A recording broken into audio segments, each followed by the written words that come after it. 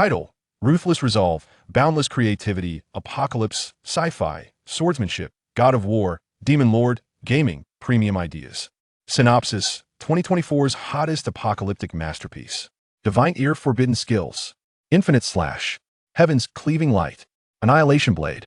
Even the most basic sword techniques can be upgraded to SS Steer skills. In this doomed world, I'm a last hope. Chapter 1. My Resurrection in Death. Global Announcement.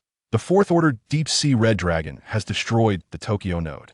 The Japan War Zone has entered a countdown to annihilation. Global Announcement. The Fourth Order Towering Corpse has destroyed the Seoul node. The Korean War Zone has entered a countdown to annihilation. Global Announcement. The Fourth Order Bloody Harpy has destroyed the New York node. The North American War Zone has entered a countdown to annihilation.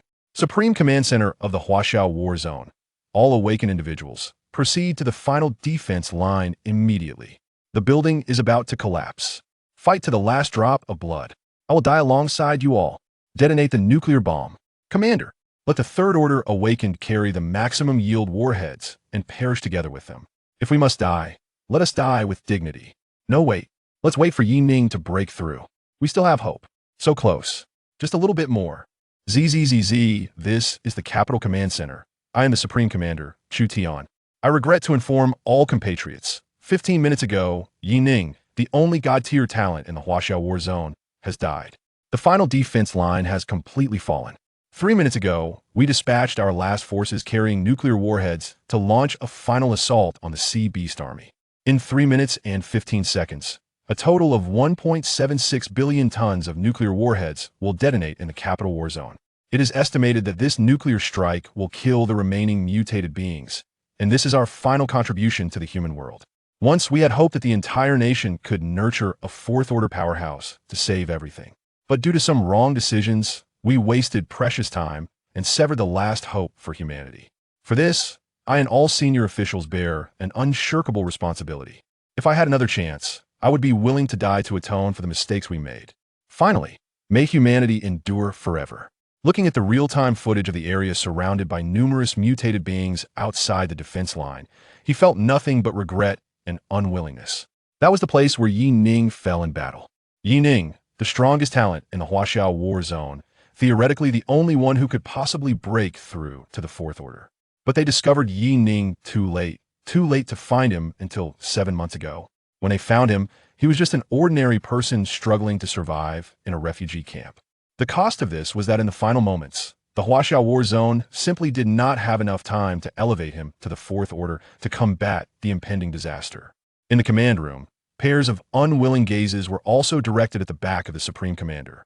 If there were another chance, how they wished to correct the mistakes they had made.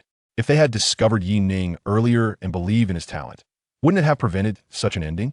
With a sigh, the red button was pressed firmly. In an instant, blinding flames of massive fireballs erupted, transforming into pure light and heat that instantly consumed everything.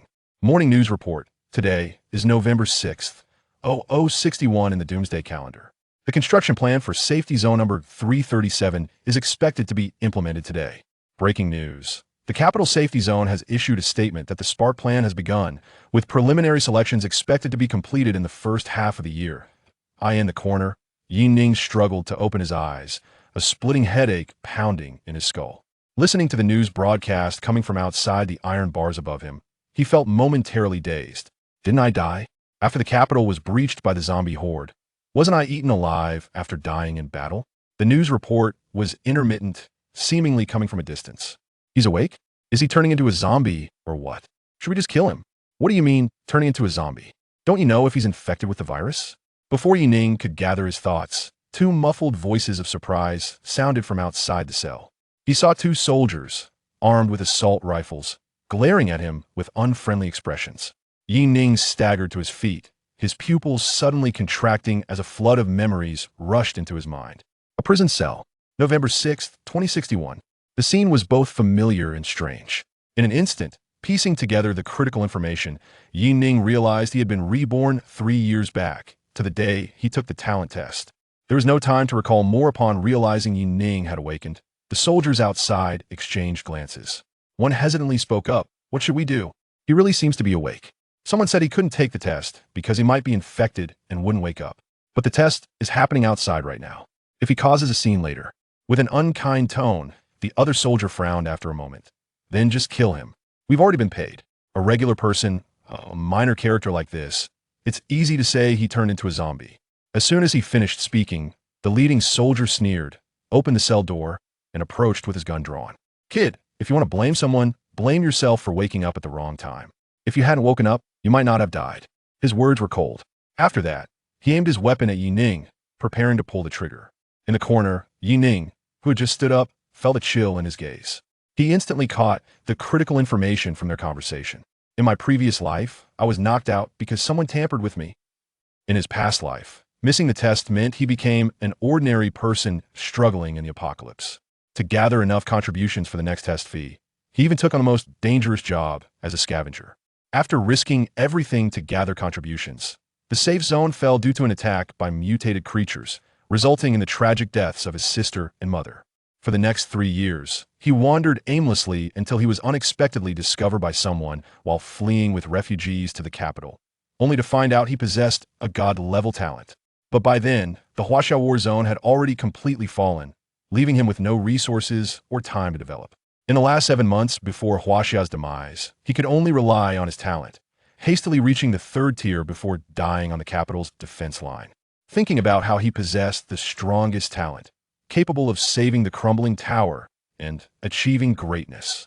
In that instant, a surge of murderous rage rushed through Yining's heart. Originally, everything would have been fine. With a click, the sound of a bullet being chambered echoed. Looking at the gun aimed at him, Yining instantly lifted his head, his bloodshot eyes coldly staring at the 2 soldiers. You want to kill me? In the next moment, without waiting for them to react, Yining unleashed all his strength, sidestepping to crash into the near soldier. Elbow strike, throat crush, gun grab, a seamless execution, bang, bang. With crossed sights, gunfire erupted. Within 0.3 seconds, 2 sharp shots rang out in the cramped prison cell. Blood splattered, and a lifeless body, its skull blown apart, slowly collapsed. The gray walls were smeared with red and white brain matter. The fight was over. After confirming the guards were dead, Yining tightened his grip on the rifle, his expression cold as he stared at the iron door leading to the outside world. Was the missed test in his previous life orchestrated by someone? Who could it be? Thoughts raced through his mind as he quickly searched his memory for suspicious individuals. But soon his gaze sharpened, he decided not to waste time on this issue. The immediate priority was to get out first this time. He absolutely could not miss the test. If you remember correctly, this test will be the most important one since the reforms in the Huaxia war zone. The outstanding candidates would receive full support from the entire war zone, becoming part of the Ember sequence. In his previous life, none of that batch of Ember candidates had grown, they only consumed vast resources. Many of them were cowardly, fleeing from the battlefield, and those resources should have belonged to him, meant for his own advancement to Tier 4. Just as Yining was about to rush into the nearby square to participate in the test, a cold mechanical voice suddenly echoed. Ding! The Doomsday Sword God system has been bound. Binder, Yining, please touch the test crystal in 30 minutes to unlock system functions. If not touched, this system will disappear in 31 minutes. After activation, any sword skills you possess will be enhanced to SS level sword techniques. Countdown, 30 minutes, 59 seconds. His footsteps faltered slightly, and Yining's heart raced. The system appeared now? But why the Sword God system? Shouldn't it be the Doomsday system? Ever since the apocalypse erupted a century ago, the systems that descended from the sky became the source of humanity's resistance against monsters. Normally, each survivor would only receive the Doomsday system after awakening. For a moment, Yining was taken aback by the Sword God system he now possessed. But doubts aside, after gently wiping the blood from his face, he instantly accepted everything with his strong will. It didn't matter, anything that could make him stronger was welcome. His paused footsteps resumed as Yining yanked open the makeshift iron door of his temporary confinement, and in an instant, the blinding light outside flooded into the darkness. Chapter 2. Hostage in the early morning, the bright light was blinding. After a brief moment of raising his hand to shield his eyes, Yining quickly adjusted to the brightness. Not far away, several armed soldiers, clearly alerted by the muffled gunfire, were rushing towards the source of the sound. What should I do? Yining rapidly assessed his situation. Suspected of infection, armed with a weapon, and having escaped from a confinement room. Time was running out. Although he was not far from the testing square, explaining to the patrolling soldiers that he wasn't infected would be pointless. Without activating his abilities, it would be impossible for him to confront a squad with nothing but a rifle in his hands. So, the only optimal solution was to take a nearby authority figure hostage and force him to lead him through. As for whether this reckless act would result in killing the guard or holding him at gunpoint, the consequences were irrelevant. As long as he could enter the testing area and showcase his abilities, all problems would be resolved. Without hesitation, Yining quickly ran through several possibilities in his mind. Then steeled himself, maintaining a calm expression as he watched the approaching soldiers. "Who are you? Drop your weapon. Raise your hands." The alarm blared. An infected person has escaped. Shouts rang out as a low-tier awakened individual, visibly angry and flanked by several soldiers, approached in a surrounding formation. "Drop your weapon. Hands on your head." As the awakened individual reached him, Yining's gaze flickered slightly, and without hesitation, he dropped his assault rifle. His decisive action momentarily stunned the wary soldiers. However, the next second, just as the squad leader at the front let out a sigh of relief, Yining suddenly threw down his weapon, lunged forward, and swiftly drew the handgun from his waist with his right hand. With a swift motion, the gun's muzzle pressed against the squad leader's temple, sending a jolt through the man's body. Then, in a voice devoid of any emotion, Yining said, "Don't move. Any action, and I will shoot." His tone was cold as he held the squad leader at gunpoint, quickly adjusting his position as if using the captain as a human shield. In that instant, the soldiers, now regaining their composure, were horrified to realize that their awakened squad leader was being held hostage by an ordinary student. Yining's decisiveness and ruthlessness completely shattered their perceptions of students. He was clearly just a boy, yet how could he act so decisively? Let the captain go. Don't do anything reckless. Attacking the military in a safe zone is a death sentence. Paying no mind to the panicked soldiers, Yining slightly tilted his head and directly stated, "Take me to the testing square. You have 3 seconds to decide. After that, you will definitely die." Straightforward and to the point. Yining wasted no words in stating his demands. Since he had been forced to retaliate against the guards, there was no turning back. Even if he surrendered now and told everyone he possessed a divine-level ability, there was a 99% chance no one would believe him. He wouldn't even be given the opportunity to verify it. Swallowing hard, the squad leader, whose head was pressed against the gun's muzzle, felt a jolt of frustration. He was an awakened individual, true, but a first-tier awakened could not withstand bullets with sheer physical strength. Who would have thought that an ordinary person would dare to threaten an awakened one in a safe zone? Feeling the undeniable tone of Yining, he couldn't help but blurt out, "What are you going in for? You want to take the test? If I'm not mistaken, you don't have any awakened bloodline. You're just an ordinary person. Even if you go in, after the test, you'll probably still be just an ordinary person. This student, perhaps there's some misunderstanding about you. Let's have a good talk." Swish. Unmoved, Yining swiftly drew a dagger with his left hand and pressed it against the squad leader's neck. With a slight force, a sharp pain coursed through the man's body, causing him to stiffen instantly. Damn it. This madman. He really would kill himself. The man swallowed hard, resigned to his fate, and took a deep breath, hoarsely signaling the surrounding soldiers to escort Yining towards the testing square. With a complex expression, he slowly spoke, his face darkening. "Kid, you'd better bet on the chance that you can awaken, but even if you become an awakened one, you won't escape death." Silently, Yining watched the constantly ticking countdown of the system, pressing the dagger down another inch. Tianfeng safe zone, testing square. In the morning, the cold wind blew fiercely. Around the square, heavily armed soldiers stood guard atop the high, enclosed walls, creating an atmosphere of impending danger. Within the vast 3rd Military Academy, over 2,000 students dressed in black and white stood in 2 large formations, waiting for the test. On the podium, among 10 high-ranking representatives, a middle-aged awakened one surveyed the crowd as if looking down on ants. "Everyone, I am Liao Tian, a representative from the military committee of the Tianfeng safe zone. Since the outbreak of the apocalypse, numerous creatures have begun to mutate. Out of a global population of 10 billion, only 1 in 10 survives. It was at that time that the first generation of awakened ones appeared, teaming up with the military to save Huaxia. Today marks the most important day of your lives. The moment to test your potential. If you succeed, you will become a combat-type awakened one, protecting your territory. If you fail, you will leave here and live a mundane life. Now, those of awakened lineage will take the test first." The wind howled fiercely. Beneath the podium, in the formation clad in black combat uniforms, pairs of anxious eyes were fixed on the enormous diamond-shaped crystal in the center of the square. The current test was akin to the college entrance exam before the apocalypse, but it was even more brutal. Becoming an awakened one meant soaring to new heights, while failure meant falling to the bottom, becoming cannon fodder. Watching the students in white combat uniforms step onto the testing platform one by one, Many looked on with envy. Awakened lineage meant that their parents were awakened ones. Under such circumstances, their offspring often possessed stronger physical attributes from birth, making it highly likely for them to become awakened as well, compared to the 10 awakening chance of ordinary humans. The descendants of awakened ones naturally received preferential treatment from the higher-ups. They even had priority in testing. I don't know what my talent is. I want to become a strength-based warrior. Maybe a spellcasting type would be better. It's safer, and I've heard there will be people to protect you. Don't think too much. Just being able to awaken is already a win. It's hard to say how many of these people will awaken. In a hushed discussion, the first student stepped out from the white faction that was tested. He took a deep breath and slowly placed his hand on the testing crystal. Moments later, a faint light flickered. Number 001, Half-Blood Han Gang. Talent level, D. Suitable professions, Strength-Based Warrior, Ground Heavy Armor Division. Number 117, Half-Blood Zhao Tian. Talent level, D. Suitable professions, Agility-Based Archer, 3rd Artillery Battalion. Number 231, Half-Blood Fong Yong. Talent level, C. Suitable professions, Constitution-Based Shield Warrior, Iron Guards.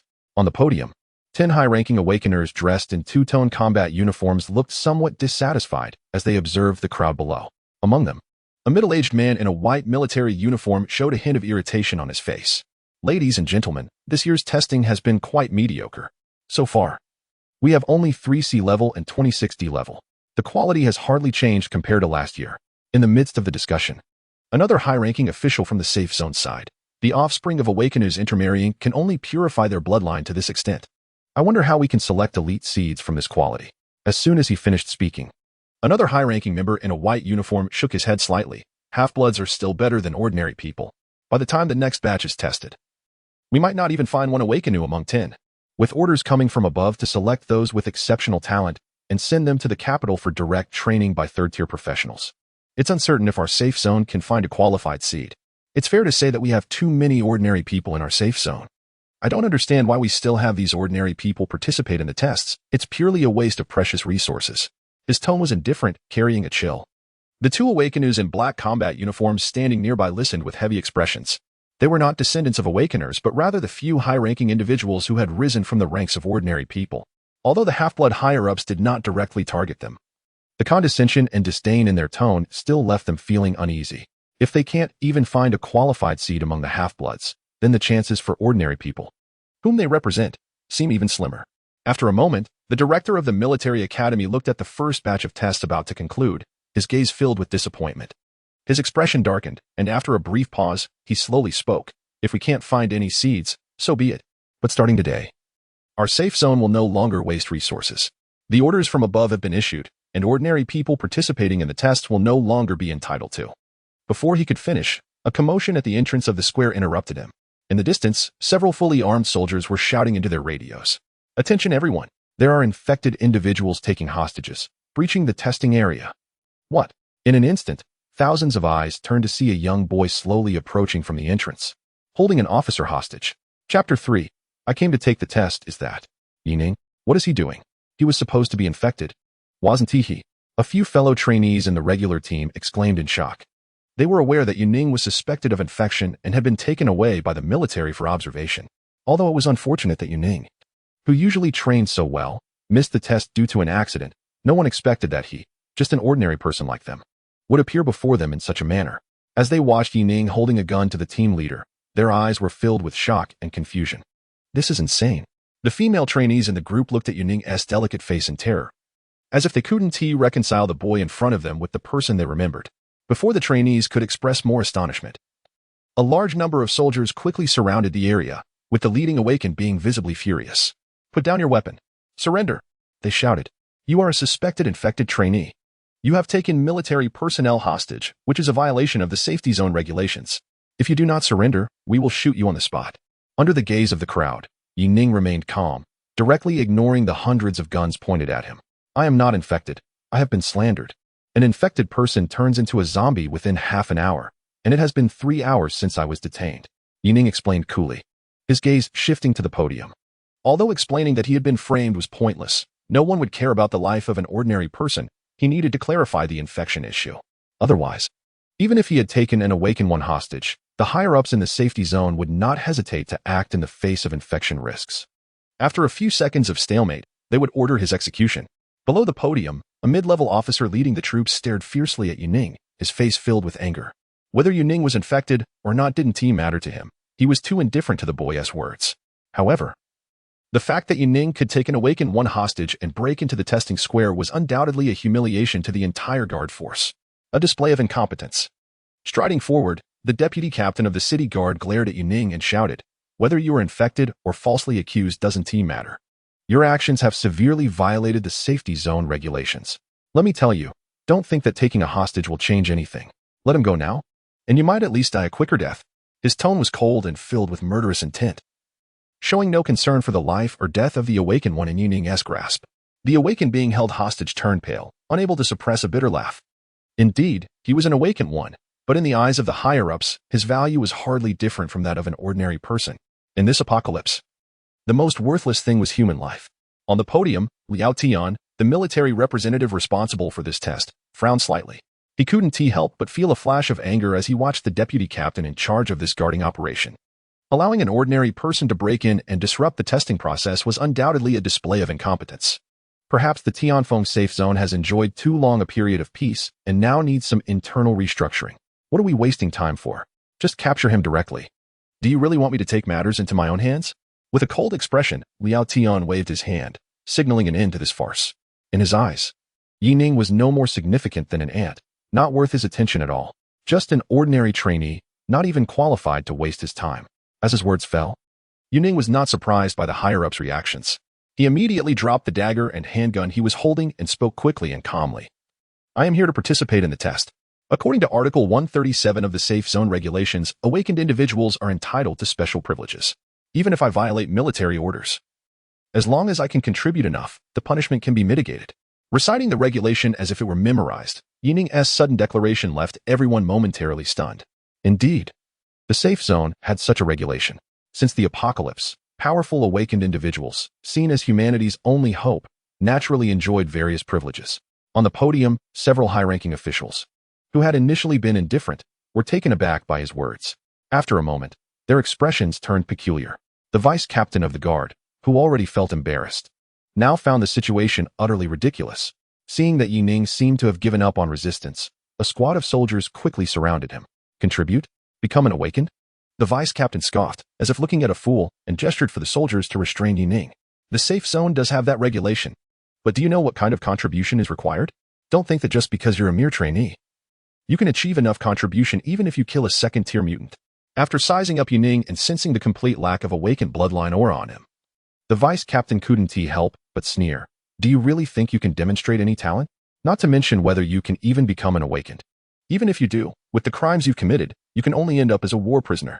With a wave of his hand, the vice captain signaled the soldiers to drag Yuning away, too lazy to continue the conversation.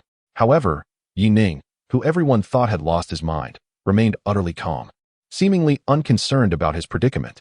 He fixed his gaze directly on the podium. "Let me take the test. It won't cost you anything. If I fail the test and don't demonstrate sufficient talent, I willingly accept to become a test subject." His voice was soft, yet firm. The crowd, initially expecting a farce, was left in stunned silence at Yuning's final words, with many showing a flash of surprise in their eyes. Willingly becoming a test subject? That was a punishment more terrifying than death. Everyone knew that in order to test the virus's infectivity, the military had been experimenting with it. According to rumors, death row inmates were often used as test subjects, enduring cruel experiments that left them in agony, often wishing they were dead. Many prisoners, fearing the fate of becoming test subjects, would go to great lengths to take their own lives before that could happen. A brief moment of astonishment enveloped the room. In the team, an instructor-like awakened one looked at Yuning with a worried expression, unable to hold back. He spoke up to plead with the chairman on the podium. "Chairman Liao, Yuning was originally the most outstanding student among us. I believe he acted impulsively. Please, you." Before he could finish, Chairman Liao Tian interrupted him, turning his gaze to Yuning. "Volunteering to be a test subject? Quite bold, aren't you?" Shaking his head, he continued, "Are you betting that your tested talent will be exceptional? Do you think we will spare you because of your potential? Ridiculous. If I'm not mistaken, you should have killed the guard to escape." After giving Yuning a deep look, Liao Tian unexpectedly changed his tone. "All right. I'll give you a chance to be tested. However, I can tell you that the policies above have changed. Ordinary students will no longer have potion protection during the tests. In other words, you are very likely to die during the testing phase. Upon hearing this, the remaining ordinary students in the crowd were shocked.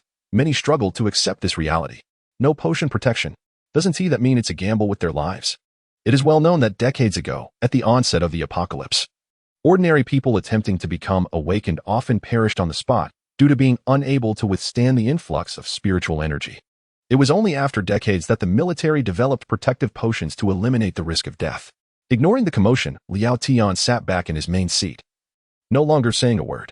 Meanwhile, a few high-ranking awakened ones glanced at Liao Tian with slight surprise. Chairman Liao, why let him participate? You can't seriously think this kid has any talent, right? An ordinary person is just wasting our time.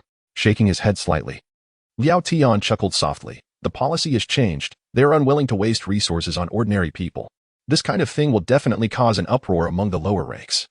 Since Yuning has stepped forward and insisted on being tested, if he is going to die, it's better to let him do so during the test. It will serve as a warning for these ordinary people.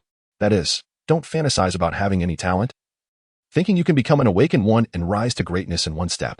Even if he miraculously tests at a C level, he'll just be sent off as a test subject, perfect as experimental material. Next to the main seat, two other pure-blooded awakened ones sighed quietly after hearing this. Their gazes toward Yuning filled with pity. They assumed that Yuning, born an ordinary person, had no idea how rare talent was and still held on to a glimmer of hope. To think he believed he had the potential to escape this calamity? It was truly too naive. Chapter 4. Display of talent in a gloomy and eerie atmosphere. The testing continued. Nearby, the awakened descendants who had completed their tests looked on in surprise as Yuning prepared to participate. They couldn't help but discuss among themselves. What a madman. Though he certainly has guts. Does this kid really think he can test for an A-level talent and survive? Who knows, for someone like him, a commoner with little knowledge. He probably thinks good talent is as common as dirt and that he might have it too. How ignorant. I heard he had the best training performance among ordinary students. Maybe he mistakenly believes he has talent. Yeah, he probably hasn't interacted with any awakened ones, thinking that just being physically fit means he has talent.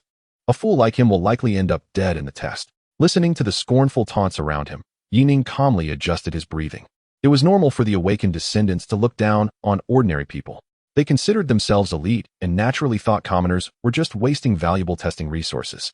In his past life, he had suffered from prejudice due to his background. Ignoring everything, Yining's calm eyes reflected an invisible countdown on a screen within him, showing 16 minutes remaining. He paid no mind to the laughter and disdain from the crowd. Under normal circumstances, even if he tested for a B-level talent, the safety zone wouldn't spare him for such a minor potential. But what if it was an S level? As long as his potential was terrifying enough, everything could be swept away. In the apocalypse, weakness is the original sin. Until he proved his talent, any explanation was unnecessary. After the officials announced that no more testing agents would be provided, the ordinary students, under the armed suppression of the military, could only helplessly accept this reality. A few seconds later, a somewhat simple-looking boy stepped out of the line. Among the first few, although number one had given up out of fear, he was unwilling to do the same. The testing qualification was hard-earned, and he couldn't imagine returning to face the disappointed gazes of his peers. Moments later, standing before the enormous diamond-shaped crystal, Tang Ying took a deep breath and placed both hands on it. The next second, a white light illuminated as spiritual energy surged in. Bang! A sudden explosion echoed across the quiet square. Time seemed to freeze as, in front of the white testing crystal, a body fell to the ground like a squashed tomato, swaying unsteadily. Test failed. Next contestant. As the cold announcement rang out, the entire place fell silent.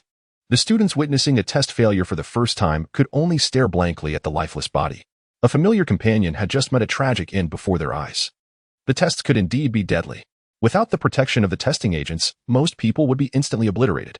Standing at the front, a few students splattered with bright red blood looked on in disbelief, instinctively touching their faces. Moments later, they stumbled backward, trembling uncontrollably. No. No. How could this be? I'm out. I'm out. Standing at the forefront, Yining looked at the scene before him with a sense of familiarity. He instinctively licked the blood from the corner of his mouth. So hot, so sweet. Without protection, it meant nothing. In his previous life, as the higher-ups changed their policies towards ordinary people, he didn't even have the chance to gamble with his life. Applicant number 173, testing. Bang. Test failed. Applicant number 185. Testing. Bang. Test failed. Applicant number 631. Testing. Test passed. D-class strength talent. Suitable professions, brute warrior, battlefield logistics. Time passed slowly. And under the gaze of the few sympathetic descendants of the awakened, the once clean testing platform became a small mountain of bodies. Bright red blood flowed down the steps, pooling into small streams, while the air was thick with a faint, metallic sweetness. If it weren't for the soldiers coldly clearing away the bodies, there wouldn't be room for a single person on the testing platform anymore. The lifeless eyes of the dead were filled with a sense of unwillingness, as if they held on to their last shred of attachment to the world. On the high platform, Liao Tian, dressed in white combat gear, watched everything with an expressionless face, a hint of irritation flickering in his eyes. When his gaze briefly swept over Yining, he couldn't help but let out a cold sneer in his heart. What's this? Just a moment ago, you were clamoring to participate in the test, and now that you've seen so many deaths, you're starting to feel scared? The slight admiration he had felt for Yining's boldness had now turned into disdain. Meanwhile, a few high-ranking officials from the safety zone had grown tired of watching the testing below and were instead whispering among themselves about the selected candidates on the list. They all felt a heavy weight in their hearts regarding the selection orders issued by the central authority. It seemed that they could only report on a few B-class candidates. This selection was of great significance. It was said that the higher-ups wanted to cultivate a reserve of third-tier warriors. Each selected candidate would receive substantial support to help them grow as quickly as possible. Indeed, in recent years, the number of third-tier warriors had dwindled, and the defenses in various battle zones were becoming strained. Sigh, who knows when our safety zone will produce an A-class talent? Our battle zone has lost too many third-tier warriors over the years. If we don't replenish with fresh blood soon, the defense lines are bound to face serious problems. We can only hope that a few good candidates will emerge from the next batch of mixed bloods. Worried, the group occasionally glanced over at Yining in the lineup, but only for a brief moment. In their eyes, Yining was already a dead man. As time ticked away, just as the military committee representative Liao Tian was preparing to conclude the tests, having observed the remaining students who were too afraid to proceed, Yining, who had been silent all along, suddenly stepped calmly out of the line. Applicant number 769, Yining. I apply for testing. In an instant, Yining's voice drew attention, though most gazes were filled with a sense of curiosity. On the podium, Liao Tian raised an eyebrow, his eyes reflecting a hint of indifference as he casually looked over. Thinking you can't avoid it? Is it starting now? On one side of the line, the instructor who had originally been leading Yining froze at the sound, instinctively wanting to dissuade him. Yining, the risks of the test are too great.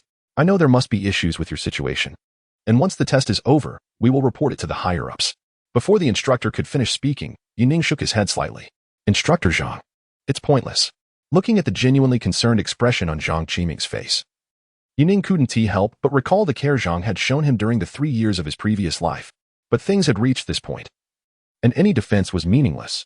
Moreover, whether it was the pressing time or the countdown of the system, there was no room for him to retreat even a single step. Without hesitation, Yining's eyes locked onto the test platform as he strode forward. Standing in a pool of blood, he gazed intently at the blood-stained testing crystal. In this life, all the fates that had come too late would be completely rewritten at this moment. He pressed his hands down. In an instant, a dazzling light burst forth, shining brightly in the eyes of those who either mocked him or remained indifferent. Chapter 5, S-Class. Not dead. On the podium, Liao Tian was momentarily taken aback, staring at the glowing light that had suddenly appeared. The white brilliance left him unable to determine its level for a moment. Moreover, the intensity of the light seemed to be continuously increasing. Normally, a test would conclude within a few seconds. Even for a previous B-class, the testing system could provide results within 3 seconds at most. In an instant, a sense of astonishment surged within him. Could this kid really possess advanced talent? The next second, amidst countless gazes, the massive diamond-shaped crystal showed no sign of stopping. The grade that was supposed to be reported appeared to have been swallowed up. The light surged, and the ever-brightening crystal spread its brilliance throughout the entire area like a star. In Yining's ears, a series of cold notification sounds rapidly refreshed. Testing talent. Current talent. C-class. Testing talent. Current talent. B-class. Testing talent. Current talent. A-class. Bright. Even brighter. Within just 2 seconds, in the vast square, everyone watched in shock as the sparkling spirit crystal flickered, their minds seemingly frozen in place. They had never seen anyone keep the crystal lit for such a long time during a test. Not even the previous B-class could manage that. Meanwhile, the hybrid descendants, who had been waiting to see a show, were now equally stunned, mouths agape, feeling a sharp pain in their eyes. Unable to look directly at Yining on the podium. What kind of talent does he have? Why has T ended yet? White light. What does white light mean? My God, could be A-class. Why are there no results yet? On the podium, Liao Tian fixed his gaze on the spirit crystal that continued to brighten, his powerful mental energy spanning over 100 meters as he tried to get to the bottom of it. What on earth is happening? Unlike the students who didn't understand the significance of the light, he knew very well that such a level of brightness could only appear at least at B class. No one knew how intense the shock was in his heart. In his eyes, Yining, who was no more than an ant, delivered an enormous impact the moment the light illuminated. How is this possible? That kid is just an ordinary person, without any awakened bloodline. His mind was in turmoil as he stared at Yining's back, feeling as if he was hallucinating. An ordinary mortal could actually possess at least A-class talent? The probability of that happening is less than once in millions. Moreover, a sudden heaviness filled his heart, and Liao Tian's breath quickened as he dared not think further. The brightness of the light continued to intensify, almost like the sun, illuminating the entire square. This meant that Yining very likely possessed the legendary talent level. At the same time, the two pure-blood high-ranking officials, who had initially felt some sympathy for Yining, were now standing in shock. Their eyes fixed on Yining's profile. Compared to Liao Tian's astonishment, they felt not only shock, but also excitement. It had been a long time since a pure-blood ordinary person had appeared with advanced talent. Yining's emergence was like a tremendous surprise for them. Could it really be A-class? Just as the question arose on the testing crystal, which had originally surged dramatically, the light representing greatness suddenly shone brightly. Moreover, the dazzling white light showed no signs of stopping. As if struck by a realization, the three exchanged glances, their eyes reflecting deep astonishment. Grade A hasn't stopped. Could it be a higher level? In the face of this sudden upheaval, the higher-ups in the safety zone of the testing square felt a surge of tension. They had never anticipated that the seemingly indifferent Yining might actually be on the verge of breaking through Grade A. And the super talent they had been searching for was potentially within an ordinary person who had committed grave sins. As the light hinted at a breakthrough beyond Grade A, the two pure-blooded high-ranking officials took a deep breath, as if coming to a realization, and shouted rapidly to the guards. All personnel on alert. Secure the area around the testing square. All units enter combat readiness. Full alert. Given this light, it could very well be Grade S. If it is Grade S, we are facing a formidable threat. The tension was palpable among them, fully aware that the test must not be interrupted. Yet, under Yining's extraordinary performance, they found themselves fearing any disruption to the test. Liao Tian, who had previously declared that Yining would face punishment regardless of the test results, now fell silent on the matter. A suspected Grade S talent? He must have lost his mind to care about such trivialities in the testing square. Fixated on the testing crystal, who had been troubled by the inability to identify a suitable candidate to report to the higher-ups, now felt as if he had hit the jackpot. All he felt was frustration that the testing crystal in the square was too rudimentary. For talents above Grade A, true results could only be revealed through repeated testing. After issuing the alert command, one of the most excited high-ranking officials in the safety zone rushed to Yining's side, opting to protect him personally. Suppressing his excitement, he struggled to contain his own aura, fearing he might disturb the young man. Watching the back of Yining, dressed in the same black combat uniform, he couldn't help but silently cheer in his heart. Go for it. Push harder. It must be Grade S talent. No wonder he was so agitated. In over 70 years of the apocalypse, any Grade S talent was considered a treasure, as long as there were no surprises. Grade S talents could almost certainly achieve third-tier status. Each third-tier individual was an absolute powerhouse within their respective safety zones, responsible for maintaining order and holding a prestigious position. In a safety zone like Tianfeng, with a population of 1 million, there was only one leader who was third-tier. Though Yining was only showing potential for Grade S now, once confirmed as a Grade S talent, it would mean that this ordinary boy would be equated with a super powerhouse, a future commander. Such exhilarating news hadn't emerged in Tianfeng's safety zone for a long time. Perhaps today, they would witness a miracle. A cacophony of footsteps erupted as the troops in the square, having received the alert to enter combat status, quickly surrounded the entire area. Armed helicopters took off in succession, quickly increasing to more than 10 in the air. Additionally, a series of alert commands were transmitted down to the Awakener Legion outside the square. During the testing period, it seemed as if the entire Tianfeng safe zone moved in sync with Yining. As he calmly closed his eyes before enhancing the testing crystal, he could feel the crystal's brightness building up, almost to the point of explosion. He was not the slightest bit surprised by the astonishment of those around him or their reactions to his talent. In his previous life, during his first test, the entire capital military district reacted in the same way, with countless high-ranking officials and powerful individuals shaken to their core. Now, he was merely suspected to be at the S-rank level. Once his true talent was revealed, he believed that the entire Tianfeng safe zone would finally understand. what Yining truly represents. Chapter 6. A sensation across the region under the tense gaze of the crowd. The testing crystal, shining like a star, erupted once again in a dazzling display of light, drawing gasps of astonishment.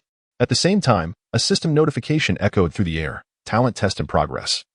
Current level, S-class. As the voice faded, the spirit crystal before Yining suddenly cracked with several fine fissures, resembling a mournful cry. A beam of light, several times stronger than before, burst forth in an instant.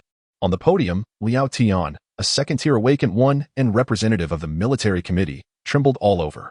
The shock in his heart was beyond containment, and it was openly displayed on his face. He stood there, mouth agape, murmuring in disbelief, S-class. It's really S-class. How is this possible? How can this be? It shattered his understanding, and even he could no longer maintain his usual arrogance. His gaze toward Yining was filled with astonishment. All personnel, be on alert. Report to Commander Tianfeng immediately. Notify the higher military district. S-class. Our Tianfeng safe zone has at least one S-class awakened one. Breathing heavily, he looked at Yining, whom he had previously overlooked, with a complex expression. Feeling a twinge of bitterness in his heart. S-class, the legendary super genius, and it turned out to be an ant without any awakened lineage. After suppressing that faint jealousy, he sighed and instinctively cast a disappointed glance at the descendants of awakened ones, a group of mixed bloods, who had received the best resources since childhood, with both parents being awakened, and yet none could compare to Yining. In that moment, a wave of fear surged within him. What if, when Yining entered the testing square, he had ignored him and ordered someone to kill him? Wouldn't that mean he had personally snuffed out a third-tier seed? Suppressing his complicated emotions, Liao Tian silently activated his spirit energy, and an invisible protective shield instantly appeared beside the testing platform. Though he felt some resistance, he understood the significance of the talent Yining had just displayed. If something were to happen to Yining now, the Tianfeng safe zone, no, the entire Jiangbei battle zone would never forgive their mistake. The importance of a third-tier seed was enormous. Meanwhile, the pureblood high-ranking officials closest to Yining, who were the first to realize the need to protect him, were filled with overwhelming joy. Just moments ago, upon seeing the glow that represented S-class, he nearly cried out in excitement. It was indeed S-class. Struggling to suppress his elation, he quickly contacted the military high command, his eyes serious. Colonel Huang Lai of the Tianfeng Military Department, requesting activation of the highest alert. We have a pureblood S-class here. Please send support quickly to prevent any accidents. After speaking, he gazed at Yining's back as if he were a treasure, wishing he could drag him back to the military department right away, treating him as a prized possession. With such talent, whatever he asked for, the entire Tianfeng military district would provide. For some reason, as he caught a glimpse of the bloodstains on the testing platform, a surge of suppressed anger and helplessness flashed through his mind. Outside the testing square, surrounded by a battalion of soldiers, a high-ranking military official who had rushed over stood in a daze. Just moments ago, he had received an inexplicable alert for a level 1 defense. As he pondered whether the situation was being blown out of proportion, he suddenly saw a pillar of light shooting into the sky. A moment later, just like the people inside, his face was overtaken by shock. With a swift gesture, fully aware of what the light signified, he decided to bypass the usual chain of command and directly contacted the Tianfeng Command Center, shouting, "Strategic alert. Commander Feng Hai of the 2nd Division of Tianfeng requests support. Immediate deployment of psychic fighter jets for military patrols in the surrounding airspace. Prevent any surprises. Requesting ground armored units to be on standby outside the city to guard against mutant attacks. All non-military access to the square is hereby prohibited. Lock down the upper airspace." With utmost caution, Feng Hai did not dare to let his guard down. Although to outsiders it seemed excessive to be so alarmed over a test, he knew that once the results were reported to higher-ups, even to the central government, those bigwigs, and perhaps the entire nation, would undoubtedly have questions. If such a genius were to face an unexpected incident due to their negligence and the test were interrupted, it would be an unbearable loss. Inside the Tianfeng Command Center, busy staff officers looked in astonishment at the flood of incoming messages. Is this ever going to end? Level 1 defense. Deploying the aerospace army for patrol. Ground armored units out of the city. He couldn't help but glance at the rank of the sender, his eyes filled with impatience. With the mutants outside still uncontained, how could Tianfeng possibly muster so many troops? Moments later, another message arrived, and his shock deepened. Block the roads? Clear the airspace? The Tianfeng commander must personally intervene. Have a Tier 3 bigwig come to inspect. He laughed in frustration. Was this madness? Did these people even realize what these actions entailed? Why was the entire Tianfeng military chain in a frenzy, desperately requesting support just to protect the testing square? Questions raced through the officer's mind, filled with skepticism. Could it be that a high-talented student had emerged among the descendants of the awakened? Or perhaps a brawl had broken out between purebloods and mixed-bloods? But that shouldn't be the case. For a moment, he couldn't help but look toward the final conclusion. After a brief while, glancing at the testing result from just seconds ago that showed Yuning was still at A rank, he felt shocked, but still thought these people were overreacting. An A rank was impressive, but it shouldn't warrant such a reaction. However, just as he was about to refuse the request to mobilize the aerospace army, a message arrived from the independent unit of the awakened. The independent unit of the awakened has dispatched high-tier awakened to the testing square. Upon verification, your unit is dealing with an S-rank pure blood. Please ensure that the air defense identification zone is opened when we approach the testing square. After reading that, his hands trembled. The general in the command center stared in disbelief at the rather impolite request from the Awakener's Legion. After a moment, he suddenly stood up and rushed towards the command center. Pure blood. S-class. What the hell? Oh my god. At that moment, he finally understood why the military was so agitated. Practically eager to mobilize all forces to protect the testing square. He didn't know much else, but he was certain that once the testing was over, the entire Tianfeng region was bound to undergo a major change. In the Tianfeng safe zone, as the piercing alarm bells rang out, it was as if a massive iron curtain had descended. Four supersonic psionic fighter jets took off urgently, soaring towards the outskirts of Tianfeng. Inside the safe zone, countless survivors listened in panic to the deafening sound of sonic booms, feeling utterly lost. Meanwhile, teams of high-level awakeners, who were rarely seen before, crossed the city under the leadership of a peak second-tier awakener, heading straight for the testing square. According to the latest news, that ordinary academy had already discovered an S-class talent, and the testing was still ongoing. Chapter 7. All eyes on him. Why does the test keep going? Standing behind Yuning, the high-ranking officials of the safe zone looked like guardians, completely lowering their usual airs, their eyes fixed intently on Yuning's silhouette. The test had already been ongoing for 6 minutes. The once pristine testing crystal was now covered with a dense network of fine cracks. As the lowest grade testing tool, the highest talent level detected over the past decade had only reached a grade. Although the test results were a bit slow, they were accurate enough that no one had thought to change the method for a long time. However, when Yuning appeared, the crystal's sluggish testing capability clawed at their hearts like a cat's paw. Could it possibly improve? It was already at S grade. One of the high-ranking officials standing behind Yuning swallowed hard, staring in disbelief at the light shooting out from the cracks. Despite having weathered many storms and fought for his life to reach this point, Yuning's performance still left him speechless. If it goes any higher, it would be SS grade.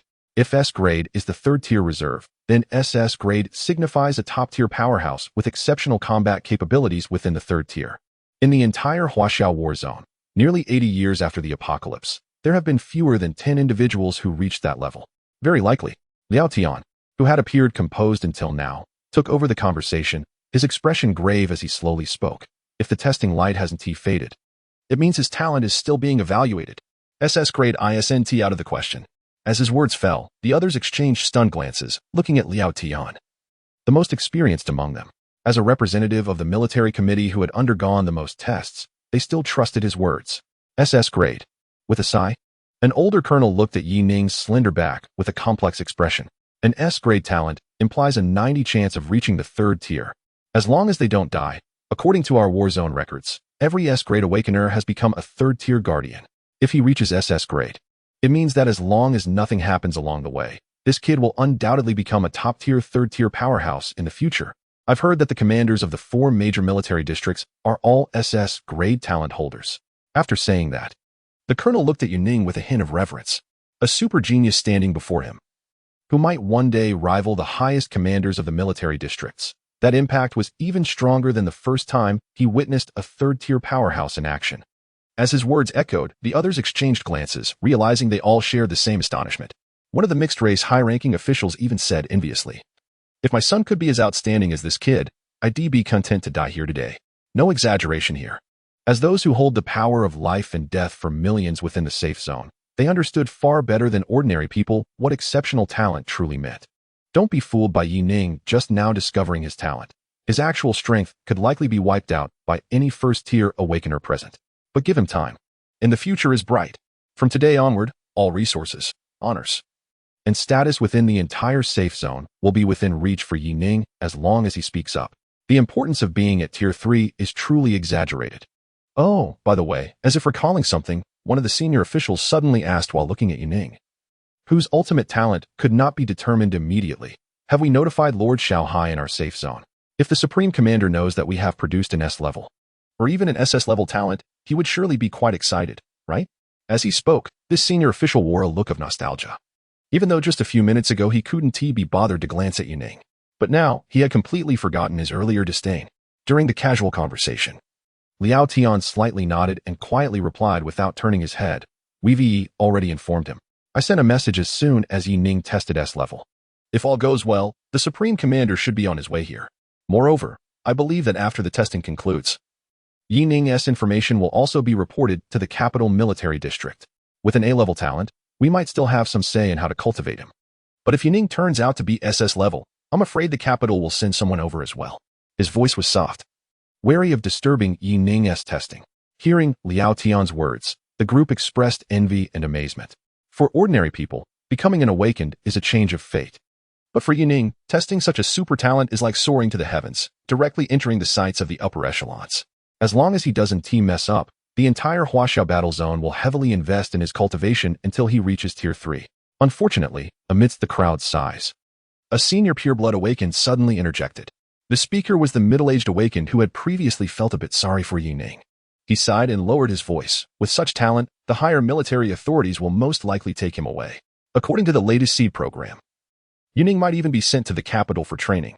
They have the most resources and the most Tier 3 awakened. It's truly a pity that we can't keep such a promising seedling in our safe zone. If Yining is willing, I, Fang Ping, would be more than happy to be his teacher. I would spare no effort to cultivate him into a talent. Listening to Fang Ping's words, which were half admiration and half regret, the others exchanged strange looks.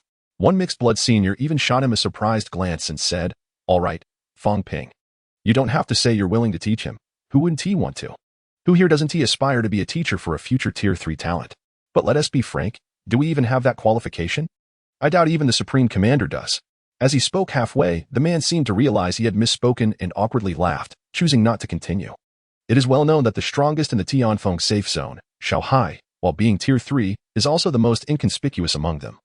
With an A-level talent that could only be described as mediocre, given Yuning's qualifications, it is likely that the military district will send several different types of Tier 3 awakened to personally instruct him, striving to cultivate a top-tier powerhouse. Time passed slowly, moment by moment. As everyone waited patiently, a sudden roar echoed through the air, cutting through the silence from high above. The sound erupted as a psionic fighter jet sped toward the testing square.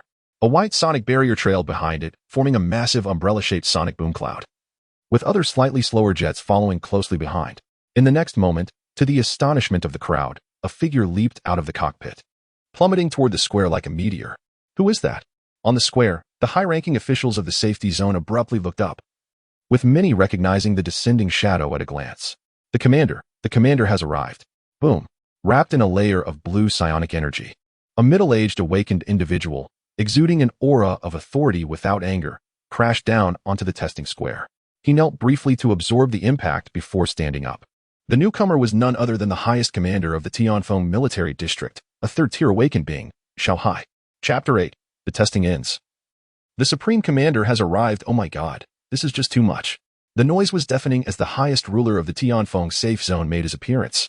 In the vast testing square, countless survivors were buzzing with excitement, especially the trainees. Nearly everyone was craning their necks to catch a glimpse of the towering figure that had landed in the square.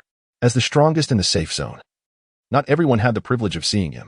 Amidst their astonishment, the trainees couldn't help but envy Yuning, who was surrounded by a soundproof shield. It was astonishing that a single test could stir up such a commotion. In the history of the Tianfeng safe zone, this could be considered unprecedented. What is the situation? With a calm demeanor, Xiaohai directed his gaze at Yining and asked in a deep voice. There was a faint smell of blood surrounding him, and the massive battle blade on his back seemed like it had only just been sheathed moments ago. Stepping forward, Liao Tian, the military commission representative, bowed respectfully and quickly introduced, Commander Xiao, this is Yining, a male ordinary trainee, aged 18. 6 minutes ago, he received an A-grade result, 4 minutes ago an S-grade. And now he is suspected to be on the verge of achieving SS grade. However, due to our testing crystal being of lower quality, we are still uncertain of his exact talent level. Having finished his rapid explanation, Liao Tian stood respectfully to the side, awaiting further questions from Xiaohai. His keen observational skills allowed him to notice that the Supreme Commander had clearly rushed back from the battlefield, indicating the importance placed on Yi Ning. Oh, still in testing? A look of surprise flashed across Xiao Hai's face. The third tier awakened one couldn't help but express his astonishment. His originally imposing demeanor softened. When he received the news, Yi Ning was merely suspected to be S-grade. He thought that this level of talent was already extraordinary enough to warrant his personal visit. But he had expected the situation on-site to be even better than he had anticipated. With a wave of his hand, he issued a command to the surrounding troops. All units on high alert. Get me Yi Ning's data as quickly as possible. With admiration, Xiao Hai shifted from his authoritative tone and carefully scrutinized Yi Ning's figure from behind. As if recalling something, he subtly tilted his head and asked Lao Tian.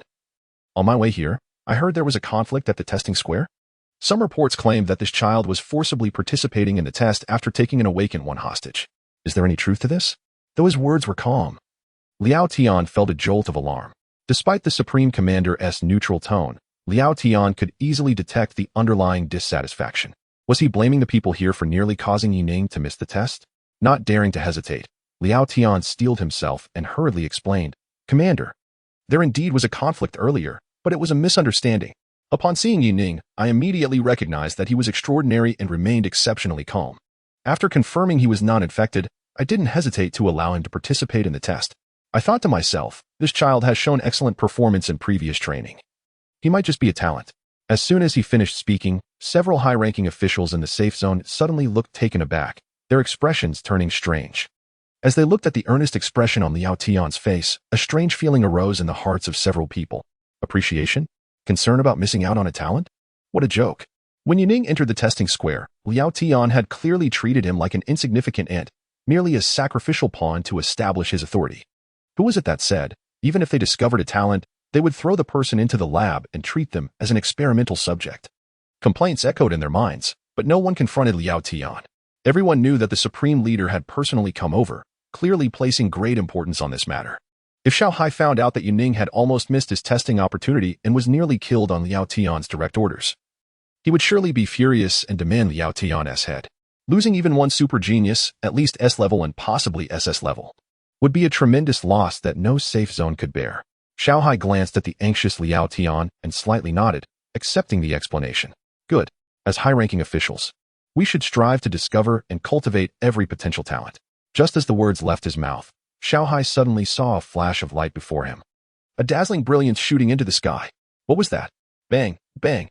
With several consecutive sounds of shattering, the testing crystal standing on the platform suddenly exploded.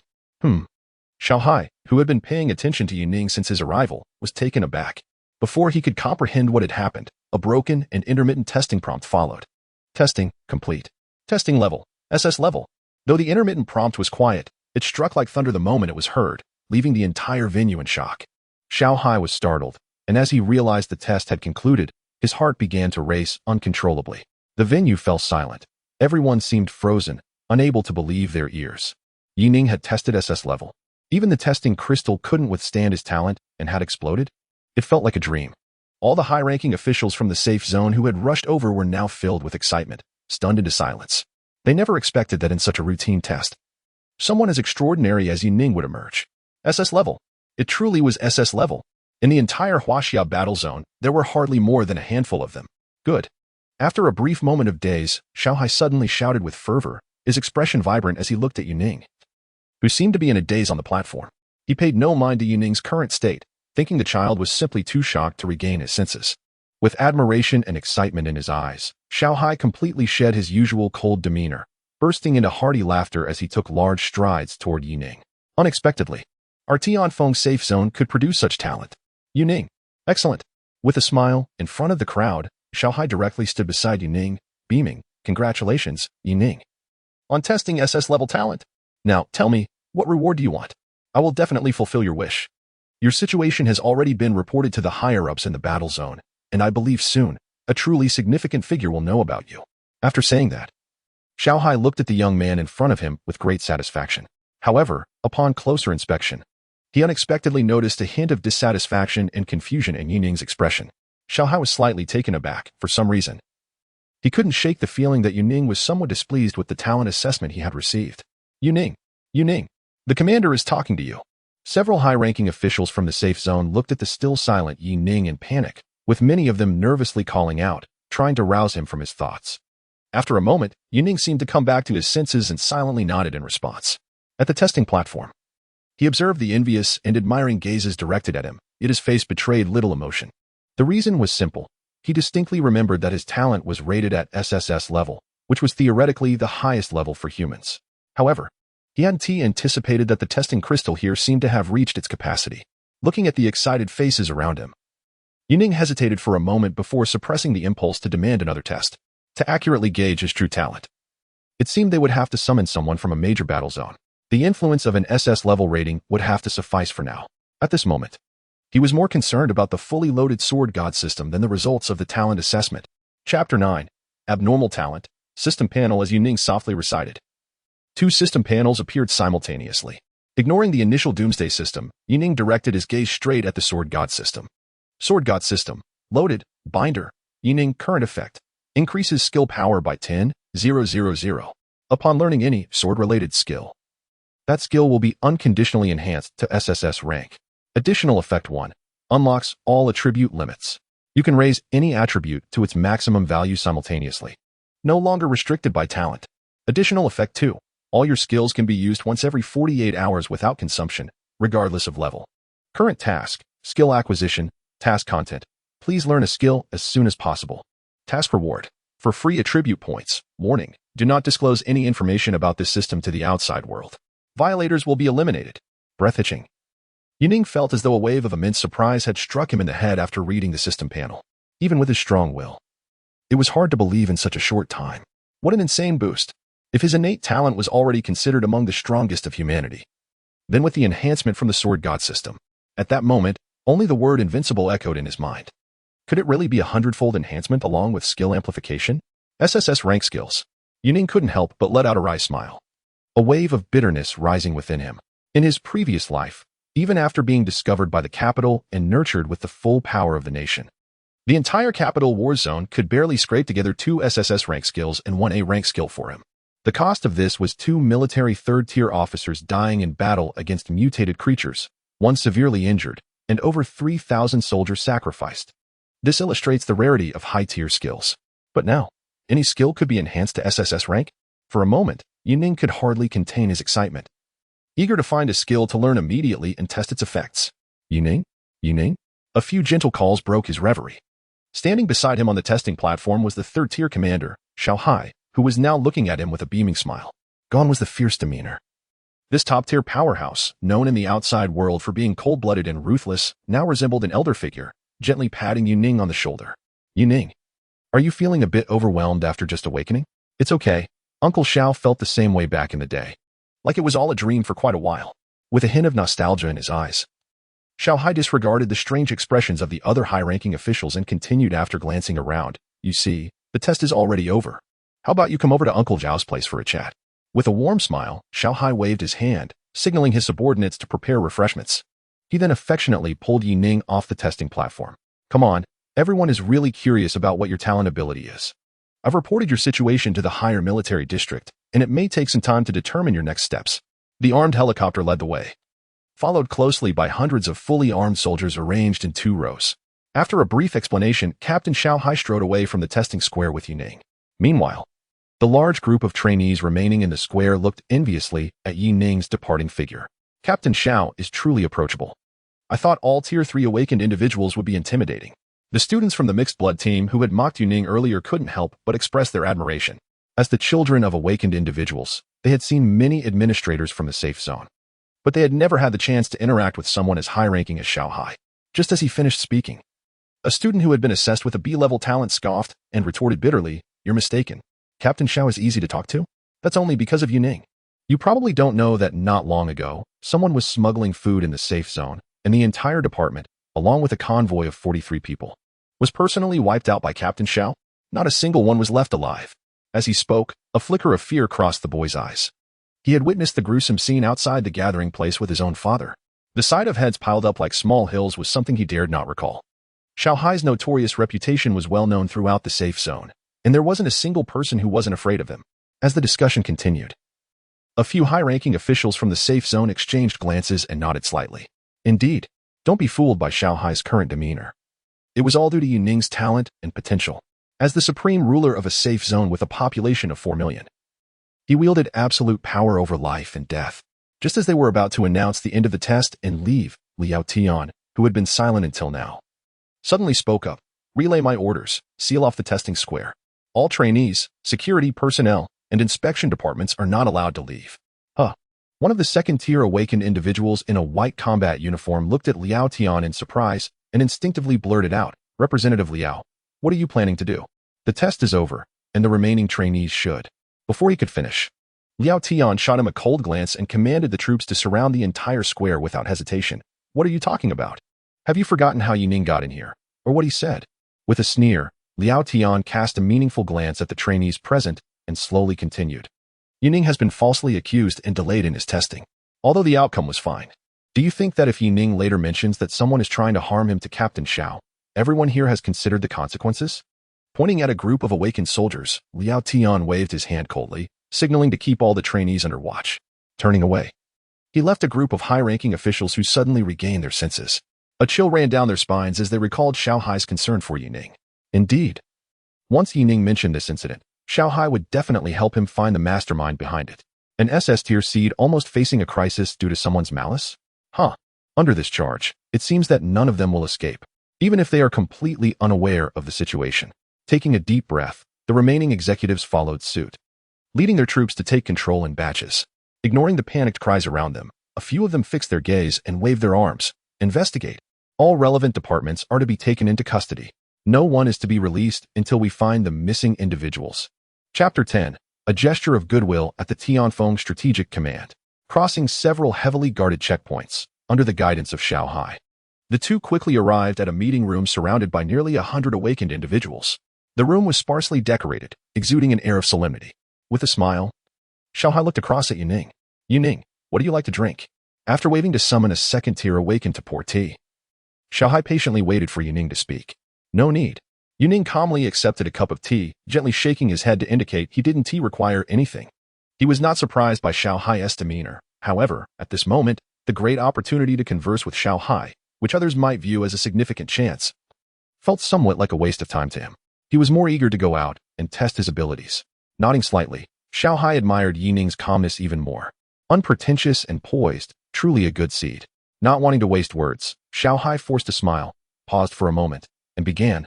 First, let's talk about your innate ability. I understand that every awakened individual's talent is crucial and generally needs to be kept confidential. However, as part of the military, I certainly hope you can join us. In this regard, I hope you can provide some information. With a flicker of hesitation, Yining replied, mental type, the effect is will enhancement. Since he couldn't disclose the talent granted by the sword god system, he opted to share his original system talent instead. Oh, mental type? Xiao Hai seemed to ponder for a moment. He gestured for his chief of staff to update the information but didn't say much more. A hint of regret flashed across his face. Mental types are relatively rare, and Uncle Xiao isn't very familiar with them. Your situation may need to be reported to the capital for further advice. Otherwise, I do have quite a bit of advancement information for strength-type awakened individuals that could help you. After a brief pause, Xiao Hai smiled. Let us not dwell on that. The other matter is the seed program. Yining, I have already reported your situation for inclusion in the program, and you are the top candidate. Once the higher-ups verify it, there will be a dedicated third-tier individual to guide you, and resources and equipment will also be inclined towards you. Your rank and treatment will be set at the deputy military level. Xiao Hai spoke with a sense of admiration. After being selected for the seed program, Yining's importance would not be far less than his own. Nodding in response, Yining felt a sense of relief wash over him, revealing a smile. The time wasted in his previous life was finally being compensated. To become a fourth tier and save everything, it was clearly unrealistic to rely solely on personal ability. The massive resources required for the fourth tier needed the support of an entire nation.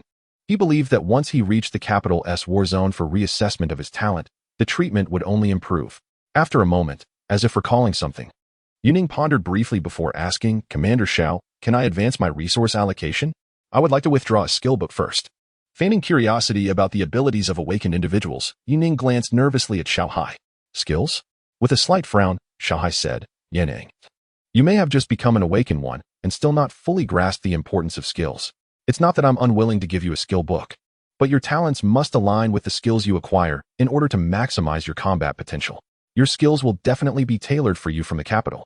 He briefly explained that it was not surprising to him that Yining was eager for skills. After becoming an awakened one, the first thing on everyone's mind is the desire for greater power. If talents are like guns, then skills are the bullets. However, for someone with Yining's top-tier talent, he didn't want him to just casually learn any skill and waste his precious skill slots. Hearing Xiaohai's advice, Yining let out a silent sigh. Pondering for a moment before speaking again, Uncle Xiao, I'm personally quite curious about the skills. How about this? You can deduct a portion from my allowance. And I just want to take a look. Would that be all right? He was unwilling to give up on acquiring a skill just yet. He was eager to test his sword god system. Seeing Yining's insistence, Xiaohai hesitated for a moment before replying, all right, what type of skill do you want? But I must remind you, it's better to wait before learning any skills. Otherwise, wasting the skill slots at each stage will definitely impact your future development. Yining nodded and reiterated that he was just curious before decisively stating sword techniques. Any level will do. Huh? Xiaohai paused, casting a peculiar glance at Yining. But he didn't say much more. In his mind, he thought that perhaps Yining was just acting on a child's curiosity, wanting to see something for himself.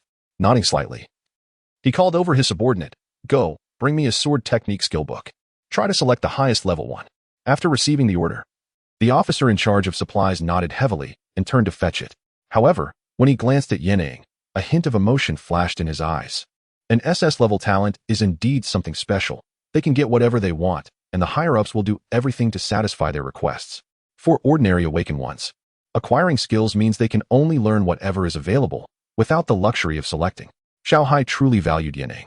A few minutes later, as Yining felt unusually nervous, a C-level skill book was brought over. The supply officer hurriedly explained, Commander Xiao, there aren't many sword technique skills in our supplies. This is already the highest level we have. He let out a bitter laugh. Even as part of the Tianfeng military, they weren't exactly well off in terms of resources. To him, Yining wanting to just take a look at a skill was somewhat indulgent and wasteful. Taking the skill book, Yining felt a surge of determination as a system prompt rang out. Ding. You have obtained C-level skill, lunge, type, sword technique, applicable for strength and agility. Excited to have what he wanted, Yining didn't hesitate to express his gratitude before saying, Commander Xiao, if there's nothing else, I'd like to head back. Also, I'd appreciate it if you could look into the issue of me being blocked from participating in the test. At the table, Xiaohai was momentarily taken aback by the voice, and the surrounding military high-ranking officials exchanged surprised glances at Yining. What a kid. They felt that Yining seemed completely indifferent to interacting with Xiaohai, just taking what he wanted and leaving. It's worth noting that having contact with a Tier 3 individual is a tremendous honor outside. After a brief hesitation, Xiaohai's expression turned serious. Are you being hindered from participating in the test? No problem. Uncle Xiao will give you an explanation. With a shift in his aura, Xiaohai made a solemn promise, then gestured for his aide to take note of the matter. Yining, are you hoping to go back and inform your family about this? I can understand your feelings. However, given your current special status, it's best to wait for news from the capital. As soon as he finished speaking, Yining simply looked back with a determined gaze. After a moment, Xiaohai smiled and shook his head. Seeing Yining's insistence, he couldn't refuse. After pondering for a few seconds, he directly called over a guard. Go. Deploy a few elite soldiers to escort Yining and ensure his safety. If anything happens, report directly to me through the proper channels. His tone was indifferent, and he instantly resumed his authoritative demeanor towards his subordinates. A few minutes later, watching Yining leave the conference room under the escort of several fully armed awakened soldiers, Xiaohai's smile suddenly vanished, replaced by an imposing aura. Investigate Yining's background and information. Also, regarding the matter of Yining being obstructed from participating in the test, I want to see a report within 24 hours. No matter who is involved, apprehend them all. His tone carried a hint of murderous intent, startling the nearby high-ranking officials. It seemed that Commander Xiao intended to thoroughly investigate this matter. Beside him, the staff officer in the command center couldn't help but quietly ask, Commander Xiao, it's highly probable that Yining will be transferred to the capital military district. Isn't it pointless for you to extend goodwill like this? Hearing this, Xiaohai turned his head coldly towards the staff officer. Extend goodwill? Pointless? Humph. With a scoff, he continued, you all underestimate what an SS-level talent truly signifies. His gaze shifted as he looked into the distance towards the north. In his silent observation, he seemed to envision the capital's reaction upon receiving the news. Chapter 11. A favor in the Tianfeng safe zone. At the 6th gathering point, Yining jumped down from the military green off-road vehicle. He cast a discreet glance at the 4 peak-level awakened ones following him at a short distance. As elite warriors assigned to protect him, each was well-trained, silently trailing behind him. If it weren't for his insistence on maintaining some distance, they would have likely dispatched an entire company to shield him completely. It was already afternoon, and the sunset painted the sky in shades of red. Yining took a deep breath, gazing at the familiar yet strange gathering point ahead. This place served as a home for ordinary survivors, and it was also the place he had called home in his previous life. Inside the makeshift gathering point, resembling a chaotic factory warehouse, numerous survivors in tattered short sleeves moved about. Sewage flowed freely, and heaps of trash piled up outside the barbed wire fences. Occasionally, a few weary survivors could be seen numbly rummaging through the garbage with baskets, searching for usable resources. Rather than a gathering point, it felt more like a large slum. The houses throughout the gathering point were all converted from metal boxes, with many areas hastily set up with tents, where families were crammed together. Suppressing the excitement in his heart, Yining took a deep breath and strode towards the familiar street. Little sister, mother, I'm back. Inside a blue and white metal box, the air was thick and stifling. A frail-looking girl, around 13 or 14 years old, squatted at a small table, carefully assembling a circuit board. At her feet, piles of wires and parts formed small mountains. Her fingers were wrapped in bandages, and as she wiped the sweat from her forehead, she bit her lip, cautiously connecting the copper wires. After working continuously for 14 hours, the malnourished girl felt her hands trembling. Just 40 more, and I can trade for some bread. It was as if she were trying to motivate herself when a growl of hunger echoed from her stomach. Enduring the pangs of hunger and fatigue, the girl managed a strained smile after finishing the circuit board in her hands. That's 39. I wonder how my brother is doing. Her small nose twitched slightly as she wiped her dirty little face again, her eyes filled with longing. I miss my brother so much. As a child born in the post-apocalyptic world, every ordinary person like her had to start working early, no matter how young, to earn a meager living. To support Yining's training as an awakened one, she and her mother scrimped and saved, managing to scrape together enough money, all to ensure that Yining had a better life. Setting aside her work, the girl stood up unsteadily to stretch her sore legs. Holding her stomach, she couldn't help but glance at the few flatbreads hanging in the room, licking her lips. I'm so hungry, but I can't eat. Her little head quickly turned away, refusing to look any longer. My brother is about to become an awakened one. When he goes out on missions, he'll definitely need to buy a lot of things. I need to save money and food, with a mix of anticipation and longing for the future. The young girl squatted down again, preparing to continue her work. Just then, a gentle knock echoed through the air. Huh? The girl's dirty little face showed surprise, and she instinctively called out, "Who's there?" Reacting on instinct, she grabbed a stick from beside her and cautiously looked toward the door. In this chaotic gathering place, she had learned early on how to protect herself. Survivors often resorted to desperate measures to snatch food when driven mad by hunger. Moments later, a trembling voice came from outside the makeshift metal door. "You Shaoan, it's me, your brother." Outside, Yining looked at the familiar yet strange iron door, struggling to contain the tremor in his heart. Ever since he lost his qualification for testing in his previous life, he had been reduced to an ordinary person fighting to survive. His younger sister and mother had worked tirelessly, saving up resources to support him, enduring hunger and hardship. Until a year later, when a sudden outbreak of mutated creatures invaded the safe zone, and he witnessed the tragic deaths of his sister and mother before his eyes. The feeling of helpless despair was the greatest pain and regret of his life. Click. The small door swung open quickly, revealing a pair of bright, disbelieving eyes staring at Yining outside. Moments later, with a cry of joy, Yu Shaoan burst into tears as she recognized his face. "Brother Sob, you're back." She threw herself into Yining's arms, feeling all the grievances and heartaches of the past dissolve into tears that flowed uncontrollably. Since Yining had started his training, it had been over a year since she last saw her brother. The few times she had gone to the training camp, it was only to deliver food that she and their mother had saved up. Seeing her long for brother before her, she felt that she was no longer a child without a brother, no longer alone in the world. Clinging tightly to Yining, her frail body trembled uncontrollably. "Brother, how did you get out?" Yining looked at his sister, who was only half his height, and noticed the bandages wrapped around her small hands. A pang of sorrow hitting his heart. Unable to resist, he gently ruffled her hair and forced a smile, squatting down to her level. "Of course, I finished my training. Brother has completed the test." He tenderly wiped away the tears on Yu Shaoan's face, as he inhaled the sharp scent of industrial antiseptic in the room. His heart sank. He knew how hard life had been for his mother and sister during the time he was away. In his previous life, he had never been able to provide them with even a single good day before their tragic end. Clenching his fists silently, Yining suppressed the chaotic thoughts in his mind. He gently picked up Yu Shaoan and spoke softly with affection. "This time, brother will never let you suffer again outside." A few nearby survivors heard Yu Shaoan's cries and curiously peeked out to see what was happening. Upon seeing Yining, several middle-aged individuals, aware that he had been participating in awakening training, froze for a moment before chattering excitedly among themselves. Why is Yining back today? Isn't today the awakening test? Hey, Knight family kid, did you become an awakened? Probably not, right? My kid hasn't come back yet. If he passed the test, he should be home by now. Did he not participate? Or did he just quit and come back? Amidst the noisy discussions, Knight Shaoan, held in someone's arms, seemed to think of something. She shuddered suddenly and instinctively looked up at Knight Ning. Brother, are you? She couldn't bring herself to finish the sentence. If Knight Ning really came back this early, could it be like what others said, that he didn't show any talent and was sent back? Fearing that she might hurt Knight Ning's pride, Knight Shaoan instinctively held back her questions. No. Knight Ning chuckled lightly, seemingly indifferent to the whispers behind him. Though they were both from the lower class, the lower tiers often looked down on each other even more. Just as he was about to say that he had become an awakened, a series of footsteps suddenly approached from behind. Knight Ning? You're back? A middle-aged woman with a clean appearance, bare-chested and holding a short stick, called out to him with an expressionless face. After glancing disdainfully at Knight Ning, she sneered. Back so soon? Looks like you didn't become an awakened, huh? Well, since you're back, you might as well pay your water bill. You owe 2 months, 6 coins. How are you going to pay this? As she spoke, several tattooed men holding clubs surrounded the small house, their iron rods swinging menacingly.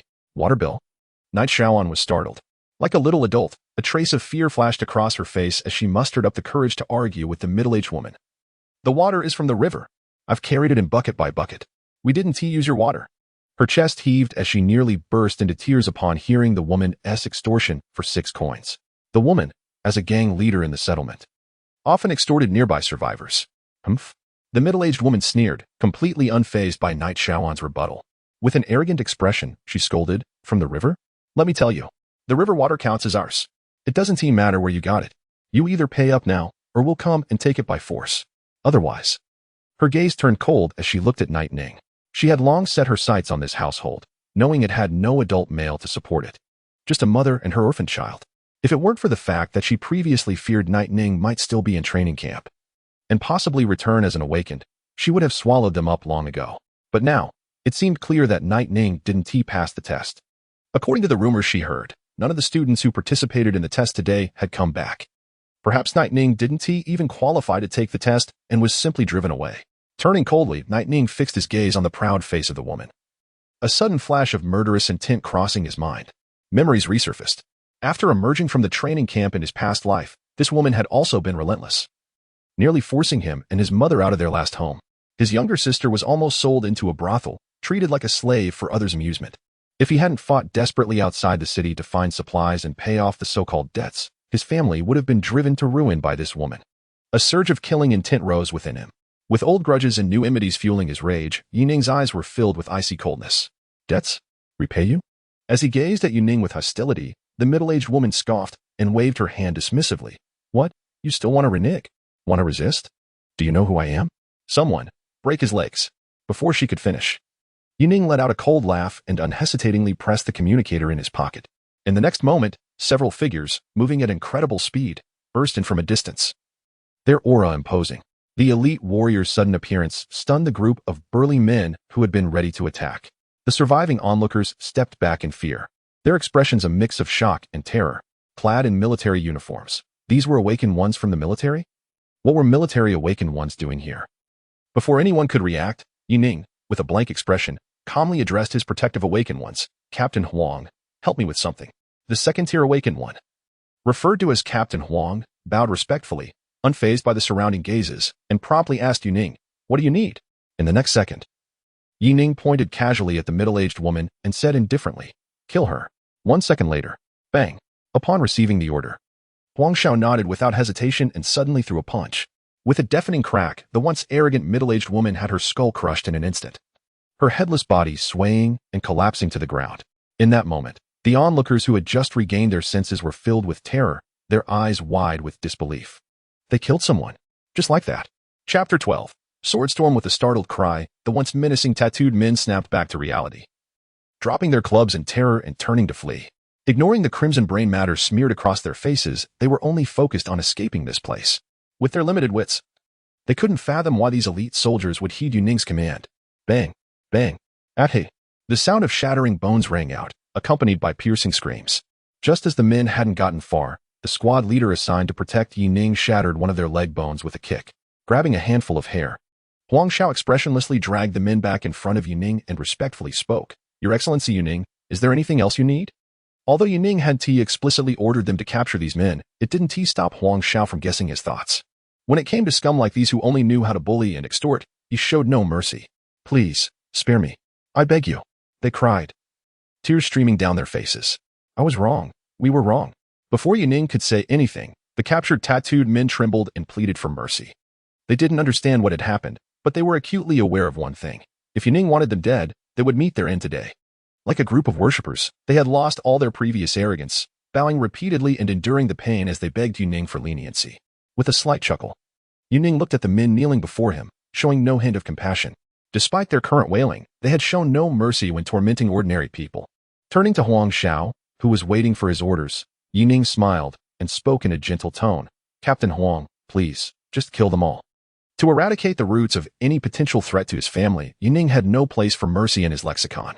As soon as the words left his mouth, the men, who had hoped for mercy, trembled in fear and cried out, No, no, before their pleas could fully escape their lips. The sound of several gunshots rang out, echoing the sound of their heads exploding. Huang Xiao expressionlessly retracted his fist and shook his arm. With a forced smile, he still maintained a respectful demeanor as he looked at Yining. Do you have any further instructions? His eyes reflected a mix of surprise and intrigue. Although taking a life in the post-apocalyptic world wasn't a big deal, especially for scum like these, Yining's decisiveness and ruthlessness left a significant impression on him. His actions were quite uncharacteristic for someone of his age. Noticing Huang Xiao's evident desire to please him, Yining decided to speak again. Well, could you please inform my mother for me? She should be at the gunpowder factory. Please tell her I'm back. As he spoke, a hint of softness flickered in Yining's eyes. In his past life, his greatest regret was not being able to provide his mother and younger sister with even a single day of happiness. Now that he had the chance to change the course of fate, he would not allow them to suffer again. Of course, you're too kind.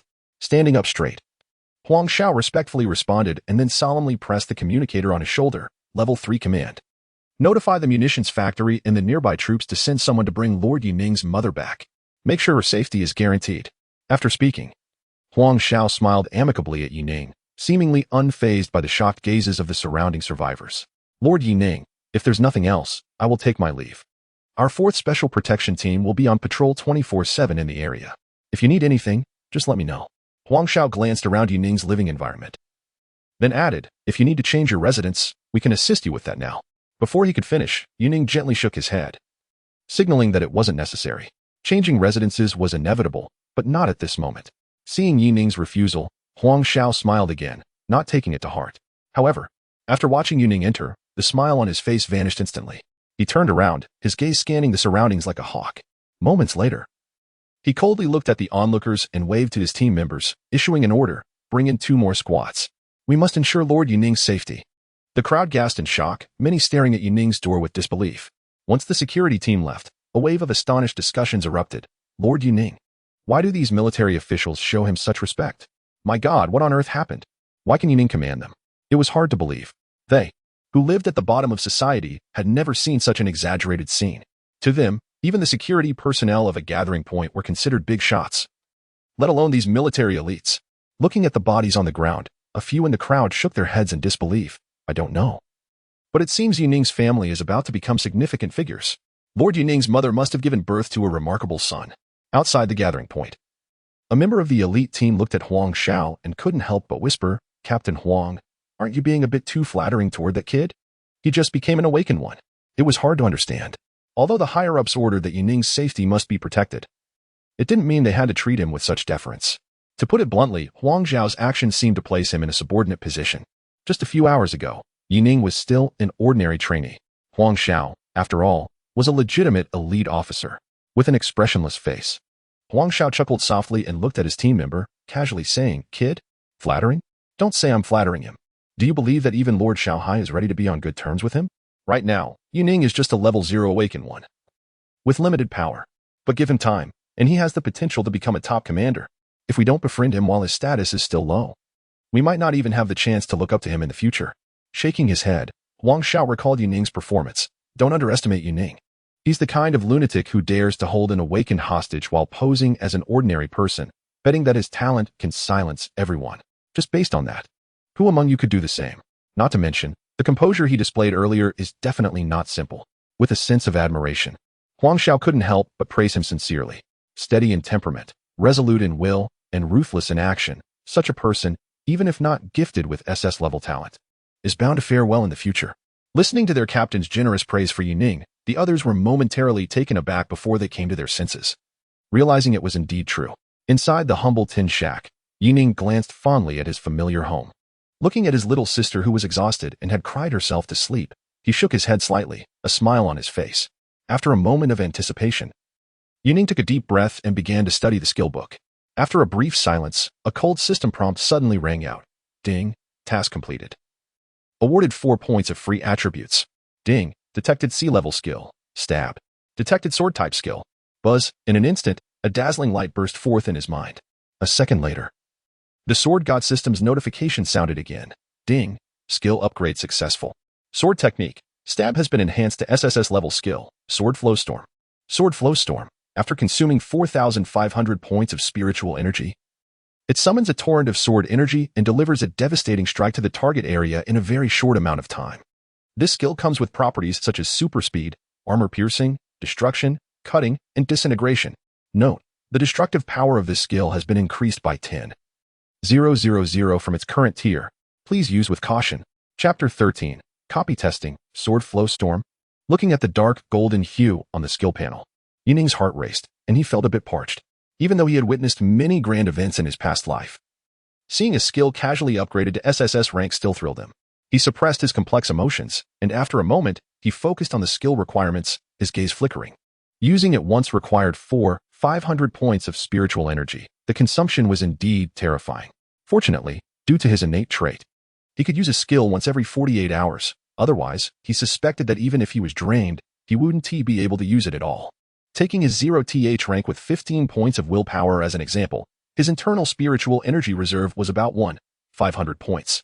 Upon advancing to the first rank, with a maximum willpower of 20 points, he would have 2,000 points of spiritual energy, and at the second rank with 30 points of willpower, he would have 3,000 points.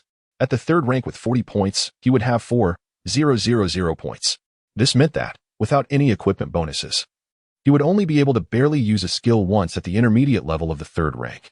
With such enormous consumption, he had no idea what the actual effect would be. As he looked at the skill panel's description, Yining suppressed the urge to experiment right away and fell into deep thought. The Sword God system did not allow him to disclose his innate information, which meant he couldn't explain his abilities to the outside world in the short term. Logically, the stronger one has power, the more attention the country would pay to them, investing more resources. As for explaining his combat strength using his innate abilities and extraordinary will, after a moment of contemplation, Yining realized he couldn't explain that either. Extraordinary will, with each rank increase, added an extra 3 points to the willpower attribute and provided a 1,000 recovery speed for mental strength. The later he progressed, the more outlandish his strength became. Furthermore, advancing to the fourth rank was also heavily related to the willpower attribute. But right now, extraordinary will merely amplified the willpower attribute, providing very limited combat strength. He let out a sigh. Forget it, there is no need to think about it too much. Once the capital confirms his identity as a seed, he could quickly level up to the second rank and find any excuse to explain his actual combat strength. Using Sword Flow Storm at the 0th rank might seem unbelievable, but for an SSS level talent, the second rank would be just about acceptable. Generally speaking, the reason high-tier talents are stronger than low-tier ones is that their innate traits are better, and they also receive more attribute points upon leveling up. A B-grade talent gains 3 additional attribute points when they level up. A grade gets 4 points, S grade gets 5 points, and SSS grade astonishingly reaches 7 points. Each point of attribute brings a significant boost in strength. The 4 categories of strength, agility, physique, and willpower represent the effects of each point of attribute. For instance, if a strength talent awakens and allocates points to agility, the effect would only be 50. This means that each awakener can only allocate points according to their characteristics. Otherwise, their strength would be greatly diminished. A few minutes later, just as Yining was deep in thought about his next steps, a sudden commotion of footsteps erupted outside the door. Yining, a surprised and excited female voice called out from beyond the door. Feeling a sudden stiffness, Yining instinctively glanced at the iron gate, instantly realizing that the sound outside belonged to the most important person in his life. The next morning, Lord Yuning, are you planning to head to the testing dungeon? Huang Xiao asked curiously while looking at Yuning in the military vehicle. That's right, Captain Huang. I want to experience some real combat, Yuning replied with a faint smile, casually explaining his eagerness to test his awakened abilities. Seeing Yuning's demeanor, Huang Xiao didn't think much of it and kindly said, I understand your desire for real combat, Lord Yuning. Although I'm not very familiar with the abilities of mental-type awakened individuals, generally speaking, those with strength and agility attributes tend to have stronger combat power in the early stages. If the test results are not ideal, don't be discouraged. After all, you haven't mastered any skills yet, and your actual combat power relies solely on your basic attributes. Typically, an ordinary person's maximum attribute value before awakening won't exceed 9 points.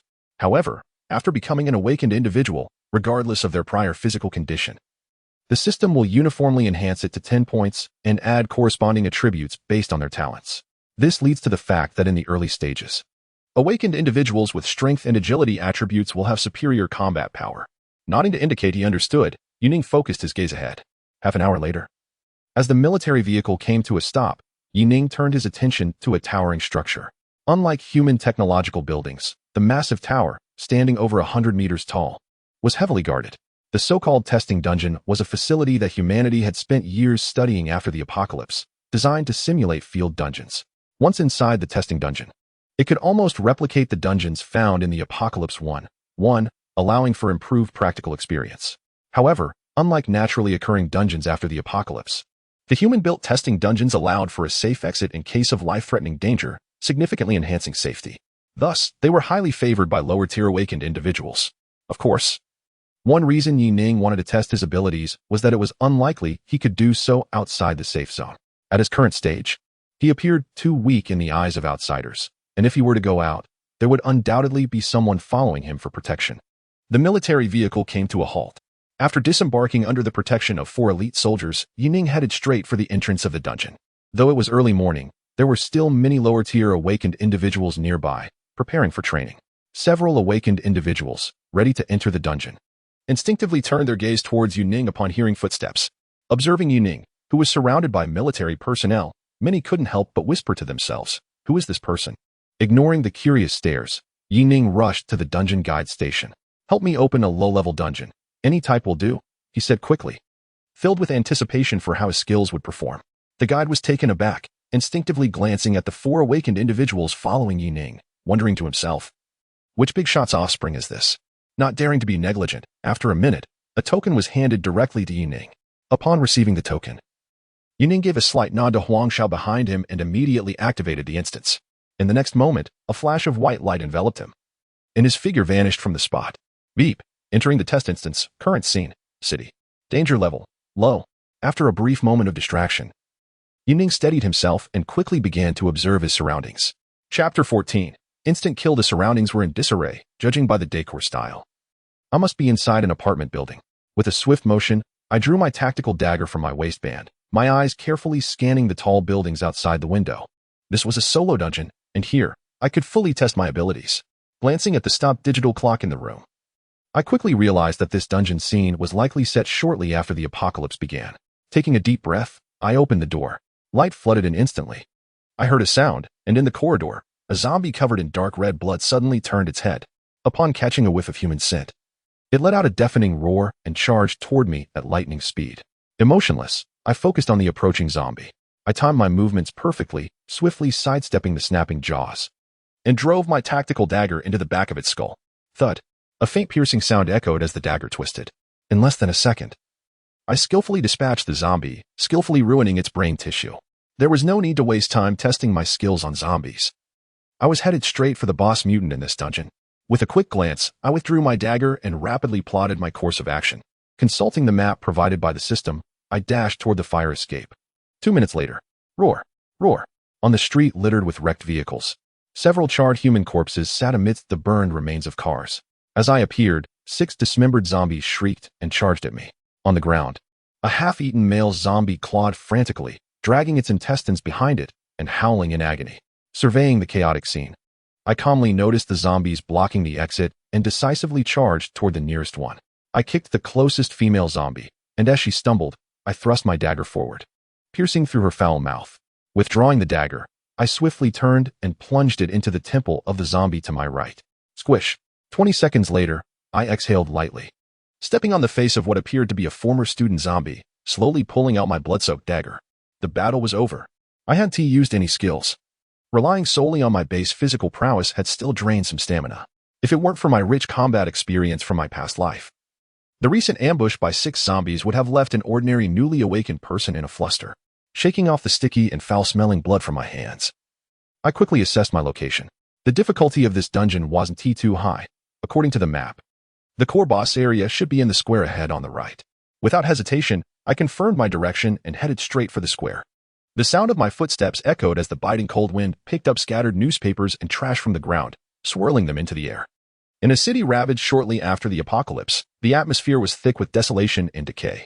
Ignoring the large horde of zombies closing in from the distant streets, Yi Ning maintained a calm demeanor, skillfully dodging between cars, occasionally leaping onto rooftops to move swiftly. Roar, roar, as he approached the square. The number of zombies around him increased dramatically. A quick glance revealed that no less than 100 zombies were charging toward him from all directions in a menacing formation. Bang, bang. Perhaps the scent of the living was too enticing. Several zombies in the nearby shops shrieked as they smashed through windows, plummeting from high floors. They felt no pain, no fear. The bloodthirsty zombies quickly dragged themselves into the horde after falling, even with broken legs. Bang. With a swift kick, Yi Ning crushed the skull of the nearest girl, stepping on her neck before jumping away. Around him, a massive wave of zombies surged forward, their speed rivaling that of a human sprinting at full throttle, and all he could see were countless crimson eyes glaring at him. And there was a distance to cover. His brow furrowed slightly. Yi Ning looked up at the distant square, where nearly 1,000 zombies were aimlessly wandering, the largest congregation since the outbreak. At the center, a massive mutated creature squatted on a landmark, greedily gnawing on human corpses. Its muscles bulged, and its thick arms effortlessly tore the bodies into strips of flesh. From a distance, it resembled a giant black humanoid crab. The corpse chewer, a peak tier 1 mutant.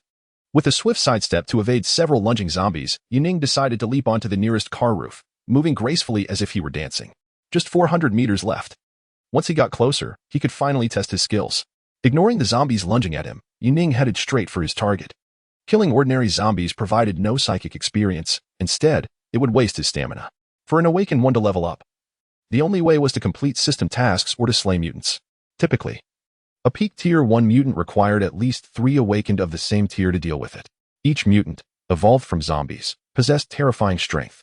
As humanity's primary enemy, even a regular tier 1 mutant's muscle structure could withstand bullet impacts.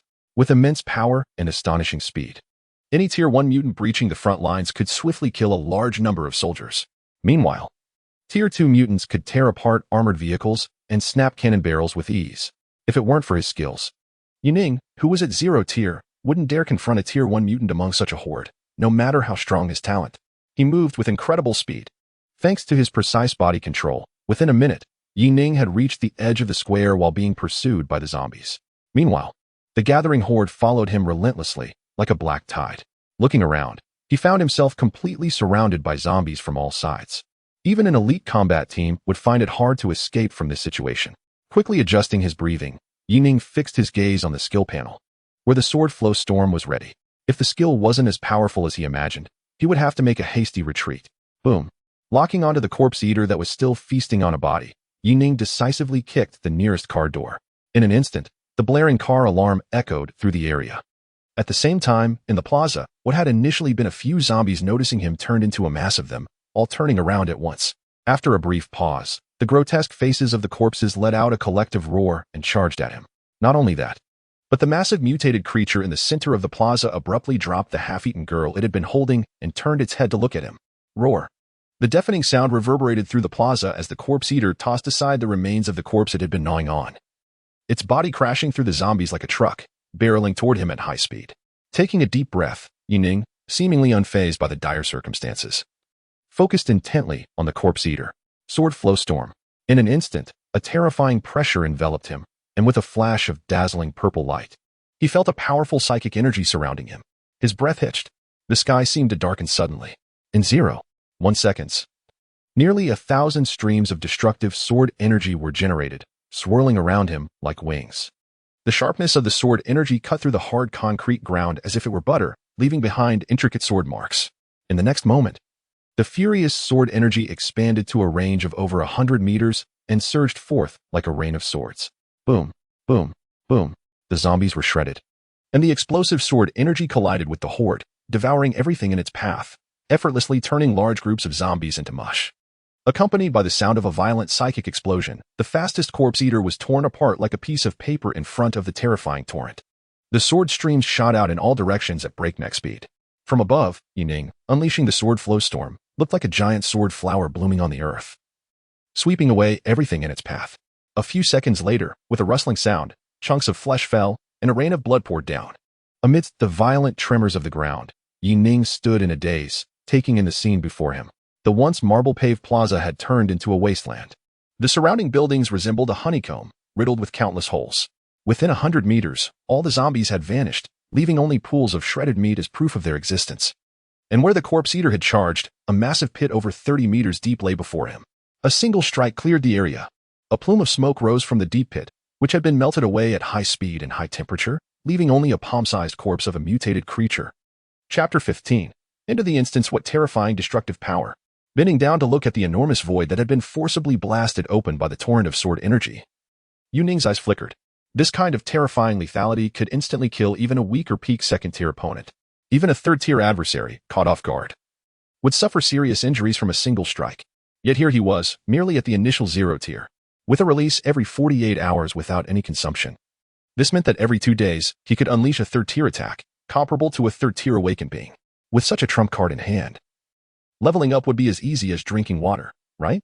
Yuning let out a light breath and quickly glanced at the experience he had gained. On the system panel, 2 pieces of information flashed. Ding. Killed a peak first-tier mutated being. Gained 5 points of psychic energy experience. 50 deducted for artificial instance. Ding. Acquired white equipment. Swift hands. The system notifications were simple, but they made Yuning pause for a moment. It was normal for the psychic energy experience to be low. He knew that the experience in artificial instances came entirely from the psychic energy stones provided by the war zone, which were inferior to normal instances. Otherwise, humanity wouldn't be able to bear the consumption. However, equipment could drop. It's important to note that such instances were mostly designed for low-tier awakened beings to practice. It was rare to get anything other than experience. After all resources in artificial instances were provided by the military, and they aimed to save wherever possible. Looking at the gloves that appeared in his hands, Yuning thought for a moment and realized this was likely the highest reward the military had placed in the instance. Perhaps to encourage low-tier awakened beings to dare to confront mutated beings. However, the drop rate must be absurdly low. He considered himself lucky. After glancing at the equipment's attributes, he equipped it directly. 1 agility, increases attack speed and shooting stability by 15. The attributes seemed average, but for a piece of white equipment, it was quite decent. Especially in a post-apocalyptic world, the drop rate for equipment was pitifully low. Even ordinary second-tier awakened beings might not be able to gather a full set of white gear. To put it bluntly, even the most useless piece of equipment could keep a few attractive girls entertained for half a month. In the apocalypse, strength is above all else. Roar. A roar came from the distance. Yining glanced at the zombies from other areas attracted by the loud noise and decided not to linger any longer. The testing effect had been achieved, and staying any longer would be meaningless. He exited the instance. As soon as he spoke, he was instantly back inside the giant tower. Buzz. With a flash of white light, Yining suddenly appeared, causing Huang Xiao to blink in surprise. He was out already? From the moment Yining entered the instance to his exit, only about 7 or 8 minutes had passed. Logically speaking, he had just encountered zombies.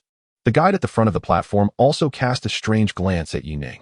Seeing Yining's appearance, which showed no signs of having just undergone an intense battle, a sense of disdain rose in his heart. Did he go in and then get scared off by the zombies? That made sense. Young people who could be escorted by the military were usually the offspring of prominent figures, accustomed to a life of luxury.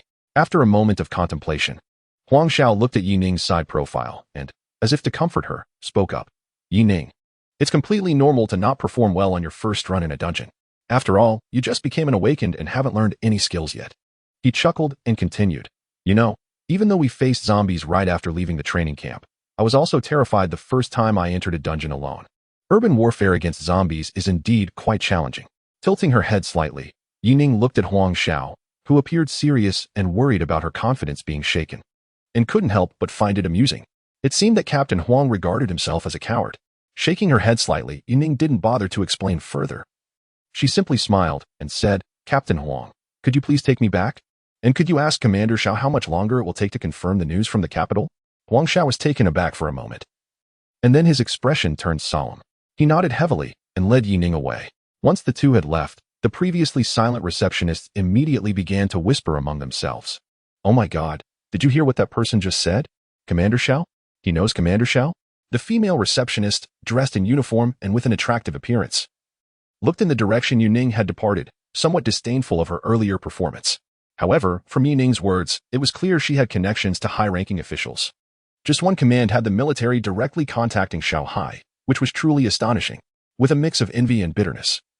The carefully selected young women couldn't help but express their thoughts. I wonder what his background is. I haven't heard of any high-ranking military officials with the surname Yi. However, one girl chimed in, that guy was actually quite handsome, just a bit lacking in strength. As they joked, one girl, unable to resist teasing another who had been staring in the direction Yuning had left, asked, What's up? Do you have a crush on him? But I guess if you can get close to such a big shot, you won't need to struggle to earn credit points anymore. Who cares if he's a bit weak? He has a whole team to protect him. Yeah, I wish I had said a few more words earlier. It's not every day you meet someone so young and influential. With a hint of regret, the girls openly discussed, if we run into him again, we definitely need to chat more. With someone of his caliber, who knows? Maybe we could hang out for a few days and our treatment would improve a lot. At least our families would have enough to eat. Amidst their chattering, a nearby awakened responsible for maintaining the dungeon's energy suddenly burst out of the tower, looking grave as he shouted loudly, Who sent a Tier 1 team into the dungeon? Didn't we say it's supposed to be solo? Fuming, he scanned the hall, trying to locate the culprit. The chatting receptionists were startled by his outburst. One girl couldn't help but ask, Zhang, there wasn't a team that went in. We wouldn't dare. Before she could finish her sentence, the maintenance worker shot her an impatient glare and retorted, No one. No team went in. So how did the first-tier mutant in that dungeon die? Even the only piece of equipment dropped. Damn it. It can't be that a bored second-tier mutant just wandered in, right? Listening to the anxious words of the maintenance worker, several girls were suddenly taken aback, unable to help but exchange shocked glances. Just now, only Yuning entered the dungeon. Besides her, there were no other people. Chapter 16. Waiting on the return journey in the SUV, Yuning took advantage of the free time to habitually gaze out the window. The vehicle swayed and jolted along the bumpy road, built 40 years ago in the safety zone, which had long since deteriorated into a patchwork of potholes. After passing through the relatively tidy military district and entering the outer city, the streets were lined with low concrete buildings, while vendors with pushcarts and makeshift stalls crowded together. The narrow roads were flanked by flowing sewage, and a rancid stench mingled with the smell of fermenting waste filled the entire outer city. Got guns for sale. 15 pounds of flour for one gun. Handmade rifling. Comes with 20 rounds. Fresh sparrow meat. 3 credit points per pound. Fried cockroaches. 1 point per pound. Rare treasures. Vintage Rolex watches. 1 point gets you 2. 1 carat diamonds. 1 point each. At a stall selling roasted earthworms, a few scantily clad children curiously gathered around a dead body, occasionally poking at it with their hands. The children, having been born after the apocalypse, were already accustomed to the presence of the dead. But soon enough, a few lazy patrol officers noticed the corpse. Make way, keep your kids in check, pinching their noses in disgust. The patrol officers tossed the emaciated man onto a cart. Not far off, a vendor dealing in fertilizers watched the cart with greedy eyes, clearly ready to snatch it. In the apocalypse, even corpses were valuable resources. Once tossed into a cesspit to ferment, they became high-quality fertilizer and could even fetch a decent price on the black market. As the SUV continued its journey, it quickly reached a main road. On the roadside, many survivors hung signs around their necks, listlessly waving their arms. When they saw the vehicle Yuning was in pass by, they rushed forward in a frenzy, their expressions filled with excitement. Sir, look at me. I'm very strong. I can help you carry things. Just one piece of bread. Sir. Me. I can fix appliances and I can write. Half a piece. Excuse me, sir. Do you need a servant? 16-year-old girl, 10 pounds of rice. Seeing the survivors blocking the front of the vehicle, Huang Xiao's expression turned cold, and she shouted without any emotion, Military convoy.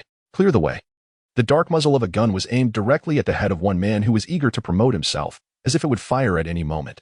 On the other side, Yuning remained relatively unfazed in the vehicle. He had witnessed such scenes since childhood and had heard that in the old days, before the apocalypse, many actors and professors also promoted themselves in similar ways. After nearly 70 years of adaptation, things were much better now than at the outbreak of the apocalypse. As the horn blared and the guards shouted, the crowd had no choice but to disperse. Many of them watched the SUV drive away with looks of regret in their eyes. People like Yuning, who seemed to belong to the upper echelons of the safety zone, were known to be quite generous. Upon returning to the outer city gathering area, Yuning greeted Huang Xiao and then got out of the car. According to what Xiao Hai mentioned earlier, his situation has already been reported to the capital military district last night. The specific details are expected to be revealed tonight. It is highly likely that the higher military district will send him to the capital military district, pouring in substantial resources for training. As he walked along the road, Yuning couldn't help but recall memories from his past life. About a year later, the Tianfeng safety zone would be attacked by a large number of mutated creatures. The front lines, which were barely holding on, would collapse in an instant, and under the assault of over 30 million corpses. Nearly 4 million survivors within the safety zone would suffer heavy casualties. In the following months, large-scale disasters would erupt continuously across the Huaxia battle zone, with sea monsters attacking coastal safety zones. By the end of the second year, the promising situation for humanity, which was steadily progressing and continuing civilization, would be rewritten in an instant. Out of the 36 major battle zones in the country, 29 would fall, and a large number of survivors would flee north, escaping to the final defense line. By the end of the third year, under the catastrophic apocalypse led by fourth-tier mutated creatures, Huaxia would be annihilated, marking the end of the nation.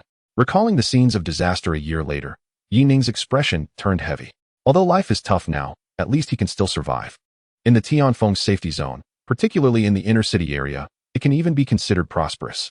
But when the day of the corpse tide breaks out, the entire safety zone will instantly turn into a hell on earth, with countless women and children tragically dying under the onslaught of corpses. While awakened soldiers fall one after another, their bones left unburied. Taking his family first to the capital military district would definitely be the safest option. If he can improve his strength quickly enough, there might even be a chance to turn the situation around and prevent so many deaths. With his talents, Yining believes that with a massive accumulation of resources, he could advance to the third tier in no more than 6 months. By then, he would have ample time to strive for the fourth tier, with the critical information from the last 3 years of his memories. It wouldn't be impossible to reverse this disaster single-handedly. Taking a deep breath, while lost in thought, Yining suddenly heard a warm voice calling out to him. Yining, is that you back? Do you want to take some eggs home? Yining, it's been such a long time since we last saw you. Do you remember Auntie? In the bustling street of the gathering place, many familiar survivors surrounded him, their faces filled with smiles as they looked at him. Although Yining had gone to a training camp 2 years ago to test his abilities, they still remembered him well after years of interaction. With a gentle smile, Yining nodded in acknowledgement. Seeing many people holding pancakes or eggs in front of him, eager to talk, he felt a warmth in his heart. Whether it was because of his improved status or something else, he could still sense their sincerity. Before he joined the training camp, these neighbors, who lived together, had taken care of him quite a bit. If he has the ability, he intends to give back to those who helped him. Yining, have you become an awakened one? In the midst of the crowd, an older lady carefully handed him an egg, looking at him with envy. You've really made something of yourself. I wish my child could be like you. Take the eggs and eat them. They will help nourish your body. Ning, would you like to see my daughter? She's absolutely beautiful. Do you want to take a look? An aunt eagerly pushed her shy little girl towards Ning, continuously nudging her with meaningful glances. Ning, have you seen my son? I think he participated in the training with you. Why has he come back yet? Ning gently pushed away the food and little trinkets being stuffed into his arms, politely declining as he replied softly, Uncle, Zhang Gang should be back tomorrow. He has awakened his talent. Looking at the middle-aged man, who had weathered many storms and was missing a hand, Ning offered a reassuring smile. The man was the father of a childhood friend, and they had grown up together. Hearing Ning's words, the man's face lit up with excitement, his lips trembling. Good. Ning, I've watched you all grow up, and you've all achieved so much. In the capital safety zone, at the command center of the 16th Army Group, important intelligence, an SS-level talent has been discovered in the Tianfeng safety zone. Please report immediately to, in the intelligence office. A colonel, looking somewhat dazed, stared at the report in his hands. After a moment, he excitedly sent the news up the chain of command. Chapter 17.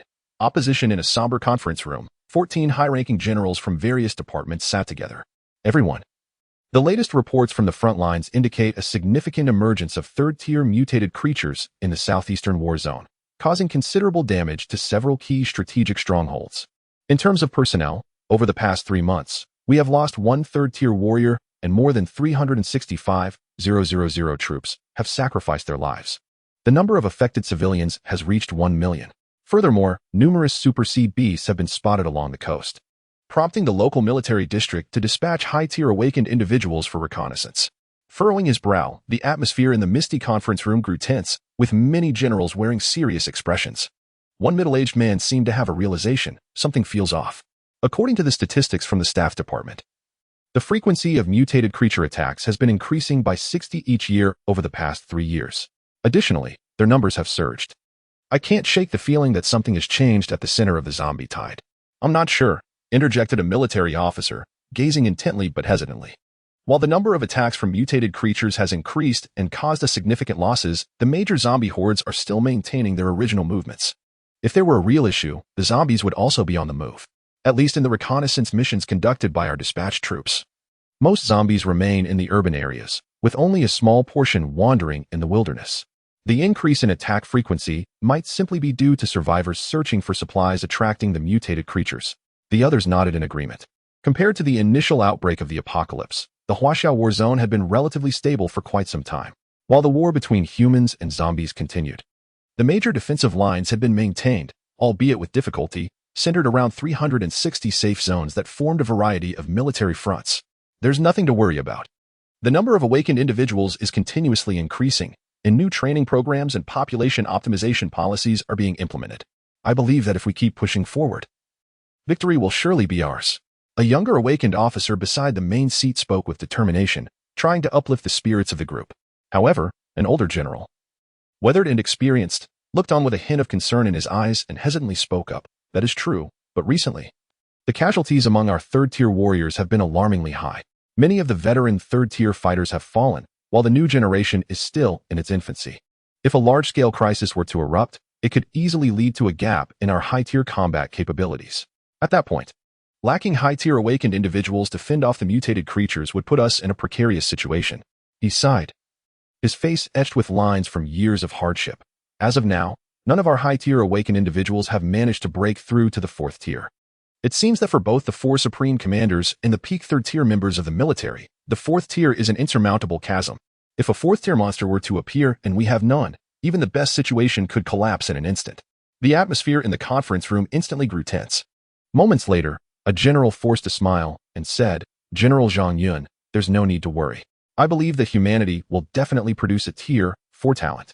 The latest seed selection program has already been issued, hasn't it?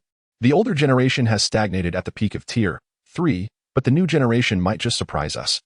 Just as he was about to say more, a sudden, urgent knocking echoed from outside the conference room. Urgent intelligence. An SS-level talent has been discovered in the Tianfeng safe zone. Everyone's attention snapped to the soldier who had rushed in to report, their eyes reflecting a mix of surprise. SS level. Half an hour later, in the conference room, everyone was flipping through reports. After a moment, a young awakener shook his report with excitement and said, "A genius, truly a genius. An SS-level talent. And a pure blood. The Tianfeng safe zone has really produced a promising prospect." Looking around the room, he spoke up, somewhat excitedly. "Everyone, I suggest we add this awakener to the first sequence as a core seed for cultivation. An SS-level talent is at least the next top tier 3. Exactly." General Zhang Yun, who had been worried, glanced at the name Yuning on the list and felt increasingly pleased. Pure blood, SS level, 18 years old. It would be such a waste not to nurture someone with these conditions. He continued, "I propose we immediately dispatch a unit to the Tianfeng safe zone to ensure their safety. As an SS level talent, they should be included in the sequence program. They could be a number 1 or 2 seed." As soon as he finished speaking, another awakener general nodded in agreement. "That's right. The capital isn't that far from the Tianfeng safe zone. I suggest we report this to the higher-ups and request the deployment of an air squadron to bring them to the capital military district as quickly as possible. And then have the 4 commanders personally train them based on the situation. An SS-level talent might very well become a tier 4. Meanwhile, Tangshan, the chief advisor of the 4th Corps, had been silent during the discussion. He was thoughtfully reviewing the report, and after a while, his expression suddenly darkened. "Everyone, I oppose this." The room fell silent as everyone looked at Tang Jun in surprise, taken aback by his dissent. "Advisor Tang, what do you mean?" Before anyone could finish, Tang Jun calmly raised the report in his hand and spoke flatly. "Did you all not notice the last part of the report? Yuning male, 18 years old, SS-level talent. That is correct. But he is a mental-type talent, a will-attribute awakener. In all of our existing records, there has never been a mental-type tier 3 Have you all forgotten the task of advancing to Tier 3? Have you forgotten this matter? The crowd fell silent again. And then they exchanged stunned glances as realization dawned on them. Advisor Tang, no way. We really haven't had a single mental type Tier 3 before. A younger third-tier awakened individual instinctively asked, and it was no surprise he was somewhat taken aback. After all, there were so few mental type awakened ones that it was easy for him to overlook this fact. In his understanding, although mental type awakeners were rare, their support capabilities were quite good. Nodding slightly, Tang Jun replied calmly, no? Think carefully. Which of the 4 commanders is a mental type? General Li Yan, dual strength system. General Chu Feng, dual strength and physique system. General Zhang Hai, physique system. General Sun Weihua, strength system. Aside from them, there are fewer than 1,000 mental type awakeners across all military districts, with the highest only reaching the peak of 2nd tier. And I can tell you all that this peak 2nd tier awakener was also an S-level talent 4 years ago, just 1 level below Yi Ning. Sighing, Tang Jun continued. Even if you haven't paid attention to this information, you should at least be aware of the solo missions required for advancing to the 3rd tier. You have all gone through missions and know how challenging they can be. Mental type awakeners have the weakest physical attributes, and without the protection of regular awakeners, combat in ordinary situations is already a problem. When facing solo advancement missions, the chances of success are nearly non-existent. With a complex expression tinged with regret, Tang Jun looked around and added, the seed program is of great importance. Choosing the wrong candidate means a significant waste of resources. What we need are 4th tier seeds, not someone who has no chance of even reaching 3rd tier. If Yi Ning were of any other type, it would be a different story. And I would fully support him entering the 1st tier. After all, an SS level talent is indeed rare. Even if he is only S level, there is still a considerable investment to be made in his training. However, a smirk crossed his face as he shook his head. What use is an SS level talent at the highest 2nd tier? No matter how strong a 2nd tier awakener is, they are still just a 2nd tier. Chapter 18, Value. The meeting room was filled with silence. After a moment, a middle-aged man hesitantly spoke up. Does that mean there's no hope for the psychic type? An SS level seed is quite rare in the history of our war zone. Isn't it? Isn't it too regrettable to just give up like this? Before he could finish, Tang Jun glanced at him and replied, regrettable as it may be, the reality is what it is. In solo missions, psychic awakeners are limited by their weaker attributes, and their combat effectiveness is inherently restricted. Even if we were to gamble on his exceptional combat talent and provide him with ample equipment and skills for the promotion mission, what if he fails? We've seen thousands of cases end in failure. We can't afford to bet on something so uncertain. Not to mention, after reaching the 3rd tier, there's still the 4th tier. A psychic awakener at the 3rd tier still has a significant gap in combat power compared to other awakeners of the same level. By the time he faces the 4th tier promotion mission, it will only be harder for him to succeed. Everyone, let us be clear on one thing. What we need are seeds with a hopeful chance of reaching the 4th tier, not just high-tier talent. Talent merely indicates a higher likelihood of success. As his words fell, the room fell silent. Indeed, while psychic awakeners might perform well against humans, their enemies are monsters. Pouring vast resources into them without any hope of success is something the Huaxia war zone cannot bear. With a sigh, a senior officer in charge of the Tianfeng safe zone, his expression complex, slowly spoke up. So, are we to eliminate him? Not to cultivate an SS level talent, but to focus on other S level ones? Wasn't Yi Ning the best performer in this year's tests? As he finished speaking, Tang Jun smiled slightly, as if he had anticipated someone would say this. It's not that extreme, but a downgrade in importance is definitely in order. There's no need to include him in the seed program. We can simply assign him to a subordinate military zone. He can be given some resources. And how far he grows will depend on him. Resources are precious. We can't afford to waste any. The crowd sighed collectively, feeling that their hopes for Yi Ning had been in vain. At the head of the table, the commander of the 4th Group Army nodded slightly after listening, then glanced at the report in his hand and set the tone. Then it settled. Yi Ning will be removed from the fire seed program and downgraded to a general level. If the Tianfeng safe zone wishes to cultivate him, that's their choice. Additionally, there's no need to report this to the general staff in the capital. An awakener destined to be 2nd tier holds no significance in the battle situation. After saying this, the commander looked at Tang Jun. In that case, Major Tang, please select seeds from the remaining S-level awakeners and report the list to the military commission later. Among these S-levels, do you have any promising candidates? Seeing the commander address him, Tang Jun wore a smile, as if he had been prepared for this moment. Yes. In fact, we have discovered another SS-level talent. However, this awakener was found during internal testing and hasn't been reported yet. The crowd was taken aback. The previously heavy atmosphere lifted instantly. Who is it? An SS level? Without further ado, Tang Jin smiled and said, "Ladies and gentlemen, the awakened individual in question is General Zhang Meng's son, Zhang Lin, who just tested 2 days ago. His talent level is SS, and he possesses the strongest dual attributes of strength and agility. A descendant of an awakened who has received military training since childhood. Isn't that far superior to an ordinary person? In terms of talent and beyond, his value far exceeds that of Yuning, and he is definitely worth our investment. I propose we directly assign General Zhang's son to the first tier of the Fire Seed Project, Tianfeng Safe Zone. Captain Xiao. We've received news from the upper military district. Outside the lounge, a serious-looking awakened individual in combat gear pushed the door open and reported urgently. Oh, that was quick? Raising an eyebrow, Xiao Hai put down his battle knife, his expression brightening at the news. So, is the capital military district sending someone over soon? Haha. It must have surprised them to get such a quick response. Having someone as outstanding as Yuning is a great honor for us in Tianfeng. As Xiao Hai spoke, he completely overlooked the expression on the liaison officer's face, suddenly standing up in excitement. You need to inform Huang Xiao right away. Tell him to bring Yuning over quickly. Just say that the capital side is about to. Before Xiao Hai could finish, the officer's face turned grim. And he couldn't help but interrupt in a low voice. Captain Xiao, the capital has rejected Yuning's eligibility. Huh. Xiao Hai was taken aback. Rejected? Are you kidding me? An SS level being eliminated. Did you get the information wrong? Furious, Xiao Hai glared at the liaison officer, his powerful aura causing the temperature in the room to drop several degrees. The officer, unable to meet his gaze, could only force a bitter smile and hand over a report, indicating that Xiao Hai should read it himself. A few minutes later, gripping the report tightly, Xiao Hai let out a long sigh after finishing it and silently set it down. Mental system, unable to reach the 3rd tier. The value of nurturing him is minimal. His potential is assessed to be equivalent to a level or even lower. His voice was low as he recalled the white light during Yuning's talent test, his eyes flickering. The excitement and joy he had felt about Yuning during this time felt like a bucket of cold water had been poured over him, leaving him deeply disappointed.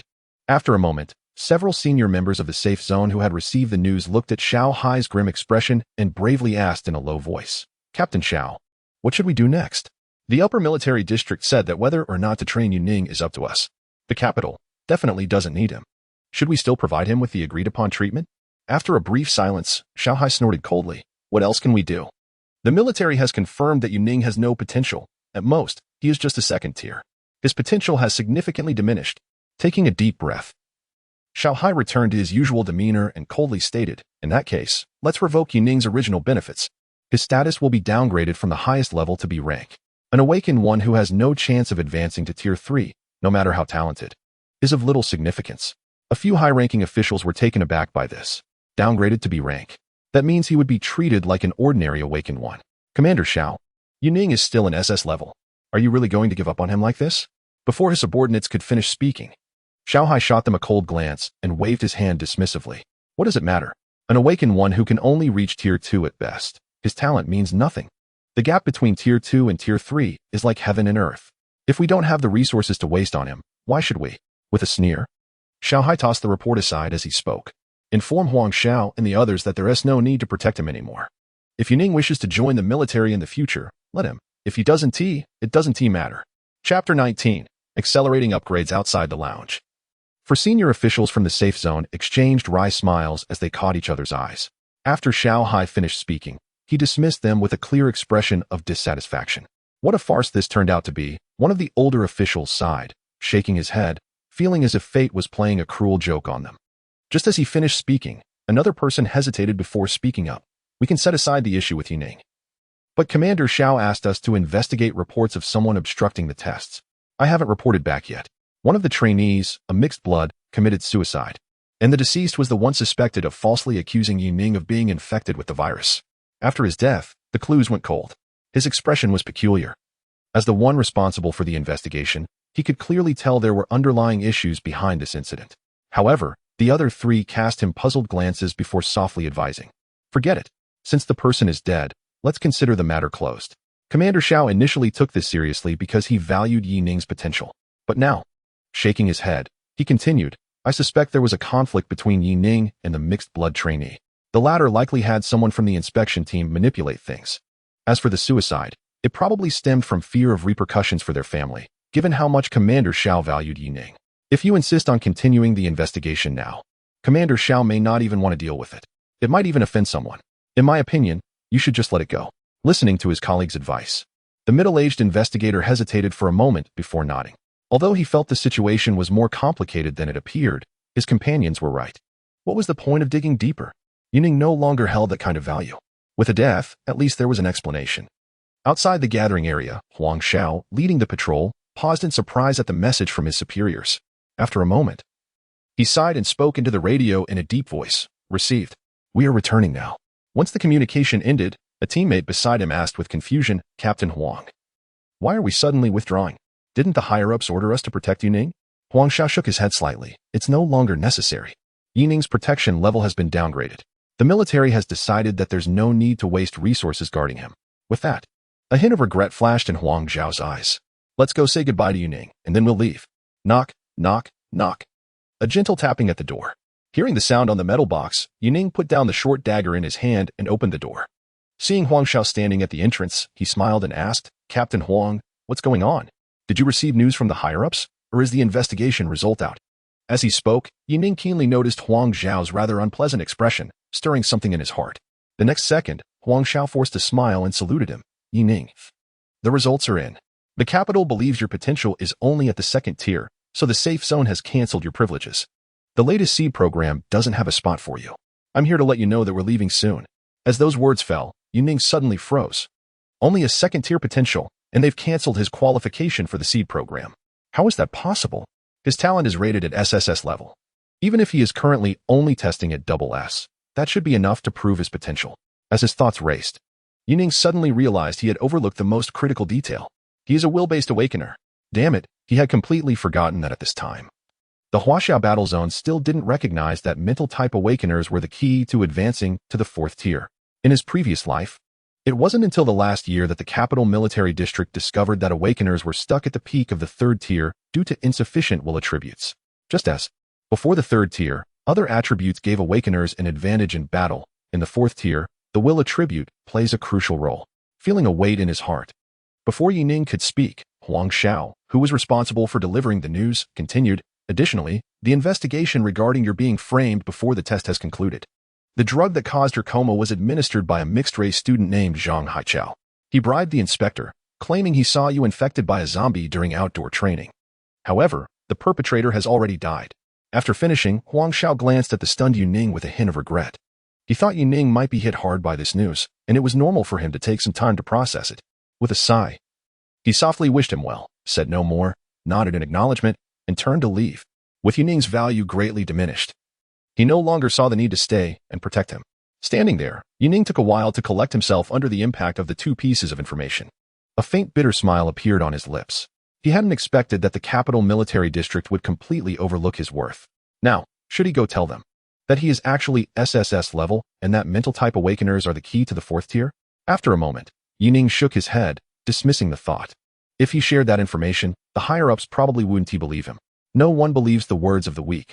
That's just human nature. In fact, in his previous life, even when the officials discovered this, it took them a long time to accept the reality. After he was found, the officials hesitated over whether to fully support him. It was only at the last moment, when the Huaxia battle zone was pushed to the brink, that they attempted to provide him with substantial resources. And when he became the first 3rd-tier mental-type awakener, everyone was shocked to find that the combat power of mental-type awakeners undergoes a qualitative change at the 3rd tier. They can break through to the 4th tier. With a light sigh, Yuning complexly accepted this reality. Until he becomes a 3rd-tier awakener, he would probably have to rely on himself.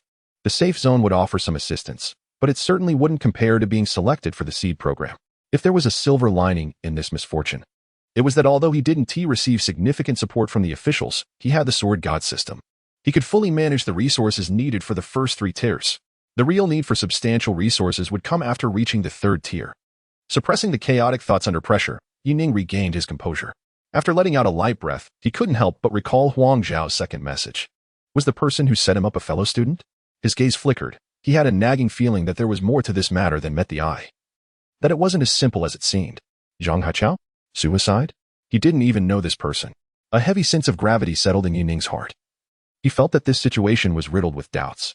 But the person was already dead, and given his current level of importance, even if he wanted to investigate thoroughly, the safe zone wouldn't take him seriously. Could he rely on himself? After a moment of silence, Yining silently dismissed that thought. Even if he wanted to investigate, he couldn't mobilize any resources. But giving up on the investigation was not an option. If he hadn't been betrayed in his past life, the subsequent events wouldn't have occurred at all. One could say that all the tragedies stemmed from this. He needed to strengthen his abilities as soon as possible. If there were truly other masterminds behind this, and they could make a student commit suicide to cover up the truth, then that power was definitely not to be underestimated. If they were to strike again, Yuning's expression hardened as he quickly made up his mind. If he could rapidly advance to Tier 3, all problems would be resolved, and his current situation was already far better than in his past life. At the rate he was leveling up, he was confident he wouldn't be long in reaching Tier 3. Tomorrow, he would go out to hunt mutated creatures. He also needed to find a way to ensure that his little sister and mother stayed in a safe place. The next morning, outside the safe zone, the sounds of people filled the air. A large group of survivor teams preparing to venture out was loudly calling for team members. Signal Fire Team. Recruiting awakened ones with agility, heading to the gas station. 3 credit points per participant. Hawk Team. Seeking a physical type awakened one to hunt first-tier mutated creatures. Successful participants will receive preferential distribution.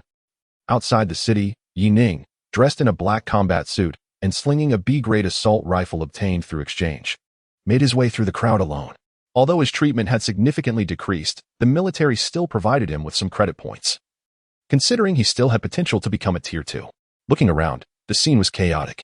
After the apocalypse broke out, although there was no food left in the city, one could still find some useful items. Therefore, there were still survivors who chose to search the city. Of course, many awakened ones also formed teams to hunt mutated creatures. Hey, the kid with the rifle, do you want to join our team? On the edge of the crowd, a small team of Tier 0 awakened ones, struggling to recruit enough members, spotted Yining, who was alone.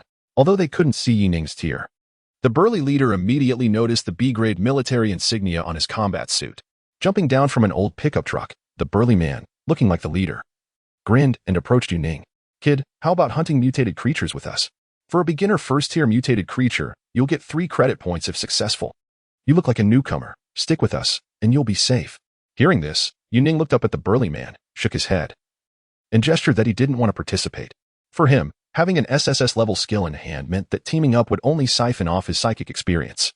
Watching Yining decisively reject him, the burly man's expression turned cold, unable to suppress a snort. Hey, kid, I'm just trying to help you out here. Don't be ungrateful. There have been countless fools like you, just becoming an awakener and thinking they know it all. Step aside. With a detached tone, Yining didn't wait for the burly man to finish speaking and shot him a cold glance. Not only did he not need a team, but even if he did, he would never choose a group like this. The reward the burly man offered clearly indicated he saw him as a novice. Teams like this usually exploited new awakeners, forcing them into the most dangerous tasks. Fuming at the rejection, the burly man had already been scamming outside the city for several days and was not about to let a new recruit slip away. Just as he was about to threaten Yining, their eyes met. In that instant, he was taken aback by the icy gaze that seemed out of place on a boy. What a chilling look, as if he had experienced life and death situations countless times. Such an expression he had only seen on high-level awakeners. When he snapped back to reality, he realized that Yining had already walked far away. To save face, he glared at Yining's retreating figure and couldn't help but spit. Damn it, what a creepy kid. In the wilderness, a figure sprinted rapidly. Behind him, a horde of highly decayed zombies relentlessly pursued him. Running on the overgrown highway, Yining's gaze was fixed deep into a massive forest. Next to a giant tree, a rusted road sign emerged from the canopy, barely legible due to years of erosion. Only the words Route 305 could be faintly made out. This had once been a heavily trafficked national highway, but over time it had transformed into an endless forest. The decaying forest. Mentally repeating the name of this area, Yining quickly compared it with the route in his memory as one of the most dangerous locations outside the Tianfeng safe zone. The decaying forest was not only populated with a large number of respawning zombies, but also had 2 first-tier mutated creatures. One of these was a tree-like mutant. Reaching the peak of the first tier, ordinary awakener teams wouldn't dare to venture deep without a group. To progress from Tier 0 to Tier 1, they needed to kill 3 first-tier mutated creatures. I've already taken down a peak first-tier mutant in the artificial copy, although the experience is halved. It's equivalent to that of a regular first tier. Just a couple more kills, and I can level up. Taking down the tree mutant would even yield more experience. Quickly calculating his psychic experience needs, Yining headed straight into the depths of the forest, with the sword chi flowing in his hand. The only thing he needed to consider was how to lure the 2 mutated creatures together for a quick kill. Roar. Roar. The sound of growls echoed through the dense jungle as zombies, attracted by the scent of humans, emerged from all directions, running quickly. Even as he skillfully dodged through the darkness, Yining led a horde of zombies crashing into tree trunks. However, these relentless creatures would soon rise and chase him down again. The number of zombies trailing him was becoming overwhelming. Glancing around, Yining swiftly unslung his assault rifle from his back and aimed at the zombies in front of him. He was less than half a kilometer from the tree spirit's location in his memory, but as he got closer, the number of zombies multiplied exponentially. Seeing over 100 zombies blocking his path, he didn't hesitate to fire from his shoulder. Moving and shooting, bang, bang. He weaved nimbly through the trees. And thanks to his exceptional body control, nearly every bullet found its mark in the zombies' foreheads. The flames erupted from the muzzle, and the sound of whistling bullets exploded in the dark woods. With precise shots, the advancing zombies fell in groups, as if being mowed down. Click. Discarding an empty magazine, Yining lifted his rifle and charged toward the gap in the encirclement, heading straight for his target. Before long, with a horde of zombies in pursuit, he spotted a massive mutated creature that looked as if its insides had been hollowed out by tree roots. Its entire body was a charred black, and long fingers, resembling tree resin, moved suddenly as it noticed the intruder. S.I.Che. The voice was raspy. On the scorched trunk, a twisted human face roared in anger. Locking his gaze on the first mutated creature he had successfully lured, Yining showed no sign of panic. After a few quick shots to draw its attention, he wasted no time and sprinted toward the next target. In the middle of the forest, a small team of awakened individuals, armed with various weapons and carrying rifles, cautiously advanced. Leading the group, a young man with dark skin paused after cutting down a vine that blocked their path. Did you hear that? His ears twitched. It sounds like gunfire. Surprised, he turned to his companions with uncertainty in his eyes. Although they also had firearms, they dared not shoot in the densely populated zombie forest. If they attracted a mutated creature, it would spell disaster for their entire team, which had a maximum rank of only 1. I heard it too. It must be some rookie team that came in. Opening fire here is like asking for death. Behind the young man, a tall guy with a crossbow wore a strange expression, unable to resist glancing towards the sound of gunfire. After a moment, as the gunfire grew more intense, the group couldn't help but mutter curses. Damn it. From the sound of it, it seems like it's just one person. Who could be stupid enough to come in here and start shooting? Furrowing his brow, the lead young man's expression turned serious. No matter what, that person seems to have attracted a lot of zombies, and they're headed toward the tree spirit. Let us go. We need to fall back. We can't risk getting killed by that guy before we even find the psychic fruit. The others nodded heavily, a hint of resentment flashing in their eyes. They had just stepped back a short distance when the awakened one, carrying a crossbow, suddenly turned around. Damn it. I think I just heard the voices of a tree demon and a wraith. How the hell did that guy attract 2 mutated creatures? As soon as he finished speaking, the others were startled. Within just a few seconds, they too heard the continuous roars, and the leaves under their feet began to tremble slightly. They exchanged glances, instantly realizing that the horde of corpses and the mutated creatures in the distance must have been drawn out. Run. We need to get out of here first. Those monsters are nearby. Heart pounding, they listened to the increasingly loud roars and took off running. However, just as they turned around, they felt a sudden, intense pressure erupting from not far away. What the hell? There was no time to think. In their line of sight, the sky suddenly darkened, and thousands of silver-white sword energies materialized out of thin air, descending like a torrential storm. In the center of the corpse horde, ignoring the 2 mutated creatures chasing him, Yining suddenly turned around and locked onto them with a skill. Sword Stream Storm. The storm formed, and waves of terrifying sword energies instantly generated, raining down from the sky like a celestial curtain, enveloping the entire area. Boom. The sword energies fell like mercury, swirling rapidly around Yining like wings. In the next moment, the sword stream shot out, instantly obliterating the 2 mutated creatures on the spot. The sword streams continued, and after smashing the mutated creatures, they swiftly shredded the remaining zombies as well. The sword lotus bloomed. Blood rained down as clouds of blood mist exploded from all directions under the assault of the sword stream storm. With a single strike, nearly 1,000 zombies were reduced to mere chunks of flesh, falling to the ground. Listening to the sound of their bodies hitting the ground like rain, Yining let out a breath, satisfied with the result of his attack. Just like in the dungeon, a deep pit several dozen meters deep appeared on the spot, and the 2 mutated creatures that had been chasing him turned to dust without even getting close. Meanwhile, a series of crisp system notifications rang out consecutively. Ding. Overlevel kill of a first-tier intermediate mutated creature, Wraith, awarded 120 psychic experience. Ding. Overlevel kill of a first-tier peak mutated creature, Tree Demon, awarded 120 psychic experience. Ding. Material acquired. Tree demon shell, white. Ding. Equipment acquired. Withered wood armor, white. Ding. Material acquired. Giant claw, white. Ding. Acquired psychic fruit, corpse fruit, X1. Ding. Psychic experience is full, level up. Gains 7 free attribute points. Chapter 20. Harvest. What a high drop rate. After collecting the dropped materials and equipment, Yining felt a slight surprise and immediately made his way out of the decayed corpse forest, looking for a safe place to inspect his loot. Withered wood armor.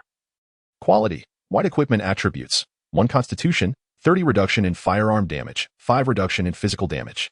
Negative effect. Takes an additional 10 burn damage when hit by fire attacks. Equipment evaluation. A body armor made from a mix of human and withered tree tissue, providing decent defense. Gently rubbing the armor in his hands, which felt like tree bark. Yining's eyes sparkled as he decided to equip it right away, perhaps due to the fact that he had killed these monsters at a higher level than his own. Both of them had dropped some good items on their first respawn. Although the withered wood armor had a negative effect, it was still considered a rare find for regular combat. However, Yining was more interested in the dropped spirit fruit. Spirit fruit, corpse fruit. White, usage effect. Consuming it increases constitution by 1 point and provides a 20 increase in health recovery speed. Looking at the fruit in his palm, which resembled a dried heart, Yining couldn't help but smile with delight. If the drop rate for equipment was rare, then the drop rate for spirit fruits could be considered exceptional. A fruit that permanently increases attributes could usually fetch a very high price. In terms of resources, it would be worth at least 2 or 3 carts of fine grains. After all, for many awakeners, leveling up just adds about 4 points to their attributes. Without hesitation, he swallowed it whole. As it went down, a warm current spread throughout his body. Ding. Consumed corpse fruit, Constitution 1. Health recovery speed 20. With a series of system notifications, the previously cold system voice now sounded melodious. Feeling quite satisfied with his harvest, Yining decided to take the remaining materials back to the safe zone for processing. The materials dropped by mutated creatures could generally be crafted into decent weapons and armor. While low-tier materials were hard to turn into system equipment, they were still highly sought after by awakeners. These materials should sell for a good price. His skill bar had 3 vacancies after leveling up. With the system's outrageous enhancement capabilities, if he bought a few sword skill books, his combat power would increase once again. With this thought in mind, Yining couldn't help but look forward to acquiring new skills. If he could enhance even his thrusting skill into an SSS-level sword storm, he wondered what the next skill would be. At the edge of the decayed corpse forest, several anxious teams that had hurriedly retreated from the woods gathered together, discussing the shocking phenomenon they had just witnessed. Did you see that? Just now, deep in the decayed corpse forest, it seemed like a second tier was involved. Second tier? You must be too far away. That commotion could only be from a third tier. Yeah, the ground shook. And I saw sword streams near the explosion's epicenter, within 100 meters. Feeling a lingering fear, they couldn't help but glance back at the depths of the woods, as if there might be some terrifying monster lurking there. It's hard to say which third-tier individual caused such terrifying effects. It's puzzling. Logically, there shouldn't be anything in the decaying corpse forest that could attract a powerhouse of that level. How could a third tier be here? As they recalled the momentary yet overwhelming force that had appeared and vanished, a shiver of fear crept into everyone's eyes. If it hadn't been for the fact that the target was them and that it had left quickly, they would have doubted whether they could have survived the residual shockwaves. Just then, a young man suddenly emerged from the edge of the forest. The crowd's gaze instinctively shifted toward him, but once they noticed the rifle slung on Yining's back, their interest waned. In the inner city, at a material acquisition point for mutated organism parts, inside the lavishly decorated establishment, a slightly surprised awakened individual in a white uniform accepted the materials from Yining's hands. Hello, are you looking to sell all these materials? The first-tier awakened individual, with a polite demeanor, quickly assessed the items in their hands and determined they were parts from 2 mutated organisms, the tree demon shell, the giant claws. Judging by the types of materials, they must have come from the decaying corpse forest outside the city. Sell them all. Just give me an estimate. Yining replied casually, his gaze subtly scanning the acquisition point. Though it was called an acquisition point, the shop was bright and clean, with the entire building luxuriously illuminated by incandescent lights. Several attractive attendants quietly stood by the sides, making it look like a high-end club before the apocalypse. Taking the tea offered by an attendant, Yining patiently awaited the quote. While he could have sold the materials through the system's trading channel, he preferred to avoid transaction fees and opted for an offline trade instead. A few minutes later, after evaluating the prices, the trader, wearing a professional smile, quickly announced, "Hello. For these 4 pieces of material, 2 are from peak first-tier mutated organisms, and the other two are for mid-tier ones. They can be used to craft one piece of armor and an offensive weapon. The estimated value is around 697 credit points. Since it seems like this is your first transaction with our guild, as a courtesy, we're willing to purchase them for 700 points. How does that sound? Speaking without any hesitation, the trader looked at Yuning after placing the mutated materials down. In his eyes, beneath Yining's handsome exterior was a hint of youthful innocence, and his apparent strength seemed to be only at the first-tier level. Logically, it was unlikely for someone like him to possess materials of this caliber. However, noticing Yuning's military combat uniform, the trader couldn't help but entertain several speculations and didn't dare to be negligent. Sure. Nodding slightly, Yuning unhesitatingly agreed to the price. Not wanting to waste time haggling, the offered purchase price was reasonable. At 700 credit points, he could exchange it for over 200 kilograms of meat, enough to hire 7 or 8 mercenaries to fight for him in this apocalyptic world. Compared to the meager earnings of ordinary people, the rewards from hunting mutated organisms were astronomical. Seeing Yuning so agreeable, the trader became even more affable. After accepting the materials, he quickly transferred the credit points to Yuning's identification number. Hello, the credit points have been transferred. Please check your account. Is there anything else you need? We also sell equipment, supplies, and firearms here. If you have any special requests, we can even customize them for you. The trader discreetly handed over a pure gold metal card, looking at Yuning with enthusiasm. With 700 credit points, that's quite a fortune for any low-tier awakened. It would be great if Yuning could spend some here. Receiving the dark gold VIP card, Yining's eyes flickered as he directly stated his request. Do you have any skill books? Specifically for swords. Chapter 21, New SSS-rank skill. The trader was taken aback for a moment. He had assumed that Yuning would ask for some equipment or supplies, but instead, he was requesting a skill book. Generally speaking, skill books are expensive, and it's rare for anyone to part with high-quality skills. High-level skills are usually internalized within the military or large factions. With his professional training, the trader quickly pondered in his mind. Hello, we do have skill books. However, for a specific type. After a brief hesitation, he swiftly pressed a button on his communicator and whispered a few words. Half a minute later, he looked a bit embarrassed but replied politely, esteemed guest. We do have sword-type skill books, but their levels might be quite low. Currently, there are only 3 D-rank skills available in the Tianfeng safe zone. Would you be interested? As he spoke, the trader quickly illuminated a screen in front of Yuning to showcase the inventory of skill books. Special items like skill books are rarely purchased. Their high prices mean that most awakeners trade them through exchange channels. The trader quietly explained this to Yuning, feeling somewhat anxious as he awaited a response. For awakeners, skills are crucial for enhancing combat power. D-rank skill books represent the lowest tier available. However, due to the special nature of skills, these items are pricey, and those that are available for sale usually have subpar effects. Without responding immediately, Yuning simply lowered his head to look at the electronic screen, carefully examining the details. The skill level was not important to him. He was only concerned about the type. D-rank skill, Fury Slash, Sword Skill. Skill effect, consumes some stamina and mental energy to launch a charged attack forward, dealing 1.2 times the strength attribute damage. D-rank skill, Draw Slash, Sword Skill. Skill effect, consumes a certain amount of stamina to increase attack speed, dealing 1.2 times the agility attribute damage on the first strike. D-rank skill, Rapid Slash, Sword Skill. Skill effect, consumes a high amount of stamina and mental energy to deliver 3 quick slashes during an attack, each dealing 0.6 times the strength attribute damage, with a chance to cause additional bleeding effects. After quickly reading through the skill descriptions, Yuning appeared deep in thought, considering which one to purchase.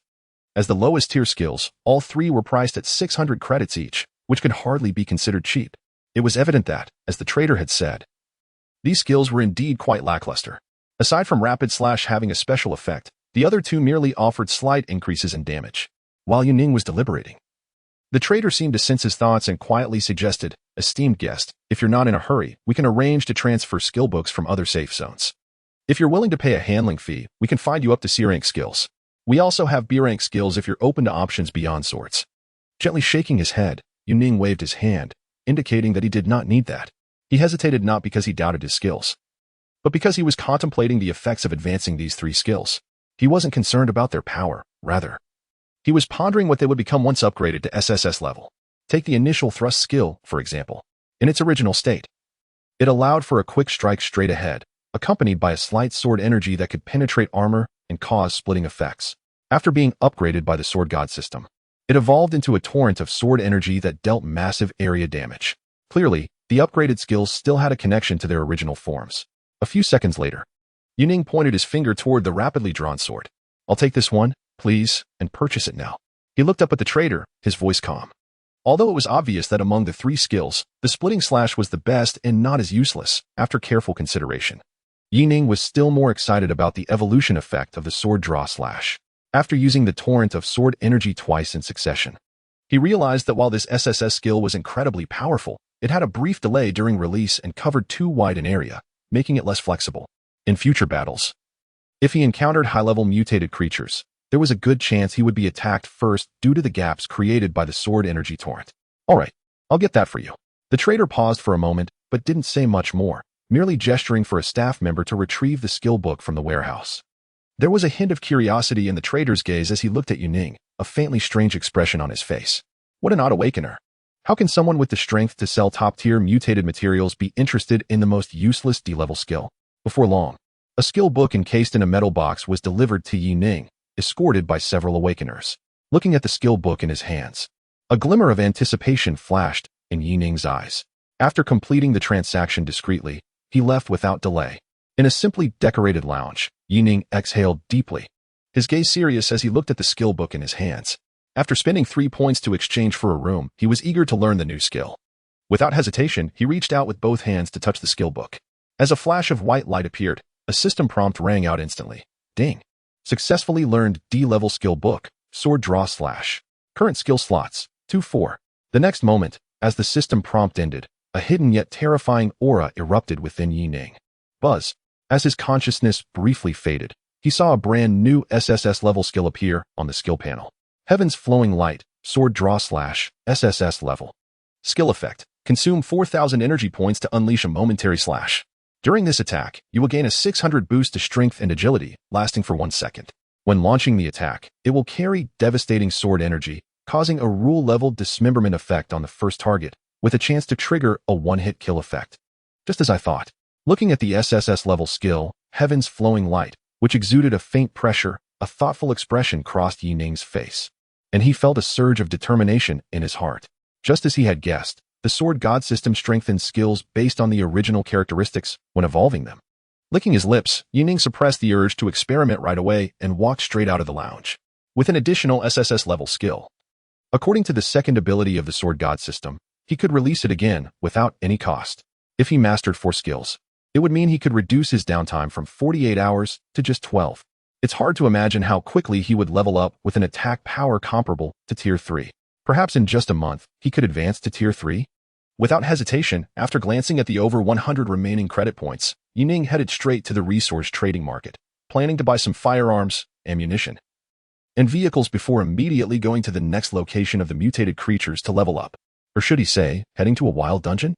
With the Celestial Rift Flow in hand, taking down a Tier 2 mutated creature should be a piece of cake, right?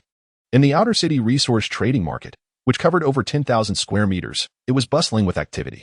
The noise was deafening. Tens of thousands of survivors were weaving through the crowd, and various awakened individuals in peculiar gear were loudly trading military supplies. In the neatly divided areas, many vendors stood on top of their vehicles, shouting out their deals. 7.62 heavy machine guns.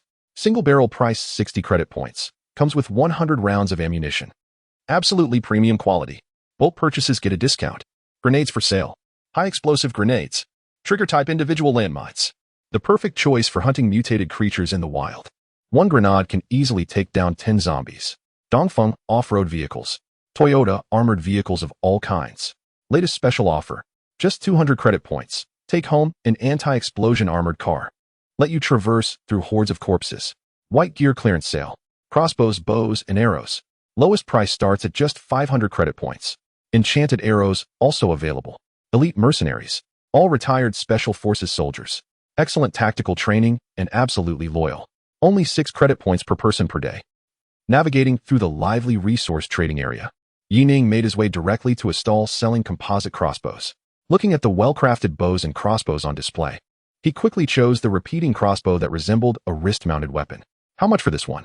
Behind the stall, a somewhat taciturn, well-dressed man glanced up at Yuning and replied in a low voice, 20 credit points. Comes with 10 crossbow bolts, all made of special steel. The man's words were brief, and after speaking, he lowered his head to continue polishing a piece of alloy crossbow. Seeing the owner's attitude, Yuning didn't mind. A fleeting sense of nostalgia washed over him as he recognized the familiar face. In fact, after leaving the training camp in his past life, he had dealt with this stall owner quite a few times. The burly man wasn't very good at business, but his forging skills were exceptional. It was said that his true talent lay in equipment processing. After selecting 2 repeating crossbows, Yuning didn't hesitate and directly said, "Add 60 short arrows and 200 rounds of ammunition. How many credit points is that? You do the math." Playing with the chosen crossbow, Yuning skillfully strapped it to his arm. For him, there was no need for modern weapons to fight against zombies and mutants. The reason for buying the crossbow was purely to avoid attracting the attention of zombies during urban combat. While firearms were effective, they were too loud. After a moment of silence, the burly man put down the arrows in his hand and replied gruffly. Watching Yuning purchase so many items at once, he silently pushed over a small box of finely crafted wrist crossbows, indicating that it was a gift. With a faint smile, Yuning accepted it without haggling and directly transferred 60 credit points. In his past life, this burly man had been the same. Though not very talkative, he was extremely honest. During Yuning's most difficult times, it was this burly man who had helped him by selling him some gear at a low price. Ding, you have received 60 points. Hearing the notification of the transaction, the dark-skinned burly man was taken aback, glancing at Yuning with surprise. "You gave too much, I'll return the excess." However, Yuning just smiled and turned to leave, saying, "The extra is a tip. Brother Wang Kuan, take care of your health. Don't push yourself too hard. You'll definitely gather enough for your daughter's medical expenses." Huh. Wang Kuan was startled by the voice and, upon regaining his composure, realized that Yuning had already left. In a makeshift garage, the shopkeeper, with squinting eyes and a grin, rubbed his hands and jogged over to Yuning. "What can I help you with today?" "The latest diesel motorcycle. Top speed of 340. Not even a first-tier mutant can catch up to you." With keen observation, he immediately noticed Yuning's newly purchased crossbow and military combat gear. He looked so young and is wearing high-level military gear. Could he be some second-generation official who just became an awakened? Fat sheep, Yuning thought. I need a silent electric version of a mountain motorcycle. Without wasting words, he scanned the shop filled with flashy motorcycles and vehicles, directly focusing on a few low-profile mountain motorcycles. The vehicles displayed outside were all eye-catching, mostly purchased by survivors who lacked strength but enjoyed showing off. Much like sports cars before the apocalypse, essentially useless. Noticing Yuning specifically choosing a type, the short and stout shopkeeper's brows raised, and he instantly realized that Yuning was not as simple as he appeared. His smile faltered slightly as he chuckled awkwardly. "Sir, it's clear that you know your stuff. As for silent electric motors, we have options for 100, 120, and 200 points. Which one would you like? You know how hard it is to get these motors now. All my stock comes from military factories at high prices. They're guaranteed to be effective." Yuning frowned slightly, looking at the shopkeeper with a half smile. 95 points. Give me the second tier. Don't inflate the prices. Do you want me to reveal where you got these motors? The short, stout man froze, a flash of panic crossing his eyes. Damn, who is this kid? How does he know what I'm selling? Although he publicly claimed that the motors were purchased at high prices from military factories, in reality, a significant portion of them had been smuggled out from within the military. This was something only those who were in contact with him were aware of. No one else knew. Suppressing his surprise, the boss forced a smile and pulled Yuning over. "Come on now, you're joking, right? We're all about legitimate business here. How about this? For 100 points, I can get you a brand new one." A hint of pain flashed across his face. Losing 20 points of credit in one go felt like enough to indulge in a couple of nights at a high-end club in the inner city. With a light chuckle, Yuning glanced at the boss and decided not to haggle further. It was a deal. Half an hour later, outside the safety zone of the city, with the wind rushing past him, Yuning rode his black motorcycle like a bolt of lightning, heading straight for the highway leading into the city. Looking at the latest map he had just purchased, his eyes sparkled as he quickly recalled memories from his past life. He remembered that on the outskirts of Tianfeng City, there was a piece of blue equipment worth 60,000 points that had never been discovered. Chapter 22. The glimmer in the void. Screeching tires abruptly halted as Yuning rolled off the motorcycle, glancing up at the steel jungle in the distance before donning the gas mask he had purchased earlier. After a 4-hour journey, he found himself in the outskirts of what was once Tianfeng City. This former human settlement had been completely transformed. Under the influence of psychic pollution, dense shrubs and greenery now enveloped the entire city. Towering office buildings were blanketed with vegetation, and massive trees pierced through glass facades. If it weren't for a few iconic skyscrapers barely visible at the top, one might easily mistake this place for a forest. The air was thick with the stench of decaying corpses and toxic gases produced by various mutated creatures. carefully concealing his motorcycle behind a thicket. Yining decided to proceed on foot.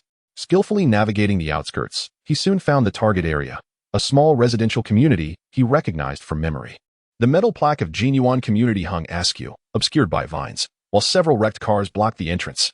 This was it. His gaze flickered, cautiously observing his surroundings. Yining took a deep breath and stepped inside. According to his previous life memories, this area had rarely been searched by survivors, and it concealed a second-tier mutant. The highly valuable blue equipment he sought was located on that very creature. He had stumbled upon it while following a search team, and he recalled the fierce competition among major awakening teams in the Tianfeng safe zone to claim the equipment. In front of Building 3, a crossbow bolt shot out, precisely piercing the skull of a zombie. The impact sent the creature's body jerking, pinning it firmly against a bookshelf like jerky. With his gas mask on, Yining nimbly flipped and jumped through the window into the room. After avoiding the viscous corpse fluid on the floor, he stood up straight and surveyed the small space before him. The room was modest in size, located on the second floor of an old residential building, with walls riddled with cracks. Thick layers of dust covered the mossy floor, and green vines choked the windows from the outside. The room was dimly lit, with shafts of pale light streaming in through the gaps. Hearing faint footsteps, Yining casually glanced at a 3-person photo hanging in the living room before heading straight for the bedroom. This apartment was less than 100 meters from the building where the mutant was hidden, making it the perfect place to observe. Pushing open the moldy door, he was met with the sight of 2 skeletons on the bed, one large and one small, a mother and child. They were likely victims of the apocalypse, consumed by the deceased male head of the household during the chaos. Building 6. 4th floor. Repeating the location of the mutant in his mind, Yining stepped onto the creaky floorboards and approached the windows, which were completely covered. With a forceful push, he cleared the vines, and moments later, he caught sight of another residential building in the distance. Similar to this building, the 6-story small structure wrapped in lush vines resembled a green cocoon at first glance.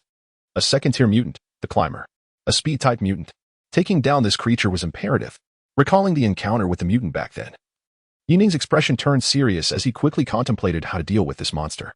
He remembered that to kill this second-tier mutant, a total of 6 second-tier awakened had been dispatched, along with 10 first-tier awakened for support. Not only that, but the team of awakened had also specifically recruited numerous ordinary soldiers to set up a firepower net. Yet, despite such ample preparation, the entire team still lost 2 second-tier awakened, and all the soldiers responsible for drawing fire were wiped out. The climber's incredible speed left a deep impression on Yining at that time. However, for him, killing it wasn't difficult. With his sword skills, he could take it down in an instant. The key was to kill it before it could strike. As a first-tier awakened, with his physical capabilities, if he was slow to react, he would likely be torn apart by the climber in an instant. He needed to lure it out. Once the monster appeared in his line of sight, he would immediately unleash his sword skills. After carefully observing the climber's hiding spot, Yining took a deep breath and pried open the rusty security grate outside the window. Although he had allocated all his attributes to enhance his agility, he had no trouble tearing the iron net apart with his bare hands.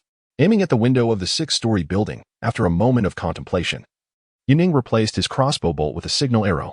He pulled the trigger. Whoosh! Accompanied by the sound of the crossbow firing, the signal arrow, designed to lure the mutant, let out a sharp whistle and instantly pierced through the glass, shooting inside. In that moment, Yining saw a shadow flash past the distant window. Just as he thought, it was there. Without hesitation, upon spotting the climber's fleeting figure, Yining shot another arrow toward the open ground. Whoosh!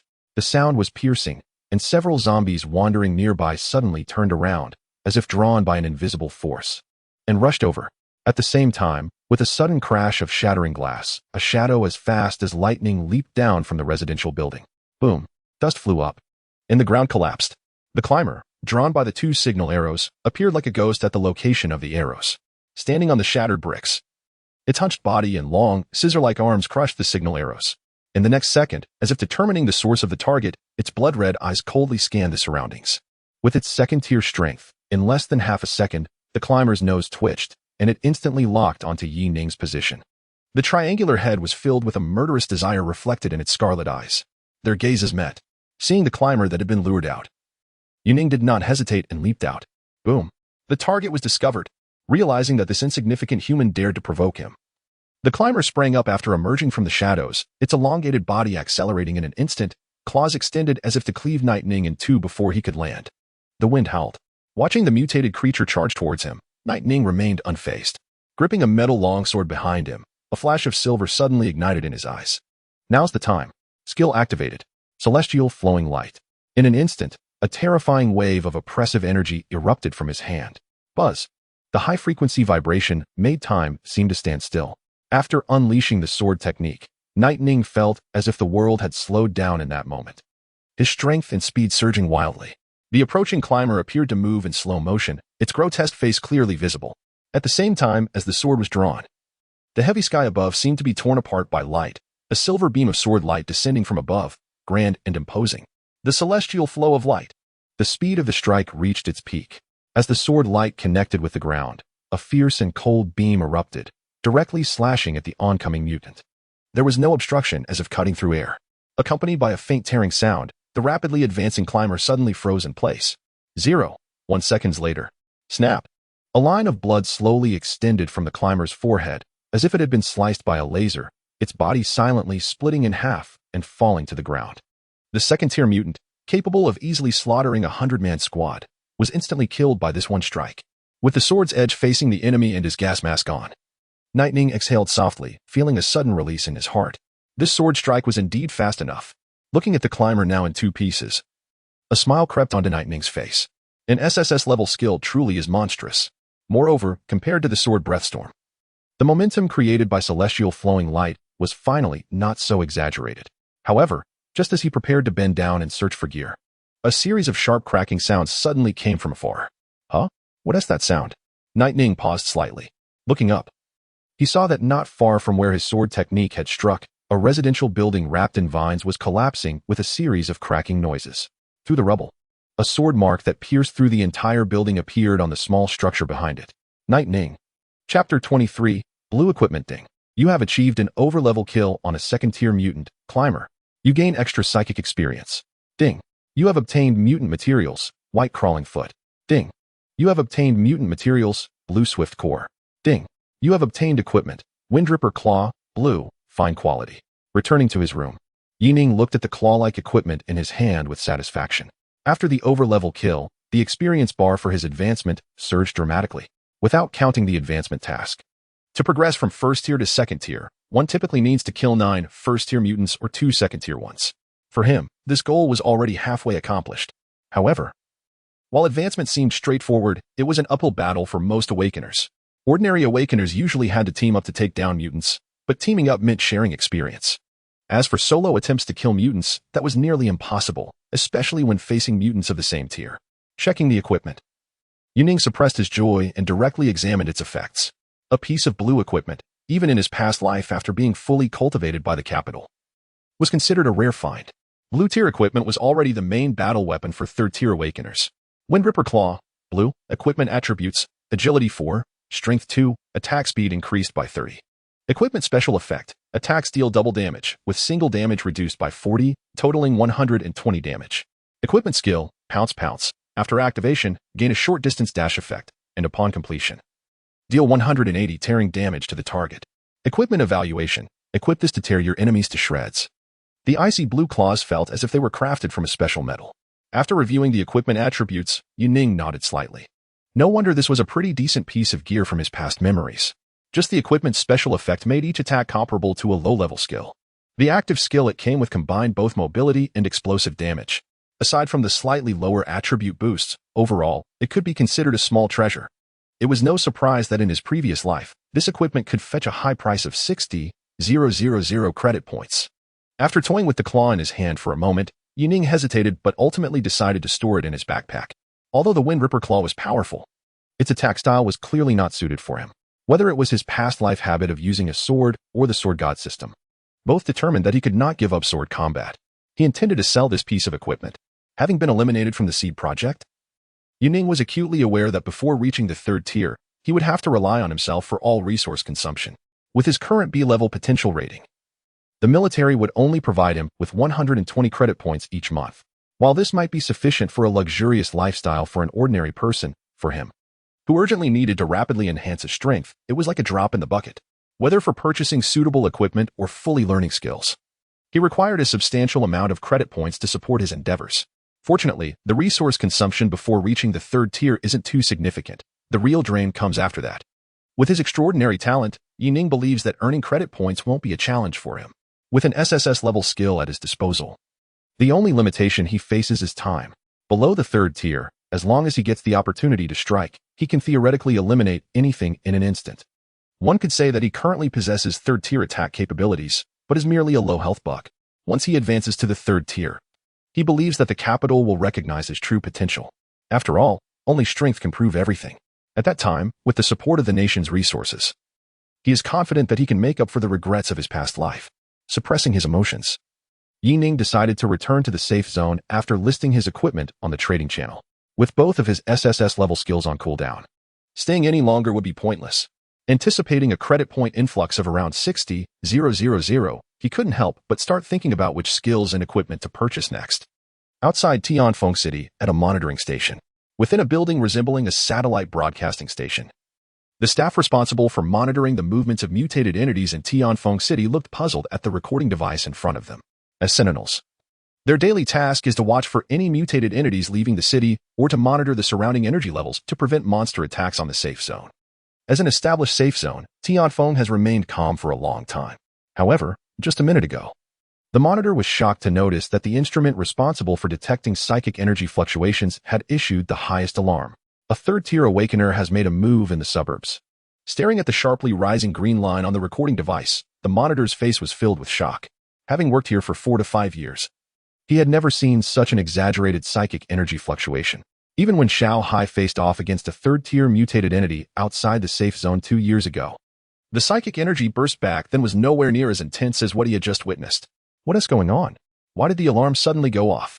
Outside the monitoring room, several high-ranking officials in blue uniforms rushed in, their expressions extremely tense as they shouted questions.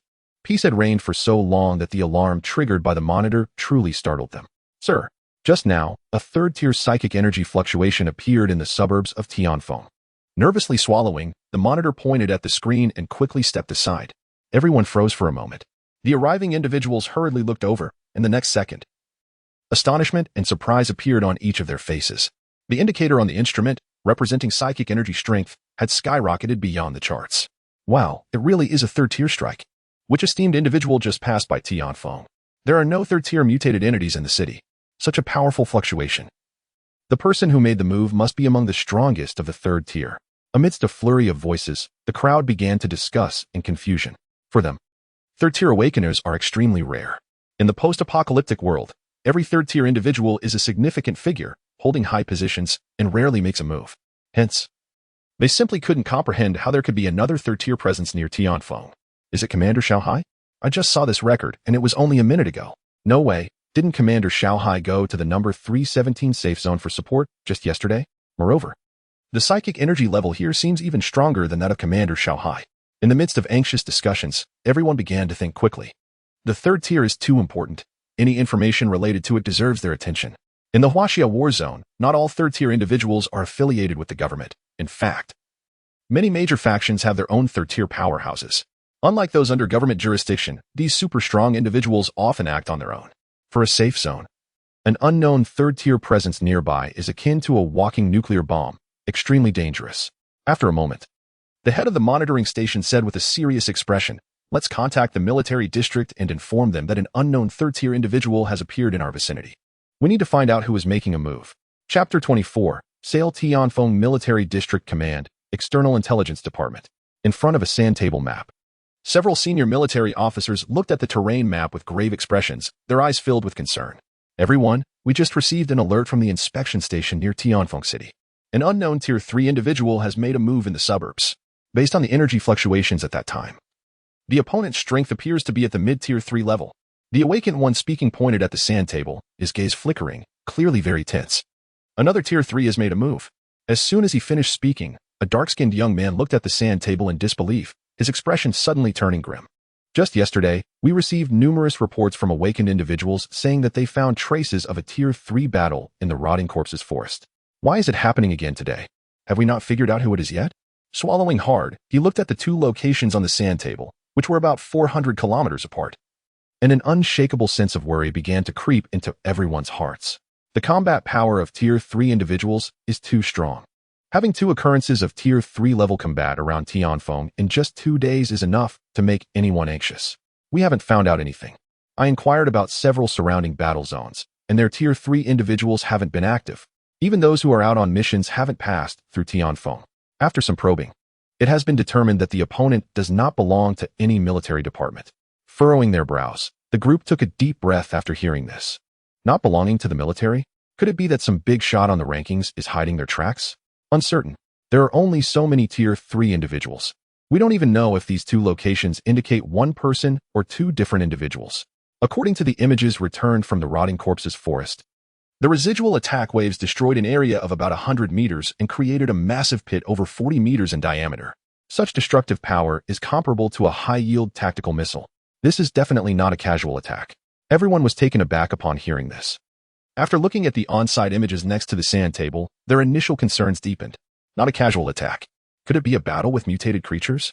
But wait, as far as I remember, there aren't any strong mutated creatures in either the rotting corpses forest or the suburbs. What could this mysterious, powerful individual possibly want? As they speculated, the group felt increasingly unsettled. Who could it be? Which big shot has the time to come to a small place like Tianfeng? Minutes later, with no conclusions reached from their discussions, the highest-ranking awakened individual spoke solemnly. Enough. No matter who it is, our immediate priority is to dispatch reconnaissance teams to investigate their movements. I suggest we directly mobilize the awakened army and prepare for vigilance. The air and space units should conduct a net-style search around Tianfeng to find any trace of the opponent. If they are just passing through, then we can entertain them. What we fear is an individual with ill intentions, someone who enjoys attacking safe zones and specifically plundering resources. With the orders given, groups of soldiers, under the tense atmosphere, rushed towards the outer city. Amidst the alerts, aircraft took to the skies, heading straight for the outskirts of the city. Unbeknownst to Yining, the vast Tianfeng safe zone had entered a state of alert, with everyone mobilized in fear and anticipation. Brother, Ninger, inside a makeshift container. Yushaoan looked up in surprise, her voice sweet and pleading as she leaped into Yuning's arms. Their mother, sitting on a low chair nearby, quickly set down her needlework and stood up. I'm back, Yuning said softly, affectionately ruffling his little sister's hair and flashing a bright smile at their mother. Seeing the mixture of tenderness and worry in her eyes, he subtly shook his head to reassure her that everything was fine. However, his gaze caught the parts scattered on the table, and he couldn't help but frown slightly. He had clearly told Shaoan that they wouldn't have to work so hard anymore, yet she was still secretly laboring away, as if sensing Yuning's thoughts. Their mother spoke gently, Ningo, I know you don't want us to struggle, but Shaoan just wants to save some money and contribute a bit. Both of us can still work on some handicrafts. It's no trouble at all. She tucked a few strands of her graying hair behind her ear, a hint of pain crossing her face. You've just awakened your powers, and there are many expenses involved. I can't help you much, and I have no real ability. All we want is to lighten your burden and not add to your troubles. As she spoke, the thought of Yining facing dangers while out in the world made her eyes glisten with unshed tears. I don't expect you to become a great success. As long as you stay safe, that would be enough for Shaoan and me. The money you give, I want to save for you. Listening to his mother's careful whispers, Yining felt a pang of sorrow in his heart. In his previous life, Shaoan and their mother had always silently supported him, even going so far as to save money for him, often at the cost of their own well-being. Until the very end, they lived in constant fear, never experiencing a single day of peace. He couldn't bear to imagine the horrific sight of his little sister being torn apart by zombies. Taking a deep breath, he looked at his mother with determination. Mom, trust me. I'm strong now. I will protect you both and ensure you have the best life. His mother was momentarily taken aback. Though she didn't understand why Yining suddenly said that, his words brought a loving smile to her face as she nodded repeatedly. All right. Mom believes you. Are you hungry? What do you want to eat? I'll make it for you. At the small dining table, Yining watched as Shaoan cheered with joy over the meat on their plates, a smile spreading across his face. Yet, looking around at the metal walls of their surroundings, his heart sank slightly. According to his plans, he had intended to showcase his talents and head straight to the capital without needing to change their living situation. But under the current circumstances, it was essential to improve their living conditions. The settlement was filled with the most destitute survivors, and the hidden threats lurking in the shadows could still be present, with gangs running rampant and no military protection. This place was far too dangerous for his mother and sister. Tomorrow, once he sold his equipment, he would go to the inner city and buy a house with the highest security level, although he now has to make the most of every resource for Yining. Family is more important than anything else. Moreover, thinking back to the housing prices in the inner city, Yining casually considers where to buy. With at least 60,000 credit points to his name, Purchasing a house is merely a piece of cake for him. Chapter 25. Making a purchase ding. Survivor B762951 has sent you a private message requesting to connect. Do you accept? At the entrance of the inner city, Yuning was holding on to Yishaoan with his left hand, preparing to enter the city. He paused for a moment upon seeing the notification, then happily chose to accept. A B number? That should indicate a second-tier awaken one. In the system's chat function, an A level corresponds to a third tier, a B level to a second tier, and so on. If all goes well, the other party must have seen the Wind Ripper Claw that he had just listed in the trading channel. He had only posted it a few minutes ago, and already someone contacted him. It seems this piece of equipment is indeed in demand. It's worth noting that he had set the minimum price at 60,000 points, which most lower-tier Awaken ones wouldn't even dare to inquire about. Hello. I would like to purchase the Wind Ripper Claw. How much are you selling it for? The tone was polite, and on the other end, a middle-aged man clad in full armor was nervously awaiting Yuning's response. As soon as this blue equipment went live in the trading channel, it instantly caught his attention. A blue weapon? And with a villain skill? Such exceptional gear rarely appeared in the channel. However, the price of 60,000 points was still quite high for him. It's a flat price of 60,000 points. If you want a bargain, then there's no need to discuss further. Without any unnecessary chatter, Yuning replied succinctly and then took Yishaoan to check out the area in the inner city where houses were sold. 60,000 points. On the other end, the second-tier awakened one let out a bitter laugh, hesitating after seeing Yuning's blunt response. The price of 60,000 points, when converted into resources, could easily outfit an elite squad of 500. If he were to use it for enjoyment, he could easily get a truckload of school beauties. He had initially thought the price was inflated and that there would be room for negotiation, but unexpectedly, Yuning was so firm. However, it made sense. This piece of equipment would sell itself. In his hesitation, he glanced at the two white curved blades at his waist, reluctant to let go of this exceptional gear. My friend, the price of 60,000 points is indeed a bit high. How about this? Can I replace part of the credit points with other resources? Equipment, skills, food, whatever you propose, I'm open to negotiation. His words were sincere. As a leader in a gathering place of tens of thousands, he had a considerable number of subordinates and was regarded as a strong figure. But no matter how he tried, he could gather at most just under 40,000 points. Moreover, that 40,000 points was needed to maintain the daily expenses and weaponry for the gathering place. Seeing the message from the other party, Yuning raised an eyebrow and casually replied, other resources are fine, but the credit points cannot be less than 30,000. Additionally, I only want sword-type weapons. I don't need anything else, and white ones are acceptable. If you have psionic fruits, I can offer a discount. After saying that, Yuning opened the private chat panel, which was flashing continuously. Just like the second-tier awakened one, in less than half a minute, over 30 awakened ones had inquired about the price. In the gathering place, the second-tier awakened who first inquired about the price looked at the request he received, and a flash of joy crossed his face. Being able to agree to a substitution? That would be fantastic. However, when he glanced at Yuning's request, he found himself in a bit of a bind. Specified types of materials? That meant he would have to spend some time searching. Almost all awakened individuals, after acquiring equipment skills, armed themselves immediately. Who would leave any stock behind? He would have to find a way to gather some materials from the other awakened. With this thought in mind, the middle-aged man quickly replied, no problem. Please give me a moment, and do keep this piece of equipment for me. After receiving a brief from Yuning, he let out a sigh of relief, his eyes sparkling. It was possible to sell blue equipment but accept exchanges for white-grade materials. Could it be that a third-tier powerhouse was exchanging materials for their offspring? A hint of envy flashed in his eyes. Shaking his head, he quickly labeled Yuning's anonymous ID with a third-tier tag and stopped thinking about it. All awakened, gather. All sword-wielding awakened, report to me. At Tianfeng Real Estate, in the only sales office within the Tianfeng safe zone. Several awakened individuals dressed in various combat uniforms were casually chatting in the bright and polished lobby. Next to a property model, a middle-aged awakened man in his 30s, wearing a brand-new uniform and with impeccably styled hair, was seated on a sofa, engaging in conversation with a saleswoman. Ms. Wong, I'm very interested in the apartment you recommended. This amount of money is nothing to me, but it's a bit dull just hearing you talk about it. How about you accompany me to see it tonight? We could grab a bite as well?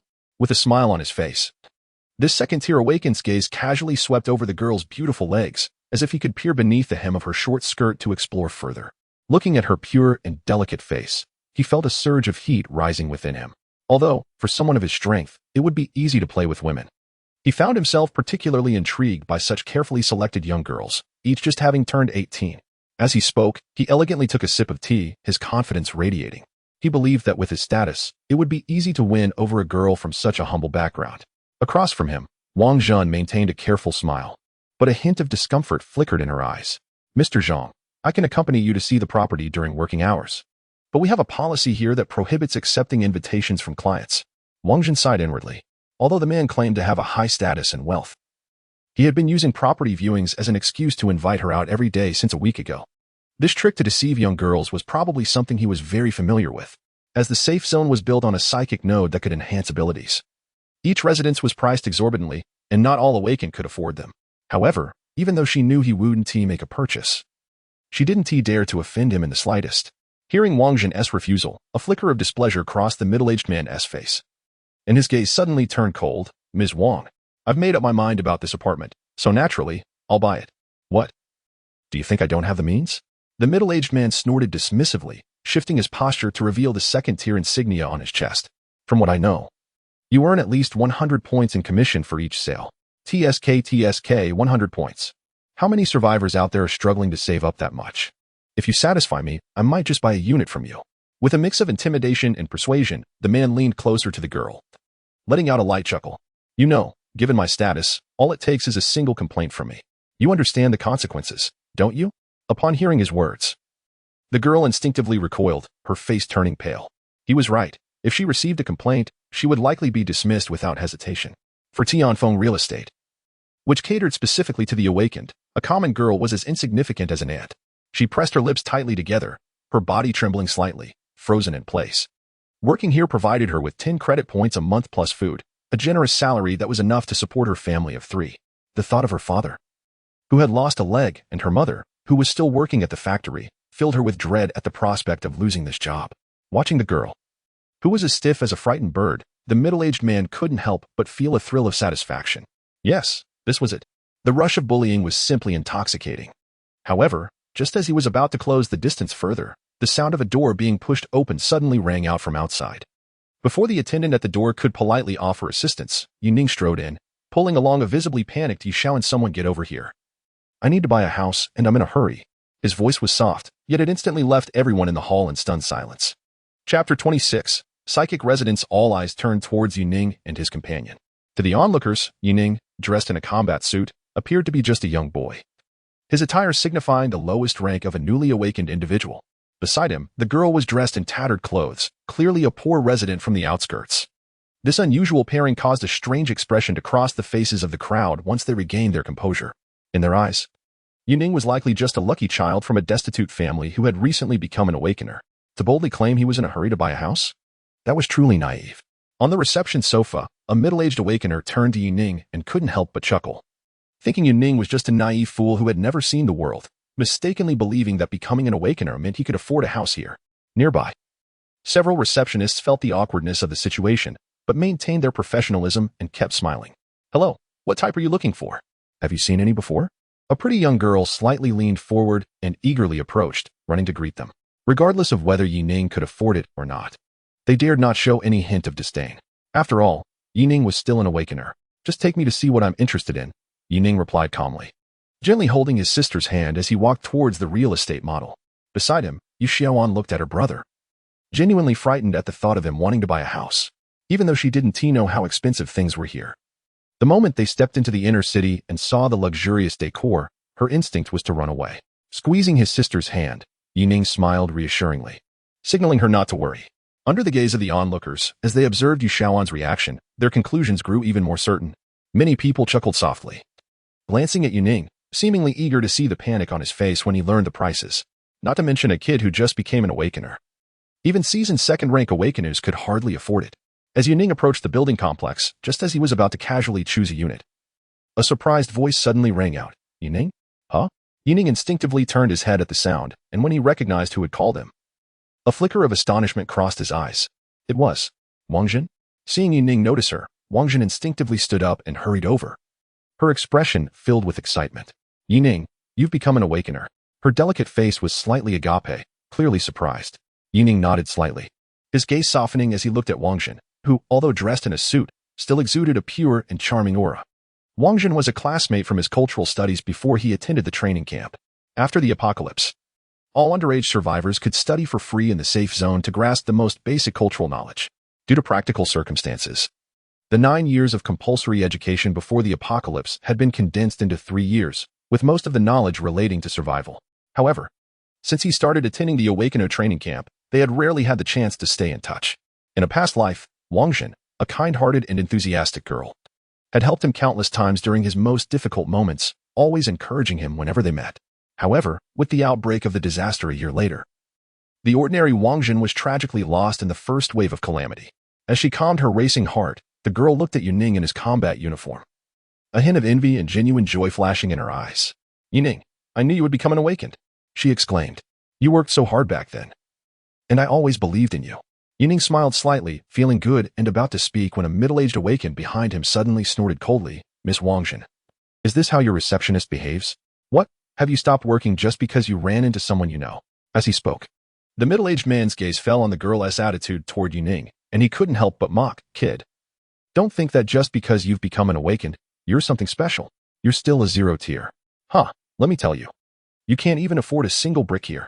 Listening to the middle-aged man's ridicule and threats, Wang Jin's face turned pale.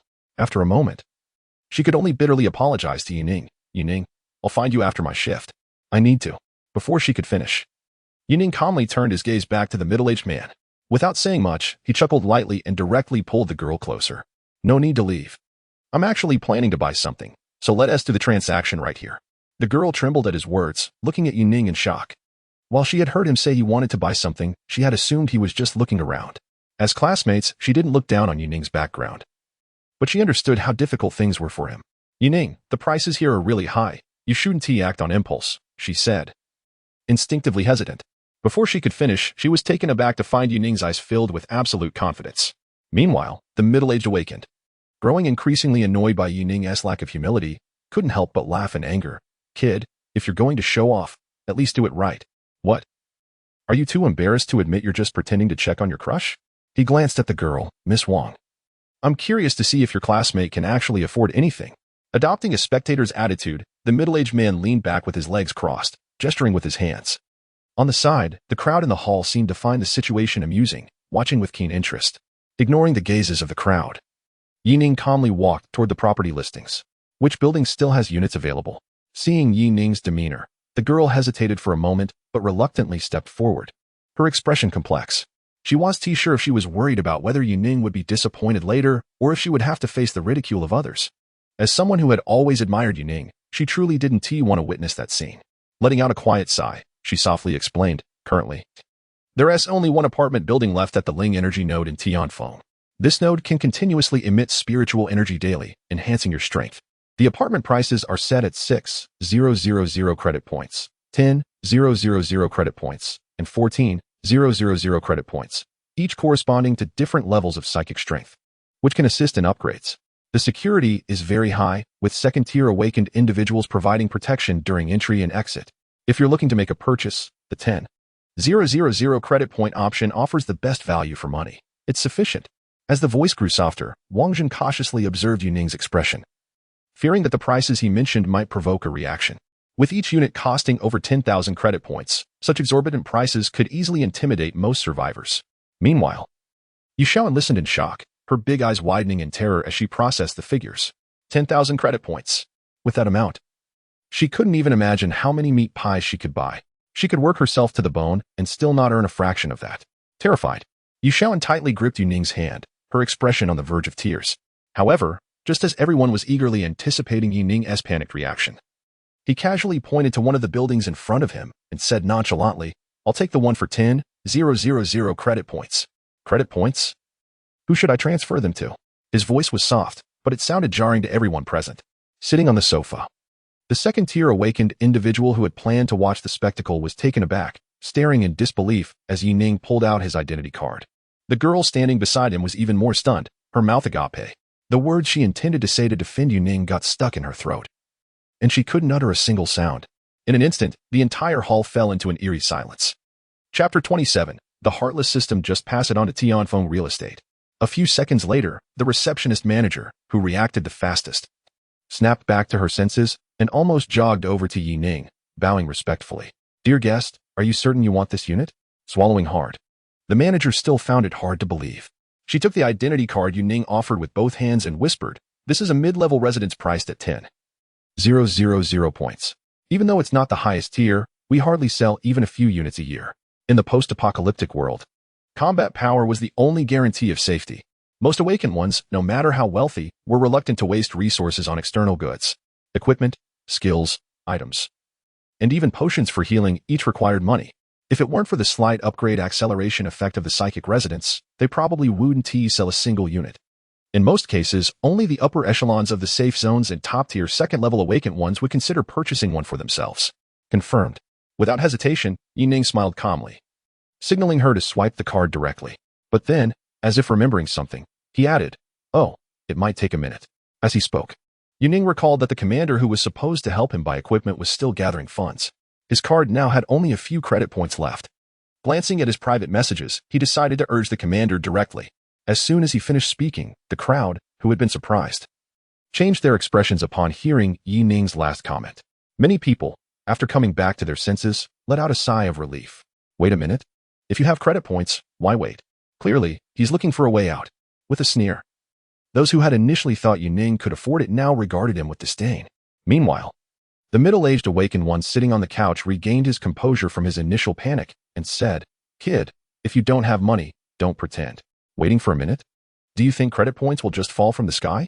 TSK, I've really never seen such a shameless awakened one. Young and not understanding that strength is fundamental. Yet playing these tricks. It's quite amusing." Not wanting to continue the charade, the second-level awakened one turned to the young woman beside him. "Miss Wang, your classmate isn't pretending to be an awakened one, is he? Ha, in this day and age, even broke people dare to act rich." As those words fell, Wang Zhen instinctively looked at Yuning, wanting to defend him. However, the situation seemed to align with what the middle-aged man said.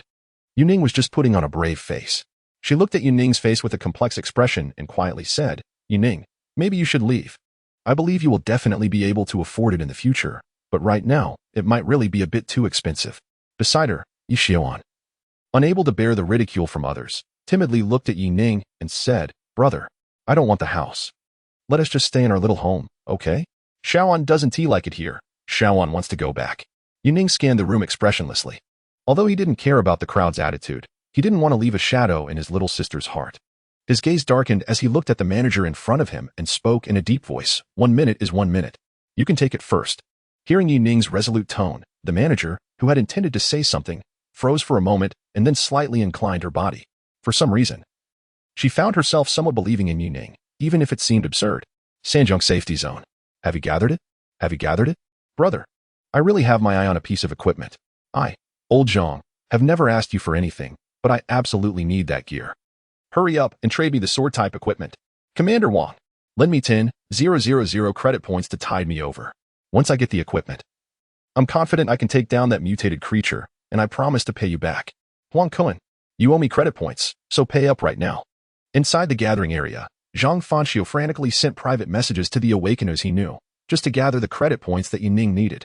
With a mournful expression, he looked at the barely gathered 49,375 credit points and had no choice but to grit his teeth and message Yuning, "Your Excellency, your timeline is too tight. I can only gather less than 50,000 points, and the equipment and skills you want are probably only about 4,000 points. Can you give me another 2 hours for the remaining credit points? I guarantee I'll transfer them to you right away." After sending the message, this powerful awakener, who was at the peak of the second tier, now waited for Yuning's reply as if praying, "Heaven help him." He had really pawned everything to scrape together just over 50,000 credit points. All he hoped for was that this mysterious person wouldn't sell the equipment to someone else. 2 seconds later, as he anxiously awaited, Yuning's brief private message came back. "Okay." Overjoyed, a look of ecstatic relief spread across Zhang Fanxiu's face. Without hesitation, he transferred the prepared supplies and credit points in one go, completing the transaction immediately. What a good person. Truly a good person. The time was short, but felt a bit long at this moment. 1 minute later, just as the manager in charge of collecting payments hesitated to speak up, the previously silent Yuning suddenly said, "Swipe the card." Huh. In the hall, the onlookers who had been watching the show suddenly turned their heads in surprise to look at Yuning again. The middle-aged awakener on the sofa had a look of impatience on his face. "Kid, do you think this is some kind of game? Do you realize that? In our eyes, you're just a ridiculous clown? With that, he couldn't be bothered to hold back any longer and waved at Wang Jun. Miss Wang. What are you still doing there? He can't afford it, but I can. And unlike some people, I want to put on a FAA day and embarrass myself. As his words fell, several awakeners in the hall nodded in agreement, clearly tired of Yuning's performance. However, the manager, still adhering to basic professionalism, glanced at Yuning and, after some hesitation, chose to attempt the card swipe. The next second, a crisp beep sounded. Payment successful. 10,000 credit points. Like seeing a ghost, the manager stared in shock at the card in her hand, her eyes wide with disbelief as she looked at the balance displayed. For a moment, her hand even trembled slightly. Remaining balance on the card, 39,365. This astronomical number of credit points seemed to magnify infinitely in her eyes. It was a figure she had only ever seen with the leader of Chu Feng. Meanwhile, all the awakened individuals and receptionists in the lobby were equally astonished. Their gazes fixed on Yuning. For a moment, that slender figure appeared almost mysterious to them. Could it really be true? Who exactly was this young man? Could he be a descendant of some big shot from the safe zone? But what about that little girl? On the sofa, a middle-aged man at the second level sat there with his mouth agape, feeling as if he had just been slapped hard across the face. He swallowed hard, suddenly overwhelmed with the impulse to turn and flee. 10,000 points. His entire net worth was less than 3,000 points. Standing beside Yuning, the girl gazed blankly at his profile, a dizzying sensation making it hard for her to keep her footing. 10,000 credit points. Just like that, spent. Was it her performance? A few seconds later, still in a daze, the manager who had finished processing the card rushed over in a panic, respectfully handing it back to Yuning. Esteemed guest, we will take care of your procedures right away. If you need anything else, Chu Feng Real Estate is at your service. With that, she quickly pulled out her business card, a hint of eagerness in her eyes. This is my contact information. Feel free to reach out to me. If you have time, you're welcome to join our afternoon cocktail party, which will be attended by all the Chu Feng property owners. No thanks, I'm in a hurry. Yuning replied casually, taking the card and heading toward the door with Yi Xiao on. At the entrance, Yuning turned around and smiled gently at Wang Jun, saying, "Let us grab a meal together sometime. It's been a while." With that, he turned and left. In the lobby, all the receptionists cast a wistful glance at the girl who was still standing there in a daze, their eyes filled with envy.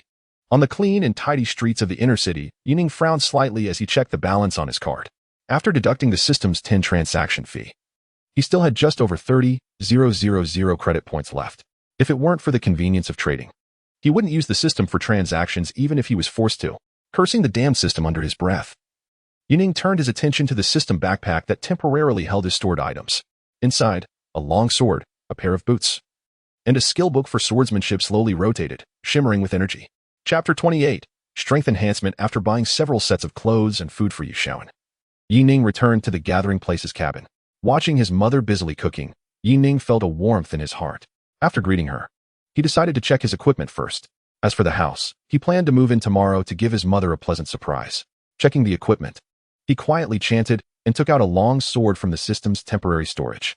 The sword had a silver-black blade with 2 blood grooves engraved on it, adding a touch of murderous intent. Silver scale sword, white quality equipment attributes, strength 1, agility 1 equipment effect, 10 increased attack speed. Has a chance to inflict additional bleeding damage. Tangling boots, white quality equipment attributes, agility 1 equipment effect, reduces sound by 50 while moving and increases climbing ability to a certain extent. After reviewing the equipment attributes, Yuning quickly assessed them. They're pretty average, he thought, but he didn't mind. Most white quality equipment was like this, providing a few basic attributes along with some low-level effects. Unlike blue or rare orange gear, which offered high attributes and additional skills, equipment levels are categorized into 5 types: white, common, blue, fine, orange, epic, gold, legendary, and the highest, red, forbidden. For most awakeners, managing to gather a full set of white equipment was already quite rare. After equipping the sword and boots, Yuning looked at the final skill book with some anticipation. Blink slash, C grade, sword technique. Blink slash consumes 20 stamina and 1,000 spirit energy. Upon activation, it allows for a small displacement, followed by a 135 strength attribute attack. Skill requirements: agility 25, physique 20. Yuning was momentarily taken aback. Looking at the skill requirements, his expression turned peculiar. The C-grade skill, Blink slash, seemed quite decent. It combined both offense and defense, providing a displacement along with an enhanced attack. One could imagine that when this skill evolved to SSS grade, It might significantly increase mobility. But the problem was, glancing at his attribute panel, Yining felt a bit speechless.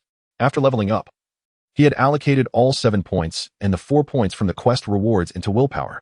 His original thought was that since he had an SSS grade skill, there was no rush to enhance his combat attributes. If he could defeat enemies in an instant, why take his time?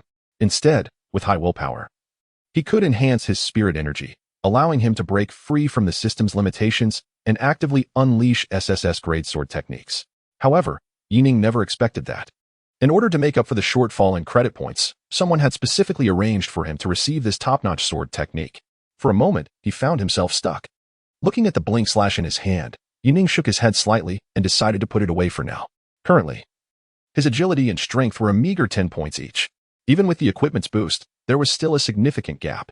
In his previous life, the Capital War Zone had provided him with ample resources to enhance his attributes, and he had overlooked the fact that most skills had attribute requirements. After a brief moment of contemplation while stroking his chin, Yining decided to acquire a batch of psychic fruits and gear. He planned to boost his other attributes before advancing to the second tier, which should allow him to learn this skill. He had considered purchasing some of the most basic sword techniques for immediate evolution, but he realized that upgrading sword techniques with unique effects would be more beneficial in the long run, so he wasn't in a hurry. His skill slots were already occupied by 2 skills without special effects, and pursuing convenience at this point would be somewhat counterproductive. Once he posted his acquisition request on the trading channel, Yining began to recall memories from his past life. Dungeons, mutated creatures in the wild, secret realms. Where should he go to level up? The high-level mutated creatures around Chu Feng had long been cleared out by the military, leaving only some respawning training spots for low-tier awakened ones. To hunt high-level mutated creatures, he would need to venture into the wilderness. This not only required a significant amount of time, but also posed the risk of being overwhelmed and killed during a skill's cooldown period if he encountered multiple mutated creatures at once. After quickly sifting through his memories, Yining soon locked onto a target, the Corpse Academy. If he remembered correctly, there was a dungeon in the wilds of the Chu Feng safe zone. This dungeon contained high-level mutated creatures up to Tier 2. As a doomsday dungeon, defeating mutated creatures to level up while completing the dungeon would yield special rewards based on his performance. Most importantly, this dungeon was the most likely place around Chu Feng to yield psychic fruits. With this thought in mind, Yining quickly grabbed a scrap of paper and jotted down the key information about the dungeon from his memory. If he was going to do it, he was going to do it right. He recalled that no one had ever achieved the highest score in that dungeon's history, with an SSS level skill in hand. He was absolutely confident he could break records there. The next morning, amidst a light fog, Yining rode his motorcycle straight out of the city. Ignoring the awakened teams looking to recruit members, he headed directly to the dungeon. He had entrusted Wang Jin with arranging the move to a new residence, confident that it would surprise his mother. With the wind rushing past him and the powerful engine humming, he sped along the road. Piles of abandoned cars lined the roadside, flashing by in a blur. Skillfully dodging a few highly decayed zombies, Yining lowered his body and drove straight into the wilderness. Beep. Your purchase request for psychic fruits has been completed. The payment has been automatically deducted. Beep. 6,300 credit points deducted. You have received psychic fruit. White. Basic strength, X1. Beep. Your purchase request for psychic fruits has been completed. The payment has been automatically deducted. Beep. 18,000 credit points deducted. You have received psychic fruit. White. Basic agility, X3. Beep. Your purchase request for equipment has been completed. The payment has been automatically deducted. A flurry of system notifications chimed in. Yining watched as his orders were rapidly fulfilled, a smile flashing across his face. He had set his prices reasonably high, which quickly attracted a large volume of gear and fruits. As he glanced at his dwindling credit points due to the continuous deductions, he felt no concern at all. As long as it can enhance combat power, everything is worth it. After spending over 30,000 credit points, he had almost managed to gather a complete set of white gear. Looking at the supplies he had acquired through trade, Yining decided to slow down the vehicle with one hand and equipped himself without hesitation. He donned a tactical vest made from mutated creature hide, 2 shoulder pads, gloves, tactical leather pants, and a ring. Aside from not getting a helmet and jewelry, Yining was now fully armed. He had gained a total of 4 points in strength, 7 points in constitution, and 3 points in agility, along with a bunch of miscellaneous physical defense. Even without using any skills, he should be able to hold his own against a first-tier mutated creature. Feeling refreshed, Yining quickly assessed his current combat power and didn't hesitate to swallow the most expensive psychic fruit. Each fruit cost 6,000 points, which could be considered the price of a small apartment. As a wave of relaxation washed over him, a brand new strength rapidly blossomed within his body. Beat. Consumed psychic fruit. Strength 1. Beat. Consumed psychic fruit. Agility 1. After several system notifications rang out, Yining clenched his right hand in satisfaction, feeling a surge of explosive power coursing through him. The 6 fruits had added 3 points each to his strength and agility. Not bad at all, with his gear. He now had 17 points in strength. However, to truly become a top-tier awakened, he still needed a substantial amount of resources going forward. Thinking about his dwindling credit points, Yining couldn't help but feel a bit of pressure. Before reaching 3rd tier, he needed to gather more valuable resources to sell.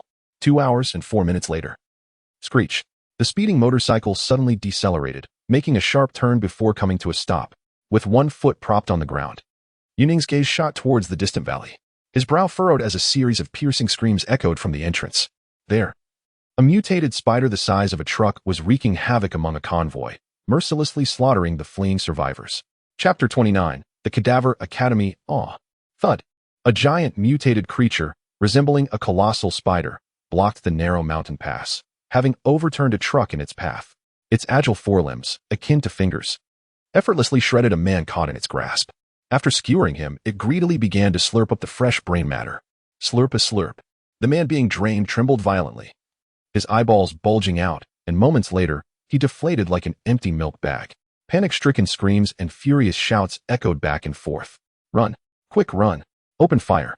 You all get to the back. Amidst the chaos, several burly men clad in bullet belts stood atop an off-road vehicle, shouting as they fired their heavy machine guns. Below them, frantic survivors scrambled to escape. With a command given, flames erupted, and yellow-orange shell casings soared high into the air. A line of bullets sprayed forth like water, pelting the spider-like creature's armored exterior. Clang, clang. The gunfire erupted like fireworks. Bullets capable of tearing through human flesh now seemed like mere toys, clanging harmlessly against the hardened shell of the spider.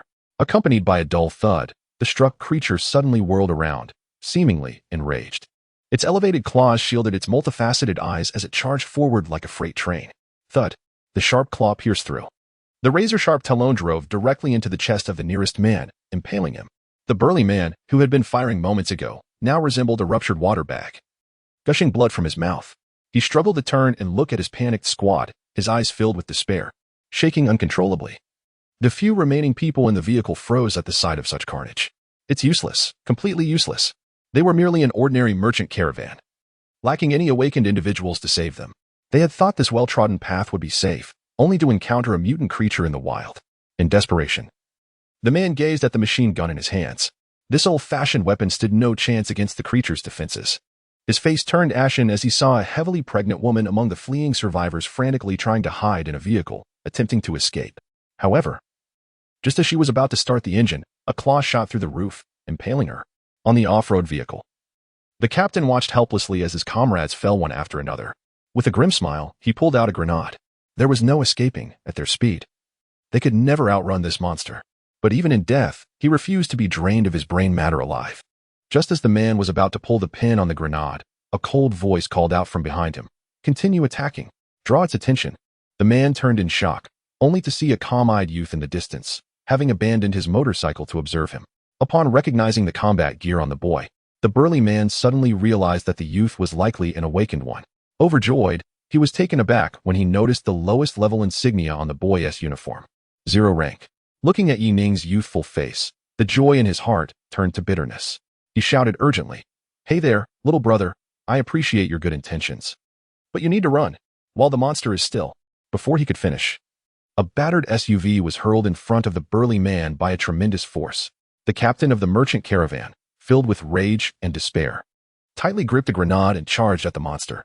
He had seen the lifeless body of a woman inside the vehicle. It was his wife. Shaking his head, Yining sighed as he watched the man walk toward his doom.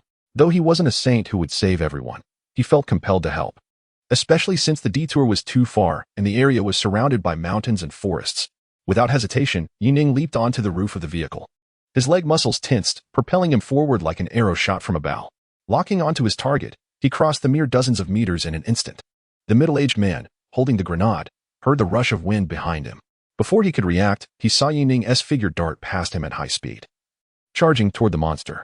His horrified shout was cut off as a sharp sound of a sword echoed in the air. With a swift movement, Yining dodged the giant claw, his figure flickering like a ghost. He quickly stepped onto a limb of the creature and, like a fleeting shadow, leaped onto its compound eye. Drawing his sword, he struck down in one fluid motion. Accompanied by a blinding flash of light, a painful roar erupted from the creature. Green blood splattered everywhere as the giant spider writhed in agony, its sharp limbs thrashing wildly in an attempt to shake Yining off. With a fierce gaze, Yining stood atop the spider's head, took a deep breath, and concentrated all his strength before plunging down once more. With a sickening sound, the cold blade pierced through the creature's brain, as if it were a steel needle. With a twist of his wrist, the once roaring giant spider suddenly went stiff, as if it had lost power. A second later, there was a loud crash. Dust flew everywhere as the enormous spider carcass fell to the ground, motionless. The battle was over, and the area fell silent. The middle-aged man, holding the grenade aloft, stared in shock at Yining as he jumped down from the spider's head, his eyes wide with disbelief. The crowd that had previously scattered now looked on in astonishment, their weapons dropping from their hands in a daze. Did he just kill a first-tier mutated creature so effortlessly? With their hearts racing, the stark contrast between the giant spider's massive corpse and Yining's slender figure struck them hard. It felt surreal. As the leader of the group nervously looked at the approaching Yining and stammered, You. Just moments ago, he had believed that Yining stood no chance against the mutated creature and had urged him not to throw his life away. But he never expected that in the blink of an eye, Yining would have killed the monster. Before he could say another word, Yining smiled lightly and said, Could you please help me drag the body in the vehicle? It's south, blocking the road, in a valley tightly sealed off. Yining maintained a calm and composed demeanor as he spoke. With his significantly enhanced abilities, he could easily deal with a first-tier mutated creature without even using his SSS-level skills. In his previous life, not only did he possess unparalleled talent, but the combat techniques he honed during the last 7 months of China's downfall were also beyond ordinary imagination. Nervously nodding, the surrounding survivors quickly scrambled to their feet, their eyes filled with fear as they watched Yining's retreating figure. Once they came to their senses, heartfelt expressions of gratitude began to resonate around them. 6 minutes later, Yining mounted his motorcycle, giving a slight nod of acknowledgement before departing amid the respectful gazes of the crowd. Dust swirled around him as he left. The survivors, standing in place, watched his silhouette with a mixture of complex emotions. They had wanted to ask Yining to join them and offer some supplies as thanks, but he had outright declined. Among the group, a ponytailed girl looked on with admiration, thinking to herself, He's really impressive. I thought I was done for. And yet that gentleman jumped right in and took down the giant spider in an instant. A hint of regret flashed across her face. She had wanted to exchange contact information with him, but was met only with a faint smile. In the apocalypse, everyone admired strength, especially since Yining had saved her life.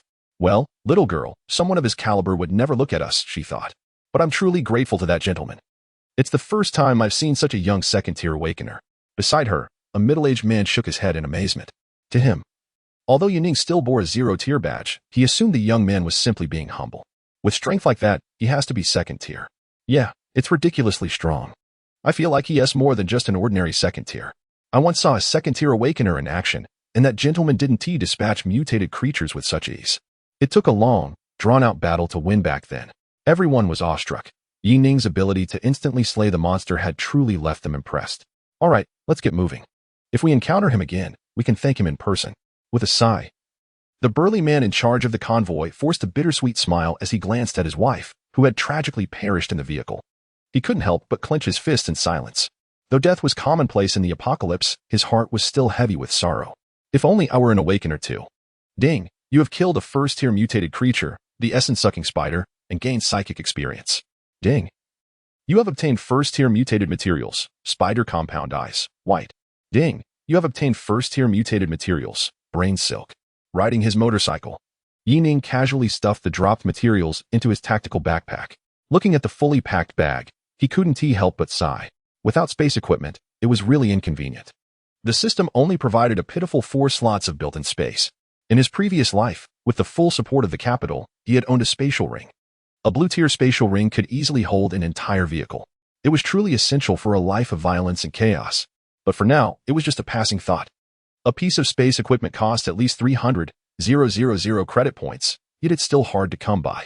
For an awakened one, nothing is more important than reducing the burden during battle. After pushing aside his chaotic thoughts, Yining decided not to dwell on it any longer and simply listed the materials on the trading channel. Glancing at the route on the map, he accelerated once more. He was just 10 kilometers away from the Corpse Academy. The vehicle buzzed as it sped through the dark, overcast sky, resembling a bolt of lightning. The shadow weaving through the wilderness looked like a lonely traveler. Chapter 30. Taking on the mission. Dungeon entrance stopping in front of a dilapidated gas station. Yuning silently gazed at the distant academy. This institution, nestled in the suburban plains, appeared somewhat eerie even during the day. The pale stone gate was adorned with a rusted plaque that hung askew. At first glance, the academy, with its towering buildings, resembled a massive graveyard. Yujing Academy, a misty white barrier enveloped the entrance, rippling as it led to another world. After carefully surveying the surroundings, Yuning stepped forward. As an outdoor dungeon, the Corpse Academy not only posed a high level of difficulty but also had restrictions on entry strength. Thus, few awakened dared to take on the challenge. The sound of footsteps echoed softly. Standing at the dungeon entrance, Yuning calmly placed a hand on the grayish-white rippling surface. Although it appeared to be an academy, it was actually inaccessible, like a mere projection. Aside from being transported to the internal scene through the dungeon entrance, no external force could damage this place. Similarly, once inside the dungeon, unless the basic task was completed, no one could escape. Moreover, as a particularly unique dungeon, the Corpse Academy had entrances not only around Tianfeng but also throughout the country, manifesting illusions in various locations. Beep. Would you like to enter the sea-level dungeon, Corpse Academy? Current dungeon entry level restriction, Tier 2. Confirm. Without a moment's hesitation, Yuning softly spoke and directly infused his spiritual energy. In the next second, a system prompt rang out. Confirmation of entry. Single player detected, randomly matching within the battle zone. 3, 7, 13. Match successful. Current number of players in the dungeon, 14. Buzz. A flash of white light enveloped him, and in an instant, Yuning felt a wave of dizziness. The scene before him abruptly went dark, and it was as if he had teleported, vanishing from his original spot. Slightly dazed, with a headache. Upon regaining consciousness, Yuning instantly opened his eyes. He found himself in a dimly lit classroom. Alongside him, 13 differently dressed awakened individuals pulled the curtains and watched each other warily. Outside the classroom, a circular white protective shield surrounded them. That was the safety barrier. At the same time, the system's prompt sounded. Beep. The Corpse Academy dungeon will open in 1 minute. Dungeon introduction. The current scene is a normal setting, devoid of supernatural occurrences or special events. Enemies within the dungeon consist of mutated beings, zombies, and a few humans. The dungeon is set 7 days after the apocalypse outbreak, where a large number of humans have transformed into zombies, overtaking the once thriving academy. After completing the basic task, you may exit the dungeon at your discretion. Current basic task, survive in the academy for 12 hours. During this period, you cannot leave the academy. Task rewards, random white gear 1. Spiritual energy experience, 4 optional tasks. 1. Kill the headless female zombie, difficulty D. 2. Kill the butcher mutant, difficulty C. 3. Kill all zombies in the academy, difficulty C. As the light curtain dissipated, the countdown began. Just as the timer sounded, a second tier awakened standing on the platform quickly scanned the crowd. Hello everyone, I'm Gao Yun. I see that you all are second tier as well, so I assume this isn't your first time participating in a wilderness dungeon. I've been through the Corpse Academy once. Has anyone else been through it multiple times? If not, I suggest I take the lead. With a commanding presence, the awakened in his scaled armor spoke confidently. A few second-tier participants exchanged glances, and after a moment, silently shook their heads in agreement. They were all first-timers. If he had experience, then he should lead. However, I've heard that the difficulty of the Corpse Academy is quite high. Upon hearing this, Gao Yun smiled. That's right. The difficulty of the Corpse Academy is considered medium to high among second-tier dungeons. If we don't cooperate well, a total wipe isn't out of the question. However, with me leading, I believe we can safely get through. While he spoke, Gao Yun discreetly observed the equipment of the others to assess their types. But when his gaze landed on Yuning in the corner, his brow furrowed. 0 tier? How can there be a 0 tier awakened here? His astonishment was evident, as Yuning, with a 0 tier badge among all the second tier medals, stood out like a firefly. In an instant, everyone else turned to look as well. After noticing Yuning's badge, their expressions turned strange. Is he really 0 tier? How did such a kid come here to court death? Hey, a burly man among the awakened pointed at Yuning with a hostile tone. Kid, did you enter the wrong dungeon? Didn't anyone tell you this is a second-tier dungeon? Facing the crowd's gaze, Yuning calmly met their eyes and corrected them. I'm first tier. As soon as he finished speaking, the 13 awakened were left speechless, with many staring at him as if he were an idiot. Seeing his rhythm disrupted by Yuning's unexpected declaration, Gao Yun's expression suddenly turned cold. All right. Don't mind him. You little first tier, if you don't want to die, just stick with us. Glancing at the countdown, Gao Yun didn't intend to waste any more time on Yuning and quickly continued. Everyone, the basic reward for this dungeon is a piece of white equipment. but I believe you all want to complete higher difficulty tasks as well. However, I must warn you, do not take on tasks on your own. The mechanism of this dungeon is that once you take a task, the monsters will definitely hunt you down. In this dungeon, we are not the hunters. We are the prey. The crowd fell silent, listening intently. Seeing Gao Yun's serious demeanor despite having gone through it once before, they realized this dungeon would likely be quite challenging. Nodding slightly, Gao Yun added, "All right. Personally, I suggest we all take on the first task of the Headless Woman. The Headless Woman is a mid-level second-tier creature, and with our group of 14 or rather, 13, we should be able to handle it without too much loss. As long as we avoid the sea-level tasks behind us, our safety is assured." The Bloody Butcherback, there is a high-tier level 2 monster with extremely strong defenses. In the last dungeon, there was an arrogant fool who took on a sea-level task, which almost led to our total annihilation. Haiyan warned sternly, recalling the last experience. His expression darkening. He nearly didn't make it out alive during that double attack from 2 level 2 monsters. It also had to do with the presence of a level 1 monster in the last dungeon. They suffered heavy casualties because they were dragged down. Looking at the 12 level 2 awakened ones before him, he felt a bit relieved. "No problem, Captain Gao Yun. We'll follow your lead." With experience on their side, they were eager to listen to him. No one wanted to court death. As they listened to Gao Yun's explanation, the 12 awakened ones nodded in agreement. With a few female awakened ones leaning in closer, their expressions subtly shifting. "Captain Gao, if any danger arises later, we hope you can lend us a hand." With a clever display of their figures, several attractive level 2 females nonchalantly revealed a hint of their fair skin. Listening to their flattery, Gao Yun nodded slightly, maintaining his composure. Did they think a few kind words would make him risk his life? What a joke. However, he was glad they were willing to follow him. He had high hopes for this dungeon run, but when his gaze subconsciously swept over to the corner where Yuning stood, he felt a sense of foreboding. Such low-tier awakened ones were of no use and would only drag everyone down. A minute quickly passed, as the white protective shield vanished in an instant. The distant sound of zombie roars echoed from outside, like a death knell. "Everyone, let us go. Stay behind me." Without hesitation, the moment the dungeon opened, Gao Yun planned to lead everyone to safety. But just as he spoke, the sound of shattering glass rang out sharply. Bang! Everyone turned to see Yuning, who had been overlooked in the corner, crash through the glass and leap out of the teaching building, disappearing from sight. Not following them. Is this kid looking for death? Just as he stepped outside, Gao Yun turned back in shock to see the broken window, his expression shifting rapidly. "Don't worry about him. If he wants to die, let him. A horde of zombies will soon appear outside, and once the fighting starts, mutated creatures will swarm us. Stick with me, and you'll survive." Chapter 31. Dungeon Strategy Under the Teaching Building. After jumping out of the window, Yuning immediately dashed toward the largest teaching building.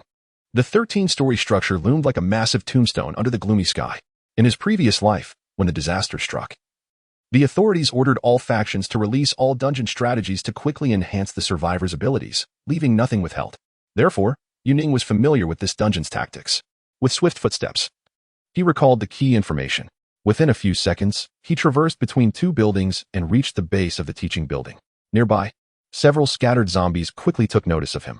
A student zombie, appearing to be around 16 or 17 years old and clad in a school uniform, let out a roar and charged at him frantically.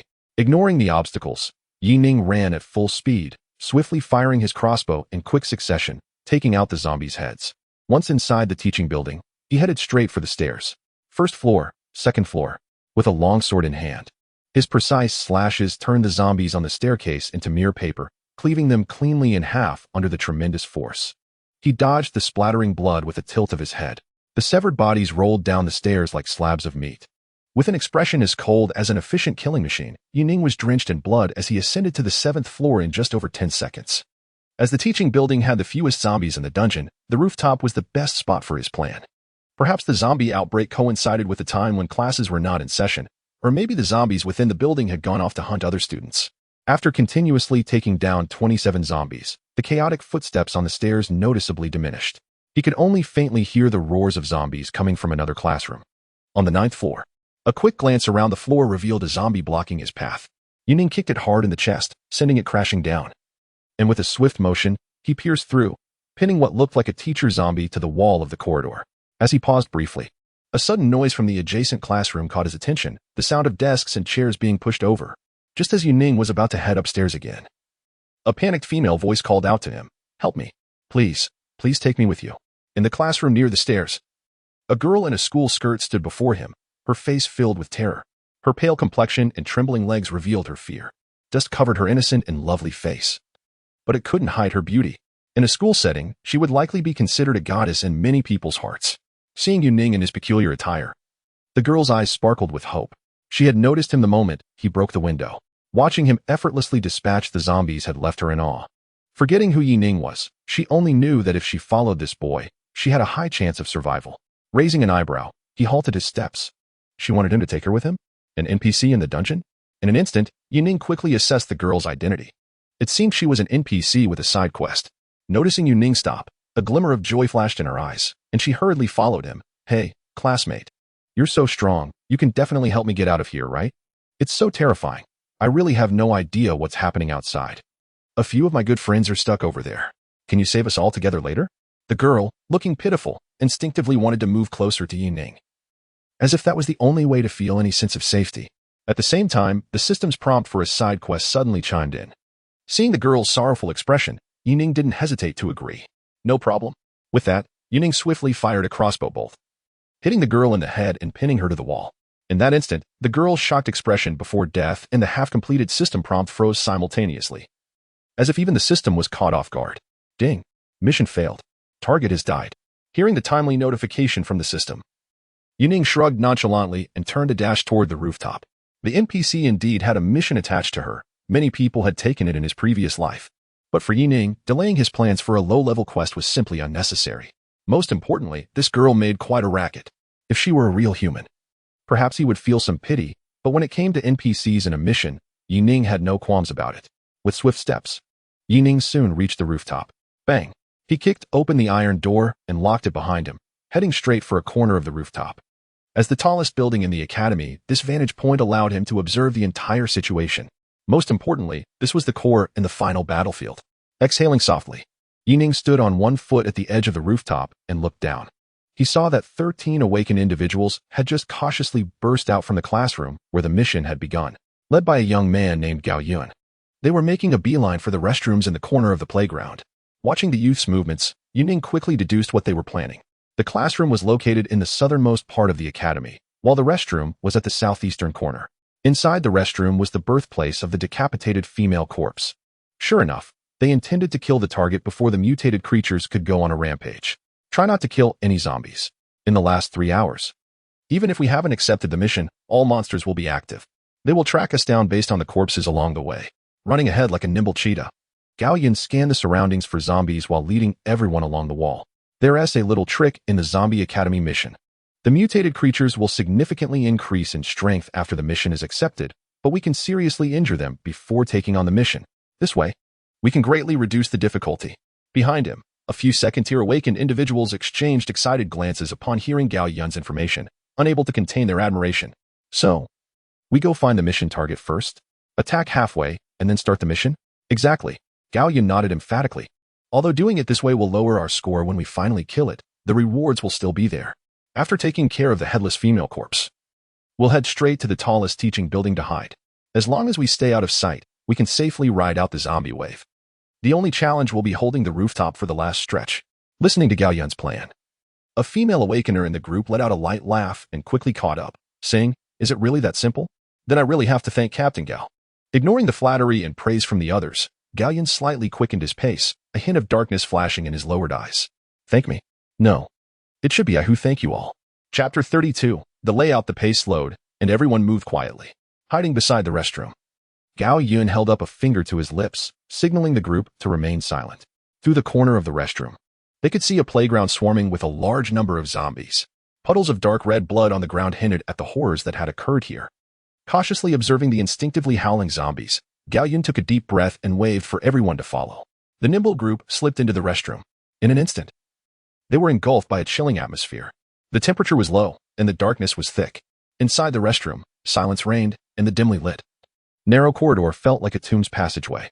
Drip, drip water droplets fell as they looked at the tightly closed restroom stalls. The few people following Gao Yun couldn't help but feel a surge of vigilance. The pale wooden doors were smeared with dark red handprints. The faint metallic scent of blood mixed with the foul odor of the restroom invaded their nostrils. Being extremely cautious, everyone took out their weapons. Their eyes locked on the door at the end of the corridor. There, a pool of fresh blood was silently seeping through the crack beneath the door. The monster was right inside. As they inched closer, Gao Yun continuously channeled his spiritual energy, a faint blue glow enveloping his hands. With each step, they could almost hear dull thuds echoing from within. Thud thud, the sound resembled a head colliding against a wall. Suddenly, a larger droplet of water burst in the quiet restroom, startling everyone. Fortunately, all 13 were second-tier awakeners, not novices. They exchanged glances and held their breaths as they continued to approach. Passing the frigid mirror above the sink, a female awakener instinctively glanced at her reflection. In a daze, she noticed her face looked terrifyingly pale. Bang! In an instant, before she could turn her head, the pale wooden door at the end of the restroom suddenly shook, as if something was about to burst through. Attack! Seeing that their approach had alerted the female zombie, Gao Yun shouted angrily and punched the wooden door. Bang! Wood splintered, and the stall that obstructed their view exploded. They saw a female zombie with only half a head suddenly turn around. Her pitch-black eyes devoid of pupils fixated on them. On her ghastly white face, a gaping mouth opened wide. The scream was sharp and piercing. Amidst the chaos, various spiritual energy skills struck the female zombie simultaneously. Fire burst, weakness impact, frost tendrils. Under the barrage of attacks, the decapitated female zombie swayed, her body covered in various skill effects. But no matter how impressive the skills appeared, a white barrier intercepted every blow. Go. Lead it to the woods behind. Gao Yun urged. We can't hurt it until it breaks its defense. Watch the attack rhythm. Focus fire when the shield breaks. His voice was rapid. With a low growl, Gao Yun swung his fist and smashed it into the wall behind him, piercing through the concrete. The crowd that received the command quickly pulled the female corpse back, their skills flashing in rapid succession. Watching the female corpse stagger toward them while enduring their attacks, everyone was filled with astonishment. No wonder this was a high-difficulty dungeon. Even a second-tier creature had such capabilities. If it could withstand this much before any enhancements, it would surely become quite a challenge afterward. As they were pulled into the woods, Gao Yin took a deep breath and threw a plate into the distance, urgently calling out, I've thrown the silent shield. The zombies on the playground can't hear us for now. My ability is defensive. Once I bind the monster, you all focus on attacking.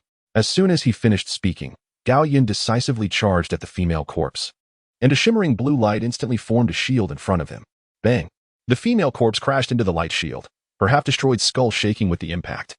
The force was akin to an explosion, causing Gao Yun, who was at the forefront, to stagger back a step.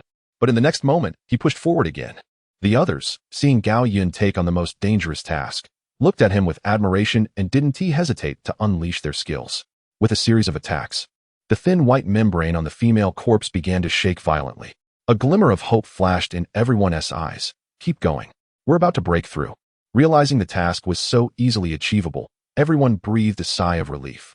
However, before they could celebrate for too long, the female corpse, which had been attacking the shield, suddenly froze.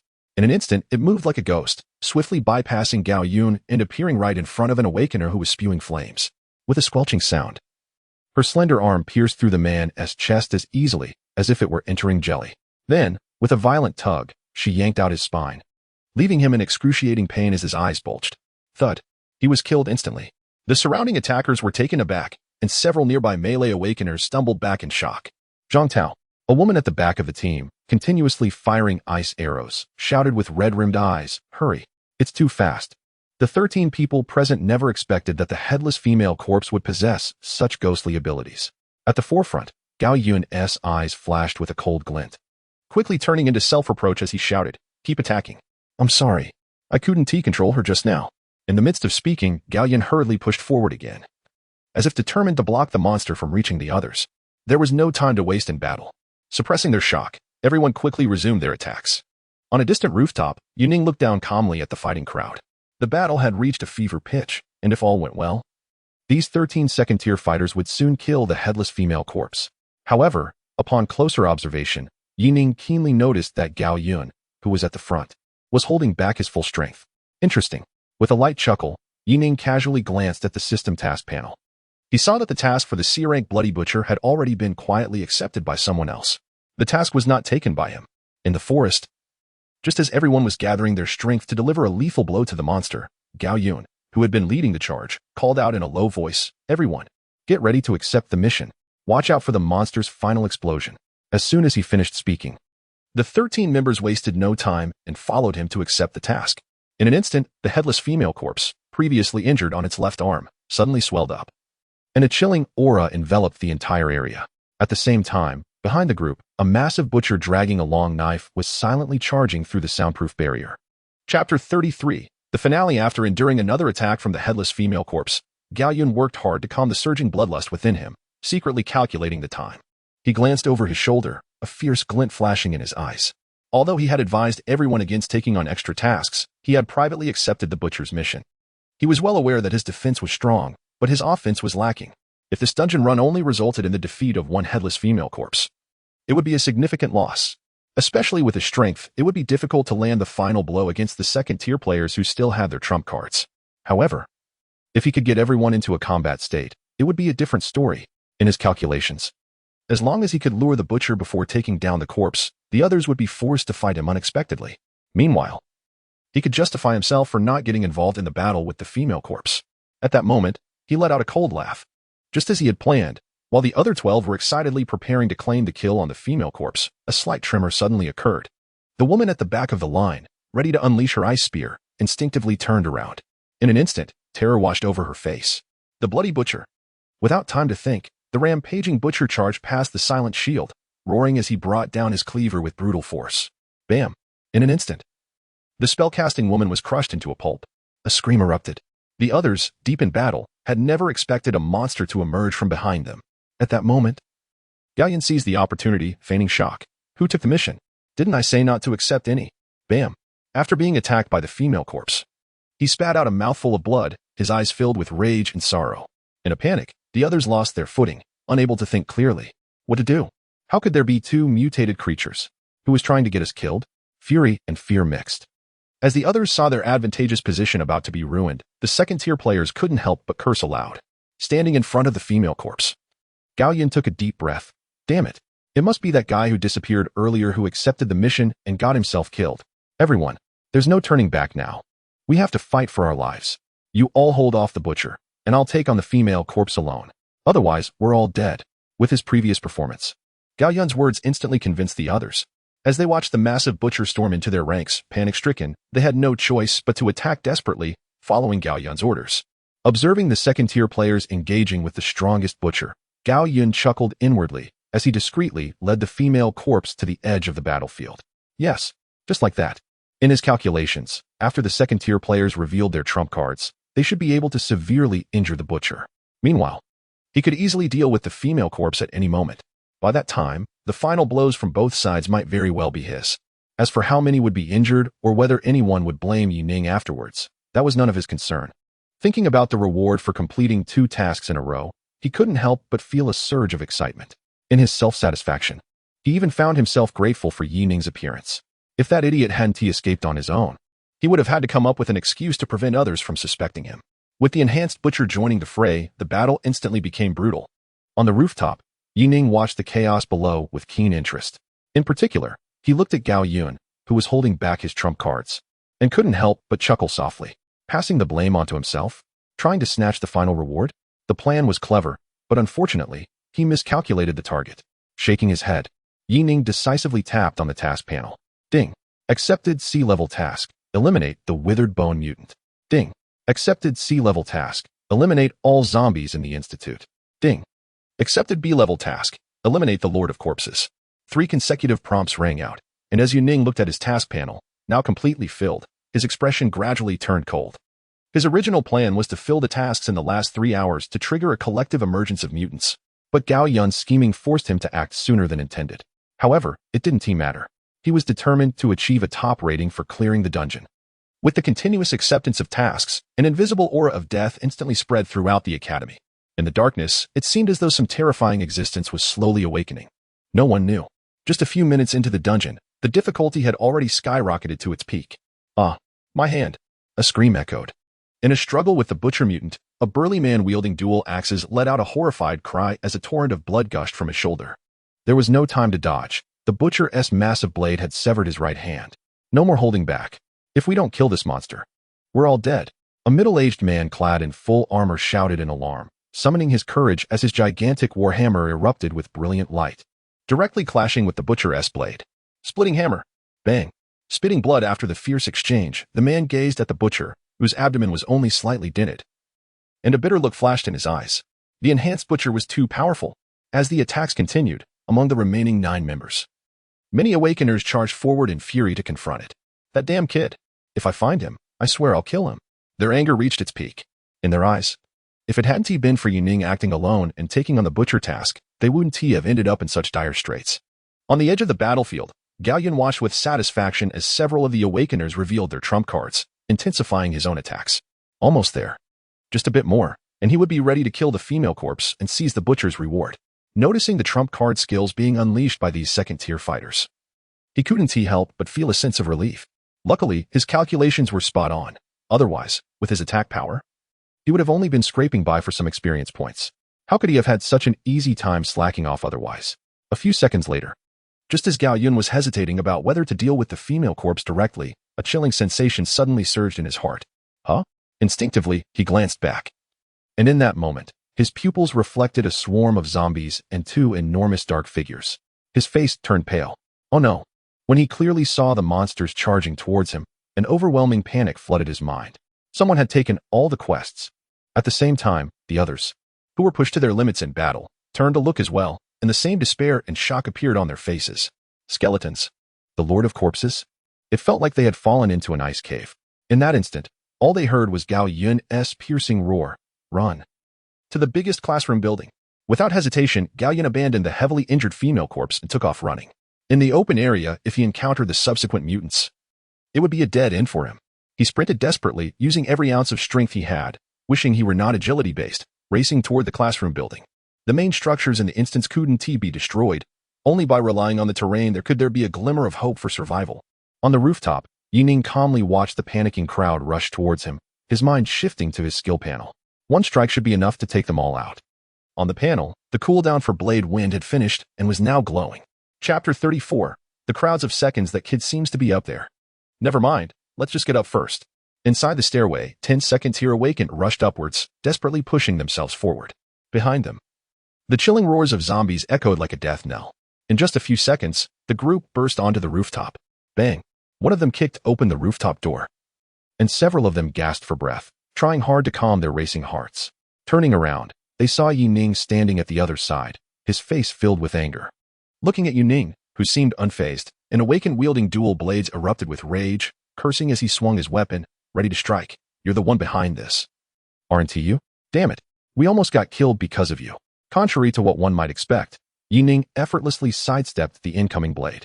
The awakened, though he considered this strike merely a way to vent his anger and hadn't gone all out, was still a second-tier fighter. With a first-tier reaction time, dodging such an attack was impossible. Witnessing Yining's explosive speed just moments ago, he was momentarily stunned. Enough.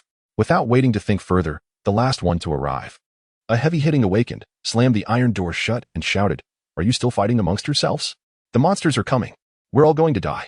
As he spoke, he shot a dark glance at Yining. Although he was angry, he knew there was no time to waste. But it was all this kid's fault. If he wanted to die, why drag us down with him? With bloodshot eyes, a female awakened, mourning her fallen comrades, glared fiercely at Yining. Under the relentless pressure, she had begun to lose her sanity. Survive? How could they survive? Once the mutated creatures came up, they wouldn't have any chance to fight back. Ignoring the hatred directed at him, Yining calmly replied, "Your comrades died at the hands of the butcher. That mission wasn't mine to take." With a light chuckle. Unlike the panic surrounding him, Yining took a keen interest in Gao Yun, who was standing at the edge of the rooftop. The others paused, instinctively shifting their gaze towards him. Though they were furious, they weren't foolish. Many had sensed something was off during the recent battle. Seeing everyone looking at him, Gao Yun's expression darkened, and he stopped pretending. This isn't the time for that. That kid took on all the subsequent missions. We need to hold this position if we want any hope of surviving.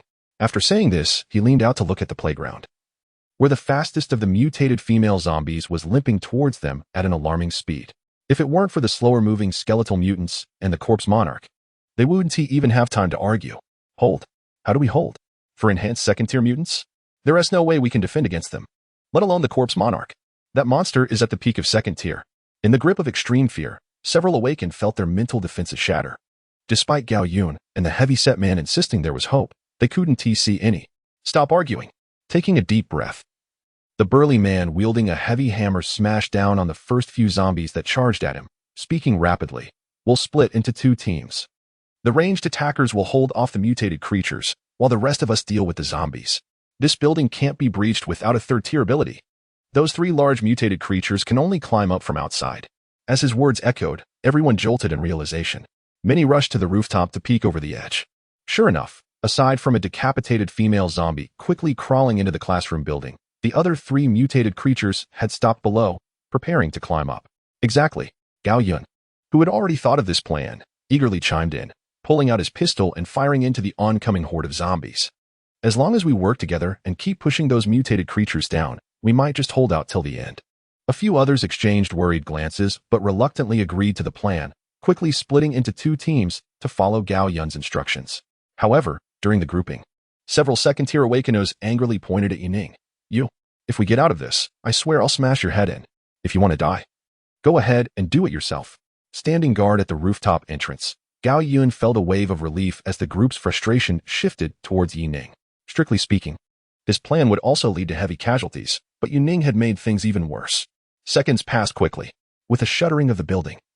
All the zombies in the academy surged toward the classroom, their decaying forms flooding towards the rooftop. From above, the classroom looked like a pot of honey, surrounded by a mass of dark figures. Focus on the butcher first. That monster climbs the fastest. Sandwiched between the 2 fronts, 3 awakeners on the rooftop fought desperately against the incoming zombies. Though it was tough, they managed to hold off the attacks from the decapitated female zombie. The biggest problem was the 3 mutated creatures climbing in from outside. Attack. Knock them down. Under the leadership of the Heavy Hammer Man, a barrage of psychic skills rained down, blasting the butcher's thick layers of fat. Yet, reality proved harsh. Instead of halting the mutated creature's ascent, their attacks merely delayed the weakest of them. The butcher, the terrifying skeletal creature, and the ruler were completely unaffected. They wouldn't last 12 hours, not even 12 minutes. It's over, it's really over now. The rapid collapse of their plan hit everyone like a thunderous shock, leaving them reeling. Watching the skeletal ruler and the monstrous butcher ascend, the second-tier ranged attackers trembled in fear. We can't hold them off. We're completely powerless. In a frenzy of despair, they had lost all courage. No one's efforts would matter. If those 3 mutated creatures reached them, they were all doomed. In their breakdown, no one even noticed Yining tucked away in the corner.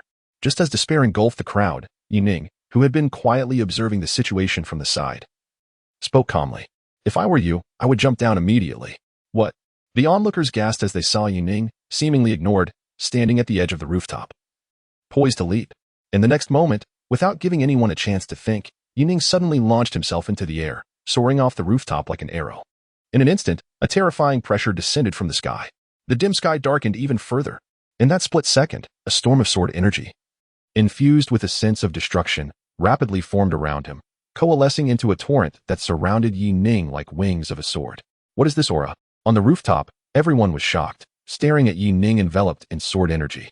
Under the immense pressure, they felt every pore on their bodies cry out, urging them to flee. In a state of panic, with no time to think further, several people instinctively jumped off the edge. If they didn't leave this place, they would surely die. In midair, Yining calmly gathered his sword energy, locking his target onto the entire teaching building. Once he confirmed that all the mutated creatures were within range, in a heartbeat, a piercing beam of sword light shot forth. Sword stream storm. Boom.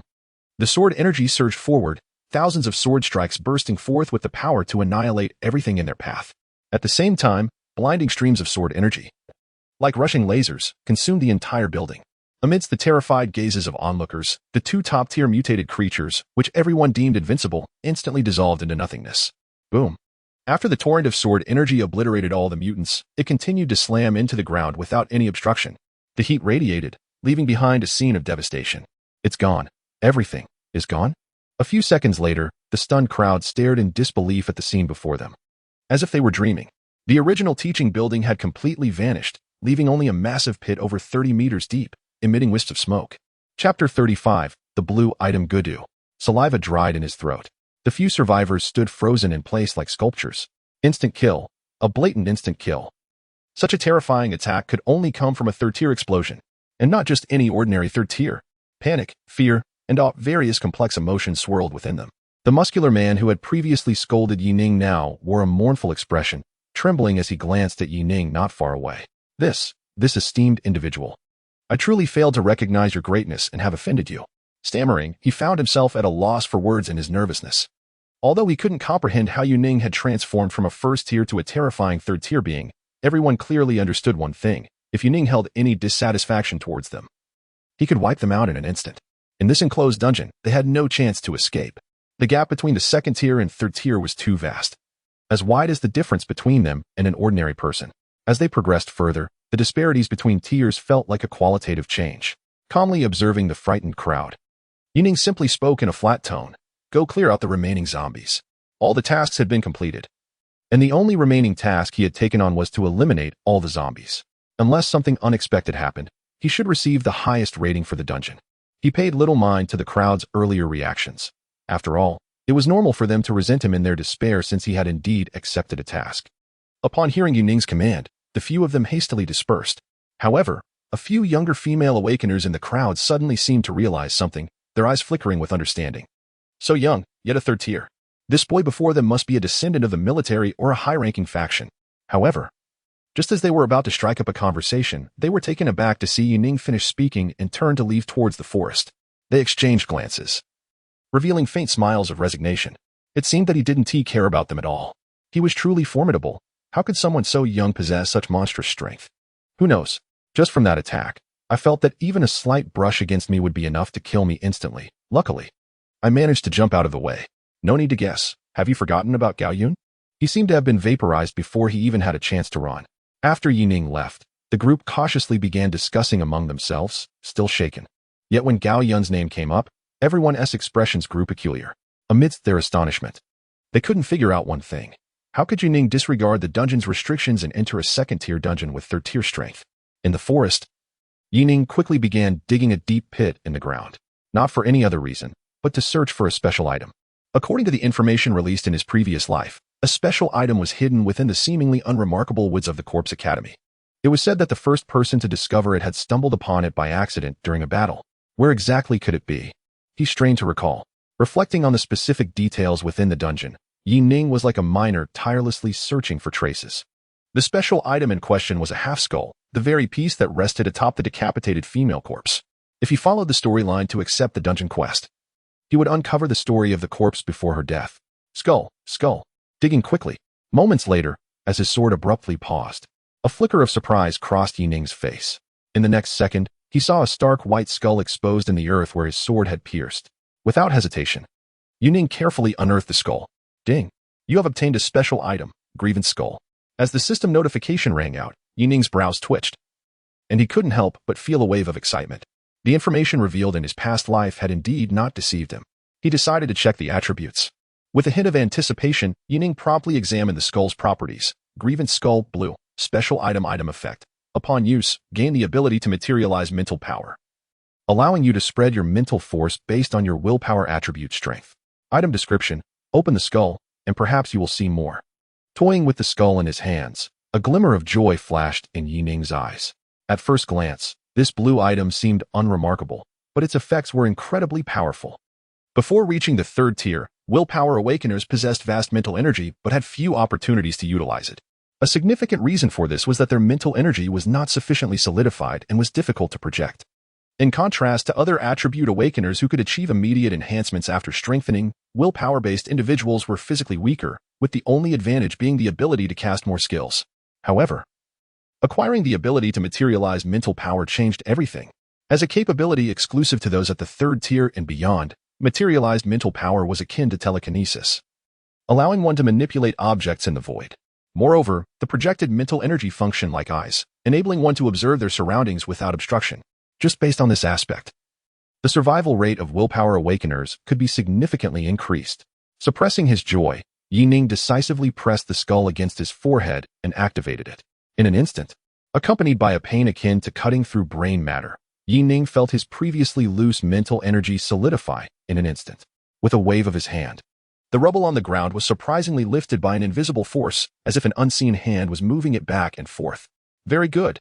After quickly testing a few times, Yining looked at the rubble around him, which was suspended by his mental power, with satisfaction. Go, he commanded softly. Under the influence of his mental power, the surrounding rubble shot out like bullets. Thud, thud, with a series of muffled piercing sounds. The tree trunks around him were instantly riddled with holes the size of fingers, thanks to his high willpower attribute. The control attack unleashed now had the power comparable to that of a weaker second-tier awakener. Closing his eyes, Yining continued to experiment with mental detection. Buzz. As a faint buzzing sound emerged, a circle of light blue mental energy suddenly permeated from him, enveloping everything around him like a sphere. The detection range was approximately 29 meters. As his mental energy dissipated, Yining let out a breath and slowly opened his eyes. It had only been 3 days since his rebirth. Yet he had already mastered some abilities that would typically only be available to a third-tier individual in his previous life. Even without using his SSS-level skills, he felt confident in his ability to take on second-tier awakened beings, ready to face opponents beyond his current level. A few minutes later, a system notification chimed. Ding. All zombies in the Corpse Academy have been cleared. Another notification followed. Ding. The exit option for the Corpse Academy dungeon is now available. Upon exiting, rewards will be calculated based on your performance in the dungeon.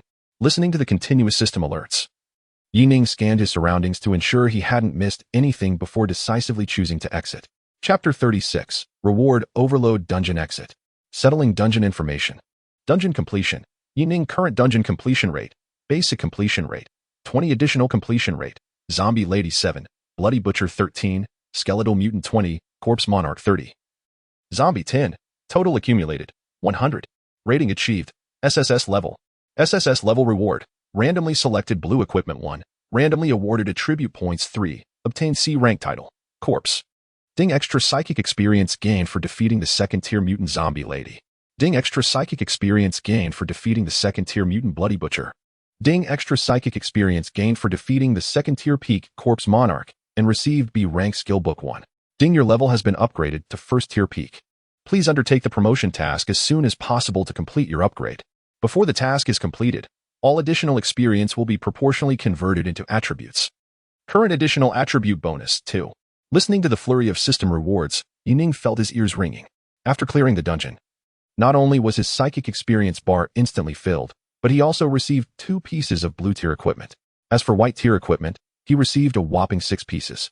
The rewards from the 4 mutant tasks combined with the basic tasks and the zombie cleanup were undeniably rich. The only regret was being stuck at his level due to the promotion task, but it didn't matter. Once he reached the second tier, this amount of experience wouldn't be very useful. 2 attribute points were far more valuable. Filled with anticipation, Yining decided to stay in the dungeon space to claim his rewards before leaving. Claiming equipment reward. As soon as he finished speaking, a spinning prize wheel resembling a disc appeared. Looking at the densely packed array of blue equipment on the wheel, Yining felt a bit dazzled. He clicked to draw, and in an instant, the wheel spun rapidly. Ding, you have obtained the Thunderstrike boots. Thunderstrike boots. Legs. Blue equipment attributes. Agility 2. Running speed 20. Jumping ability 20. Equipment special effect. Kicks inflict an additional paralysis effect, with no cost. Equipment skill. Thunder dash upon activation. Increases agility by 10 points for 2 seconds and includes a dashing attack. Raising an eyebrow, Yining was pleasantly surprised as he looked at the dark purple battle boots in his hands. A shimmer of silver flowed within, giving them a very understated appearance. Initially, he felt a bit disappointed when he saw armor-type equipment.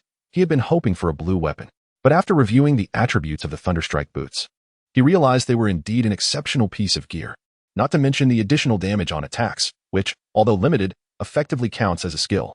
The active skill that adds an extra 10 points of agility. Under such exaggerated attribute boosts, his speed would be significantly enhanced. He couldn't quite tell if he was more of a will-based or agility-based character now. But first, let us equip them. After decisively switching to the Thunder Boots, Yining felt a sudden lightness throughout his body. Even if he were to replace this piece of equipment later, he could sell it for a fortune.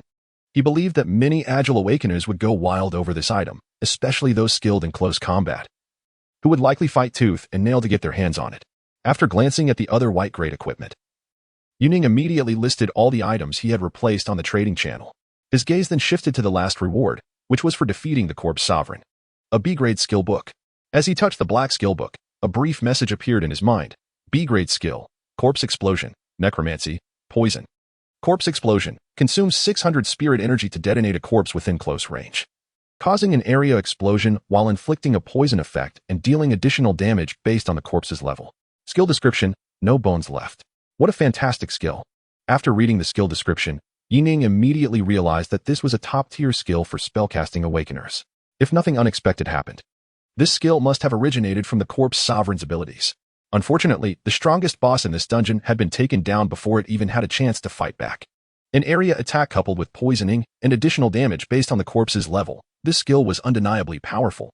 However, with the sword god system in hand, Yining didn't consider any skills outside of sword techniques. Stroking his chin and quickly assessing the skill's value, he estimated it to be around 60,000 to 100,000 points. Mainly because he hadn't traded much in his previous life and was familiar with spellcasting awakeners. After listing the skill book and the replaced equipment on the trading channel, Yining chose to exit the dungeon. Outside the dungeon, the sky was overcast. Looking at his full experience points, Yining couldn't help but smile. No one would have expected his power to increase at such an exaggerated rate. At this pace, he might catch up to the efforts of half a year in his previous life within just a month. He believed that once he reached the 3rd tier, the Huaxia War Zone would recognize his true value without him having to say much. Returning to the gas station, Yining hopped on his motorcycle, planning to head straight back to the safe zone. Once he finished buying equipment, his strength would increase significantly again. However, he realized he would need to accept the promotion mission first. Just as this thought crossed his mind, an abrupt system notification cut through his train of thought. Ding! Sword God System Task 2, Perfect Ascender, Task Requirements. Complete 4 attribute promotion missions and raise all 4 main attributes to 25 points. Task Deadline, 30 days. Task Reward, randomly draw 1 epic grade equipment. Task Failure, deduct 10 points from all 4 main attributes. After a moment of surprise at the sudden system task, Yining felt a mix of astonishment and curiosity. Perfect Ascender? Complete 4 promotion missions? The task difficulty wasn't too high, given his current strength. It would only take some time. However, he had originally planned to complete just the willpower promotion. Why does the system require me to raise all 4 attributes to 25 points? With a look of confusion, Yining felt something was off. Even though he didn't have any attribute penalties and wasn't restricted by talents, his focus should definitely be on the willpower attribute due to his talent in that area. Being a jack of all trades means being a master of none. From his memories of his previous life, no matter how greedy an awakener was, they would only enhance 2 attributes at the same time, and almost no one chose 3. There were only so many attribute points after leveling up. Once you allocated points to one attribute, it became difficult to invest in another. Spreading points too thinly would lead to mediocrity. However, after seeing the system's rewards, Yining hesitated for a moment but decided to go along with it. With the psychic fruit accumulating attributes, the requirement of 25 points wasn't too unreasonable for him. Most importantly, he simply couldn't accept the punishment for failure. Chapter 37, Advanced Mission Roasted Rat Tails. Fresh roasted rat tails. Premium beef cans, just past the 20-year expiration date. Top 10 mercenaries in Tianfeng, ready to guard your home and clear out zombies. Only 1 credit point per day. As Yining rode slowly on his motorcycle through the bustling outer market, the cacophony of shouts filled his ears. He gazed nostalgically at the crowded night market. Numerous low-tier awakened ones sat in pickup trucks, bare-chested, boasting loudly about their glorious achievements while lounging with their rat tails, making the kids below drool. Some mercenaries sat silently in their off-road vehicles, cleaning their rifles. Survivors continued to search through garbage heaps for useful supplies under the cover of darkness, while a tattooed youth zipped around on a colorful electric scooter. Workers, having toiled for a month, stood at stalls with their children, indulgently buying a bowl of sugary water for them. A female worker in a textile factory uniform hesitated in front of a long-skirt stall. After more than 60 years since the apocalypse began, people had grown accustomed to their current lives. Whether good or bad, they had survived. Yining handed out a few biscuits to a begging elder, receiving grateful thanks in return. He glanced around the city, aware that there was at most 1 year left. Whether beautiful or sinful, everything would soon be destroyed. Hello, what mission would you like to take? In the safety zone's mission hall, a drowsy girl looked up at Yining. It was rare for awakened ones to come by at night, especially this late.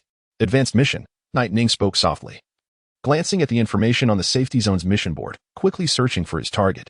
The missions released by the safety zone served as substitutes for system missions. During each advancement, awakened ones could choose to take on system missions or safety zone missions. Although system missions offered advancement rewards, taking on safety zone missions provided extra credit points. What tier do you need? Is it from 0 tier to 1st tier? The receptionist girl looked at Yining with some surprise, her initial impression of him boosted by his handsome appearance, which sparked a bit of fondness for him. So young, and already a 1st tier awakened one. That's impressive. 2nd tier. Yining replied casually, his fingers swiftly pointing to the 4 highest level missions. Just these 4? Please accept them all for me. The girl froze for a moment. 2nd tier. But I clearly saw that your badge is still at 0 tier. This awakened one can't take on missions above their tier, and you're trying to take on 4 at once. The penalties for failing missions can be severe. The girl hurriedly explained, trying to persuade Night Ning not to proceed with such a decision. Night Ning looked at the receptionist helplessly and placed his hand on the strength testing device. I'm sure. In an instant, a blinding light flashed briefly. Beep. Strength rating, peak first tier. As the device provided its reading, the receptionist gasped, covering her mouth in shock, and hurriedly complied. A peak first tier at such a young age. Just as the receptionist was stunned and about to say something, in the next moment, Yining, who had just accepted the tasks, turned and walked away. After a while, she stared blankly as she realized that Yining had indeed taken on 4 advanced tasks. Her eyes filled with disbelief. Xiaoman, what are you staring at? A girl preparing to take over the shift hurried over, looking somewhat surprised at her colleague. Snapping back to reality, the receptionist couldn't help but exclaim, just now, a first-tier awakened has taken on 4 advanced tasks with different attributes. And they're all of the highest level. The incoming girl's eyes widened in shock as she instinctively looked at the task panel. It was rare for anyone to take on the highest level advanced tasks, and yet someone had done it. What the heck? Who is this crazy person? Do they not know how difficult advanced tasks are? Usually, those awakened are afraid to even take on one. Staring at Yuning's departing figure, the receptionist instinctively replied, I don't know, but that person didn't seem like the impulsive type. Once outside the task hall, Yining focused on reviewing the tasks he had just accepted. Strength System Advanced Task. Eliminate a first-tier peak mutant corpse dog. Difficulty level, S-rank. Additional reward, 1 point in strength attribute, 1,300 credit points. Agility System Advanced Task. Obtain the wings of a second-tier mutant, Wind Eagle. Difficulty level, S-rank. Additional reward, 1 point in agility, 2,000 credit points. Physique System Advanced Task. Team up to eliminate a second-tier mutant, Bone Bear. Willpower System Advanced Task. Survive 24 hours in a minor supernatural event or complete a corresponding task. Difficulty level, S-rank. Additional reward, 1 point in willpower, 2,000 credit points. Quickly scanning through the 4 advanced tasks, Yining found them slightly challenging. In order to maximize his strength, he had chosen tasks of the highest difficulty.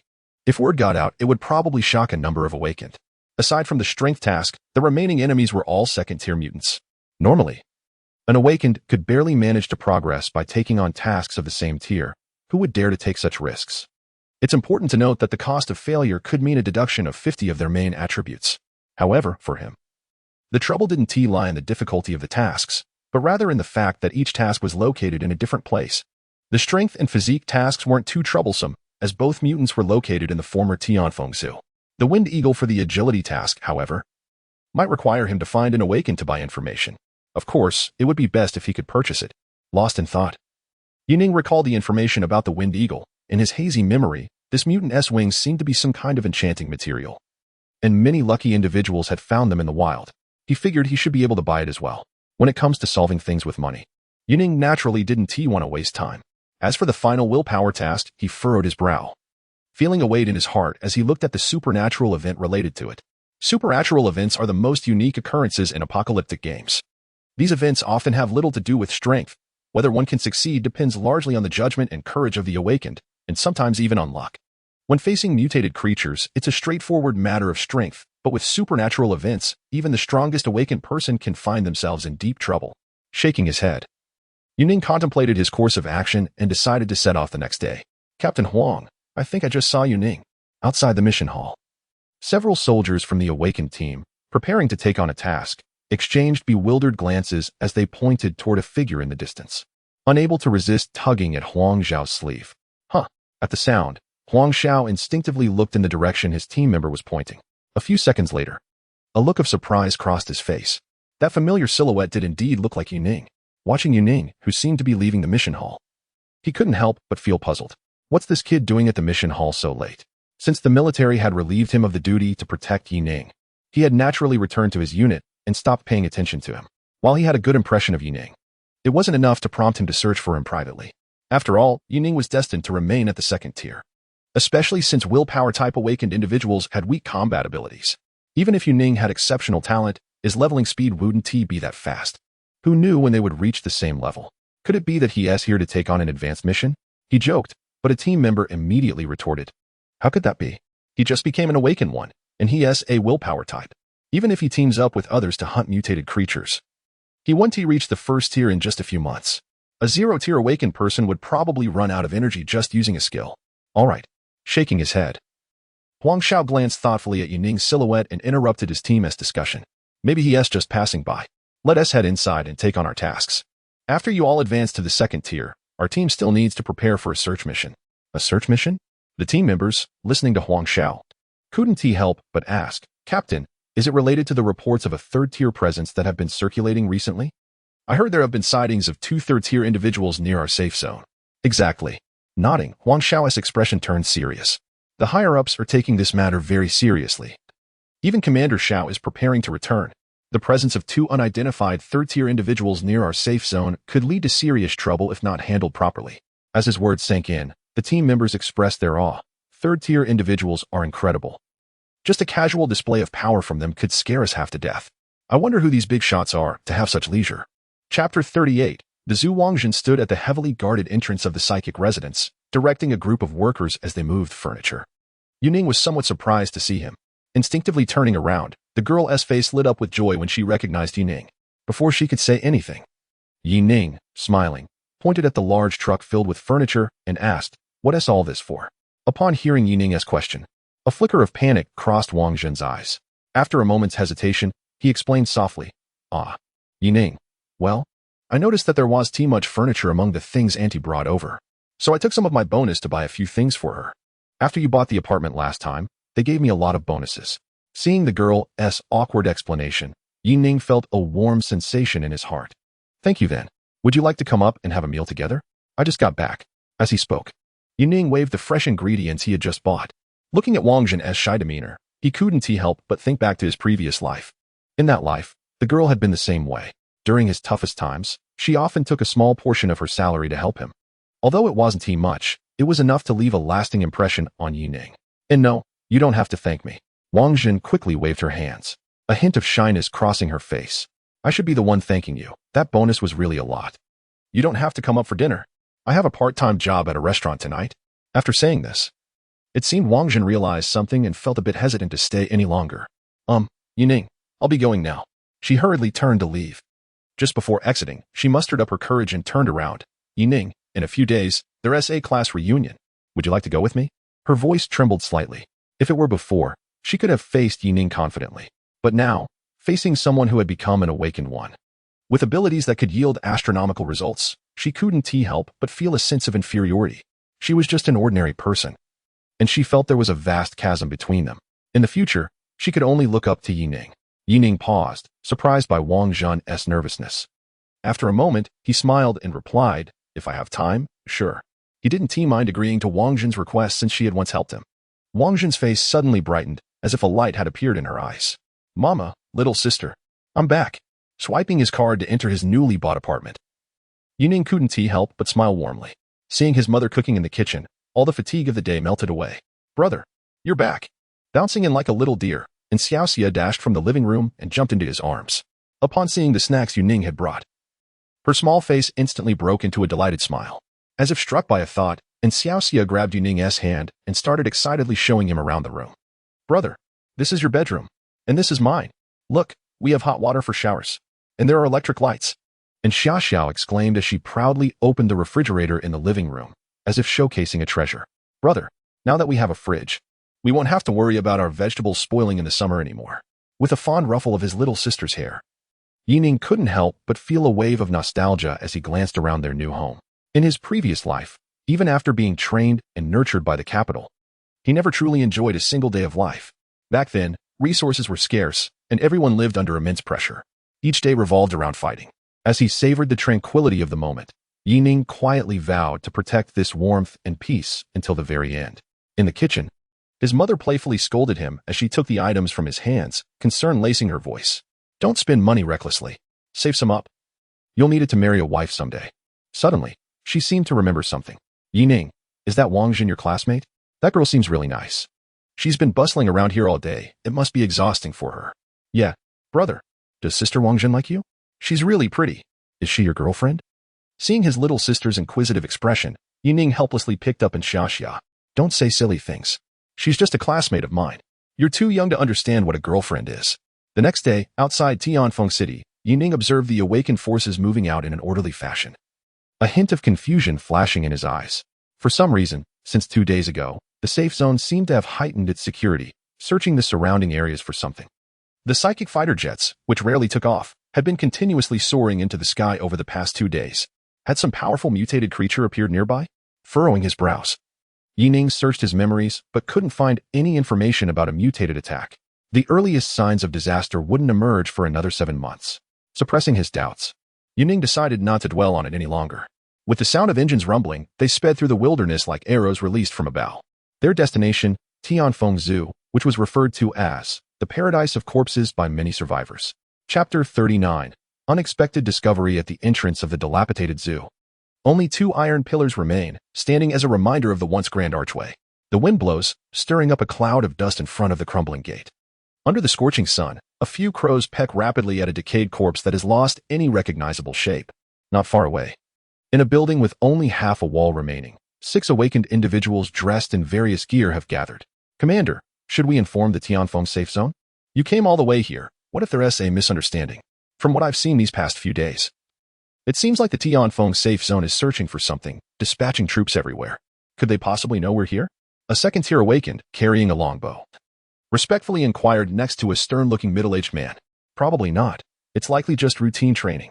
Bringing it up could create unnecessary trouble. The middle-aged man waved his hand dismissively, his gaze calm as he looked deeper into the zoo. Are you sure the intel is correct?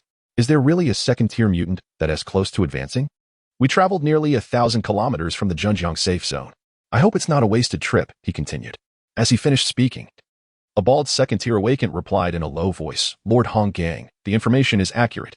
That peak second-tier tiger mutant was discovered by our team by chance. When we were conducting a low-altitude search here in an armed helicopter, we nearly got shot down by that mutant. Luckily, we managed to pull up in time and escape. Nodding slightly, the third-tier awakened Hong Gang's expression sharpened. That's good to hear. My son, Hong Xing, has just been selected for the seed plan and is in need of equipment. A mutant on the verge of advancing to the 3rd tier is highly likely to yield blue-grade gear. A rare smile appeared on Hong Gang's usually serious face as he mentioned his son. Although the capital has assigned him to the A-grade training sequence, I still hope he can push himself further. The others looked on with envy. Their leader, Hong Gang, was a 3rd-tier awakened himself, and his son had recently been taken by the military district in the capital for focused training after being tested for A-grade talent. It was said that he would start with 3rd-tier instruction and have the support of half a group army for upgrades. Such treatment was something they could only dream of. Commander, this trip will surely be successful. I believe young Master Hong Xing will advance a rank. With his talent, reaching the top isn't impossible. One of his subordinates flattered. Hearing the praise, the middle-aged man chuckled lightly and shook his head. The top rank? Not likely. The 1st rank has already been secured by General Zhang's second son, an SS grade awakened dual element with exceptional combat talent. The capital has decided to spare no effort to elevate him to the 4th tier. If my son can reach the 3rd rank, I'd be very satisfied. SS grade? The others behind him were momentarily stunned, some expressing surprise. Commander Hong, we have another SS grade awakened in the Huaxia battle zone? Doesn't that put him on the same level as the 4 commanders? A jolt of shock ran through him. For those with B-level talent, the existence of an SS-level individual was almost legendary. As soon as he finished speaking, Hong Gang seemed to recall something. 1 SS level? No, it's 2. However, the other SS level has already been abandoned by the higher-ups. Abandoned? That's even more explosive news than what we just heard. His subordinates stared wide-eyed, fearing they had misheard. Commander, how could anyone abandon an SS level? The capital must be out of their minds. Casting a casual glance at his subordinates, Hong Gang didn't mind sharing this piece of information. I initially thought the same, but then I heard that the other SS level is of the Will type. The capital believes he lacks the potential to advance to the 3rd tier, and his combat attributes are inferior to General Zhang's son. So they just gave up on him. Everyone was stunned, and many showed expressions of regret. Yet, some still looked puzzled. But, sir, even if the chances of the other SS level becoming 3rd tier are extremely slim, there's still a possibility, right? At the very least, a 2nd-tier SS level wouldn't be that much weaker than a 3rd tier. Such talent shouldn't just be discarded. If we had someone like that in our safe zone, wouldn't we cultivate them with all our might? Listening to his subordinates' confusion, Hong Gang gave them a meaningful look. You are mistaken. It's precisely because the other SS level has even a slight chance of breaking the mold and becoming 3rd tier that someone in the capital has suppressed this and directly abandoned him.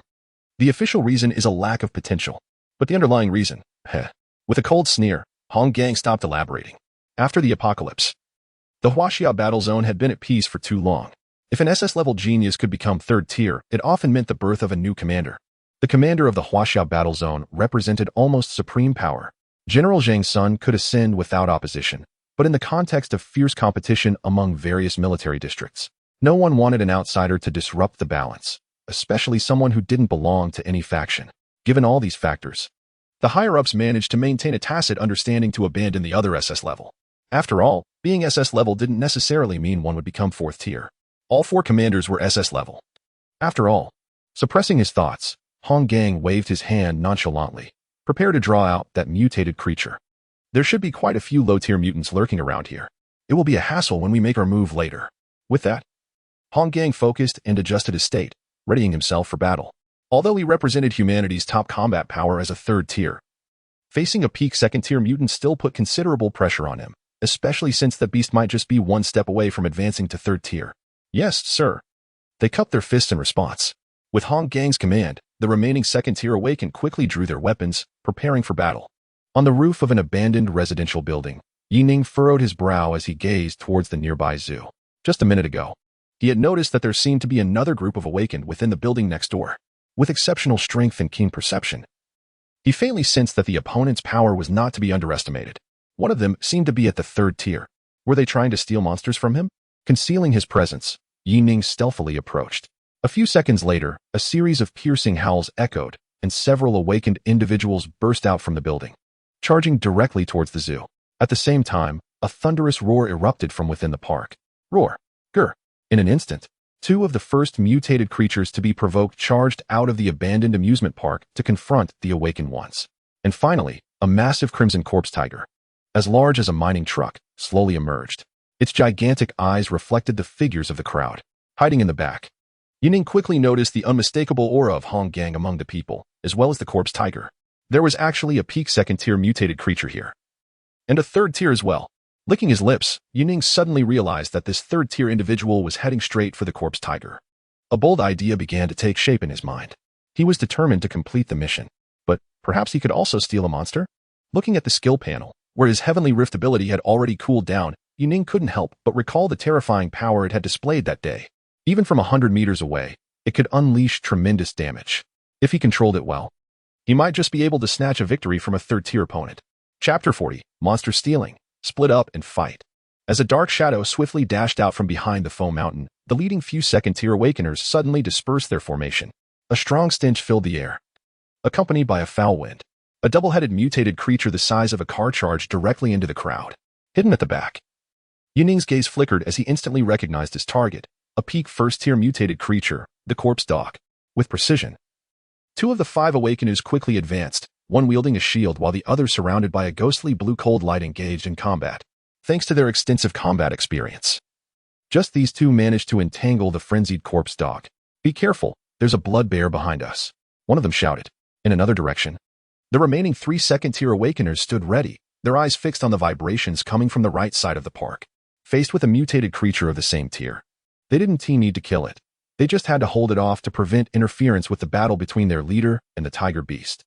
In just a few seconds, as Hong Gang and the tiger beast faced off, a massive black bear, pounding its chest, came crashing through. Boom. Like a heavy truck. The decaying giant bear, which had mutated to a height of 4 meters, smashed through the outer wall of the park and charged wildly. Watch your movements. Don't stand your ground.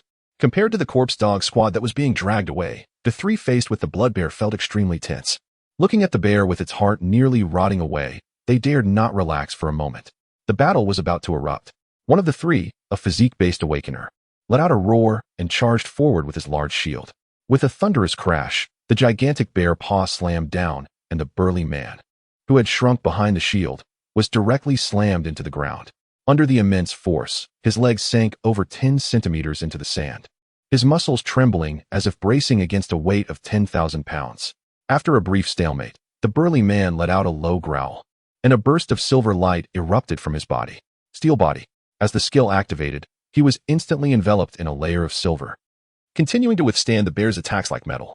The battle between awakeners and mutated creatures was extremely intense, with both sides possessing formidable strength. It quickly escalated to a fever pitch within just a few seconds.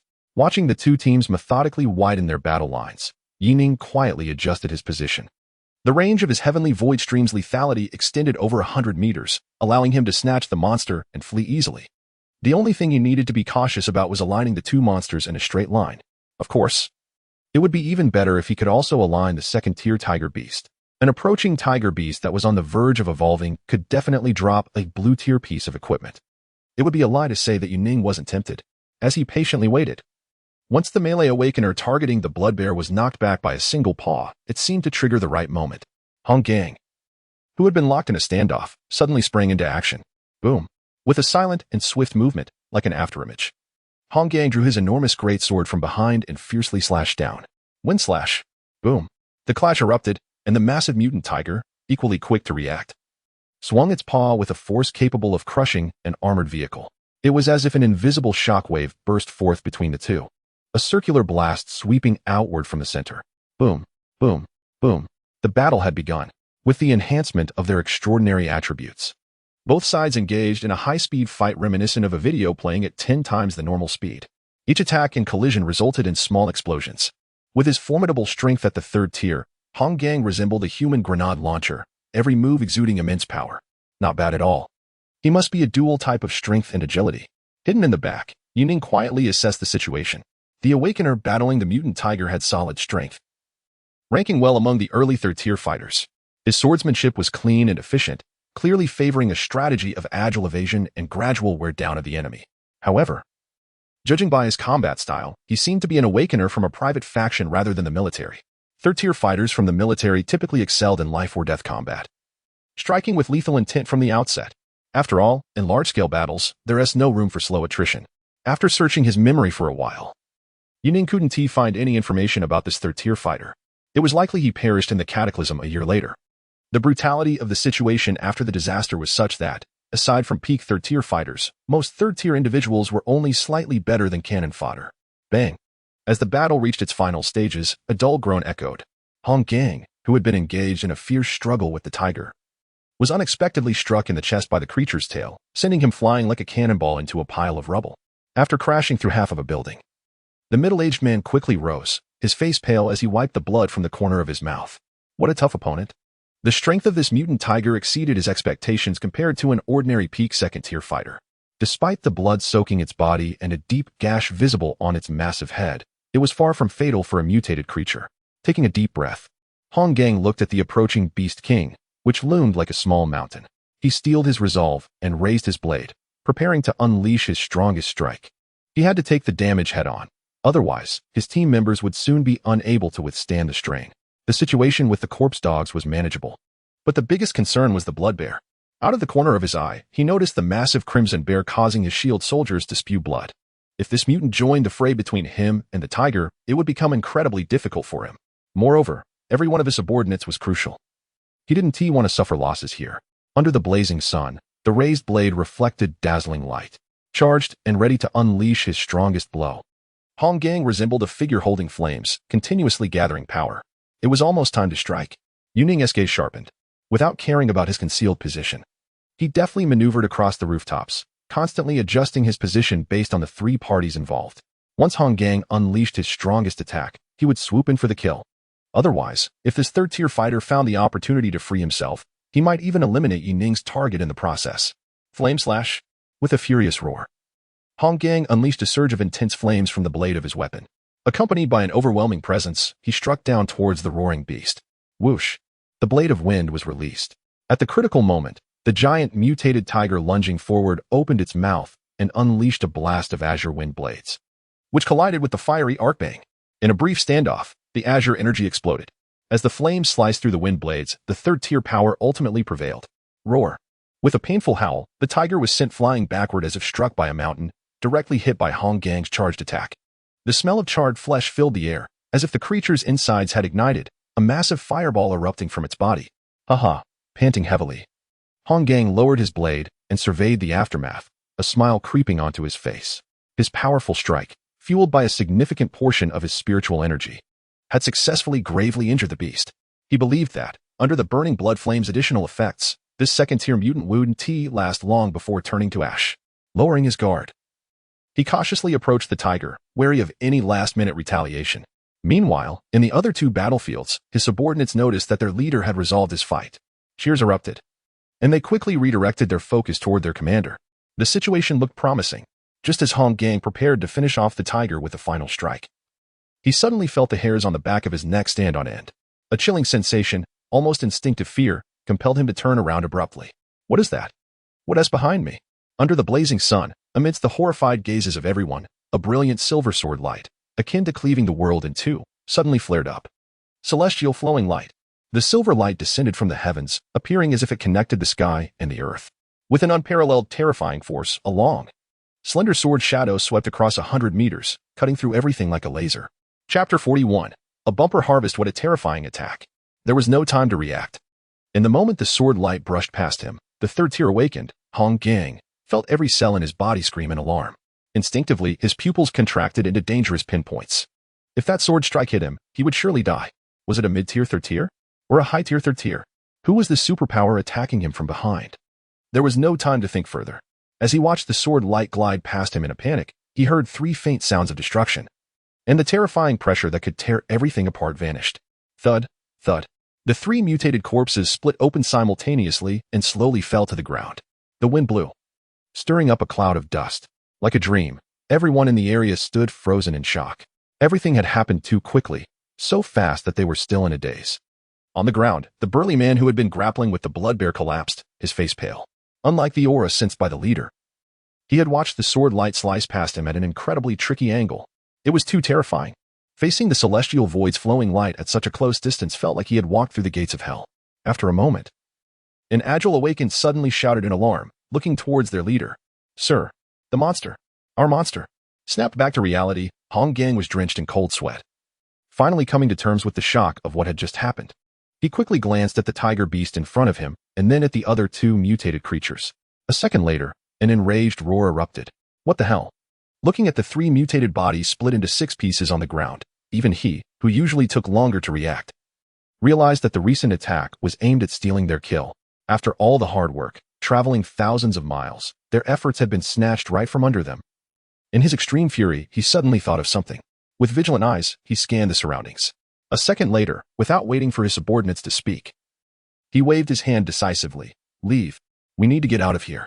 On high alert and extremely cautious, his anger was genuine. He wanted to tear the attacker apart.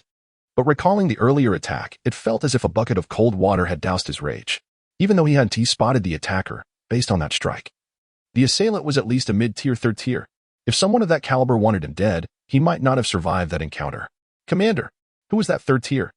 Why did they do this? Unable to comprehend it, the few awakened who were nervously following behind swallowed hard, feeling that today's experience was beyond belief. A superpower stronger than their commander had been secretly trailing them and had attacked stealthily. Even more bizarre was that the opponent seemed to have calculated the angle perfectly, not even missing the first-tier kill reward. Forget it. Let us just leave. Perhaps it was just a passing powerful individual who acted on a whim. Equally perplexed, Hong Gang ran while scanning the surroundings, trying to rationalize the strange scene before him.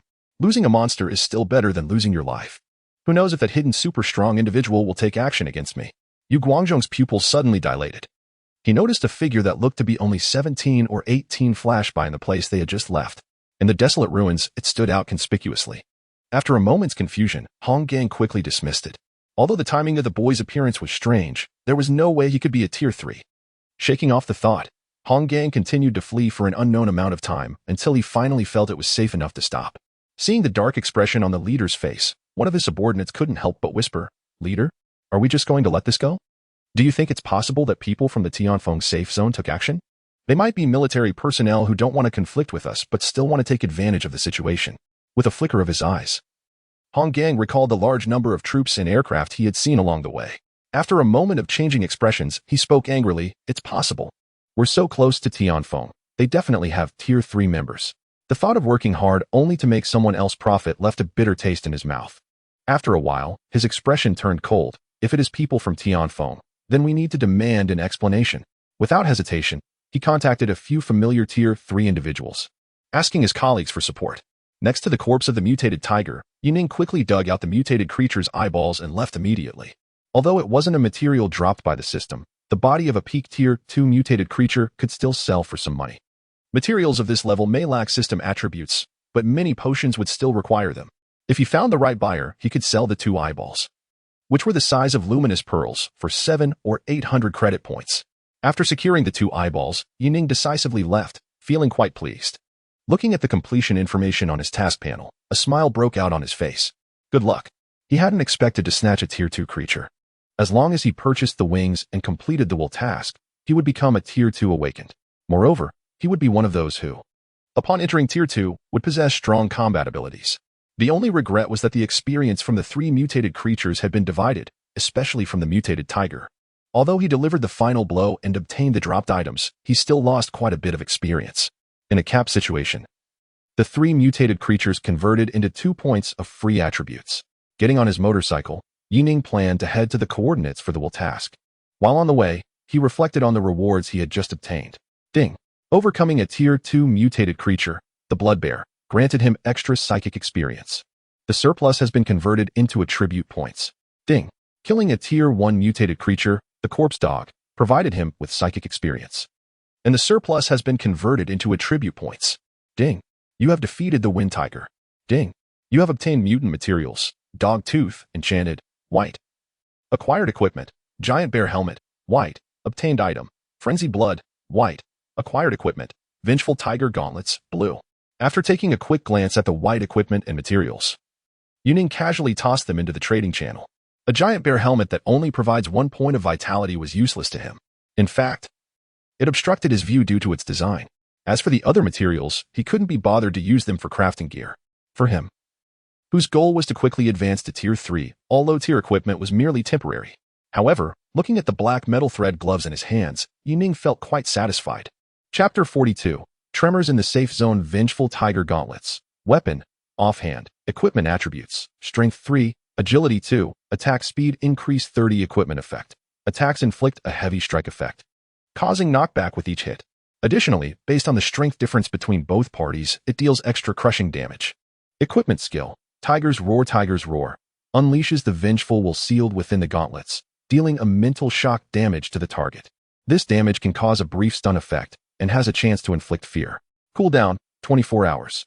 Equipment evaluation. These gauntlets are imbued with resentment, instilling fear of the tiger beast in those who face them.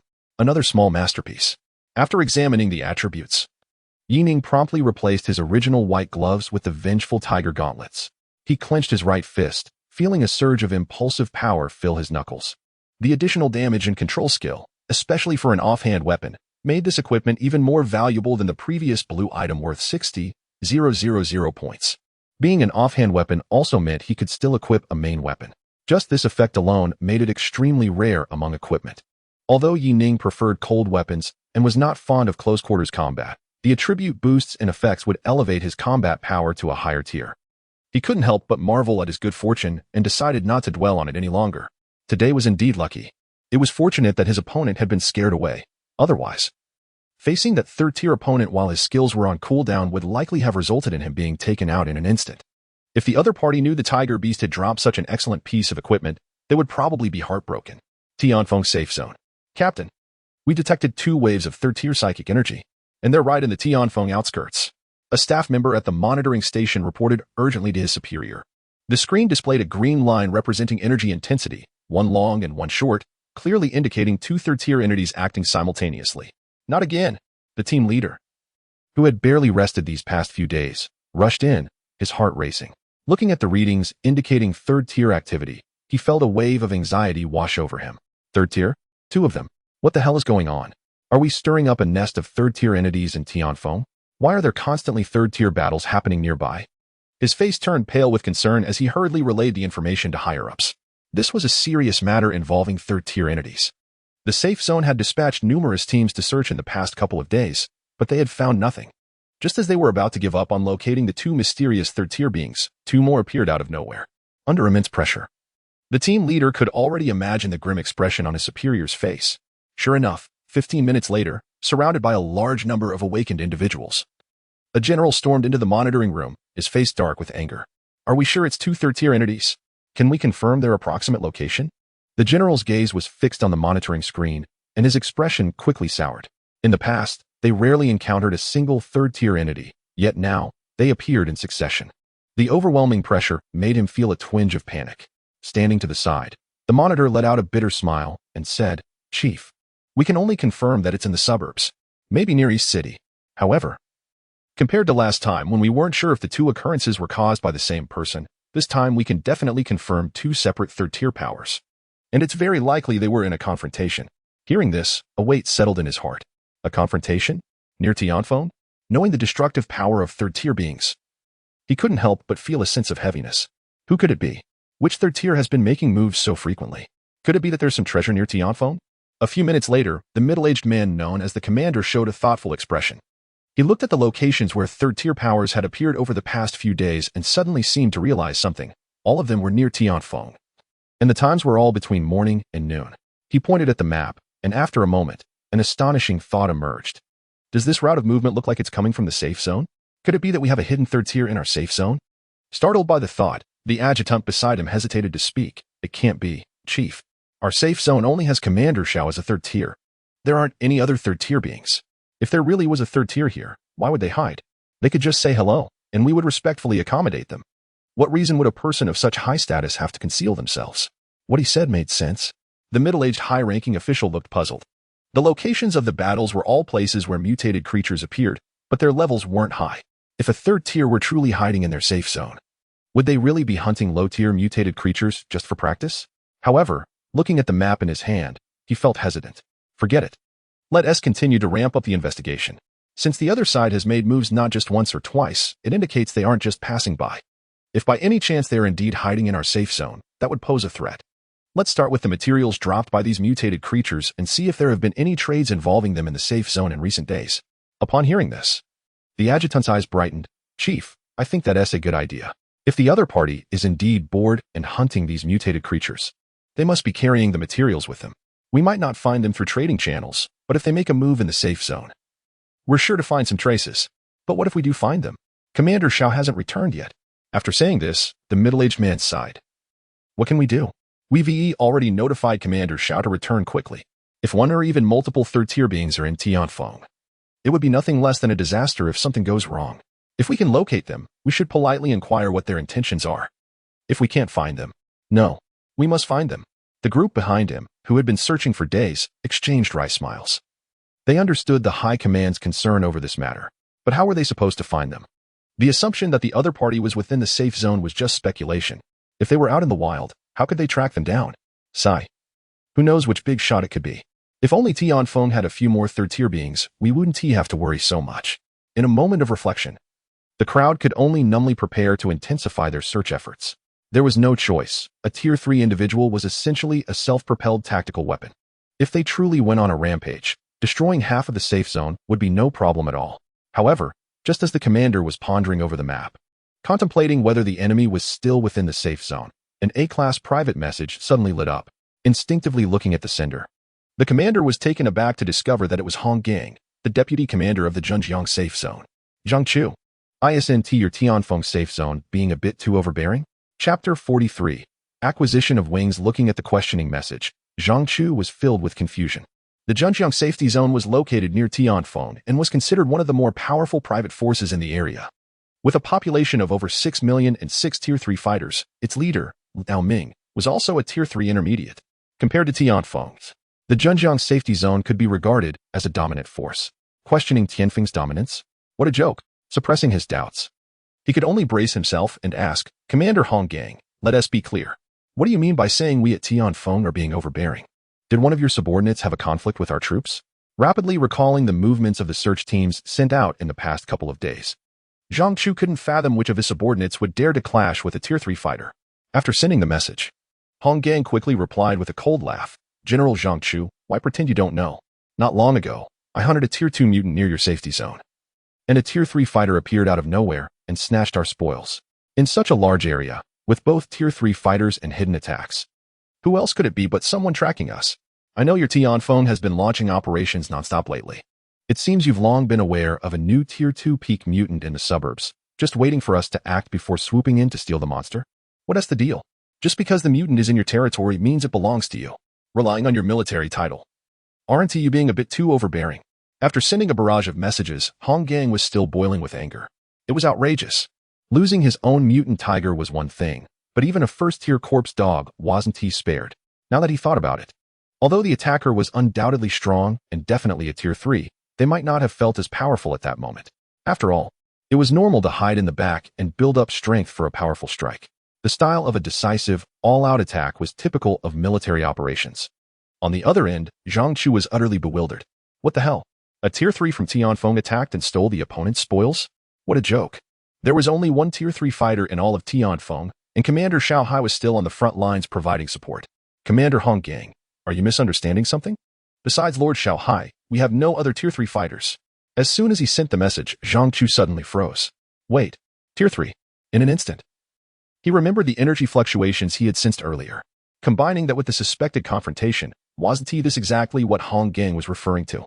Before he could say anything more, Hong Gang sent another message. General Zhang Chu. If you keep playing dumb, it's not going to be fun anymore. You must know whether it was one of your people or not. If that is the case, then our Zhenjiang safety zone will naturally come to pay a visit and seek an explanation. I also want to meet this Tier 3 fighter and see who they really are. After the private chat ended, Zhang Chu stared blankly at the messages, a bitter smile creeping onto his face. What the hell is going on? You're coming to my place to find us. We're still searching high and low for that Tier 3 fighter. As Zhang Chu glanced at the new intelligence, his expression darkened. The emergence of an unknown third-tier individual hiding in the shadows held significant implications. Search. Conduct a citywide search without worrying about causing panic. Investigate the city defense forces and see if anyone has recently spotted any mysterious individuals entering or leaving Tianfeng. With the command issued, everyone present bowed in acknowledgement of the heightened search order. Fenghua High School. Parking the car on the outskirts of a desolate town, Yining carefully observed the internal situation. This was the location for the supernatural mission. Unlike ordinary tasks involving hunting mutated creatures, supernatural missions were rather tricky and were something most awakened individuals preferred to avoid. Unlike tangible battles, facing a supernatural entity meant that even a third-tier individual could return empty-handed if they couldn't find a way to break the deadlock. The desolation of the small town indicated that ever since the apocalypse and the subsequent emergence of supernatural events, this place had long been designated a forbidden zone by Tianfeng. After more than 60 years of weathering, the once thriving town now appeared as eerie as a ghost town. Under the oppressive dark sky, the howling wind whistled through the town, creating a sharp, piercing sound. At the heart of the town, Fenghua High School looked particularly sinister. Ding. Your transaction request has been accepted. Just as Yining was about to enter the mission to complete his advancement task, a system notification suddenly rang out. You wish to purchase wind feather wings? The sender is a SSS-rank, a first-tier awakened individual. That's right. Do you have it? Yining casually inquired upon seeing the trader reach out to him. To save time, he planned to directly purchase the task item through the trading channel. Yes, what's your offer? I had a hard time obtaining this. The voice on the other end was cautious, clearly valuing the wind wings they held. Furrowing his brow, Yining quickly realized from the trader's words that this first-tier awakened individual didn't seem to have much trading experience. Typically, someone experienced in trading would quote a price directly to avoid wasting time, especially since wind wings, while rare, were essentially a low-tier material and not worth much. Judging by the other party's demeanor, it was evident they were a low-level awakened individual who perceived the wind wings as precious. 800 credit points. Without wasting time, Yining offered the highest price outright. The normal value of wind wings was around 400 points, so if the other party had any sense, they would likely recognize the generous offer. On the other end of the transaction, a young man holding a silver feather suddenly widened his eyes in disbelief as he stared at the number Yining had sent. 800 points. My God. That 800 points is what I would struggle all year to earn by hunting mutated creatures. With my first-tier strength, the team leader would give me at most 90 points a month. After deducting my expenses and improving my strength, I wouldn't even save 200 points in a year. However, looking at that tempting number, a flicker of greed flashed in his eyes. Could the feather he found in the wild be an item of exceptionally high value? Otherwise, why would the other party be so willing to pay so much? Without hesitation, he greedily sent a message. 900. No, 1,000 points. I fought hard to get this feather. Standing still, Yining's gaze suddenly turned cold. Fight hard? What could a first-tier player do to compete with a wind sculpture? It was clearly something he picked up in the wild. Faced with such shameless lies, Yining sneered. 850 points. If you don't want to sell, that's fine. The young man holding the feather paused, clearly unwilling to accept this. 1,000. Not a penny less. However, just as he anxiously waited for Yining to relent, he was shocked to find that the other party had simply disconnected the private chat. It felt like a bucket of cold water had been thrown over him. He had been fantasizing about making a fortune, but now he was filled with panic. Chapter 44. Fenghua High School 3 minutes later. Yining casually glanced at the wind-carving wings he had bought for 400 points before stuffing them into his bag. After ignoring that greedy guy, someone else quickly approached him. He had secured the wings at that price without spending a single extra point. Although the feather was rare, it wasn't particularly valuable. There would always be lucky individuals who might stumble upon one in the wild. Selling it would be a matter of luck as well. He glanced at the young man in private chat who was desperately pleading for him to buy the feather, but Yining shook his head, too lazy to respond. It was only after the man checked prices elsewhere that he realized how generous Yining had been at the start. Greed can lead to one overreaching. Disregarding this unexpected interlude, Yining covered his motorcycle and walked directly toward the small town. With all 3 of his advanced tasks completed, only the final one remained. Once he finished this task, he would be just 1 tier away from reaching the pinnacle of human combat power. Such an exaggerated speed of leveling up would surely make others question their own lives if they knew about it. As soon as he stepped into the eerie little town, Yining heard the system's notification sound. Ding. Entering the Fanghua High School Supernatural instance. Difficulty, C level. Would you like to enter? Seeing the blood-red font that was different from ordinary instances, Yining clicked confirm without hesitation. The world spun, coldness enveloped him. After a dizzying teleportation, Yining opened his eyes to find 6 other awakened individuals standing before him. Ugh, it hurts. The group was lying in a shabby inn. And on the floor, a young girl was holding her head, taking a while to stand up, as everyone regained consciousness and struggled to adapt to their surroundings. A middle-aged man who looked the oldest, with a pale complexion, coughed lightly and said, "Everyone, you should all be willpower-type awakened ones, right? I'm Li Shiping. Peak of the 1st tier. I should be the oldest among you." After introducing himself, Li Shiping subtly glanced at Yining, who appeared unfazed. The higher the willpower attribute, the less severe the side effects of the teleportation. As he came to his senses, his first impression was of Yining. This kid has a high attribute. That's right. You too? How did you know we are mental type? Why are there so many people in this instance? I thought I was the only one entering a supernatural instance. In the midst of their astonishment, the remaining awakened individuals also held their heads and stood up, surveying their surroundings.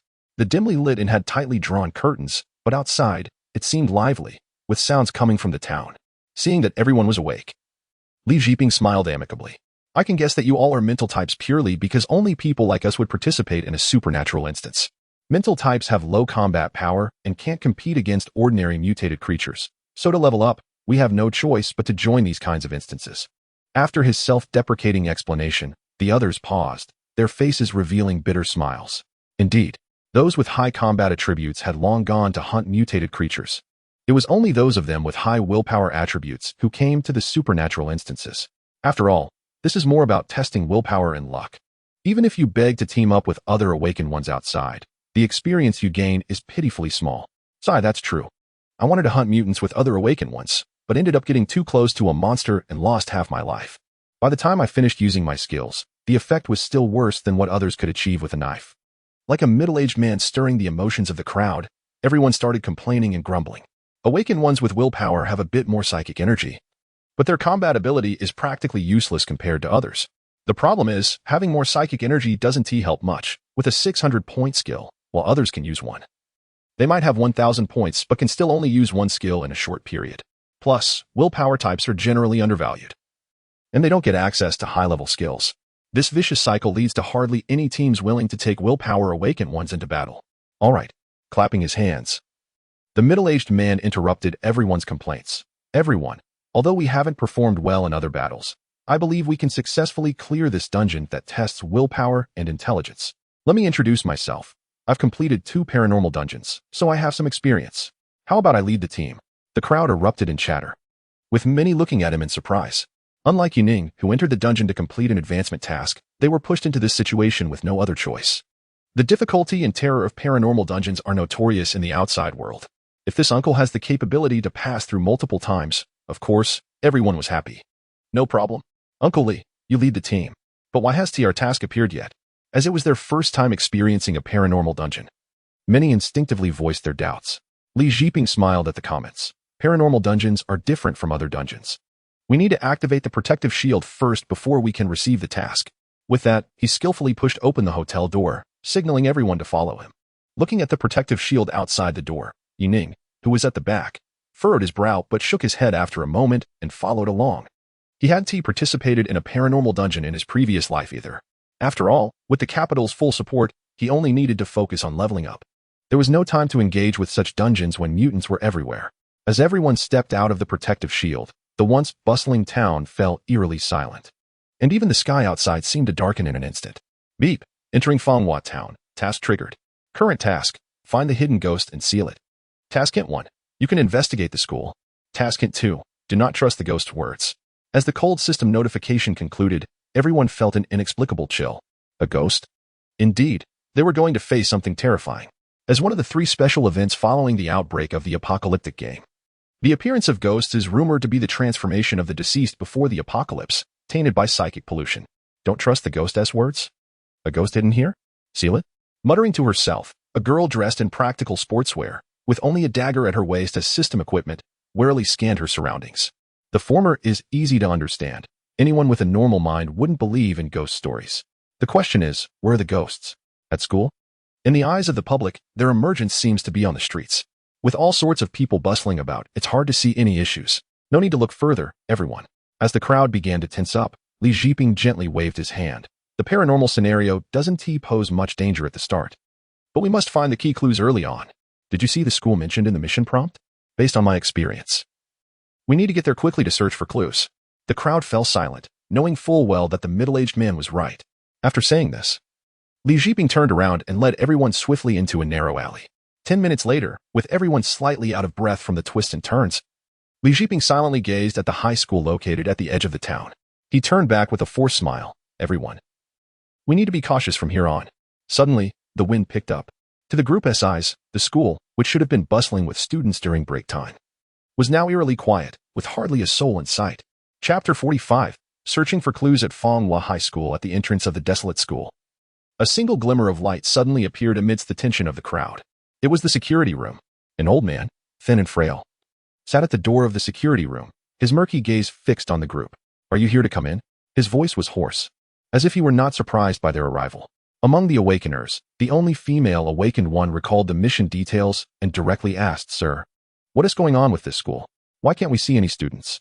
The old man looked the girl up and down before responding in a mechanical tone. Oh. This place has been abandoned for a year. It's haunted, so no one attends school here anymore. Do you want to come in?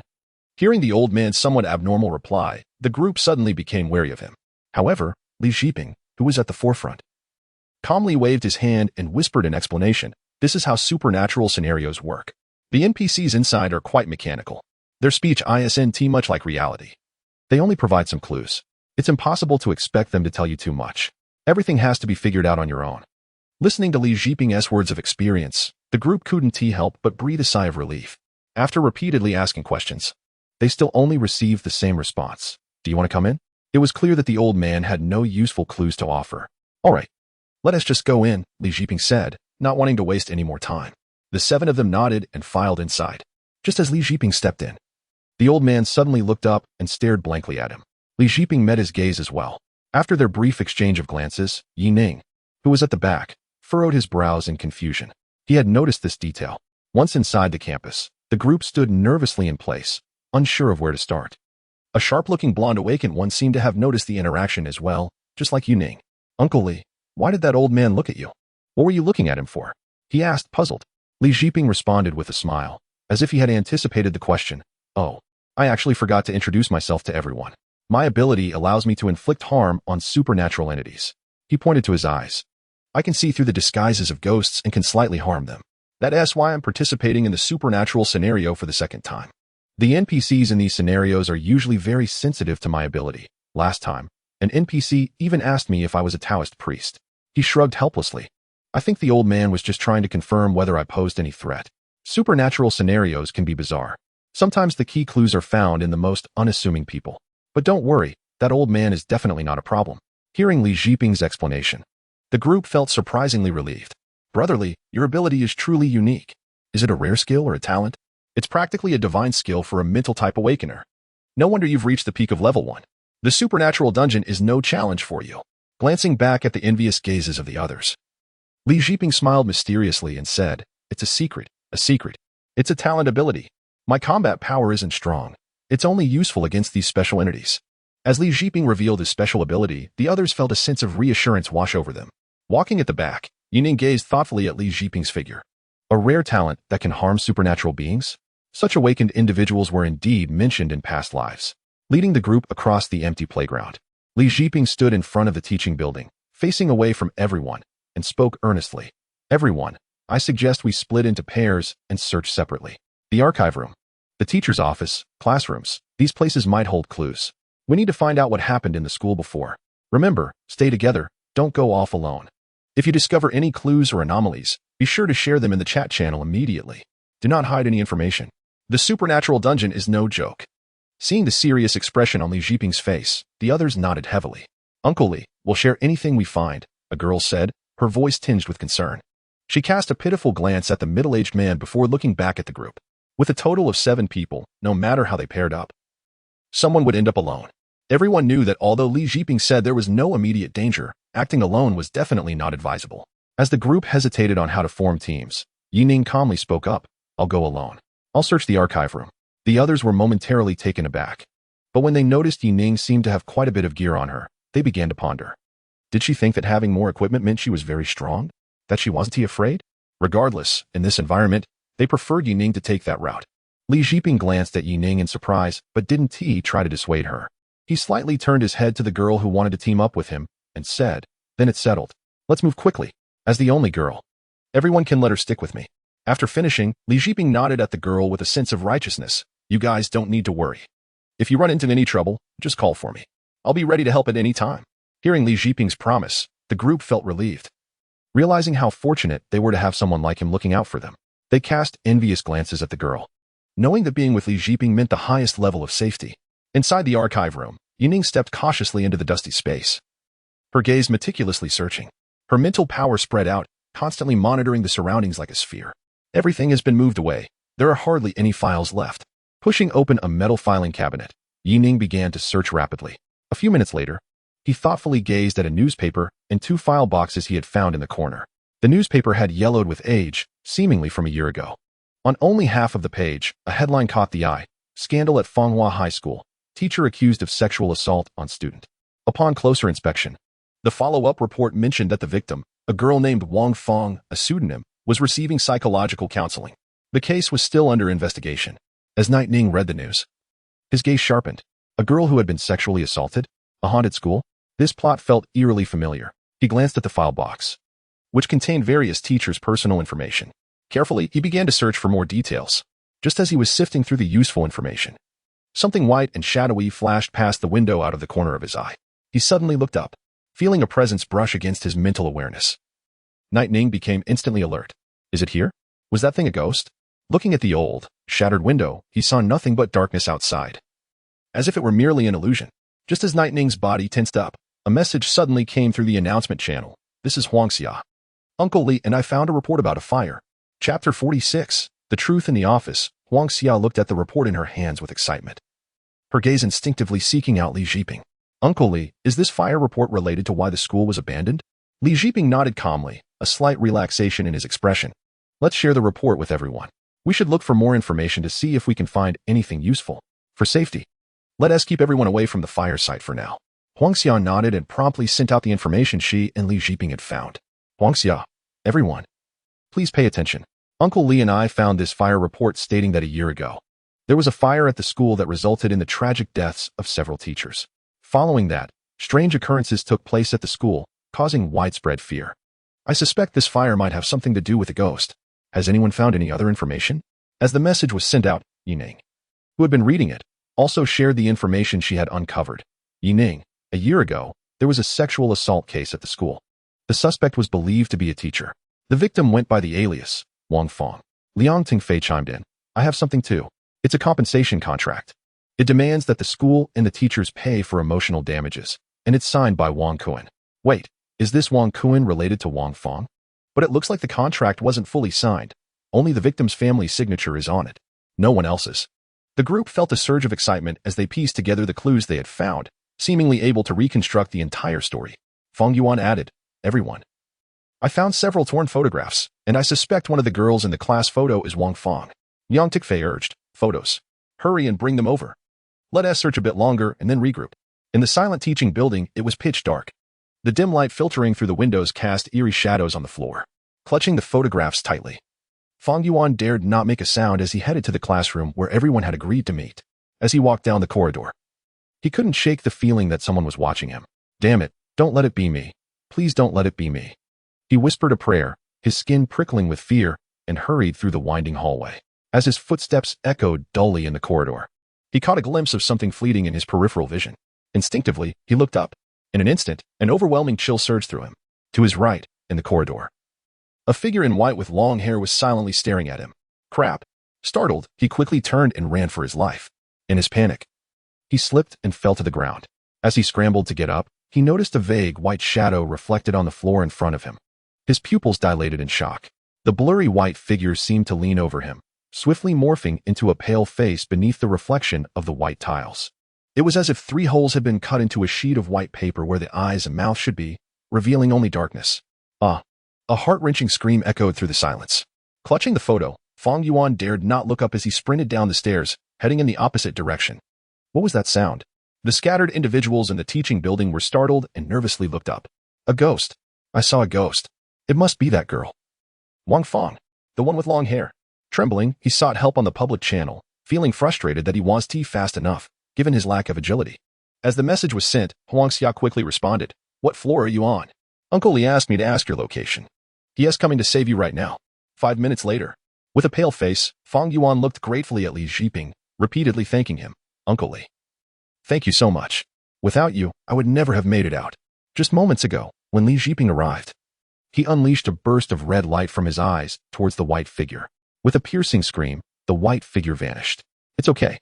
Smiling, Li Zhiping calmly reassured him. In the initial stage, the threat from ghosts isn't that significant. I'm able to hold her off for now, but I can't say what will happen next. As if recalling something, he turned serious and looked at Huangxia. "Miss Huangxia, I think I've gathered enough information. Let us quickly get everyone together to discuss what to do." Nodding, Huangxia sent out a message on the public channel. "Everyone, hurry to the classroom. Let us see what each of us has found. If we delay any longer, we might get attacked." A few minutes later, everyone nervously presented the clues they had found. A fire report, a compensation contract, a photo suspected to be of Wang Fang, information about a deceased teacher, rumors of hauntings, a student's diary, and a record of townspeople raising funds to hire a Taoist priest. The 7 of them sat facing each other, looking at all the information before them, exchanging glances. After reviewing the information, Huangxia was the first to break the silence. "Everyone, after looking at these clues, I believe it happened like this. A year ago, there was a sexual assault scandal at the school, and a girl named Wang Fang was humiliated by a teacher. Later, when her parents came demanding compensation, they couldn't reach an agreement. After the matter was suppressed, the girl named Wang Fang may have fallen into depression and committed suicide. The resentment from her death began to stir, leading to the hauntings here. Eventually, the hauntings intensified, and after Wang Fang killed several teachers, the school was forced to close." As her words fell, Fang Yuan, who had been scared by the ghost, urgently agreed. "That's right. I think so too. I saw that girl. She was standing in the hallway. If it weren't for Brother Li Zhiping saving me, I suspect I would have died." Everyone nodded, feeling that the clues pieced together clearly. It should be like this. But the current question is, what does the sealing mentioned in the task mean? Is Wang Fang sealed somewhere? Amidst the group's confusion, Li Zhiping cleared his throat and pointed to the record about hiring a Taoist priest. "Everyone, I suspect that after the continuous hauntings, the townspeople hired a Taoist priest who sealed Wang Fang's ghost within the school. However, due to the passage of time, the seal may have weakened or something else might have happened. We'll need to find the sealing location as soon as possible. I think the most likely place is the dormitory building that caught fire. After all, that's the only place we haven't searched." With that decisive statement, everyone recognized the key to the mission and nodded in agreement. Sitting quietly to the side, Yining frowned slightly as he glanced at the information on the table. For some reason, he felt that it seemed too simple. A girl was wronged, turned into a vengeful spirit after her death, and began to wreak havoc after being sealed. This plot felt too straightforward, almost like something out of a domestic movie. Just as this thought crossed his mind, a loud crash suddenly erupted from outside the classroom. The tightly shut door shook violently as if it had been struck by a heavy object. "This is bad. She has come." Li Zhiping's expression changed, and a flash of red light flickered in his eyes. "Hey!" With a piercing scream, the chilling presence outside the door finally dissipated. The others, startled, gasped for breath and looked at the middle-aged man with admiration. However, Li Zhiping, who had repelled the female ghost, showed no signs of relief. His expression was urgent as he quickly spoke up. "Everyone, Although this mission seems simple, it's definitely just the easy part. I suspect the real challenge lies at the ceiling location. Let us go. We can't waste any more time. We need to hurry to the burnt dormitory building. The charred dormitory stood in the dim light, resembling the door of a crematorium, silently waiting. Chapter 47. Where's the ghost? The group hurriedly rushed toward the burned-down dormitory building. The four-story structure wasn't particularly large, and in their frantic search, they hurriedly opened one dorm room after another, but found nothing. It wasn't until they reached the top floor that they paused, noticing something yellow on the ground in front of the last dorm room. Could it be over there? Let's check it out. Pushing aside their unsettling feelings, the seven of them made their way down the narrow corridor to the end room. As they approached the charred iron door and the yellow paper on the ground, a sense of panic washed over them, but they quickly concluded that something was definitely wrong here. Kick the door down, Li Zhiping urged, having heard a noise behind him. Without hesitation, one of the first-tier awakeners kicked the iron door open with a loud bang that echoed in the stillness of the night. A wave of burnt and damp odors rushed out immediately. As they looked inside, Feng Yuan, who had kicked the door, felt a chill run down his spine, and the other awakeners behind him shuddered as well. Inside the room, there was only a single bed, reduced to a charred iron frame, with dark handprints smeared across the walls. Near the window, a faint human-shaped imprint was burned into the surface. At a glance, it was clear to the group that the silhouette was that of a person who had been burned alive, their body fluids leaving a mark. Breathing heavily and unable to take in more details, they all rushed into the room. The moment they stepped inside, the leader Liang Tingfei instinctively looked down at his feet. He felt like he had stepped on something. Bending down to take a closer look, a look of shock flashed in his eyes. Guys, I think there's a talisman under my foot. He picked up the talisman, and a cold system prompt immediately echoed in his mind. Ding. You have obtained a sealing talisman. This is a one-time item that, when activated and thrown, conceals supernatural entities. Overjoyed, he noticed the others staring at the talisman in his hand and quickly relayed the system notification. There was indeed something here that could seal the entity. But what should they do next? Instinctively, they all turned to Li Zhiping, seeking his guidance. Having experienced 2 supernatural instances, Uncle Li had become their lifeline. Wait for the female ghost to come. Once she does, we'll find a way to stick it to her. As long as we seal her, our mission will be accomplished. A glimmer of excitement crossed Li Zhiping's eyes as he confirmed the plan, then cautiously glanced behind him. The others nodded in agreement. But one girl in the group, Huang Xia, began to survey the room and couldn't help but voice her confusion. Why is the talisman on the ground? And in the teacher's room? Normally, it should be found near the ghost's coffin or grave, right? As Huang Xia spoke up, the others realized that her observation was indeed strange. Outside the door, Li Zhiping gave Huang Xia a helpless glance. Just because movies portray it that way doesn't mean our scenario will follow the same script. Thinking it over, he continued, who did the ghost?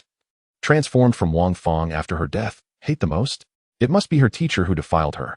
Perhaps this dorm room is where the teacher assaulted her. After she died, it was only natural for her to linger in the place filled with resentment. As for the talisman falling to the ground, doesn't that just indicate that it was the talisman coming loose that allowed her to escape? With that, Li Zhiping looked at Huang Xia as if she were a novice. Letting out a gentle sigh, the others felt a bit awkward upon hearing this. They had been so tense that they hadn't considered it. Just as they were about to ask how to confront the enemy, Li Zhiping suddenly narrowed his eyes and urgently turned back. You all need to get inside. I can feel that thing coming. I'll engage her in a fight and lure her in. Normally, she wouldn't dare to come in.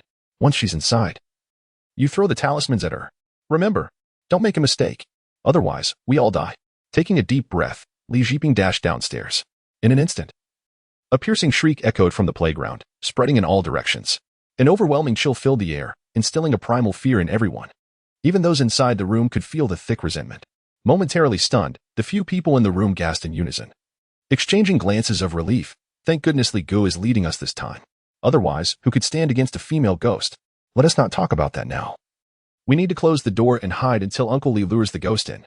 Thank heavens, once this mission is over, I must get Uncle Li's contact information to thank him. Inside the room, they cautiously hid behind the door, waiting for Li Zhiping to draw the ghost in so they could throw the talismans. In the corner of the room, Yining glanced around and suddenly chuckled softly. Are you all sure you want to stay here and wait to die? As soon as he spoke, everyone turned in shock to look at Yining, who had been quiet until now. What do you mean? They blurted out, staring at Yining's calm gaze. Feeling utterly confused, Yining shook his head and replied indifferently. I'm just curious. Haven't you all thought about where the ghost is? Or rather, the ghost story? Chapter 48. Lies in the dimly lit room.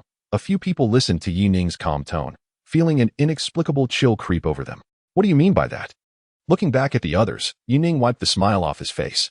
The mission prompt mentioned that one clue is at the school and another is to not believe any ghost stories. So the question arises, we found the clue. But where are the ghost stories? Did the ghost talk to us? Shaking his head, Yining continued without waiting for a response from the others. From start to finish, only the few of us have been talking. The only one we've interacted with from the scenario is the old gatekeeper. But the problem is, the gatekeeper merely let us in, and Li Jiping confirmed he is not a ghost. As soon as the words were out, Liang Tingfei, who reacted the fastest, suddenly widened his eyes. Are you saying that one of us is a ghost in disguise? A ghost is feeding us false information. Yining raised an eyebrow and nodded slightly. Exactly. Based on the mission requirements to find the hidden ghost here, there must be a problem among us. Moreover, the most suspicious person is Li Jiping. He claims he can see through disguises, so if any of the rest of us are ghosts, why hasn't he discovered it? The answer is simple. He himself is the ghost, and he has provided the most information. Before Yining could finish, Huangxia interjected angrily. What kind of joke are you making? If Uncle Li is a ghost, then what's going on with the one outside? He's a bona fide awakened. Yeah, I saw the female ghost with my own eyes. Don't tell me Uncle Li is a ghost when he is fighting the ghosts. Feng Yuanqi, who had been saved by Li Jiping, echoed Huangxia, looking skeptically at Yining. In his view, Yining's words were absolute nonsense. Seeing the unwillingness of the others to accept his reasoning, Yining remained calm and explained, First, we don't know what abilities ghosts possess. How can you be sure that what you saw was a real ghost? Second, the birth of a ghost requires at least one person to die, right? Have you found any news about Wang Feng's suicide? Throughout, the only clue was that her family failed to get compensation. Who told you Wang Feng is definitely dead? Pointing to the burned dormitory building, Yining wiped some dust off the wall. On the contrary, the teacher is confirmed dead, and he was an adult. Third, Li Jiping is too familiar with the scenario. Do you remember how he got here? This was his first time entering the scenario too. How could he find this abandoned school without even asking? Fourth, no one paid attention to the old man at the entrance. They only subconsciously looked at him. Don't you think it's strange that the old man is puzzled as to why a dead person is standing in front of him? In addition to these, there are many more doubts. After quickly explaining, the group was shaken. However, with such a significant twist, they found it hard to accept this reality. But this is just speculation. If Uncle Li really is a ghost, then what is he doing? He could have easily not taken us here to find the talisman. Listening to Huangxia's doubts, Yining cast a sympathetic glance at the girl. Didn't you see him kick the door open himself? As a ghost, he naturally wouldn't dare to touch the talismans. To resolve this danger, we can only rely on ourselves to activate the talismans. Do you remember when the haunting started? It was after the teacher was burned to death. If nothing unexpected happened, Li Jiping must have been killed by his family in retaliation, burned alive right here. Out of hatred, he began to seek mad revenge. To deal with him, the townspeople simply invited a Taoist priest to seal him in the place where he was burned. Just as her words fell, a frantic shout came from outside. Everyone get ready. The female ghost is coming. Bang. With a painful grunt. It seemed that Li Jiping had been slammed against the wall outside.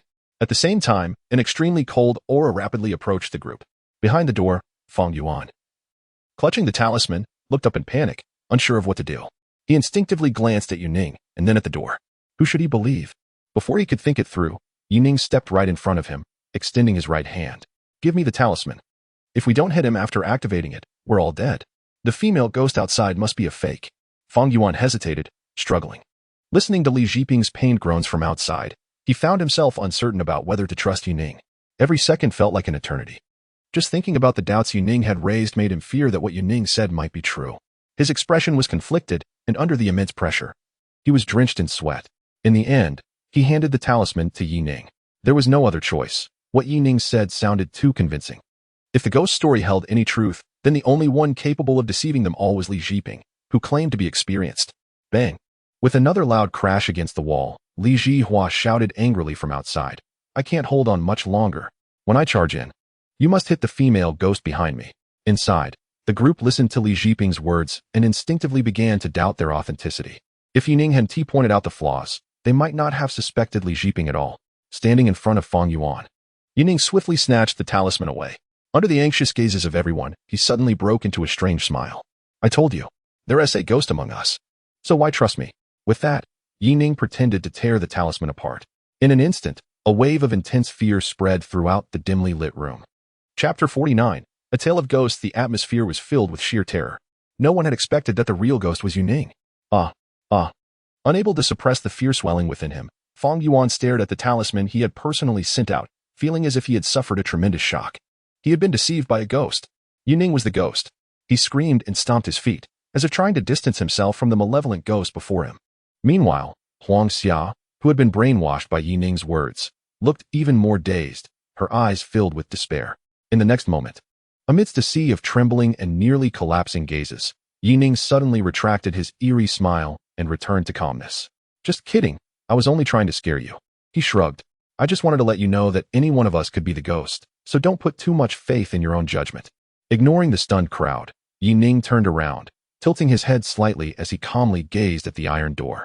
Listening to the increasingly piercing wails approaching, he chuckled softly. Li Jiping, or should I say Tao Guoxing, are you sure you want to keep playing this charade? In an instant, the hurried footsteps and shrieks outside abruptly halted, as if they had never anticipated being exposed. The next moment, Li Jiping, snapping back to reality, exclaimed in shock. His breath weak. What are you talking about?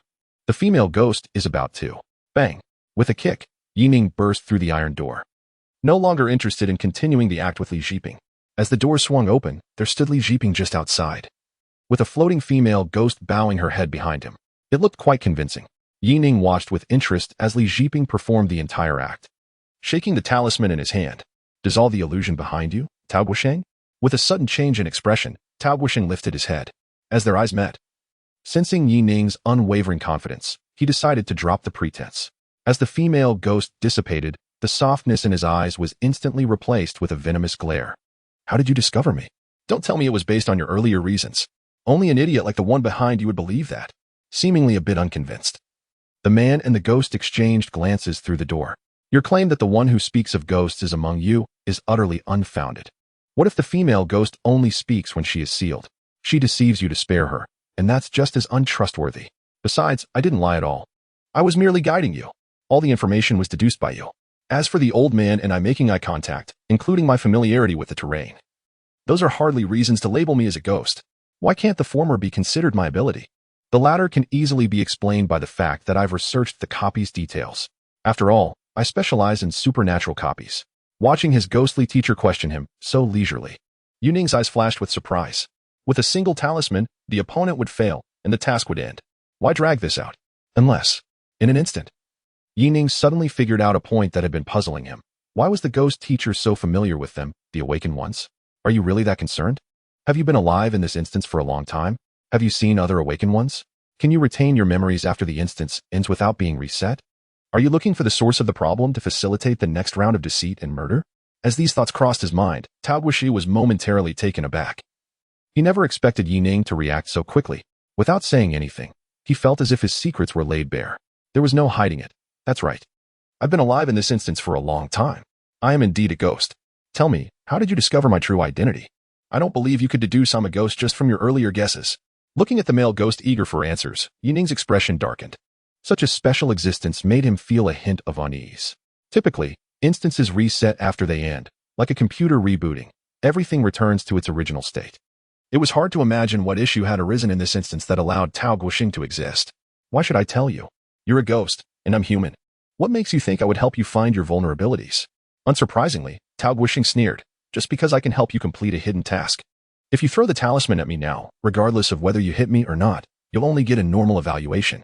But if you're willing to tell me, I can voluntarily dissipate after your task is complete, helping you finish the hidden task. With a confident gaze, as a rare instance that could give rise to intelligence. Tao Guoxing was sure that no awakened one could resist such temptation. Hiding in the room, the others behind him were shocked to see Yining negotiating with a ghost, feeling as if their worldview had been completely overturned. Exchanging glances, Yining's eyes flickered, showing some hesitation. A hidden task. Would it cause the male ghost to dissipate automatically? I have to admit, this hidden task is indeed quite twisted. If all goes as expected, no one has likely ever completed it. After weighing the pros and cons, Yining spoke in a deep voice. Indeed, based solely on the previous information. I couldn't be entirely sure you were a fake. After all, it's unlikely anyone would think that a ghost would be among us at the start of the task. Especially one posing as an awakened person skilled in supernatural instances. The real reason I doubted you was the sharing of information. You clearly stated at the beginning that you would share any situations and information directly in the public channel. Yet from start to finish, you never used the public channel and always had Huang Xia relay your messages. That made me realize you couldn't use the system functions at all. Tao Guoxing's expression darkened. And after a moment he shook his head. Not enough, still not enough. I could easily explain that I was busy searching for clues without sending messages. Huangxia is on my team. What's wrong with her sending messages on my behalf? He stared fixedly at Yuning, not believing that Yuning was thinking this simply. Looking at the relentless male ghost, Yuning sighed softly. All right. The only real way to confirm your identity is through the system message. I sent you a private message saying that I'm a ghost, but the system notified me that there is no such person as you. And the message failed to send. After saying this, Yuning shrugged. He had also been taken aback when he realized this at the time. For a moment, Tao Guoxing stood frozen in place, unable to believe that his carefully crafted disguise had been exposed in such a ridiculous manner. It's worth noting that he had deceived and killed over 20 awakened individuals without anyone seeing through him. Raising the talisman, Yuning indicated for Tao Guoxing to keep his promise. The people behind him wore strange expressions, feeling as if they were in a dream with the events of the day. However, Tao Guoxing, standing outside the door, suddenly let out a scoff. What? Do you really think I would commit suicide? Didn't the system tell you? Don't believe what ghosts say. Chapter 50, Settlement of Rewards. As the words fell, a sinister laugh echoed. The facade of kindness on Li Zhiping's face melted away like dripping fat, revealing a visage now soaked in blood. The vanished female ghost reappeared, shrieking as she charged toward Yuning. This was no illusion, as the chilling aura pierced through him. Yuning instantly realized that the supernatural entity before him was not a mere figment, but a genuine vengeful spirit. If touched, his life force would swiftly drain away. Meanwhile, the others in the room snapped back to reality and scrambled to evade. However, the room was small, and they dared not rush out. Many felt the impending chill of death and could only scream in terror. Quick, throw the talismans. Hurry. Ignoring the urgency behind him, Yuning quickly sidestepped to the side. If Li Zhiping's supernatural entity was no longer an illusion, it meant his true strength would be formidable as well. Tossing out talismans in a panic would be akin to courting death. Watching Yuning nimbly evade, Li Zhiping's expression hardened, resembling a paper figure floating in the air. Quite fast, he thought. With his familiarity with awakeners, he quickly realized that Yuning's speed far exceeded normal levels. Interesting. With a cold sneer, his blood-dripping face twisted in disdain. What are you struggling for? I was merely pretending to be human, biding my time to draw out your talismans. But with my speed, most awakeners wouldn't even be able to hit me. Ignoring the several awakeners in the room attempting to unleash their skills, all of Li Zhiping's attention was focused on Yuning. As a supernatural entity, he could almost disregard physical attacks and most skills. The only real threat to him was the talismans in Yuning's hands. Struggling? Yuning chuckled lightly, deftly searching for an opportunity in the corridor. He had realized that Li Zhiping possessed incredible speed, and he would only have one chance to strike. Observing Yuning still running and struggling, a mocking grin appeared on Li Zhiping's grotesque face. Still looking for an opportunity? What could seeing through my disguise do you? Do you really think you can get close to me? As he spoke, he suddenly widened the distance again, leaving no chance for Yuning to charge forward. Fool. If you had pretended not to notice me, you might have had a chance to succeed. But, before he could finish, Yuning, having reached the end of the corridor, suddenly turned around, completely disregarding the ghost that charged toward him. Thunderstrike. Braving the bone-chilling cold, he activated his skill. And in an instant, a thunderous crack pierced the air. Bang! As the skill took effect, Yuning pushed off hard from the ground. A burst of silver light erupting beneath his feet. In a blink, he crossed the distance of several meters, and with the enhancement of his Thunderstrike boots, he shot into the air like a bolt of lightning, appearing directly in front of Li Zhiping. Seal, almost outpacing Li Zhiping's reaction. A radiant red talisman swiftly embedded itself into his body amid the ghost's horrified gaze. Aya! The screams echoed in unison, as if a hot iron brand had been plunged into his innards. The once confident Li Zhiping was now reduced to howling in agony. Wisps of white smoke rising from his body. It hurt. It hurt so much. The pain, reaching deep into his soul, robbed him of any strength to resist. Bang! As he fell from the fourth floor, Yuning watched Li Zhiping struggling helplessly to land, feeling a slight sense of relief. Thankfully, the thunder boots had enhanced his speed. Otherwise, he wouldn't have been able to catch up. Li Zhiping's existence was rare even in this apocalypse. The actual difficulty here had long surpassed that of a sea-level dungeon. Cries of pain and despair filled the air. Bound by the system's seal, Li Zhiping was now utterly powerless to resist. The once eerie and dim school seemed less chilling now, as if the sealing had taken effect. Moments later, a cold system prompt rang out. Ding! The sealing task has been completed. Please collect your rewards after finishing the dungeon. Inside the dormitory, the awakened ones who had participated in this mission cautiously peeked out, still shaken as they looked down at Yuning. It had been too intense. The series of twists and turns left them in a daze. Huangxia, who had previously opposed Yuning, now wore a complex expression. She had thought that Li Zhiping was the strongest presence in this dungeon, believing he was their main asset. Little did she know that Li Zhiping was a ghost. It was the unassuming Yi Ning who was the real powerhouse. Even Feng Yuan, who had been the most skeptical and thought Yi Ning was just seeking attention, now felt somewhat guilty as he lowered his head, unable to look at the young man below. If it weren't for Yi Ning, they might not have even known how they had met their end. The remaining few exchanged glances and then made their way downstairs, running to express their gratitude. Thank you so much. If it weren't for you, we would have definitely been in trouble. As they spoke, Liang Tinfei eagerly approached, his eyes filled with eagerness. Mister, could I get your contact information? I'm from the East Mountain 6th Safe Zone. My name is Liang Tinfei. His tone was humble. Although Yi Ning appeared to be much younger, in the face of power, he didn't hesitate to place himself in the position of a subordinate. Mental-type awakeners had it tough in this apocalypse, and for a small fry like him, encountering a big shot like Yi Ning was a rare opportunity he wanted to seize. He had witnessed Yi Ning's explosive speed and impressive equipment. It was clear that he was not an ordinary awakener. Yi Ning waved his hand dismissively, ignoring the sudden change in attitude from the crowd. He bent down to look at Li Zhiping, who lay there like a corpse. What are you pretending to be dead for? He kicked the body, which felt like rotten meat, and chuckled lightly. According to our agreement, you should self-destruct. Of course, you can try to wriggle out of it. But did you really think I had sent you a message? The body stiffened. Li Zhiping, who had planned to play dead, suddenly opened his eyes wide, glaring at Yi Ning. Are you trying to trick me again? His voice was hoarse, and the sudden movement startled everyone. Wasn't he sealed? How can he still move? Under the lingering threat, a few people were so frightened that they stepped back repeatedly, shaking his head. Yi Ning paid no mind to Li Zhiping regaining his mobility and casually reassured the crowd, there's no need to be afraid. He really is sealed. It's impossible for him to act again. After saying this, Yi Ning tilted his head to meet the hostile gaze of Li Zhiping. What if I tricked you? Only an idiot like you would believe that I sent you a message for verification. I don't even know your identification number, so how could I send it? Ignoring the distorted, nearly frenzied expression on Li Zhiping's face, Yi Ning continued, self-dissolution will allow me to complete my hidden task. In the last second before you dissolve, I will tell you the truth. I will reveal how I figured it out. With a twisted face, Li Zhiping glared back fiercely. After a moment, he spoke coldly. All right. For him, it meant that once Yi Ning and the others left, he would be reset. Dying once through self-dissolution wasn't a big deal. However, if Yi Ning had uncovered the flaws in his disguise, he naturally wanted to know what went wrong. Without hesitation, as the deal was struck, Li Zhiping's figure began to blur instantly. In the extreme pain of self-dissolution, his pale eyes remained fixed with intensity. Speak. Say it now. The dissolution accelerated rapidly. In the final second, Yi Ning looked at Li Zhiping, who was almost transparent, and smirked. The real flaw in your disguise is what I guessed. Li Zhiping, in the midst of dissolving, stared at Yi Ning in disbelief, ultimately vanishing with a roar of frustration. Listening to that howl filled with venomous rage, Yi Ning calmly retracted his smile. He had indeed guessed. If he guessed wrong, it simply meant Li Zhiping died in vain. Behind him, the others stared at Yi Ning in shock. At that moment, they felt that this somewhat delicate-looking youth appeared terrifyingly like a malevolent spirit toying with human hearts. Time and again he deceived, forcing a unique supernatural being to take its own life. Not dwelling on it too much, Yi Ning spoke calmly, exit the instance. Settle the rewards. With a flash of white light, he disappeared from the spot. Chapter 51. Mission accomplished, exiting instance. Settling instance information.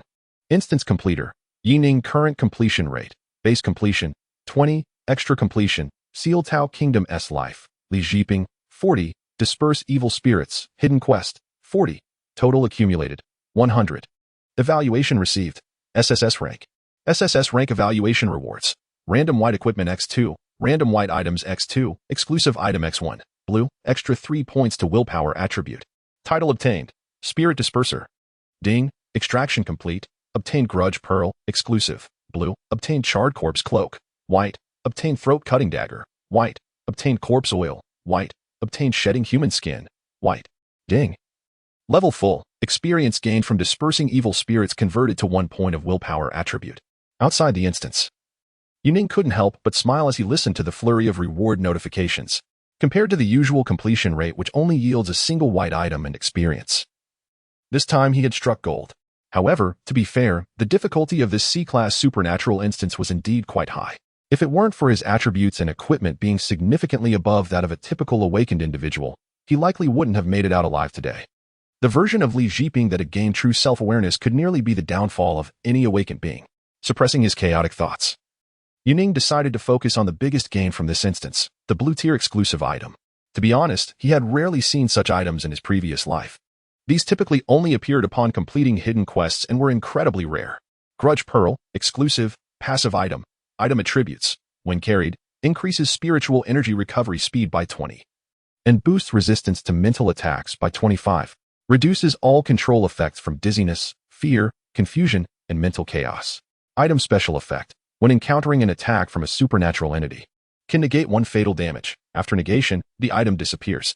Item evaluation, a soul pearl infused with resentment, perhaps your second life. What a powerful item. With a raised brow, Yuning toyed with the transparent pearl in his hand, feeling a faint coolness wash over his forehead, dispelling his fatigue. A rare mental defense item. With an additional blue recovery effect. With this pearl in hand, encountering supernatural entities in the future would indeed be like having an extra life. Good stuff, I'll keep it. After securing the pearl, Yuning glanced at the other equipment. Mostly junk. The corpse oil could ignite underwater and in airless environments, enhancing spiritual energy recovery after ignition. The human skin was a low-level enchanting material that increased fire resistance. After keeping the dagger and corpse oil, Yuning decided to toss the miscellaneous equipment back into the trading channel. He strapped the dagger to his right leg, as it could serve as a throwing knife under the control of his mental power for surprise attacks, confirming that he hadn't overlooked anything. Yuning planned to head back to turn in the quest, as he thought about the epic gear reward he would receive from the sword god system after completing his task. He couldn't help but feel a surge of excitement and anticipation. Once he submitted the mission and boosted his stats, the reward would be in his hands. Epic level gear. Back in his previous life, even with national support, he had only managed to acquire 3 pieces. He had to reach the peak of the 3rd tier before he could even use them, with the wind at his back. He hopped on his motorcycle and sped toward the safe zone. 6 hours later, deep into the night, at the entrance of the safe zone, he looked at the brightly lit area where a large number of soldiers were checking the identities of those entering the city. Confusion flickered in his eyes. Above him, a swarm of armed helicopters circled, their searchlights sweeping the ground. Soldiers equipped with loudspeakers repeatedly shouted commands. All entering personnel, please present your identification. Outsiders must register. In the solemn atmosphere, the city walls were filled with awakened soldiers. Whenever someone from an external area was identified, the entire search team would tense up, surrounding the individual completely. What was going on? Was the safe zone under attack? Or was someone trying to breach the base? Among the crowd, Yuning felt puzzled. With such a large-scale operation, it was unclear who they were looking for. This kind of mobilization was rare in the history of the safe zone. Your identification information. At the checkpoint, a team of 22nd-tier awakened soldiers was vigilantly checking information. They didn't seem overly tense when they saw how young Yuning looked. He casually handed over his information, and the soldier checking his credentials gave him a surprised glance. Yuning, what are you doing out so late? Beep. 0th tier awakened. After swiping his card, the soldier looked at Yuning with curiosity, then waved him through. As someone who had previously protected the testing square, the soldier had a deep impression of Yuning. An SS-level talent was quite a big deal in his eyes, a super genius. However, he had heard that the military later downgraded Yuning's potential and stopped monitoring him. Oh, just going out to practice in real combat. Yuning replied casually as he entered the city. However, just as he walked a short distance away, he overheard the soldiers discussing him in hushed tones. I really don't understand what the military is thinking, letting such a genius go unmanaged. Who knows? I heard it's because of his potential evaluation. Otherwise, they wouldn't let him go out like this. What a pity, if he weren't a mental type. The entire Huaxiao battle zone would probably be pouring resources into training him right now. Yeah, a level awakened are being pampered in our safe zone. Always having awakened squads protect them when they go out. Sighing, they continued.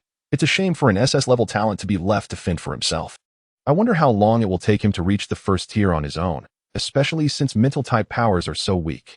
Listening to their chatter, Yuning didn't feel particularly affected.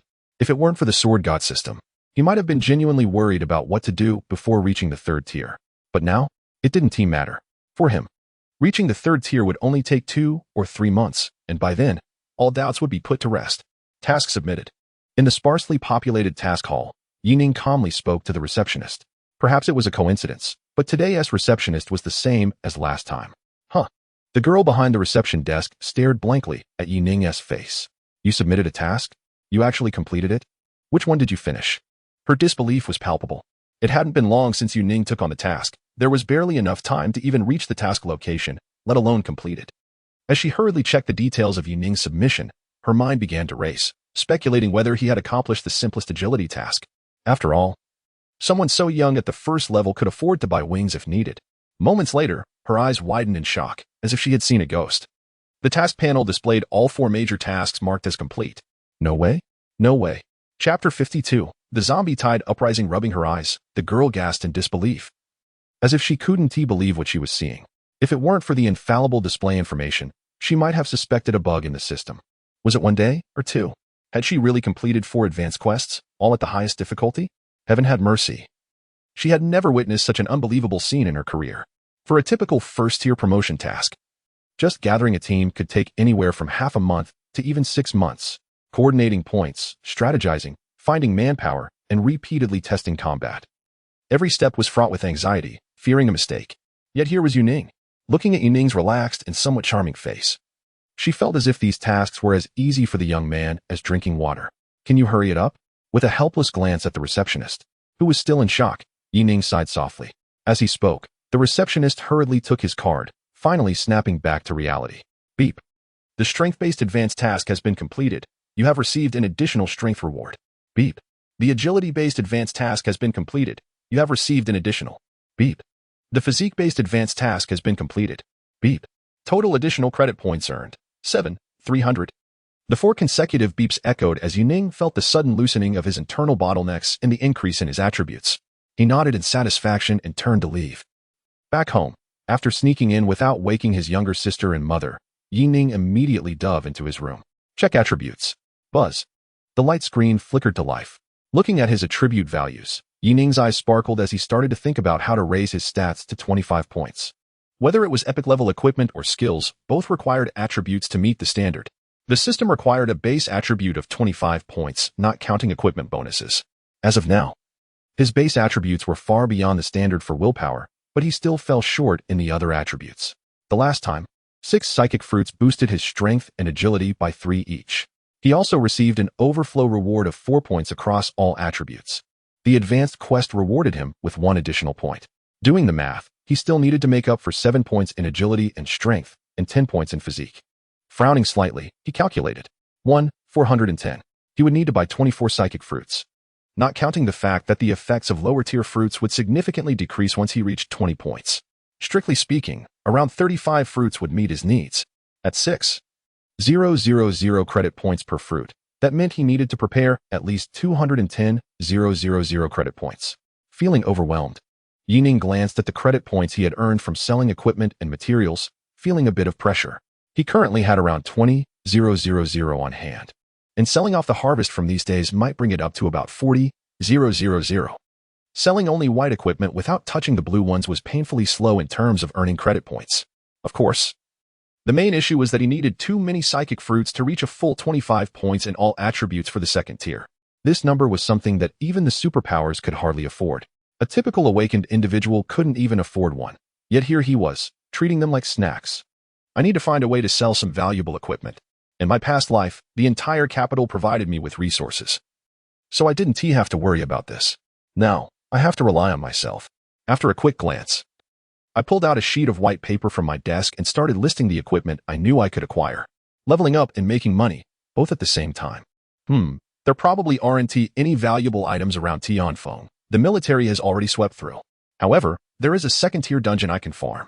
Recently, the Zhenjiang safe zone has a blue accessory-type piece of equipment. If I remember correctly, it should be on a mutated creature in the wild. Further out in the Dongshan battle zone, I recall there was once a high-tier strength skill book. With my pen moving swiftly, half an hour later, I looked over the information I had organized and let out a sigh of relief. Fortunately, with the arrival of the disaster, a massive amount of equipment resources will emerge in the coming year, many of which I had heard about while on the run. For others, over 200,000 credit points might seem astronomical, but for me, it shouldn't be too hard to gather. Once I handle things around Tianfeng, I'll head to Zhenjiang.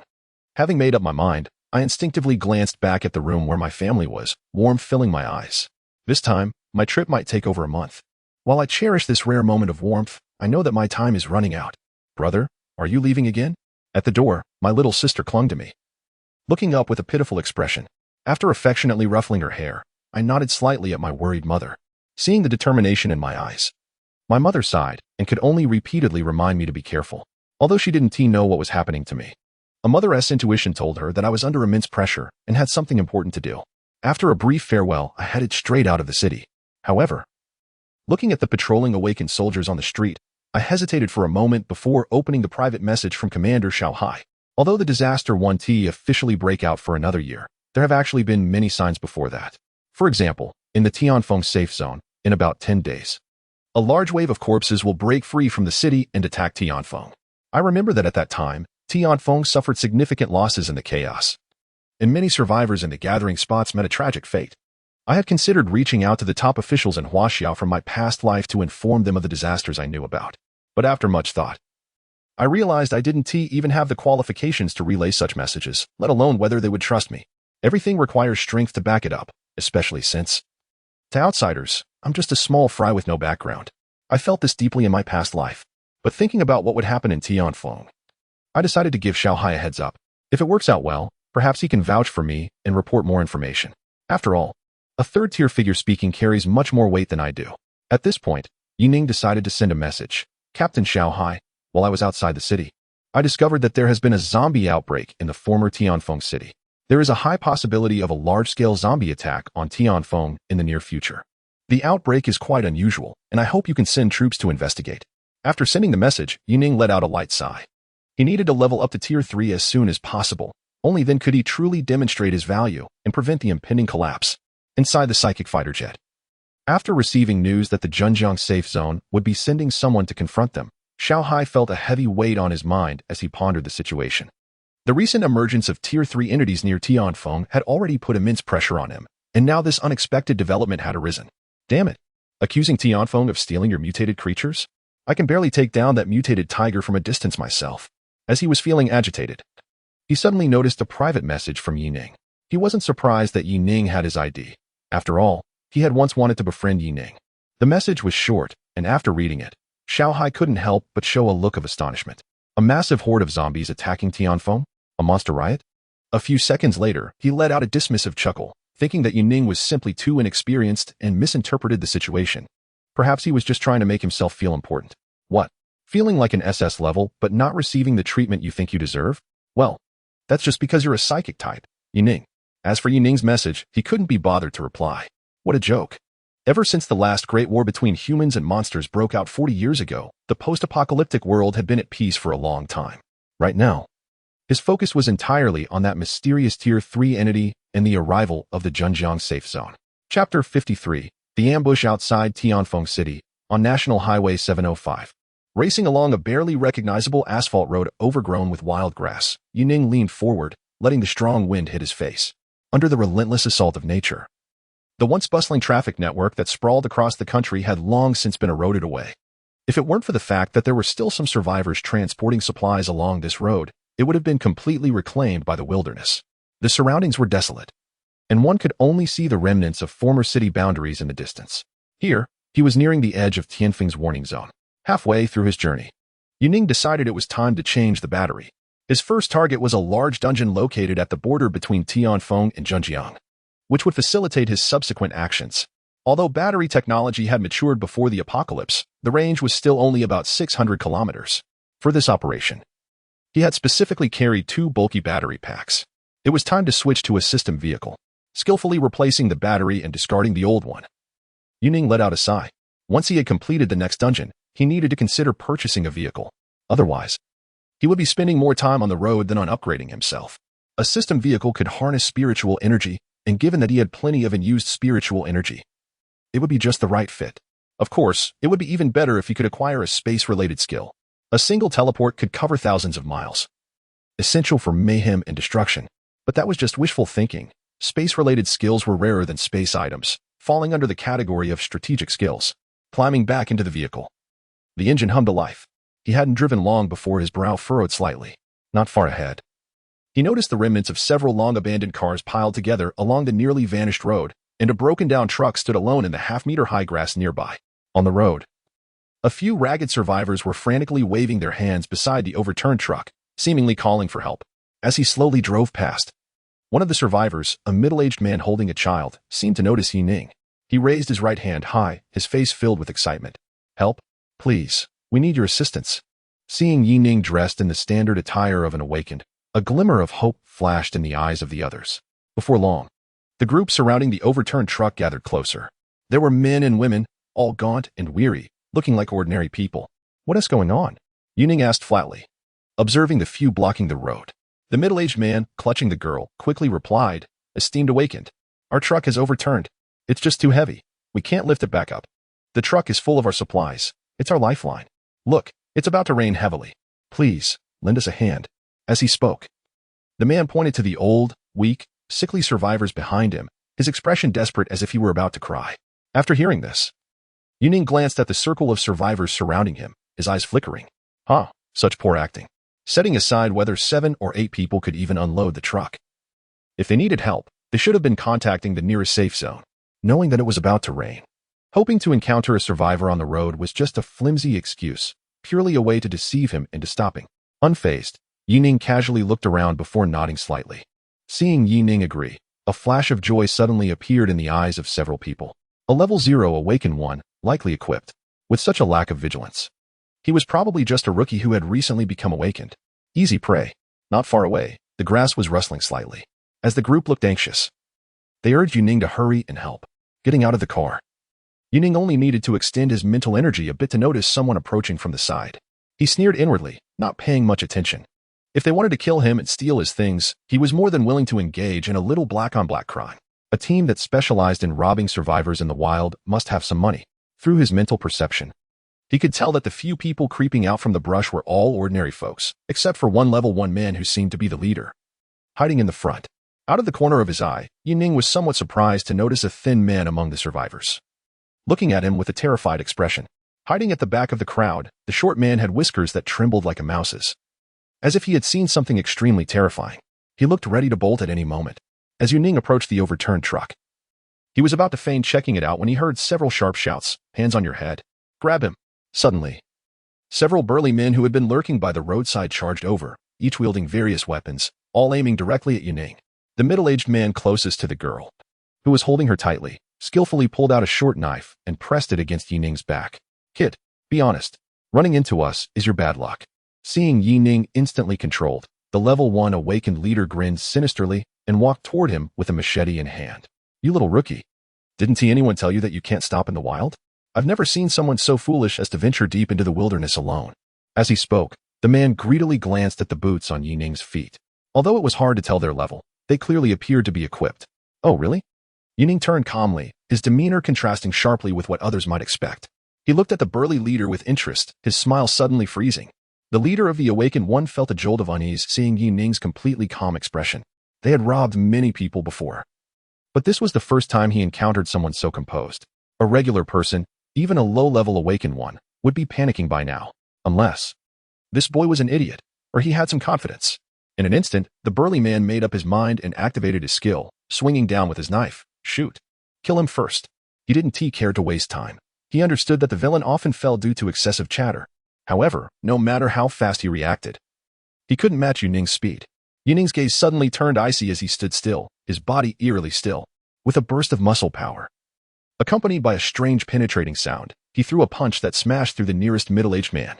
A fist pierced through the chest, bursting forth a cloud of blood mixed with entrails. At the same moment, a faint buzzing sound echoed. Control. Under the immense strain of mental power, the shooters were horrified to find that their guns seemed to be seized by an invisible hand, aimed directly at them. There was no time to react. Bang, bang, bang. Flames erupted, and gunfire rang out. The redirected muzzles instantly shattered the closest targets. At such close range, the large-caliber bullets turned them into a gory mess. Half their bodies obliterated. The air was thick with gunpowder, and it felt as if the sweet, metallic scent of blood permeated everything. Whoosh. The wind howled as a blade came slicing through the air. Yining coldly regarded the worn knife coming at him and deftly sidestepped, avoiding the full force of the strike with precision. To him, the muscular man wielding the blade was nothing but a series of openings.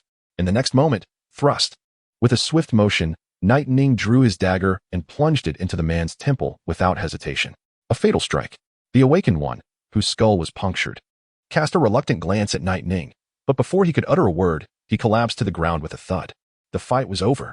Slowly withdrawing the dagger, Yining casually flicked the blood from his hand and turned his gaze to the last 2 men charging at him. standing by the roadside. A knife-wielding man, just an ordinary person, seemed utterly paralyzed with fear, his legs trembling uncontrollably. Too fast, it was all too fast. Despite Nightning's insignia indicating he was only at level 0, his speed surpassed anything they could have imagined. In the blink of an eye, their leader was dead. And the entire team lay lifeless. Unable to comprehend how their guns had been controlled, the two men, filled with terror, fell to their knees. Sir, please, spare us. We were forced into this. Whoosh. Without giving them a chance to plead further, Nightning's gaze fixed on them, and the dagger, controlled by his mental power, shot out like a silver flash. With a swift arc, the final two knife-wielding men had their heads blown apart. The ground was littered with corpses. After resolving the fight, Nightning turned again to face the elderly and the weak who had served as bait. Tell me, where are the things you stole? No, please don't kill us. The old and frail, realizing their situation, screamed, an unpleasant smell of urine wafting through the air. Although they were road robbers and had witnessed their leader's cruelty and many deaths, they'd never encountered someone as merciless as Nightning. No words were wasted. When he decided to kill, there was no chance for mercy. His ruthless methods contrasted sharply with his handsome appearance. Keep shouting, and you'll die. And where do you think you're running to? Nightning watched as the elderly and weak bowed repeatedly, begging for their lives, but he showed no signs of softening. These people are so skilled that I can only imagine how many innocent survivors they've killed. Except for the children, every single one of the others deserves to die. As for the final shout, it was directed at the guy with the mouse-like mustache. Nightning found himself quite intrigued by this skinny monkey who seemed to notice something was off about him at first glance. He didn't believe anyone could detect his issues that quickly. With his high willpower attribute, unless someone was at least at the 3rd tier and repeatedly perceiving him, it was impossible to sense anything unusual. The terrified expression on the mouse-mustached man's face definitely indicated he had seen something. Chapter 54. The Death Factory Stiff with Fear. The bearded man, who was crouching behind the car and ready to make a run for it, looked nervously at Yining, his face a mask of despair. Damn it. Why didn't he run faster? He had clearly seen it. What did you see? Yining asked, stepping over the kneeling crowd and directly approaching the bearded man, effortlessly lifting the guy who was only about 5 feet tall. Feeling the faint, almost imperceptible energy fluctuations emanating from him, Yining couldn't help but be surprised. It was so weak that if he had strong mental power, he probably wouldn't have even noticed it.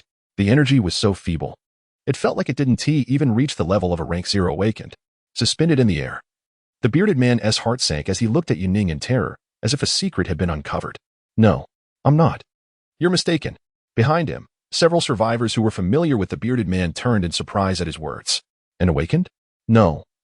This man was as ordinary as a rat, just like them, captured by the leader. Open your personal information, Yining said softly. And the dagger controlled by his mental power instantly pressed against the man's eye. He didn't like wasting time. Faced with the obviously suspicious rat-like man, he had plenty of ways to make him talk. The bearded man swallowed hard, desperately tilting his head in an attempt to escape the sharp dagger. He cursed inwardly, feeling that he was probably doomed.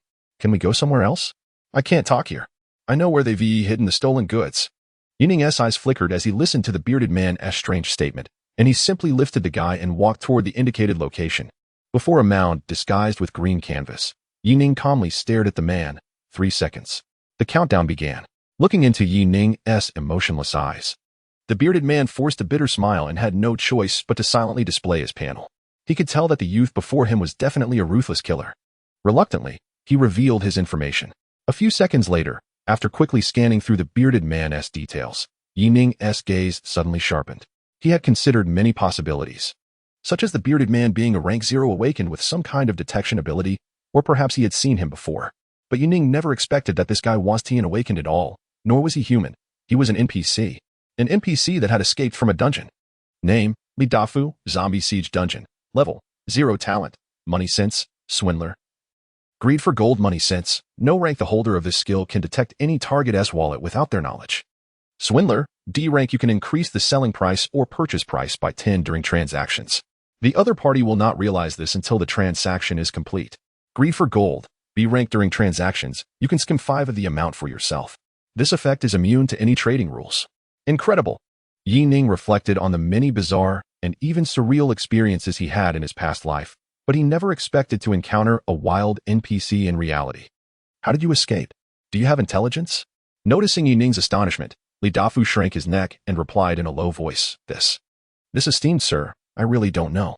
I just remember that after finishing a dungeon once, I tried to steal something from someone, and somehow ended up here. Then I just kept walking until I ran into those people. Faced with this world, Li Dafu was equally bewildered. He had always played the role of a small vendor in the dungeon, providing bullets and potions to the awakened participants.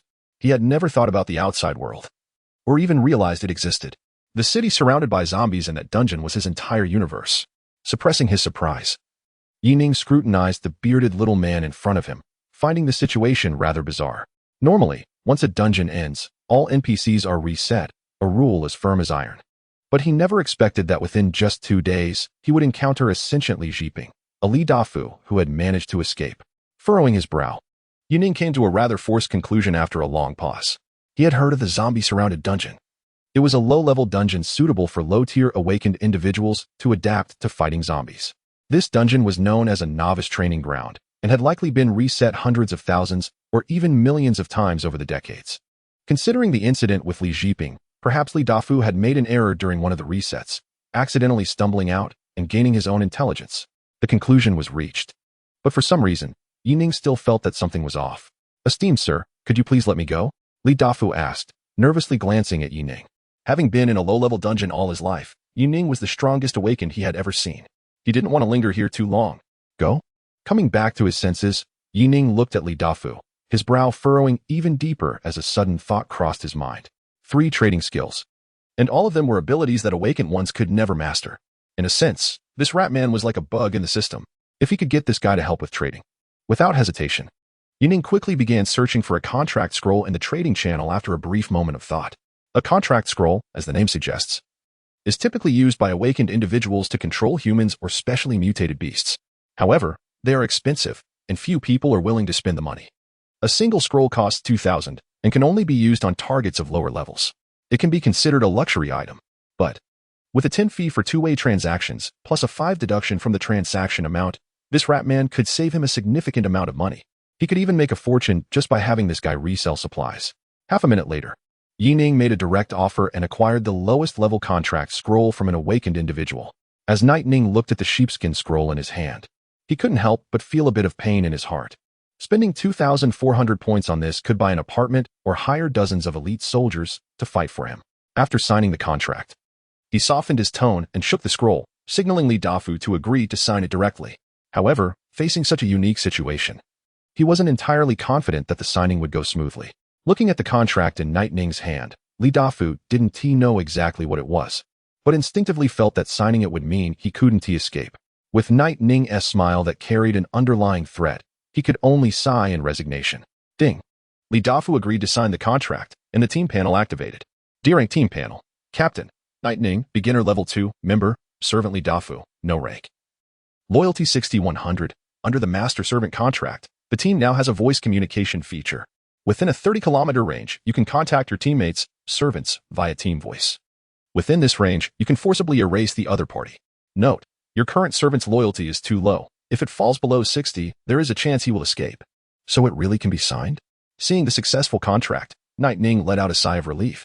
However, looking at Li Dafu's loyalty at just 60 points, he couldn't help but feel speechless. It seemed that Li Dafu had only submitted under his intimidation. He probably still had thoughts of escaping swirling in his mind.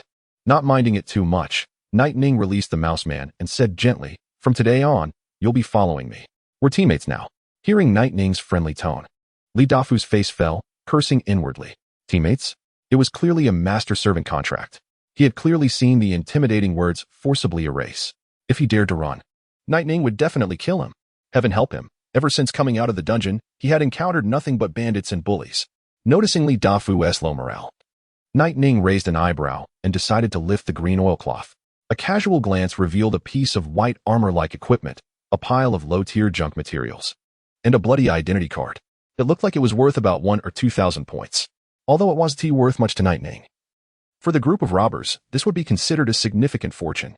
An ordinary first-tier awakened being might not accumulate this much in a lifetime. Looking at the stack of identity cards, Ning also realized that this group must have killed quite a few survivors. Take all of this. Also, use my credits to buy supplies. Without any hesitation, Ning immediately transferred over 20,000 credits to Li Dafu, signaling him to purchase supplies. Even after a 15 transaction fee, there would still be several thousand points left. Not to mention, when selling items, this guy's skills could squeeze out some extra profit. Most importantly, Night Ning noticed that all of Li Dafu's talent skills related to money. Throwing money at him would surely increase his loyalty a bit. And sure enough, Li Dafu, whose appearance was rather sleazy, was stunned upon hearing the voice, and then looked at Yi Ning with shock. When he first saw Yi Ning, he wanted to run away, but it was the sight of Yi Ning's immense wealth that held him in place. Although he didn't understand how the power of awakeners was measured, he was certain that more money meant more strength.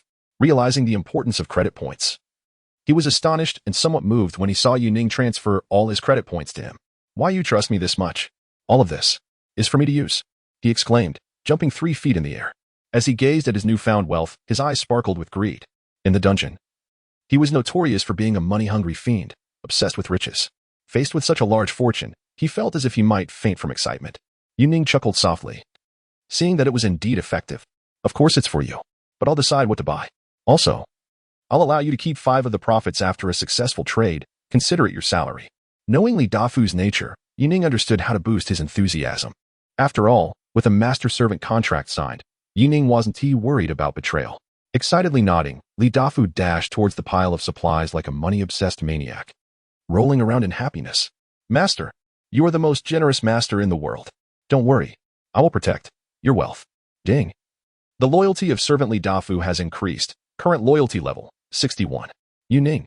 At the border between Tianfeng and Zhenjiang, Yi Ning took a deep breath, quietly looking at the entrance to the dungeon not far away. This was once a thermal power plant, which had become a medium-sized dungeon after the apocalypse. He recalled that as long as they cleared this dungeon, they could at least obtain 2 blue-tier items. High risk, high reward.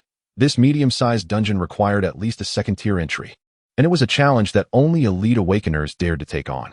Ding, you have entered the dungeon area, Death Factory, difficulty level B. Would you like to enter? Yes. Chapter 55, Unexpected Ding. Entering B-level dungeon, Death Factory. Current lowest entry level, Tier 2. Matching count, 7, 15, 21. After summoning Li Dafu into the space, a familiar wave of dizziness hit Night Ning. When her vision cleared, she found herself in a massive factory. The metal ceiling towered 3 stories high, with pipes crisscrossing everywhere. The roar of machinery was accompanied by scalding steam, making the entire factory uncomfortably hot. Glancing around quickly, she noticed that out of the 20 people present, 19 were also at Tier 2, but one woman with a cold demeanor stood out, leaving Night Ning somewhat puzzled.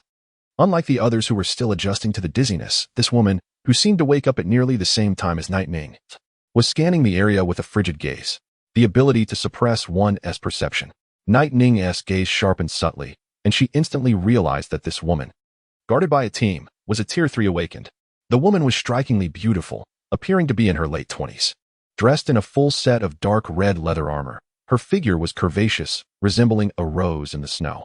Night Ning took a glance at the 6 Tier 2 awakened surrounding the woman, all clad in matching combat uniforms, and a sense of vigilance surged within her. This group must belong to a singular faction. At the same time, the Tier 3 woman also took notice of Night Ning.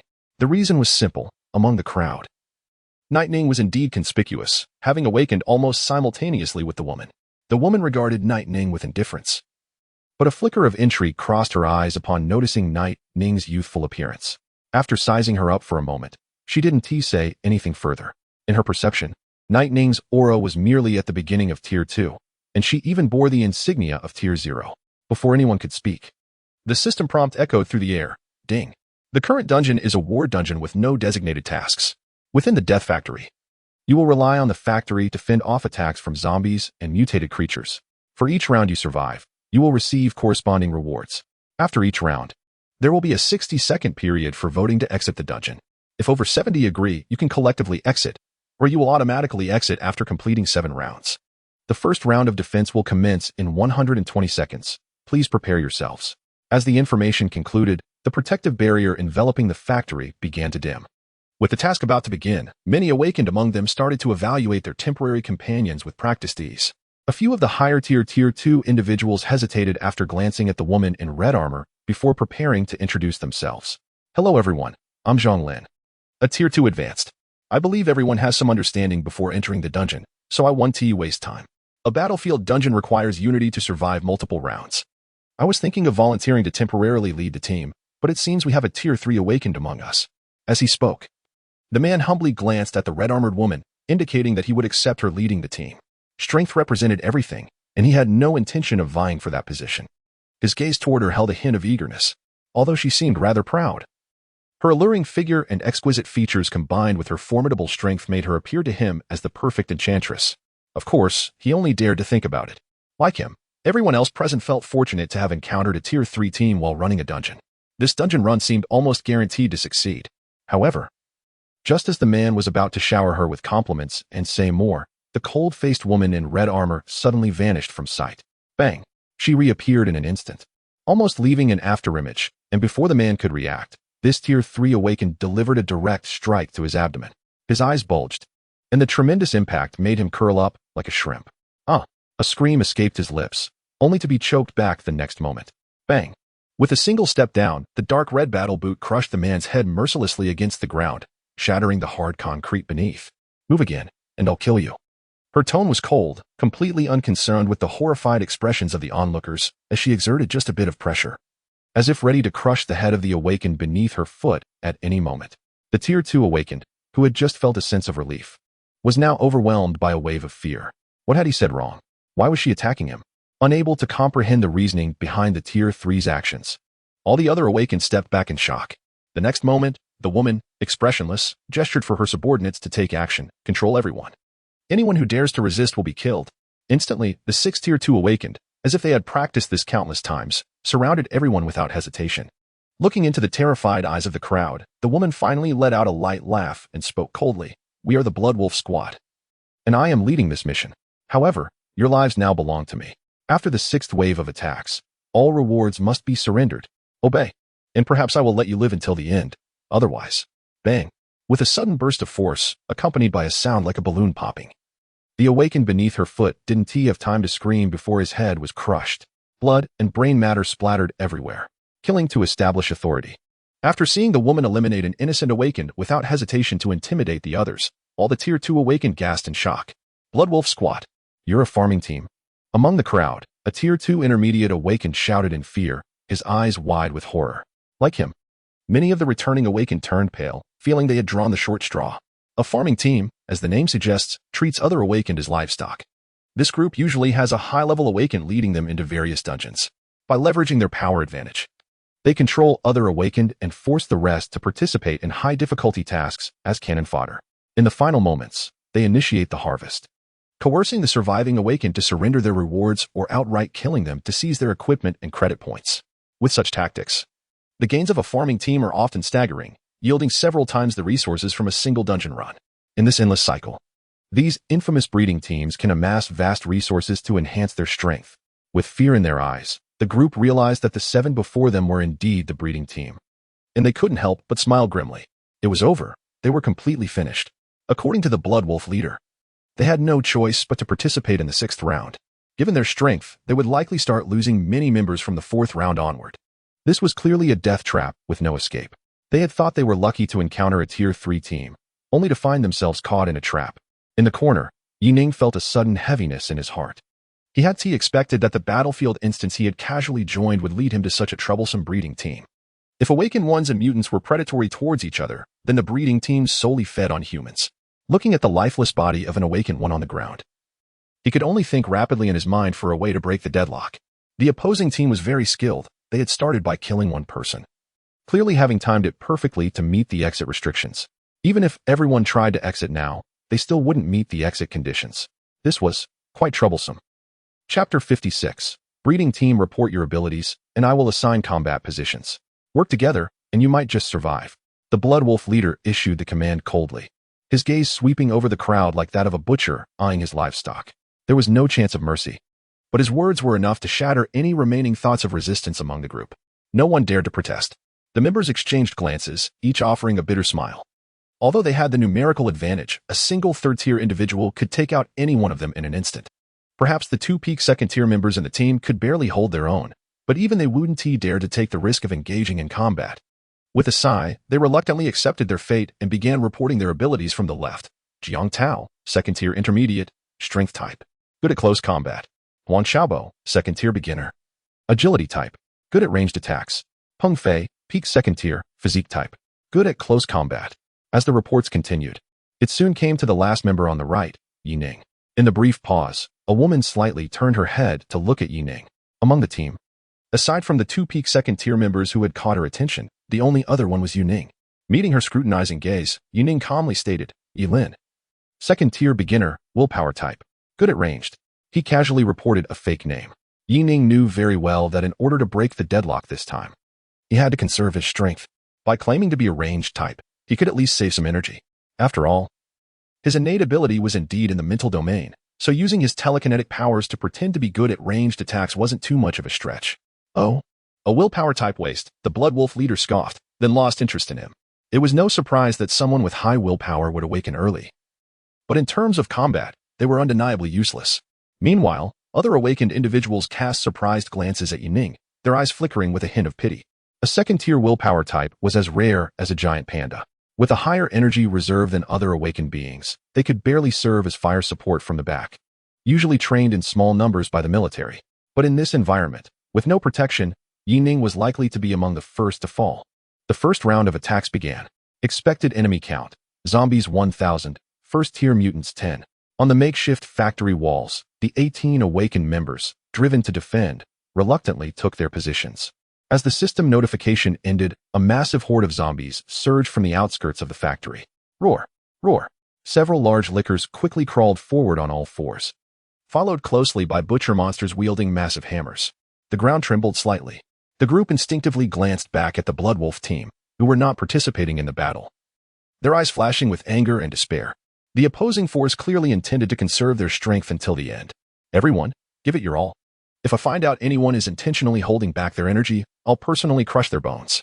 A member of the Blood Wolf, clad in combat gear, threatened fiercely from behind the group. Although they were all human survivors, in his eyes, these people were merely cannon fodder to be consumed. Especially the two peak second-tier members of the team. The plan required draining all their energy to prevent any unforeseen circumstances. With a sigh, one of the second-tier peak awakeners in the team realized what the other was thinking. He glanced at the demoralized group and spoke in a deep voice. I'm a physical type. I need a few melee fighters to work with me. We need to prioritize the mutated creatures. If they get too close and disrupt our formation, we'll die quickly. Among the crowd, 9 melee-type awakeners exchanged bitter smiles and stood up to join him. Although their chances of survival were slim, they feared that if they didn't cooperate now, they wouldn't last through the 4th round. Every extra round they could survive counted. The battle began, led by the shield-bearing second-tier peak. The 10-person squad charged like a spear into the horde of corpses, heading straight for the mutated creatures. Meanwhile, the ranged awakeners stationed on the city walls prepared their weapons for support. In just a few seconds, the leading shield-bearer let out a roar and charged at the nearest licker. Kill. With a resounding thud, the last licker's brain was smashed, marking the end of the first wave of attacks. A few melee awakeners glanced at the rotting flesh splattered on them, breathing heavily. For their strength, the first round was not particularly difficult, but the next would be far tougher. Unfazed, taking advantage of the brief pause in the attack, the leading second-tier peak approached another second-tier member and shook his head slightly. Save your skills. You'll need them for the upcoming mutated creatures, he whispered. As the rounds progressed, the strength of the subsequent mutated creatures would quickly rise to second-tier, even peak second-tier. Faced with both the horde and the mutated creatures, he, as a melee fighter, would have a hard time managing. If they were surrounded without quickly taking down their enemies, the melee fighters would be the first to die. Similarly, once the mutated creatures closed in, the ranged awakeners would also struggle to resist. Their only hope was to rely on the remaining ranged awakeners to concentrate their firepower and unleash their capabilities as quickly as possible. I understand. The young second-tier archer, wiping his dark blue bow, nodded steadily. However, as he glanced at the other second-tier ranged awakeners, he couldn't help but sigh inwardly. 6 agile fighters, also using bows, provided a somewhat decent continuous output. The 2 half-hearted strength types, afraid of dying, relied on their skills to act as spellcasters. The remaining few using spears for ranged support were hardly effective. The team's fire support was extremely concerning. Especially, he cast a glance at the far right, where Yuning stood. In the previous fight, Yuning had even used a hand crossbow to shoot zombies. This was a fighting style typically employed by the lowest-tier awakeners, and it made him frown. If it weren't for the fact that Yuning was a willpower type, he would even suspect that the other was slacking off. It could be said that Yuning was the most useless member of the entire team. Nothing to worry about. Shaking off the bloodstains from his hands, the muscular man from the physical class glanced at Yuning and replied in a low voice. That kid must have some powerful skills he's been holding back. Otherwise, there's no way he could have reached the second tier. But his level is too low, so he can probably only use it a couple of times at most. After the two peak second-tier fighters finished speaking, they suppressed their pessimism, nodded to each other, and then separated again. The second round of battle was about to begin. Chapter 57. The Wailing Banshee Focus Fire. Take down that second-tier creature. The Wailing Banshee was charging forward. On the battlefield, a small, deformed banshee with a protruding ribcage was moving at high speed, easily evading several melee fighters and heading straight for the rear defenses. With a hoarse voice, Yining stood beside a muscular man wielding a spear, who was intently watching the fast-approaching banshee. He hurled his spear with the speed of a cannonball. Don't let it get close. That thing can spray acid. Ah! A piercing shriek filled the air. The banshee continued to emit ear-splitting sound waves, and green slime was oozing from its chest cavity. It was like sulfuric acid. As the slime hit the wall, it instantly released a plume of white smoke, corroding the sturdy bricks. This is bad. It's too fast. Let the archers take a shot. I can't hit it. The muscular man was drenched in sweat, watching his repeated failures with growing anxiety. He wasn't a specialist in throwing. He was simply trying to stay alive and conserve his strength in the backline. Facing slower enemies was manageable, as his brute strength could deliver decent damage. But against a rapidly moving mutated creature, his attacks were utterly ineffective. Take care of it yourself. We have our own mutants here. The archers shouted from the other side, their pressure far greater than that of the muscular man. With 4 second-tier and 6 first-tier creatures appearing simultaneously, they had to concentrate their fire to take down one before they could be overwhelmed. Damn it! Damn it! After his last spear missed, the man's face turned pale, although he was strong and skilled at both ranged and close combat. Engaging the Wailing Banshee in close quarters would inevitably lead to injury, and once injured, it meant death. In his desperation, he glanced at Yining, who was still shooting at zombies and couldn't help but curse. Can't you do something useful? You have a damn crossbow as a second tier. Are you trying to get me killed? Use your skills. Get your skills out already. Veins bulging, the muscular man clutched his spear tightly, angrily berating Yining, whom he viewed as useless. In the next moment, he had no time to say anything more. The Wailing Banshee had reached the wall and, like a spider, quickly climbed up. Ah! The high-pitched scream pierced his eardrums. The muscular man barely managed to stab at the creature once before it lunged forward, swallowing his spear whole. The creature's massive jaws opened wide, and with a sickening sound, it spat out a stream of acid. With a hissing sound, smoke billowed as the man, unable to dodge in time, let out a horrified scream. Half of his face was corroded, with his left eye turning into a murky, pus-filled mass after a sharp pain. It's coming through.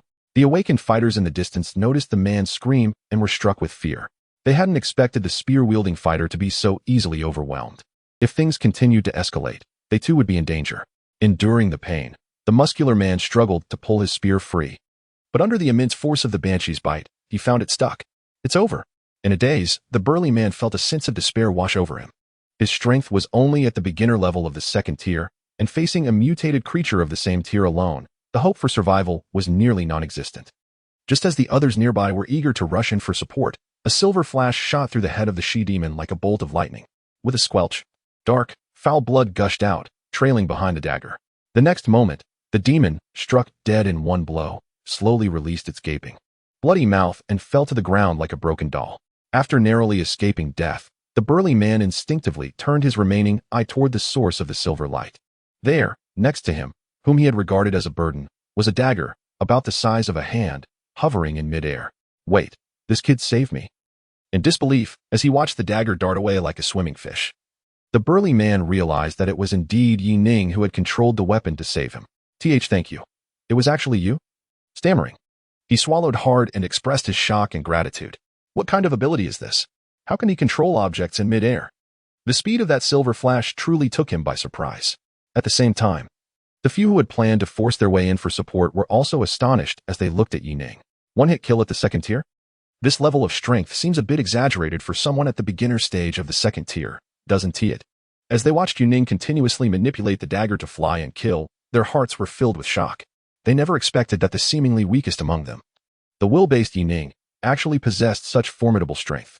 No need to thank me. Just keep your mouth clean, Yining replied softly. Ignoring the burly man's awkward yet awestruck expression, he had originally planned to keep his skills hidden for later. But with the difficulty of the dungeon raised by the farming team and no one stepping in, the current situation was proving more difficult than he had anticipated. If he didn't act soon, the front line would definitely falter. The situation was like a paper bowl. Once it had a hole, it would only get bigger. If the first few rounds resulted in heavy casualties, he wouldn't even have the opportunity to strike at the best moment and take down that third-tier monster in one go.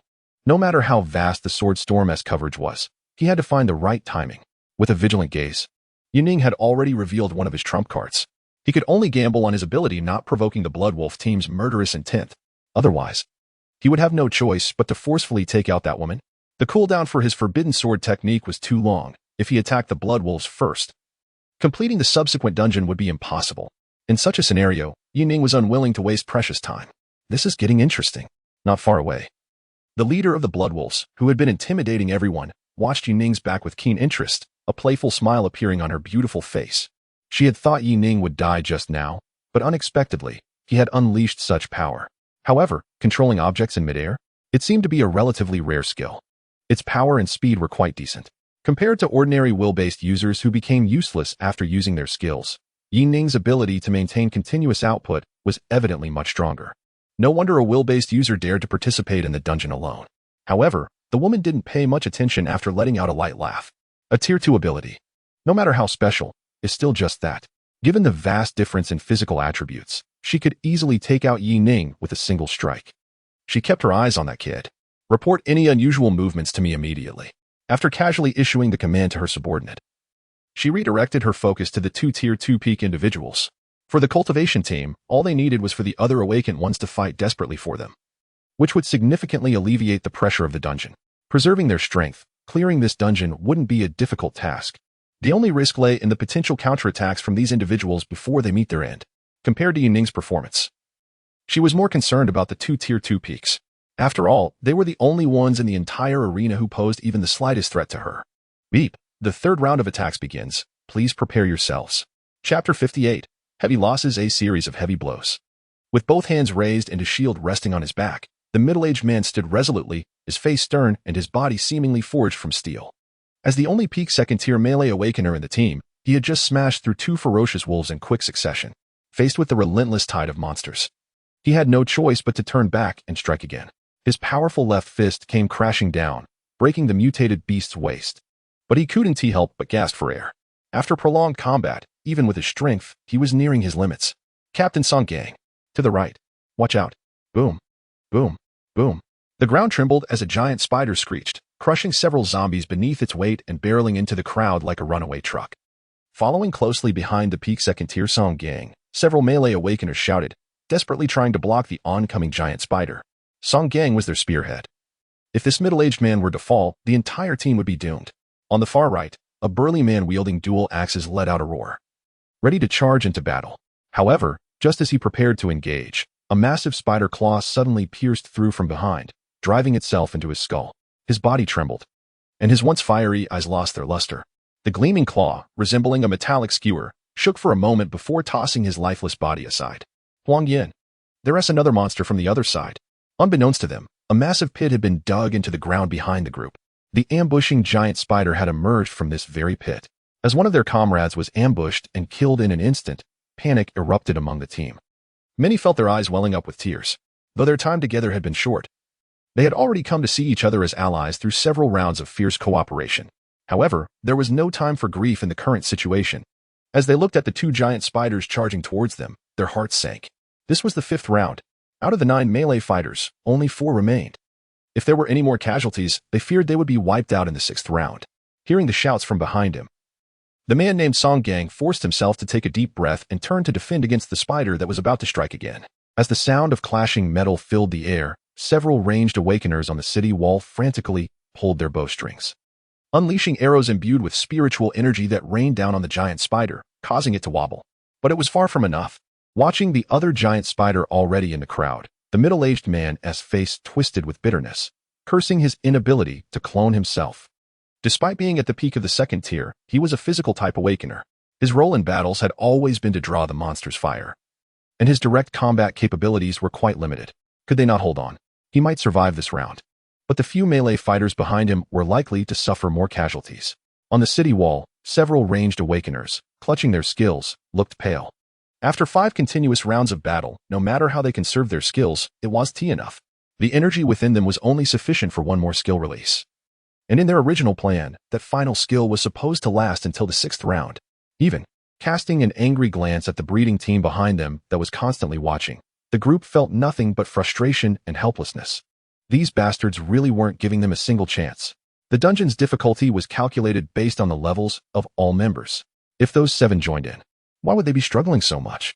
The 6th round? No. This group of beasts was planning to start harvesting in the 5th round, leaving them no room to resist at all. Behind the defense line, Blood Wolf's vice captain sneered at the hesitant crowd. Want to save your skills? Do you really think we'll let you keep your strength? As he spoke, he cast his gaze towards another peak-level second-tier fighter who was continuously drawing his bow. In his assessment, among the remaining awakened ones, only this young man had the potential to inflict damage on them. Although they had a 3rd-tier powerhouse backing them, they were used to clearing dungeons without injury, and naturally did not want to risk casualties against an opponent fighting to the death. He was watching him closely. He should still have 2 chances to attack. They needed to force him to use everything he had. With an emotionless face, the woman in red armor at the back ordered, without a hint of concern for whether the remaining people could last until the 6th round. After all, as the highest combat power, they had preserved their peak strength until now. Once they finished the 6th round, they would simply retreat. In any case, if anyone died, she could withdraw from the dungeon with just a word. There was no intention of pushing through to the 7th round. Having grown accustomed to harvesting awakened ones without risk, she naturally didn't care about the completion rewards. A piercing scream erupted as a giant centipede, having burrowed up from the ground, suddenly charged out. Amidst the flying debris, its grotesque mandibles snapped down and swallowed a second-tier fighter who was throwing spears from the city wall, accompanied by the sound of shattering bones. Within just a few bites, this awakened one was devoured whole. Feeling the presence of this mid-level second-tier insect, chaos erupted on the city wall. They had already lost quite a few people in the previous rounds. As ranged fighters, their death would come quicker than that of the melee fighters if they were approached. On the other end of the wall, the peak-level second-tier fighter, who had been hesitant, focused his gaze and reluctantly gathered all of his spiritual energy. It was no use. The front lines were crushed on both sides, and with a 3rd threat behind him, if he continued to hold back his skills, he was afraid that in the end, it would just be him and that middle-aged man left standing. However, after activating his skill, he struggled for a moment, but still prioritized shooting at the distant spider. Ice arrow. Accompanied by a chilling aura, an ice attribute arrow swiftly cut through the air, leaving a trail of icy debris before exploding on the giant spider. Crack, crack. The extreme cold rapidly spread across the spider's body, and in the blink of an eye, the monster was encased in a massive block of ice. After helping the middle-aged man deal with a mutated creature and freeing up his combat power, the entire front-line squad erupted in cheers. Yet at that moment, a scream came from the back of the city wall. A massive longworm, measuring 7 or 8 meters, had pressed up against the wall, its corpulent body crushing an awakened one beneath it like a compactor. The tiny compound eyes hidden above its gaping maw were now filled with bloodthirsty greed. Concentrate fire. Concentrate fire. Take it down. With a swift motion, he drew an arrow and took down the second-tier peak giant spider without even pausing to catch his breath. He shouted urgently, trying to rally everyone for a counterattack. Arrows flew from his hands like water splashing, piercing the mutated creature and causing green blood to burst forth. However, in the close quarters of the battleground, the ranged fighters on the city wall couldn't find the opportunity to shoot, with many panicking and running for their lives. Facing a second-tier mid-level foe without using their trump cards, they wouldn't be able to bring it down in less than several dozen seconds.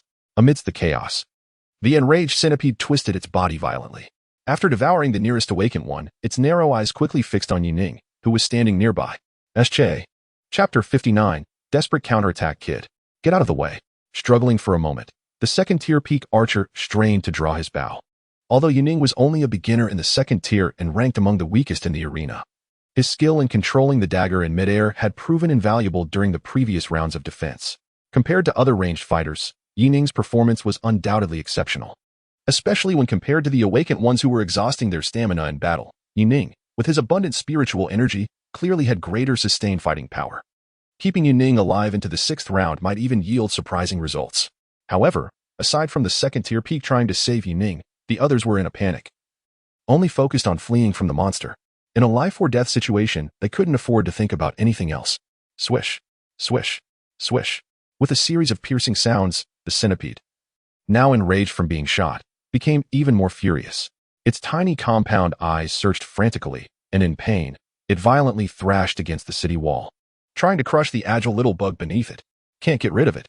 Anxious and desperate, the archer realized that without using skills and relying solely on ordinary attacks, he couldn't deal with the monster in such a short time. Watching Yuning struggle to dodge under the centipede, a flicker of determination flashed across his face. Should he use his last skill or not? SHA.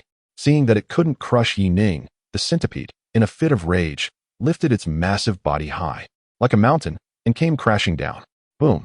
Debris flew everywhere, and the already battered city wall instantly collapsed. Is he dead? With a contraction of his pupils, the second-tier peak archer forced a bitter smile, his grip on the bow relaxing slightly. In the end, he had hesitated too long, but there was no choice. The sixth round was still ongoing. He wasn't willing to become a lamb waiting to be slaughtered. The next moment, just when everyone thought Yi Ning had been crushed to death, a figure crackling with electricity, like a ghost, swiftly climbed onto the centipede's body. That kid. Before anyone could react, Yi Ning, leaving after images in his wake, surged upward. In just a breath, he reached the centipede's compound eyes. His speed was so fast that even the mutated creature couldn't react in time. The next second, the rapidly flying dagger suddenly accelerated, and after locking onto the compound eye, it spun like a drill and plunged directly into the eyeball, accompanied by the sickening sound of the eyeball bursting. The fragile compound eye hidden beneath the skin was instantly punctured. Taking a deep breath, Yi Ning unleashed all his mental energy, commanding the dagger to burrow deeper. Break for me. Under the massive body of the mutated centipede, the slender dagger acted like a precise scalpel, heading straight for its brain. In pain, the giant centipede writhed and shrieked. A few seconds later, it suddenly halted as it struggled to shake Yi Ning off, and with an imperceptible buzzing sound, its enormous body crashed to the ground. Boom. As the blood-stained dagger slowly emerged from the shattered compound eye, it was coated in thick, viscous brain matter. In an instant, the panicked crowd froze, staring in shock at Yi Ning, who had just jumped down from the corpse of the insect. He actually killed it. The archer's right hand halted, and even the young man who had been sighing just moments ago looked surprised, his mouth slightly agape. Was it a beginner killing an intermediate? Or had it been after a prolonged battle? Yi Ning's performance was truly beyond his understanding. It's important to note that even among awakened beings, the strongest melee fighters could typically only take down opponents of the same rank when surrounded by multiple attackers. Killing an opponent of a higher tier was something that only those with extraordinary talent could accomplish. Yet, not only had Yi Ning achieved a tier-skipping kill, he was also an awakened being of the willpower type. The combination of these two factors left them utterly shocked. Previously, the kill of the Wailing Banshee might have been attributed to someone drawing fire and a lucky shot. But this time, it was a genuine solo kill.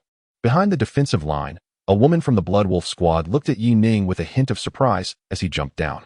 Interesting. Blue gear. Special skills. It seemed he was cultivated by some major power. With her keen observational skills, she quickly noticed that the combat boots on Yi Ning's feet were at least of blue quality. Waving her hand to summon her subordinates, a deep interest flickered in her eyes.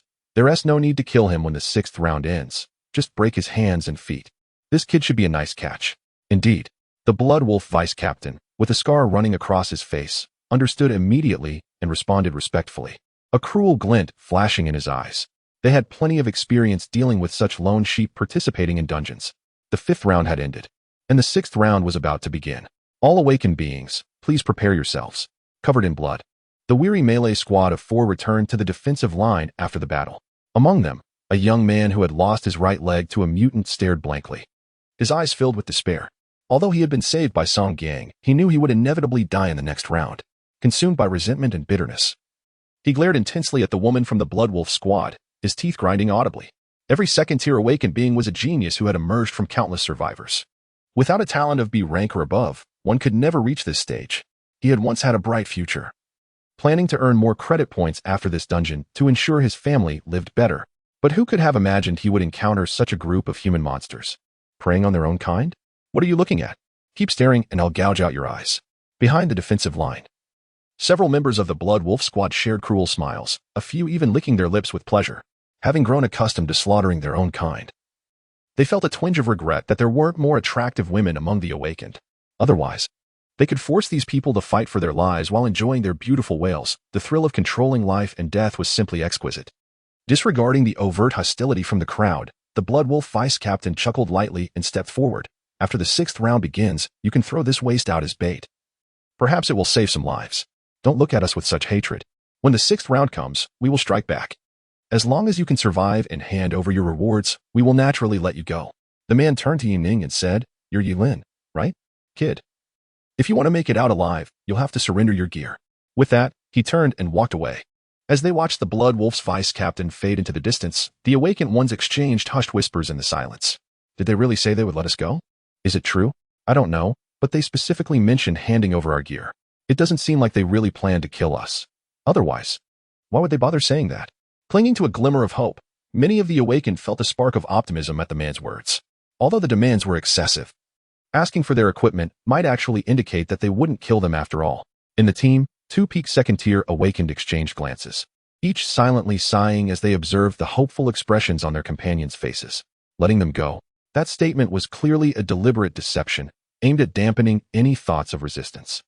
They understood the breeding team's tactics far too well compared to these novices. These scoundrels wouldn't be satisfied unless they drained every last bit from them. Ignoring the somewhat relieved expressions of the others, the two exchanged a discreet hand signal, communicating silently, just as they had anticipated. The breeding team would strike in the 6th round. As long as these misfits joined the fray, they would have a chance to fight back. This was their last hope. At the edge of the group, Yining silently observed the signal that Song Gang had given him, shaking his head inwardly. He could already guess that these 2 peak second-tier awakened planned to risk everything in the 6th round. How could the Blood Wolf team not see that? Relying on a turnaround in the 6th round? The hope was too faint. The real opportunity would come in the 7th round, after that 3rd-tier mutant appeared. Chapter 60. The backup plan. The 6th round is about to begin. Note, after the 6th round, we will enter the final phase. Listening to the cold system announcement, the last 16 awakeners split into 2 teams, anxiously gazing toward the horizon. The ground was littered with dismembered limbs. And after taking down a large number of mutants and zombies, the bodies outside the walls had piled up into small mountains. Slick pools of congealed blood gathered. And the air was thick with the stench of blood. Lin Tong, if you want to live, just cooperate and don't think about resisting. We promise to let you go after the 6th round, and we will keep our word. The young man with a bow, who was at the peak of the 2nd tier, chuckled lightly beside him. His tone softened a bit. Last time in the Death Factory instance, they only made it to the 5th round without their captain. This time, with the captain leading them, they naturally planned to get through the 6th round. If he could calm this group of useless individuals and make them obedient, he wouldn't hold back his words. I understand. The young man known as Lin Ting took a deep breath, seemingly convinced by the other's words. Similarly, the members of the Blood Wolf team standing behind Song Gang also began to persuade him in a gentler tone, accustomed to letting other awakeners fight to the death. They excelled at dealing with awakeners, but not with monsters. Song Gang, our boss said that after it's over, you just need to hand over the rewards. As for your shield, we won't take that either. When the monsters attack, I advise you to put in some effort. Otherwise, if anything happens to us, our boss won't be so easy to deal with. Nodding in silence, Song Gang listened to the threats from the Blood Wolf team and quietly took out his shield. He knew these guys were terrified of dying, afraid that if he resisted, they'd be dragged down with him. As for their persuasion, he dismissed it as nonsense. Would the forming team really be that kind? That woman could never become a 3rd tier. Her entire set of gear was made from the blood of awakeners. On the city wall, Yining quietly observed a 2nd-tier mid-level awakener standing beside him. Unless something unexpected happened after the 6th round, he estimated that, apart from the Blood Wolf team, no more than 4 people would survive. In fact, if Song Gang and the others attempted to resist, he might be the only one left alive. He didn't plan to cooperate with the 2 2nd-tier peak fighters until he thoroughly muddied the waters. Everything else was meaningless, especially since Yining was aware of the hidden options in this instance. A few seconds later, under the intensely anxious gazes of everyone, a number of mutants suddenly appeared at the edge of the horizon. 2 2nd-tier peak mutants, 3 high-level ones. Prepare for battle. Compelled to move forward. The last few melee awakeners took a deep breath and gripped their weapons tightly, standing outside the city's defensive line. A woman clad in blood-red armor spoke calmly. I will take care of one of the 2nd-tier peaks. The rest of you handle the others. As her words fell, she shot forward like a red shadow, suddenly charging toward a massive mutant. Boom. With a powerful punch, charged with a radiant red glow. The Blood Wolf captain struck first, driving her fist through the abdomen of the mutated creature. The creature, a massive 2-headed behemoth, let out a roar of pain and fury, swinging its rusted blade down at her with incredible speed and strength. Utilizing acceleration and explosive skills, the battle was intense. On the city wall, Yining quickly assessed the strength of the Blood Wolf captain. It was undeniable that, equipped with luxurious gear, her combat power surpassed that of the 3rd-tier opponent he had encountered before. With her rapid-fire punches, she pushed the peak mutated creature back relentlessly. Her fists were sharp as blades, and she skillfully dodged the attacks from the surrounding mutated creatures. Even when struck, she emitted bursts of red light, forcefully enduring the impact.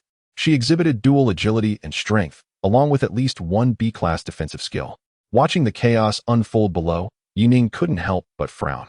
Facing a 3rd-tier opponent of this caliber, his sword energy would likely not be enough to take her down in one hit. Moreover, this woman almost certainly had hidden trump cards. The battle was fierce. Compared to the previous rounds, the initial clash resulted in 2 blood-curdling screams from the front lines. Under the attack of a wolf-like mutated creature, a second-tier mid-level awakener was brutally disemboweled, helplessly watching as his intestines were ripped from his body. Bang! With a heavy impact. Song Gang, crouched behind his shield, looked grim. In just a few seconds, everyone except the Blood Wolf squad had sustained injuries, and 2 had died. They had planned to counterattack in the final phase, but it seemed they wouldn't make it that far. Watching the Blood Wolf captain effortlessly battle the peak mutated creature, he felt a surge of resolve. In 30 seconds, at most, he and Lintong would have to find a way to intervene. They needed to focus their fire to severely injure this third-tier opponent for a chance to escape the dungeon. They had to wait for that woman to finish off the mutated creature first. Seemingly in sync, Lintong on the city wall also frantically targeted another peak second-tier creature. No longer caring about the fates of others, the Blood Wolf leader would certainly not part with the chance to kill. Once they dealt with the first peak second-tier creature, that woman would undoubtedly come to claim the dual-blade monster. With a 3-pronged assault, they might just have a chance. The cries of agony continued. As the battle reached a boiling point, the Blood Wolf squad, who had initially treated the fight lightly, now had to give their all, neglecting to keep an eye on the others. With their captain present, they were not worried about this group of weaklings daring to resist. In just over 10 seconds, the awakened ones were caught in a fray with the mutated creatures, energy blasts lighting up the area. Bang! The final punch. After a brief gasp, the Blood Wolf captain smashed the head of the second-tier mutated creature, her body drenched in blood as she calmly leapt off the corpse.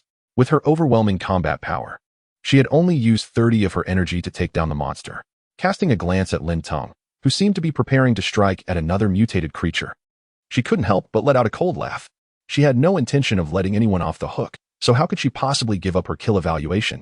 Without hesitation, she dashed in front of the dual-blade monster, her red-armored toes striking like a blade. You hold the monster, I'll take it down. With that command, Song Gang, holding the shield, pretended to comply, and a green light erupted from his body as he charged toward the mutated creature. Meanwhile, Linting, far away on the city wall, suddenly flashed a fierce look. This is the moment. Solice, channeling his energy like never before, Linting concentrated the intensified blizzard into his bow. He desperately drew back his arrow, pretending to aim at the mutated creature. Sensing Lintong's build-up, Song Gang tilted his angle sharply, ready to attack the Blood Wolf captain as soon as the arrow was released, with the 3 of them launching a coordinated assault. There was no way that woman could withstand it, no matter how strong she was. At the end of the city wall, Yining, who was skillfully maneuvering his dagger, sighed. Watching Lintong prepare his arrow, a trace of regret flashed in his eyes.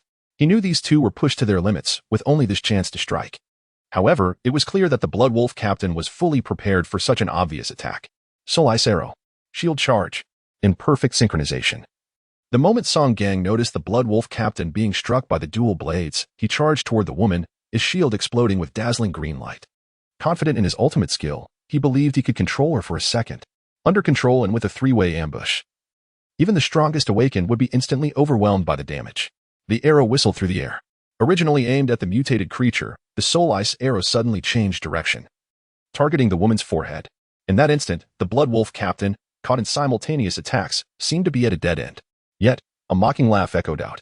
The Blood Wolf captain, who had hurriedly blocked the dual blades, suddenly turned to Song Gang and taunted, "Idiot, did you really think I was unprepared?" In the next moment, to Song Gang's horror, a surge of blood erupted between them. As if shifting realities, she had directly swapped positions with the Blood Wolf captain. On the city wall, Yuning's gaze sharpened. A substitute injury? A teleportation skill? Thankfully, he was alert enough not to act, or else his sword strike would have missed due to this positional swap. In the blink of an eye, as Song Gang was exchanged, the arrow, charged with Lintong's full power, detonated between the middle-aged man and the mutated creature. Boom! The sound of ice exploding rang out. And as the mutated creature howled in pain, the unprepared middle-aged man had his right hand shattered in an instant, blood spewing as he was sent flying. If it weren't for his exceptionally strong survival instincts, he might have been killed in that explosion. Ignoring the severely injured Song Gang, the woman let out a cold laugh and instantly charged toward the top of the mutated creature, her long, slender legs slicing through its head like a blade. As blood sprayed, she turned back to the despairing Lintong. "Wasting 2 of my skills, you've done reasonably well." Whoosh! In a near-supersonic blur, she dashed in front of Lintong again. Bang! Eh! Accompanied by Lintong's screams, the woman crushed his right hand with her bare hands. A heavy knee strike instantly incapacitated Lintong, rendering him completely unable to fight back. In just a few breaths, the battle was over. The awakened ones present watched the Blood Wolf captain in terror, their hearts filled with despair. They never expected that the desperate resistance from two peak second-tier fighters would be so easily neutralized.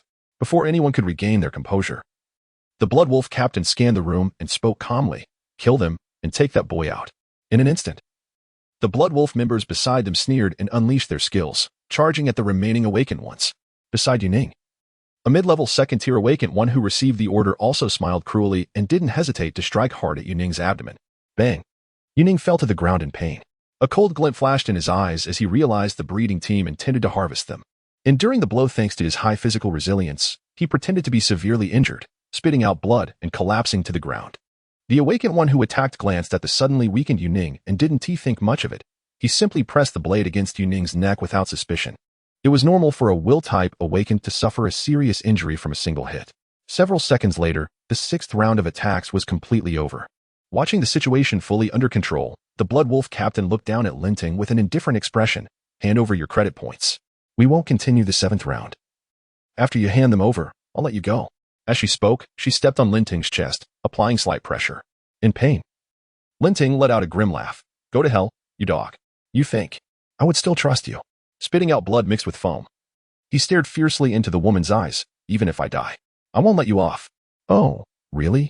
The Blood Wolf captain smiled, a playful glint appearing on her beautiful face. To Linting, this smile seemed devilish. "Clean up the battlefield and strip them of their gear. We're getting ready to leave." As she spoke, she gently took hold of Linting's left hand and suddenly exerted force.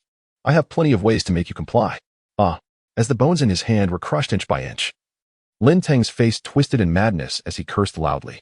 Ignoring him, the woman skillfully moved to stomp on his leg bones, continuing to torment him. Beside Yuning, that mid-level second-tier awakened one wore an excited smile. "Another tough one. This will be entertaining." Turning his head, he said, "Kid, hand over your gear yourself, or I have ways to make you suffer." Lying on the ground, Yuning looked pale as he watched the Blood Wolf team gather, preparing to enter the slaughter phase. His heart tightened slightly. It's about time. Watching the system prompt flickering, asking whether to enter the next stage, a cold glint suddenly flashed in his eyes. The opportunity is now. In the next moment, Yuning directly submitted an application to the system, increased to the highest difficulty, and directly enter the next round. Few people know that in the seventh round of the mission, as long as the highest difficulty is applied and even one person confirms, the dungeon will continue. With the confirmation completed, an icy system notification echoed throughout the area. Ding. An awakened has confirmed entry into the next stage. The seventh round of the attack is about to begin. Current difficulty, highest. The pupils of the Blood Wolf leader suddenly constricted, their previously amused demeanor now replaced with disbelief. They had no intention of entering the seventh round. According to rumors, the monsters in the seventh round were third-tier mutated beings. Why were they moving on to the next round? Wasn't a 70 success rate required to proceed? Shouts of panic erupted. This was an unprecedented situation, and the entire Blood Wolf team felt a chill of dread. They were used to tricking awakened ones into handing over their gear, pretending not to kill them. In most cases, no one would dare to fight them to the bitter end. After all, who doesn't want to live until the very last moment? Especially since they had calculated the conditions of the dungeon long ago. As long as they chose not to continue, it shouldn't have been possible to move on. Before anyone could react, a terrifying aura suddenly erupted from the factory. Boom. In an instant, with a thunderous roar from below, a massive mutated creature resembling a sandworm burst through the ground, lunging toward the Blood Wolf captain, the one with the strongest spirit energy. The woman felt the hairs on her body stand on end as she hurriedly dodged, her face filled with terror. She looked incredulously at the suddenly emerging sandworm, her eyes brimming with despair. This creature was actually a third-tier intermediate. Why had the highest difficulty been activated? Who was responsible for this? Chapter 61. Instant kill on the ground. The only two survivors, Song Gang, was dragged along, coughing up blood. The dullness in his eyes seemed to flicker with a glimmer of light. Watching the Blood Wolf leader panic and desperately try to evade, he felt a surge of satisfaction. "Come on, you scum. Let us all go to hell together." With all his might, blood froth sprayed from his mouth. Although he knew he was doomed the moment the third-tier mutant appeared, he felt an overwhelming gratitude towards the one who had initiated the seventh round. Knowing that these beasts would accompany him in death, before he could unleash his wrath on the past, the Blood Wolf leader, locked onto by the sandworm's aura, trembled with rage. She had never anticipated that a simple hunting mission would go so awry. No matter how luxurious her equipment or how powerful her abilities, against such a significant level disparity, she had no chance of defeating the monster. After reaching 3rd tier, the gap in power between each level was as vast as a chasm. "It's you?" With a venomous glare, the Blood Wolf leader, having narrowly avoided the sandworm's massive jaws, was consumed by fury and decided to kill Song Gang first. In her rage, she lost all rationality, her beautiful face twisted in anger, as if even turning him to dust would quench her hatred. However, the moment she took a step forward, she felt a surge of danger as the sandworm locked onto her. In a panic, she had to dodge the monster's attack once more. Boom, boom, boom. Unlike its massive body, the 3rd-tier sandworm that emerged from the ground moved with lightning speed. Each strike breaking the sound barrier, crashing down like a hammer and piercing through the earth. Feeling exhilarated, the middle-aged man lying on the ground laughed heartily. Completely unconcerned about his injuries. Did the Blood Wolf leader think he was the cause of this chaos? It didn't matter. He just wanted to see these scum being devoured alive by the sandworms. "Hey, can you still move?" Just as Song Gang was intently watching the panicked crowd, a clear youthful voice suddenly rang in his ear. Who is speaking? Why does it sound familiar? In the next moment, he turned his head with great effort and saw the injured Yining, seemingly unfazed, calmly holding a human head. "If you can move, hurry and get away." Without any further ado, Yining kindly reminded him before casually tossing the severed head aside. The moment the sandworm appeared, he had seized the opportunity while the Blood Wolf team was distracted and had directly decapitated one of them. Seeing the Blood Wolf leader struggling to evade, a faint smile crept onto his lips. Just as he had surmised, high-tier mutants prioritized hunting the most powerful awakened ones. Without a moment's hesitation, Yining dashed to the side, preparing to unleash his skills. With his speed at full throttle, he moved like a ghost, swiftly reaching the top of the factory. Striking from above would yield the best coverage effect. Observing the hesitant Blood Wolf team surrounding the sandworm, Yining quickly focused his gaze, calculating the optimal moment to strike. After a few breaths, he spotted the Blood Wolf leader making a mistake and getting hit by the sandworm. Taking a deep breath, he centered his attack on her and boldly executed his sword technique. There was only one chance, but that was enough. Sword Storm. In an instant, a surge of psychic energy erupted, unleashing an overwhelming and terrifying force from the sky. As the wild psychic energy compressed and gathered, countless invisible sword auras quickly coalesced into form. A torrential downpour of sword rain, numbering in the thousands, descended like missiles. On the ground, the Blood Wolf team leader, struggling to evade, suddenly spat out blood. Before she could gather her wits, she sensed a dreadful aura rapidly spreading above her head. Without time to think, she hurriedly looked up, and in an instant, her pupils reflected the menacing sword rain. Her pupils constricted sharply, and the piercing sword energy stung her eyes. What is that? She had never witnessed such a grand spectacle. In her perception, each sword aura contained immense destructive power. Looking at the direction of the sword rain's descent, she realized with horror that it was aimed directly at her. Who could it be? Under the ultimate threat of death, she felt that this torrent of swords was even more dangerous than the sandworm. Her face turned pale with fear and shock. Like her, the low-intelligence, 3rd-tier sandworms had also ceased their pursuit. Driven by instinct, they felt a twinge of fear. They let out a roar. And in their chaotic minds, this torrent of sword energy threatened their very lives, pushing her psychic energy to the limit. The Blood Wolf team leader realized that if she didn't evade, she would surely die. Her face twisted with madness as she desperately tried to create distance. However, after wasting 2 teleportation skills, she found herself in despair, realizing she couldn't escape the area of effect at all. It was too vast, far too vast. Who was it? Who could it be? This level of attack was undoubtedly above Tier 3. In the entire dungeon, aside from her, there was no one else at Tier 3. With a bitter expression, she barely managed to dash out 10 meters when the terrifying sword storm suddenly descended upon her like a bombardment, casting a shadow over her. In an instant, brilliant psychic light erupted like the most dazzling fireworks, instantly engulfing the highest sandworm. Like ice and snow melting, the massive body of the sandworm was swiftly consumed by the torrent of swords amidst a brief chorus of screams.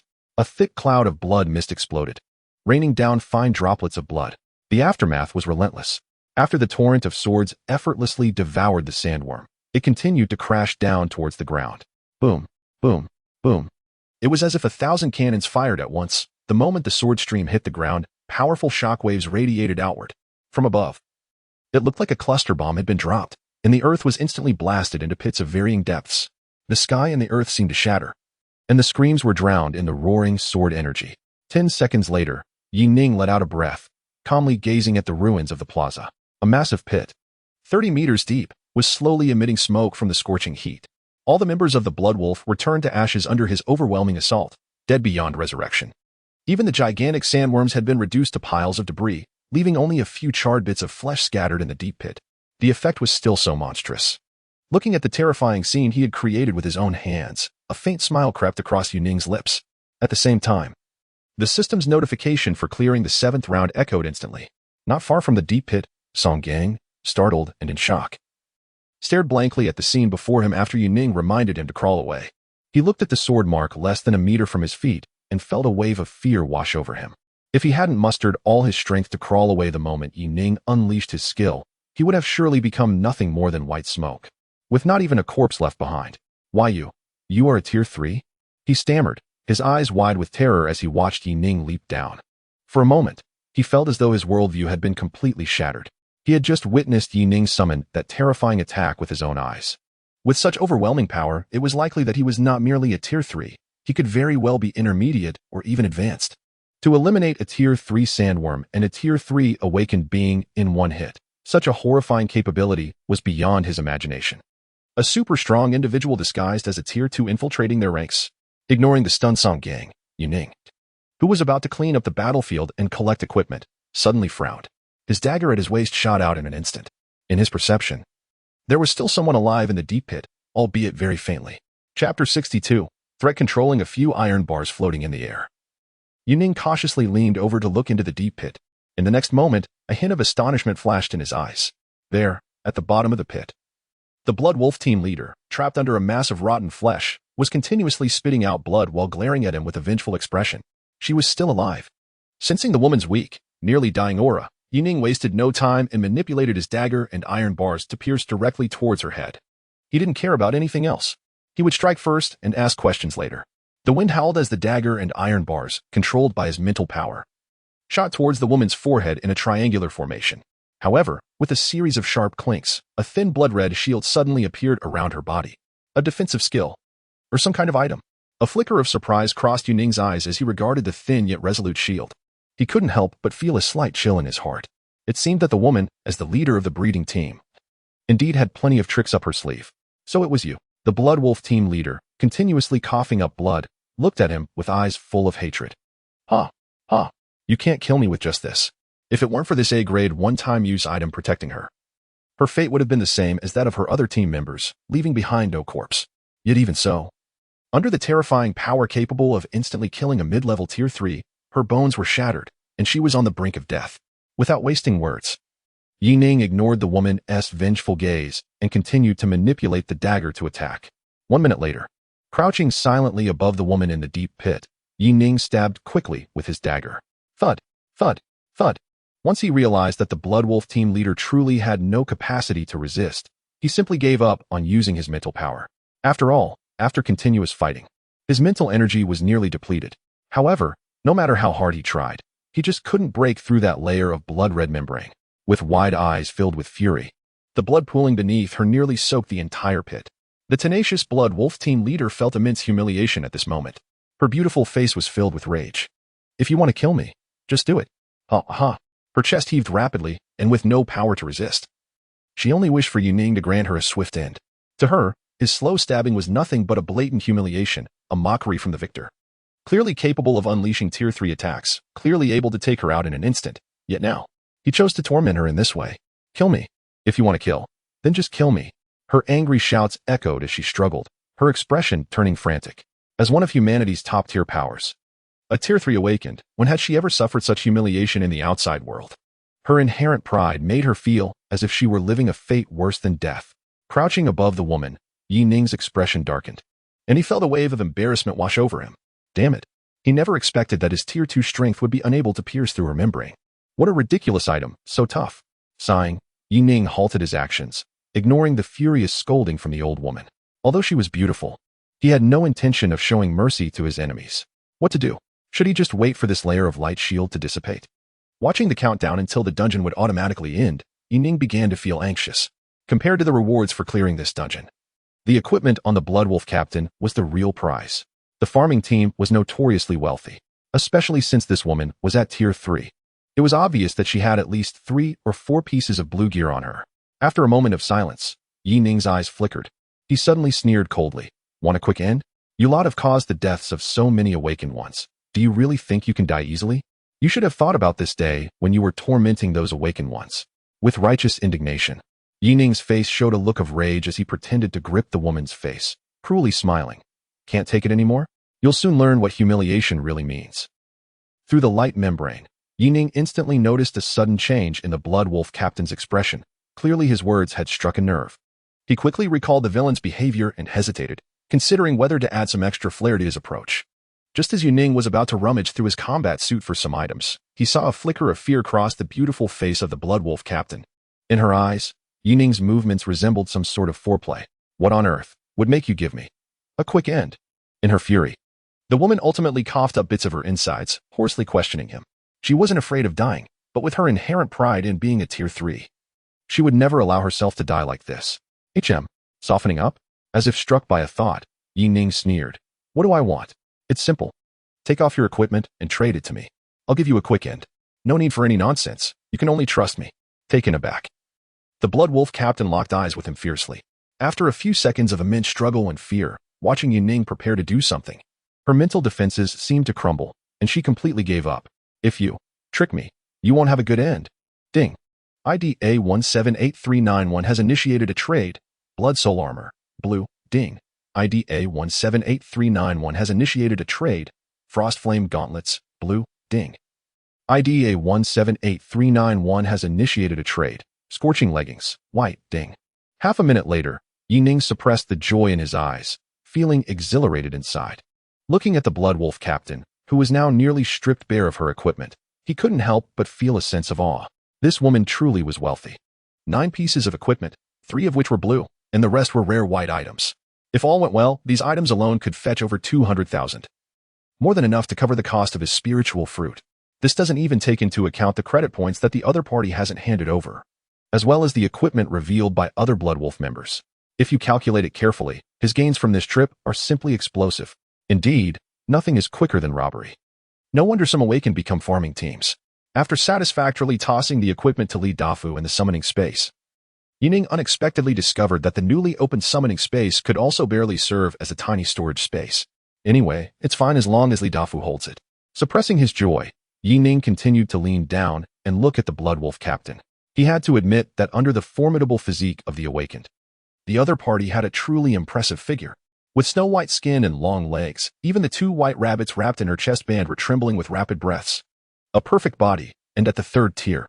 In any safe zone, just based on the captain's proud and stunning aura, she could probably capture the hearts of a large number of awakened.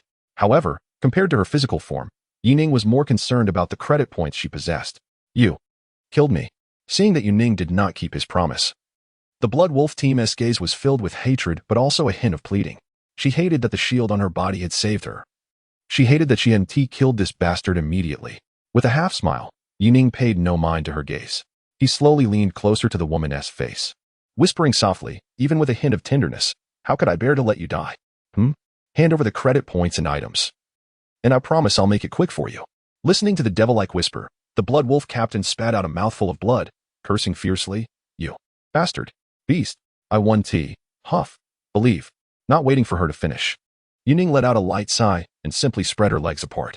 With a calm expression, he looked at her suddenly frozen beautiful face. Not going to give in?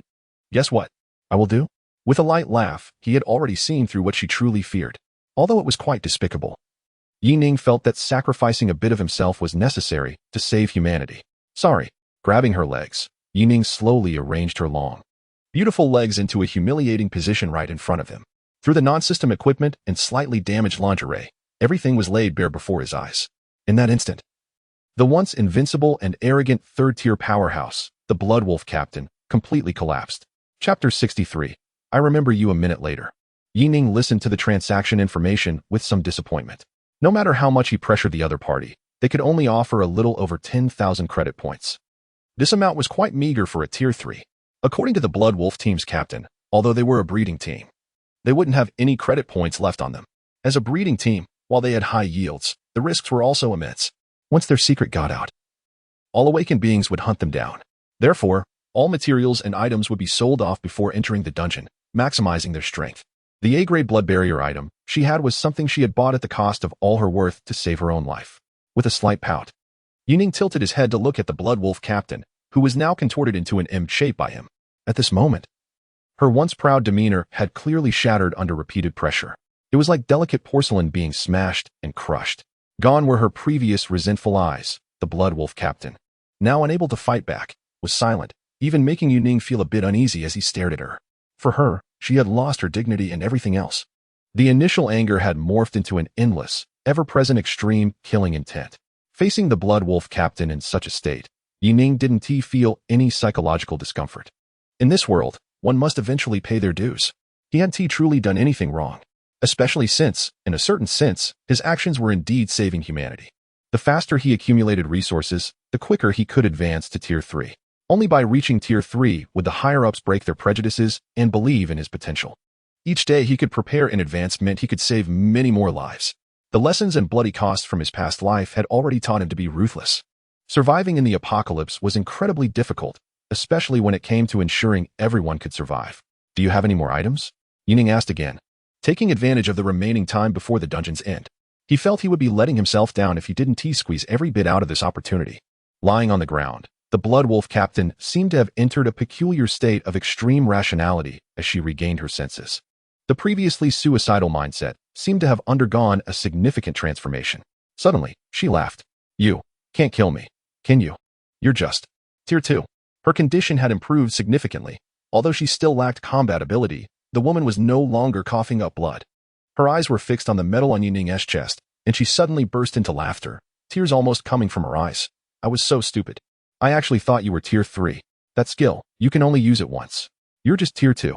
You can't break my defense. At her words, Yu Ning's expression darkened. He was surprised that she had realized his true combat power was only Tier 2, after all. His attributes were indeed quite low. The Void Light skill was on cooldown, and he truly couldn't break through her shield. In fact, if she regained even a fraction of her strength and her equipment was still intact, he wouldn't even be able to breach her basic defense. The difference between the second and third stages is immense. So what? Although I can't kill you, you can't resist either. Hand over the remaining items. I don't believe you really don't have any left. Otherwise, Night Ning said as he leaned closer to that stunning face, directly confronting her. However, in the next moment, the Blood Wolf captain suddenly paused, her laughter caught off guard, and then a light smile appeared on her face. Oh, what else can you do? With the shield in place, you can't do anything. Come on, don't you want to take me? Go ahead, make your move. With a manic expression, the Blood Wolf captain shifted from her previous fear, seemingly throwing caution to the wind, locking eyes with him intensely. Useless. Come on, what position do you prefer? Do you really think you can threaten me? Do you think I'm afraid of you? With a sneer, the woman looked at Night Ning with an almost deranged, frenzied seductive gaze. Keep going. Do you want me to lower the shield a bit so you can come right in? I'll let you play. You can do whatever you want. The question is, do you dare? Ha ha ha ha. As she laughed maniacally, nearly in tears. Night Ning felt a sudden heaviness in his heart. He realized that any threat he made from now on would be futile. His provocation had only pushed this Blood Wolf captain to let go of everything. However, glancing at the final countdown, Night Ning decided to manipulate his dagger again, continuously stabbing forward. Although the attacks seemed meaningless, what if he could take her down? There was no doubt in his mind that once she got out alive, she would pursue him to the ends of the earth. Countdown. 9, 8, 6, 3. As the countdown chimed, the now calm Blood Wolf captain appeared as if nothing had happened, merely gazing deeply at Night Ning, as if she wanted to etch his image into her memory. With a flash of white light, they were transported away. A calm, emotionless female voice reached Night Ning's ears. Is this Night Ning? Remember, my name is Lin Lan. I will definitely find you. The chilling words, laced with deadly intent, caused Night Ning's expression to shift in an odd manner. There was nothing he could do to break through that shield. It seemed she had truly gone mad. But, find me? Night Ning shrugged nonchalantly. He wasn't worried about her at all. By the time Lin Lan found him, he would likely have already reached the third stage. At that point, who would end up killing whom was uncertain. No longer dwelling on it, standing in the pristine space of the dungeon, Night Ning eagerly issued his command, Settlement. Dungeon Rewards. Chapter 64. Sudden Wealth exiting the dungeon. Processing dungeon information. Dungeon Completer. Yu Ning current dungeon completion rate. Base completion rate, 70. 3. Additional completion rate, 20. Defeated the highest difficulty boss, Sandworm, Boyer. Total completion, 90. 3. Reward evaluation, S-rank. Beep you have gained psychic experience. Calculating. Defeating beyond your level grants a 100 boost. Beep you have received equipment. Wailing Mask, white. Sin of the Centipede, white. Boyer's Desire, blue. Beep, you have received items. Corrosive Acid, white. Shell of Thrift, white. Sandworm Compound Eyes, white. Beep, you have received materials. Rotten Hide, white. Sandworm Heart, blue. Beep, you have received secondary dungeon completion rewards, 1 point of free attributes. Beep, you have received a hidden title, Blue Factory Guardian. You gain 1 to all attributes in battlefield dungeons. Reward notifications flood the screen. Holding a pile of equipment and materials, Yuning sighed and quickly began to sort through them. He kept what was useful and sold off what wasn't. If there was one downside to this dungeon run, it was that he had been slacking off during the earlier rounds, missing out on killing many mutated creatures. Not to mention the ultimate kill rights. In the end, he had to forcefully eliminate everyone, leaving him no time to loot the Fallen's gear. Apart from the Blood Wolf team members he personally defeated, everyone else's equipment had been lost in the temporary storage of the Blood Wolf team. Either they died to the sandworm, and their bodies were directly consumed by the system, or they simply vanished. If he hadn't defeated the hidden boss, his evaluation would probably have been a pitiful B rank. After venting his frustration at the system, Yuning didn't feel too upset. Ordinary second-tier gear was just that ordinary. And he had little money left. At least he secured the bulk of the rewards. Roughly calculated, the Blood Wolf team had provided him with 22 white items. Including Linland's contributions in the dungeon settlement rewards, he had a total of 24 white items, 31 blue items, plus 1 blue material and a pile of white junk. Oh, and 700 credit points. Doing the math. 24 white items, all of which were quality pieces from the Blood Wolf team. Each one was worth at least 500 points, totaling 36,000 credit points. Selling all the blue items would easily bring in 240,000 points. Adding Linland's over 10,000 points, that totals to 290,000 points. Calculating further was startling. Wow, I can't believe I'm this rich. Yuning's heart raced.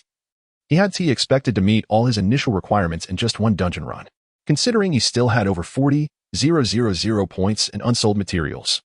His net worth had at least surpassed 350,000 points. If converted to pre-apocalypse currency, that would be in the billions. He could easily fund an entire squad of awakened ones. Indeed, there's nothing in this world that can earn you money faster than robbing.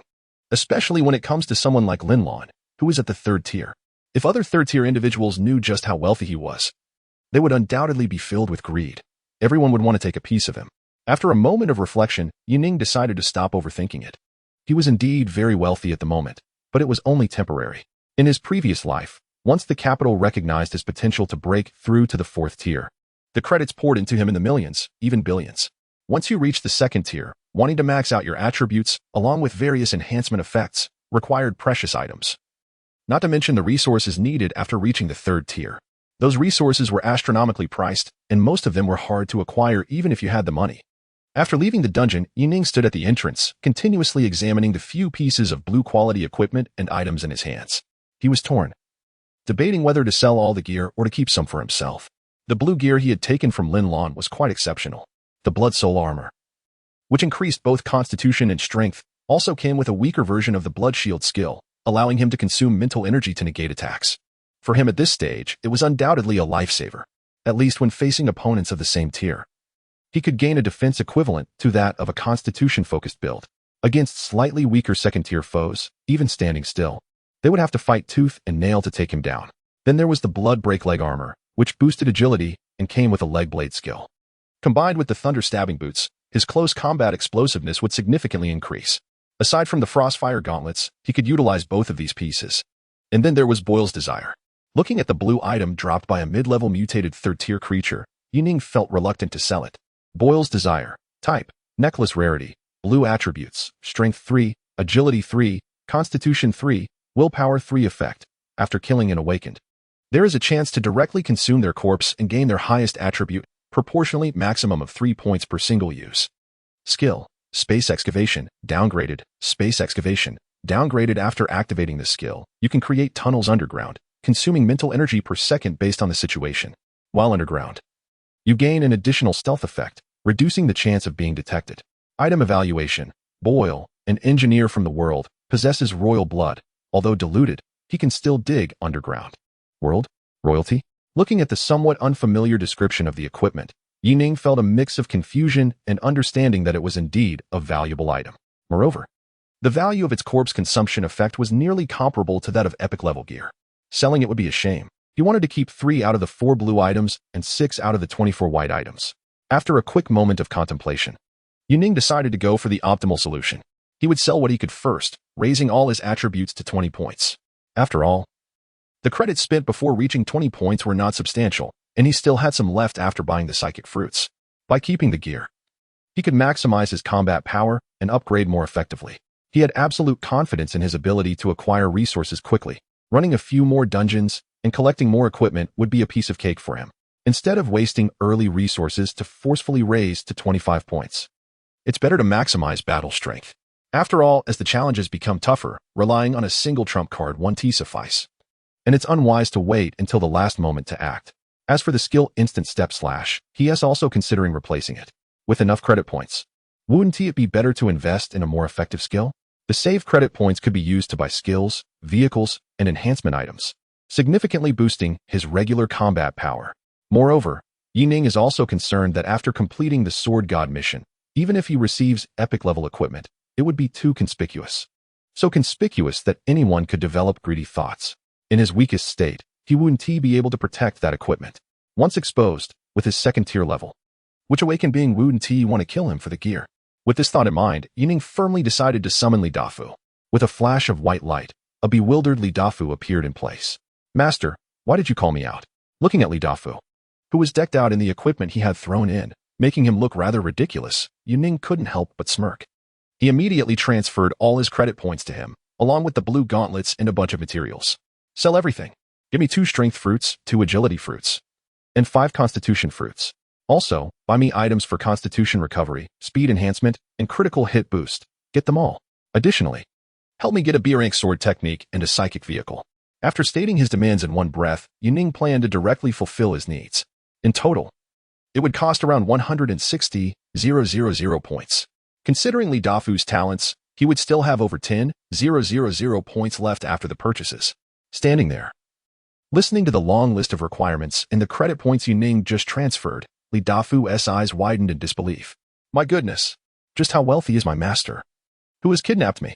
Having mingled with the group of survivors for a while, he knew how precious credit points were. In the past, when someone managed to snag a few hundred points, it felt like a festival, bringing them to tears with joy. Just to put it in perspective, 10 points could get you a beautiful girl for the night, and 20 points could allow you to live like a king for a day. Yet here, Yuning's spending started at a minimum of 100,000 points. Thinking about his 5 commission, he couldn't help but tremble at the thought of how much he could earn. The overwhelming sense of happiness almost knocked him out. Suddenly, he felt like he had been forced into a lucrative life, and sticking with Yuning didn't seem so bad after all. Before, he was starving 3 meals a day and sometimes had to endure a few hits with a steel rod. In that instant, Li Dafu seemed to see a bright future waiting for him. After throwing away the items to be sold, Yuning couldn't help but chuckle at the excited Li Dafu. The next second, the familiar system notification sounded again. Ding. Your servant Li Dafu is touched by your trust. Loyalty increased by 1 point. Current loyalty, 62. Chapter 65, The New Forbidden Sword Technique in the Dead of Night. With sparse starlight overhead, a campfire crackled to life at an abandoned gas station. Yuning roasted fresh deer meat in one hand while munching on energy fruits traded from Li Dafu in the other. He swallowed a mouthful with a satisfying gulp. As the cool energy flowed down his throat and into his stomach, a series of system notifications chimed in succession. Ding. Consumed power fruit. Strength 1. Ding. Consumed vitality fruit. Vitality 1. After a total of 9 notifications, Yuning let out a contented burp, feeling pleasantly full, perhaps even a bit overstuffed. If anyone outside had seen him devouring energy fruits like this, they would likely turn green with envy, especially considering how effortlessly he consumed them. As if taking a bite out of 3 properties at once without batting an eye. His current stats stood at a bare minimum of strength 21, vitality 20, agility 20, and willpower 29. The 1 point of free attribute from the dungeon reward couldn't be added to willpower, so it had to go into strength instead. His willpower was nearing the limit for the 2nd tier, and it seemed that no matter how many fruits he ate, it would be of little use. He pondered how to elevate it to 30 points. It was a mystery. The other attributes were equivalent to those of an A-grade awakened being, and they were specialized at that. Muttering to himself, Yuning reflected on his current stats with a hint of nostalgia. In his past life, he had missed the opportunity to enhance his attributes at the 2nd tier, although the military had shown interest in him back then. He hastily advanced to the 3rd tier after barely surpassing 20 points in all attributes. It was truly a pity. He had not fully tapped into his potential in his previous life. It's important to note that when promoting to the 3rd tier, there was a chance for an attribute boost, where the system would enhance the base attributes by a significant margin, up to 100, with a base of 20 points. A promotion could shoot his stats directly to 40 points, a key reason why 3rd tier beings could dominate those below them. His rushed promotion in his past life had also led to a relatively low base attribute boost during his transformation to the 3rd tier. However, in this life, he clearly had the chance to make up for his regrets. I need to make money. In this life, I must raise all my attributes to 29 in their base state before advancing. Otherwise, I would be letting myself down. After mumbling a few words, Yuning shifted his gaze to the enhancement items he had purchased from Li Dafu. Critical Strike Enhancement Scroll, low tier increases critical hit chance when used. Strength Crushing Scroll, low tier increases the chance of inflicting a crushing effect. Agility Scroll, low tier increases movement speed and attack speed when used. In total, he had acquired 4 scrolls, spending around 50,000 points. Each scroll was worth a fortune that most awakened beings would hesitate to even consider. As items that could enhance strength aside from energy fruits, these scrolls were akin to luxury goods. Typically, awakened beings would only buy them after reaching the 3rd tier when their strength had plateaued.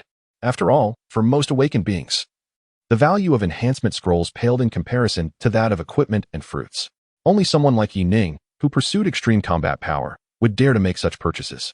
With a series of sharp claps, he activated the scrolls, feeling a powerful surge of 4 layers of enhancement within him. Yuning sensed that his battle strength had increased significantly once again. After a leap in strength, he directly advanced to the intermediate 2nd tier. And now his combat power is enough to easily crush others of the same level.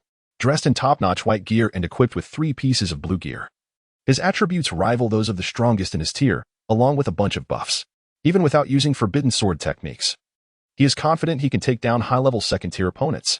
The power he amassed with money has turned him, an intention-based fighter, into a monster among awakened ones. Master, I received 2 skill books. Would you like to take a look? Across the campfire, Li Dafu, who was busy haggling, suddenly shouted, signaling Yuning to come over quickly. Both books are B-level, but the asking price is quite high. Looking up, Yuning carefully examined the trading panel shared by Li Dafu. He noticed that a 3rd tier and a 2nd tier awakened one were sending messages. B-level sword technique, shadow strike, skill requirements, strength 20, agility 20, will 20, skill effect. After consuming 40 stamina and 2,000 points of spiritual energy, increase speed by 60 for a distance of 10 meters. When appearing behind the enemy, it deals a 100 critical hit. Asking price, 97,000 points. B-level sword technique, earth shatter, skill requirements, strength 20, constitution 15, skill effect. After consuming 30 stamina and 800 points of spiritual energy, deliver a charged attack to the ground, causing sustained shock damage and a brief stun effect. Asking price, 60,000 points. Glancing quickly at the skill books, Yuning couldn't help but feel a surge of interest. Both skill books are priced quite high. A B-level skill is equivalent to a piece of blue gear. Typically, only powerful 2nd and 3rd tier factions would consider purchasing them, as they are main combat skills. Both skills are significantly stronger than the previous C-level Blink Slash. However, while Earth Shatter is cheaper, Yuning doesn't plan to consider it. Regardless, he would enhance it to SSS level, and he isn't concerned about damage. He already has area skills. On the other hand, Shadow Strike looks quite appealing. The ultra-fast movement combined with critical hits would likely bring him a huge surprise when upgraded to SSS level. But the price is too high. He currently has just over 10,000 points left. Selling off blue materials could bring in an additional 30,000 points. After clearing out all the miscellaneous items, he might scrape together just under 50,000 points. Unfortunately, he hasn't sold any of the 3 most valuable pieces of blue gear. Li Dafu, negotiate a bit and see if he is willing to lower the price. After a moment of thought, Yuning decided to go for one of the skills. He noticed that the requirements for this skill were quite stringent, even a bit peculiar. Generally, how could an awakened one possess such high willpower for learning? This skill book must have been with the seller for a long time. To put it bluntly, this requirement is something that a typical 2nd tier could never meet. Will-based spiritual energy fruits are nearly impossible to find for sale, and even if they were available, no one would spend money on that attribute. Receiving Yuning's command, Li Dafu quickly started arguing with the seller, fully tapping into his nature as a shrewd merchant. 3 minutes later, flushed from the heated negotiation, Li Dafu looked up at Yuning helplessly. Master, he insists on at least 73,218 points, not a dime less. After saying that, he displayed the message sent by the other party. This is the lowest price. If you want to lower it any further, I'd rather keep it. I believe you've noticed that this skill is almost on par with A level. If it weren't for the strict restrictions and the fact that I don't use swords, I would learn it myself. In Safe Zone 135, a third-tier awakens face turned crimson as he gritted his teeth and sent the message. Li Dafu's relentless bargaining was really getting on his nerves. He kept saying that this junk wasn't worth anything, and then claimed that only he would appreciate it. For no reason at all, he felt frustrated by being haggled down by over 20,000 points.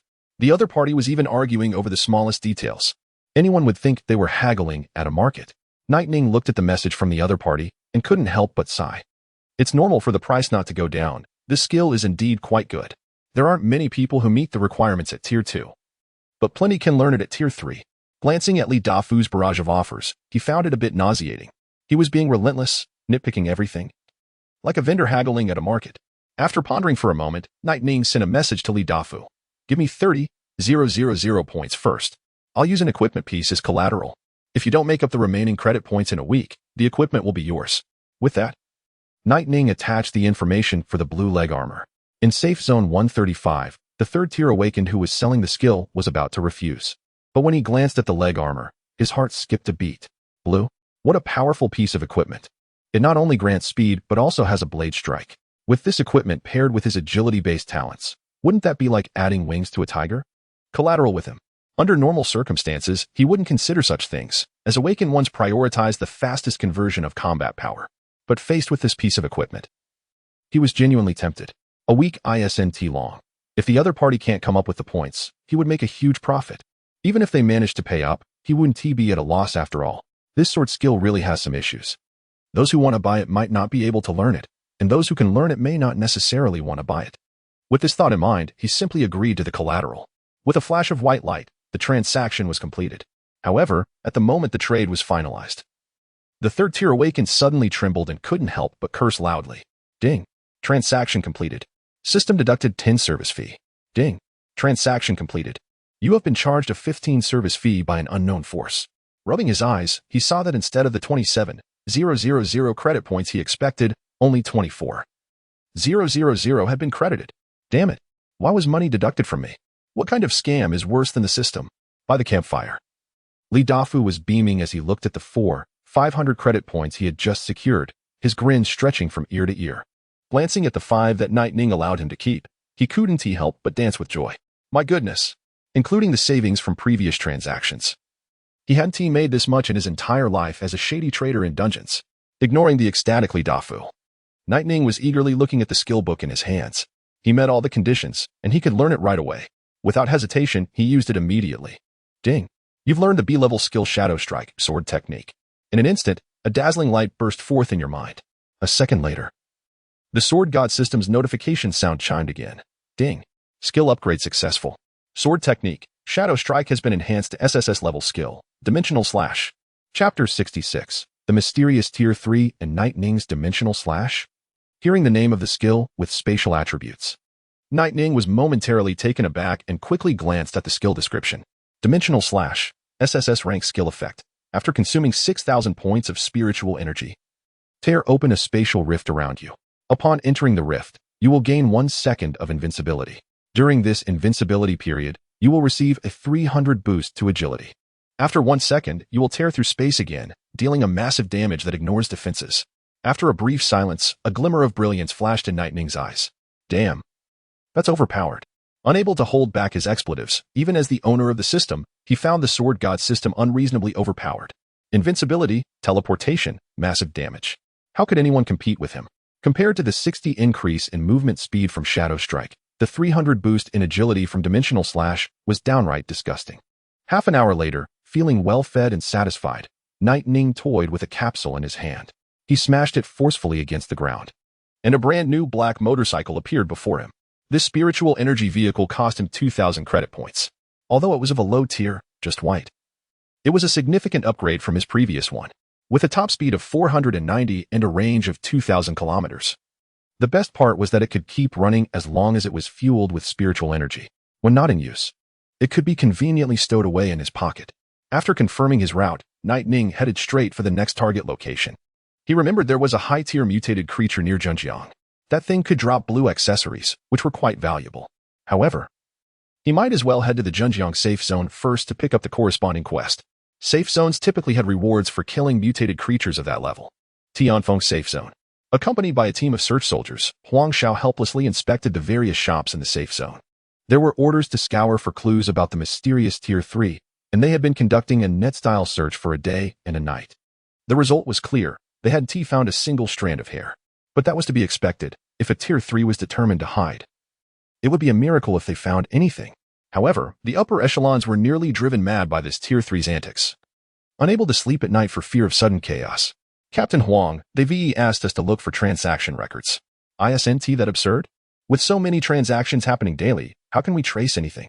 Let us not even mention the materials dropped by the mutated creatures in the rotten corpse forest. Would that Tier 3 even bother to intervene? Even if they did, someone of that caliber wouldn't act offline, would they? Exactly. The items dropped in the rotten corpse forest might be valuable to us, but to a Tier 3, they're like trash. Even if they sold them, they'd probably just toss them into the trading channel without wasting time to save a bit on fees. Listening to his subordinates' complaints, Huang Xiao sighed. All right, enough whining. Let us find any clues we can. The higher-ups are under pressure too. The military order has already been issued. Now, aside from knowing that the third tier had killed the mutated creatures in the rotting corpse forest, all we have left are those two locations in Tianfeng. The problem is, even the higher-ups don't know what the other party killed in Tianfeng, or if they even killed mutated creatures at all. The only solid lead we have is the rotting corpse forest. After calming the team, Huang Xiao glanced at the last uninvestigated trading company, the Xingyo Trading Company. As soon as he entered, the receptionist approached him. However, upon seeing the military insignia on Huang Xiao's uniform, her heart skipped a beat. Hello, sir. How can I assist you? She was anxious. As a company that dealt in the purchase of mutated materials, they often had a lot of gray income. Huang Xiao didn't waste time looking around the store. Pull up all of your trading records from the past week, especially those related to materials from the rotting corpse forest. Not a single one can be missed. The receptionist paused, looking at Huang Xiao with confusion. But after he presented the search warrant, she could only brace herself and agree. A few minutes later, while flipping through the trading records, Huang Xiao asked without looking up. Have you received any high-tier awakeners recently? Or anyone who seemed off? High-tier? Off? The staff member had a peculiar expression and gave a wry smile. Sir, you must be joking. We're just a small shop. Where would we find high-tier awakeners coming to trade? Usually, we're lucky to get some first-tier materials. Let alone high-tier. You are the highest level I've seen around here in recent days. Listening to the staff's response, Huang Xiao sighed inwardly, realizing that his inquiry was in vain. If that third tier wanted to disguise themselves, aside from the commander, who could possibly notice? Remove the metal, or the gear underneath, and suppress their aura. No one would be able to detect them, not even the king of hell himself. As he flipped through the records, Huang Xiao directly turned to the specialty items from the rotting corpse forest. A few seconds later, his gaze suddenly sharpened. 2 trading records? Someone really had sold related materials. Upon closer inspection, one was from a second-tier mid-level foreign awakener, trading with an identity card from another safe zone. The other was Yuning. A strange look flashed across his face as Huang Xiao stared in astonishment at Yuning's trading record. Realizing that the timestamps for the 2 transactions were perfectly sequential, Yuning first, followed by the second-tier awakener. Suddenly looking up at the receptionist, he asked, when this Yuning and Yongyu made their trade, was there anyone else with them? Although both transactions occurred on the same day, Huang Xiao wasn't surprised. After all, the mutated creatures in the rotting corpse forest respawn once a day, and many people have materials. Some would gather together to sell them in one go. But the question was, how could Yuning have any? That kid had just become an awakener. Could it be that someone brought Yuning along to trade and left the credit points to him? Startled by Huang Xiao's urgent question, the receptionist hurriedly tried to recall. A few seconds later, he replied repeatedly, no, nothing at all. That second-tier guest named Yuning came alone. And it seems like it was his first transaction. I even gave him a VIP card. Sir, is there something wrong with what he had in his hands? The receptionist's eyes flashed with regret. When he accepted Yuning's materials, he felt something was off. How could a small, seemingly zero-tier awakener have such materials? He had thought that Yuning was just someone helping the military due to the combat suit he was wearing. But seeing the serious expression on the officer's face, it was likely that the items were stolen. Ignoring the receptionist's question, Huang Xiao took a deep breath, feeling his mind in chaos. The only information left by that mysterious third-tier individual was rotting corpse forest, and Yuning, along with the other second-tier individual, had coincidentally sold materials on that very day. Given this, both of them were major suspects, especially Yuning. Could it be He didn't dare to think further. Let's go. Take the records back. Report to the higher-ups immediately. Huang Xiao rushed straight to the military headquarters, clutching the transaction records. Chapter 67. Doubt and speculation. Is this the result you all gave me? Useless. What a bunch of useless people. In the Tianfeng Core conference room, the high-ranking awakeners hung their heads in silence, none daring to face Xiaohai's fury. For hours ago, Xiaohai had urgently flown back to Tianfeng, abandoning his combat mission to guard against the mysterious third tier and the arrival of Zhenjiang. The hidden third tier, lurking in the shadows, was like a sharp blade hanging over their heads, sending the entire safe zone into a state of panic. No one knew the intentions of this third tier, nor did they know if the person would suddenly erupt and start a massacre, especially considering the monitored information. The opponent was reportedly even stronger than Xiaohai. Commander Xiao, we've already conducted 3 thorough searches, not to mention any suspected third tier. There haven't been many peak second tier awakeners entering or leaving Tianfeng lately. If we keep searching like this, our defenses will be stretched thin. The city defense general sighed with a bitter smile, forced to speak up. He understood that beneath Commander Zhao's anger lay deep concern. But the problem was, continuing the search was meaningless. If a third tier wanted to hide, what could a group of second tiers do to find them? Such a large-scale mobilization would only alert the enemy. It was also true that their defenses were under strain, although there had been a long period of peace. With no powerful mutants or zombie hordes appearing, the number of troops they had deployed for the search was far too excessive. If this continued, an unexpected incident might occur. In the silence, Xiaohai suppressed the rage boiling within him and chose not to say more. He felt helpless. The combat power of a third tier was terrifying. Not finding the opponent felt like having a gun pointed at his forehead, leaving him restless. A third tier had managed to sneak into their safe zone and was hiding. If they revealed their identity, how could Xiaohai afford to be negligent? Just as he was about to order a search of other areas, several urgent reports suddenly echoed from outside the conference room. Commander Xiao, Special Search Team Group 6. Team Huang Xiao has found information about a suspected third tier. Turning around suddenly, Xiaohai's heart leaped with joy, and he exclaimed, "Quick! Have them come up." 10 minutes later, Xiaohai was flipping through the transaction records in his hand, his expression filled with uncertainty. A second-tier awakener named Yang and Yuning. He could somewhat understand the former, but the latter's name struck him as eerie. Under normal circumstances, a transaction record for materials from a rotten corpse forest would not have caught their attention. But the timing was too sensitive. Just before, the third tier had acted in the rotten corpse forest, and now these two had traded materials. It all seemed suspicious, especially Yuning, the name that should not have appeared in the transaction records. Yuning, how could this kid have materials? Muttering to himself, Xiaohai's expression was filled with doubt. Normally, he wouldn't even remember a zero-tier character like Yuning. But the impression left by the latter's SS-level talent was simply too profound. After passing the information along, Xiaohai slowly spoke. "Everyone, what do you think? Who do you think has a greater suspicion?" After a moment, Commander Xiao said, "Logically speaking, I believe the second-tier individual is more likely to be involved. If that third-tier person really did handle the materials, it wouldn't be surprising for them to disguise themselves as a second tier. After all, being too weak could raise suspicion, especially since this person's identity information is from another safe zone and doesn't belong to Tianfeng. That makes the suspicion even greater. I suggest we directly investigate Yang Yu's movements to see if he is still in Tianfeng. As long as he is, there will be a record." As he finished speaking, Xiaohai glanced subtly at the staff officer who had voiced the opinion, asking, "Does anyone have any other opinions?" He wasn't entirely satisfied with the answer. While the logic was sound, he couldn't shake the feeling that it wasn't that simple. Standing to the side, another staff officer hesitantly spoke up, "Commander Xiao, I think Yuning might have some issues. Firstly, his strength wouldn't allow him to obtain first-tier materials. It must have come from someone else. The question is, who would give it to him? Although the materials aren't valuable for a zero-tier, that's still a significant amount. Especially at such a sensitive time, I'm wondering if it's possible that the mysterious third-tier individual brought Yuning along to handle the materials." As he finished speaking, Huang Xiao immediately added, "Officer Liang, I've already asked. The Xingyao Chamber of Commerce confirmed that both individuals were trading separately that day. Of course, it's also possible that someone gave the materials to Yuning in advance." While speaking, Huang Xiao respectfully looked at Xiaohai and shared his thoughts. "Commander Xiao, I suggest we take a dual approach. First, investigate Yang Yu. Second, look into Yuning's whereabouts during this time. The source of the materials in Yuning's hands could be one of two possibilities. Either a higher-tier awakened individual is keeping an eye on him and casually provided him with some resources as an investment, considering his talent. After all, for many private factions, investing early isn't a loss. Or perhaps Yuning has caught the attention of that mysterious third tier. Is it possible that the third tier appeared in Tianfeng specifically for Yuning? The news of an SS-level talent might attract the attention of third-tier awakened individuals. Xiao Hai looked up, quite pleased with Huang Zhao's insights. That's right, he thought the same way. Yuning's suspicion is indeed significant. If a third tier is truly coming for him, then we don't need to worry too much. In fact, I would welcome that. The military may believe he lacks third-tier potential, but others may not see it that way. After all, SS-level talent is indeed rare. It's not impossible that someone might want to cultivate him as a trial investment.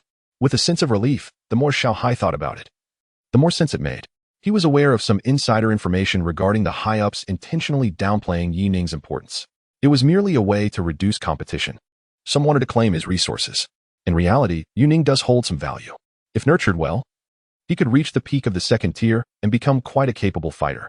Not to mention, with his high mental strength, he could be a significant asset in group combat.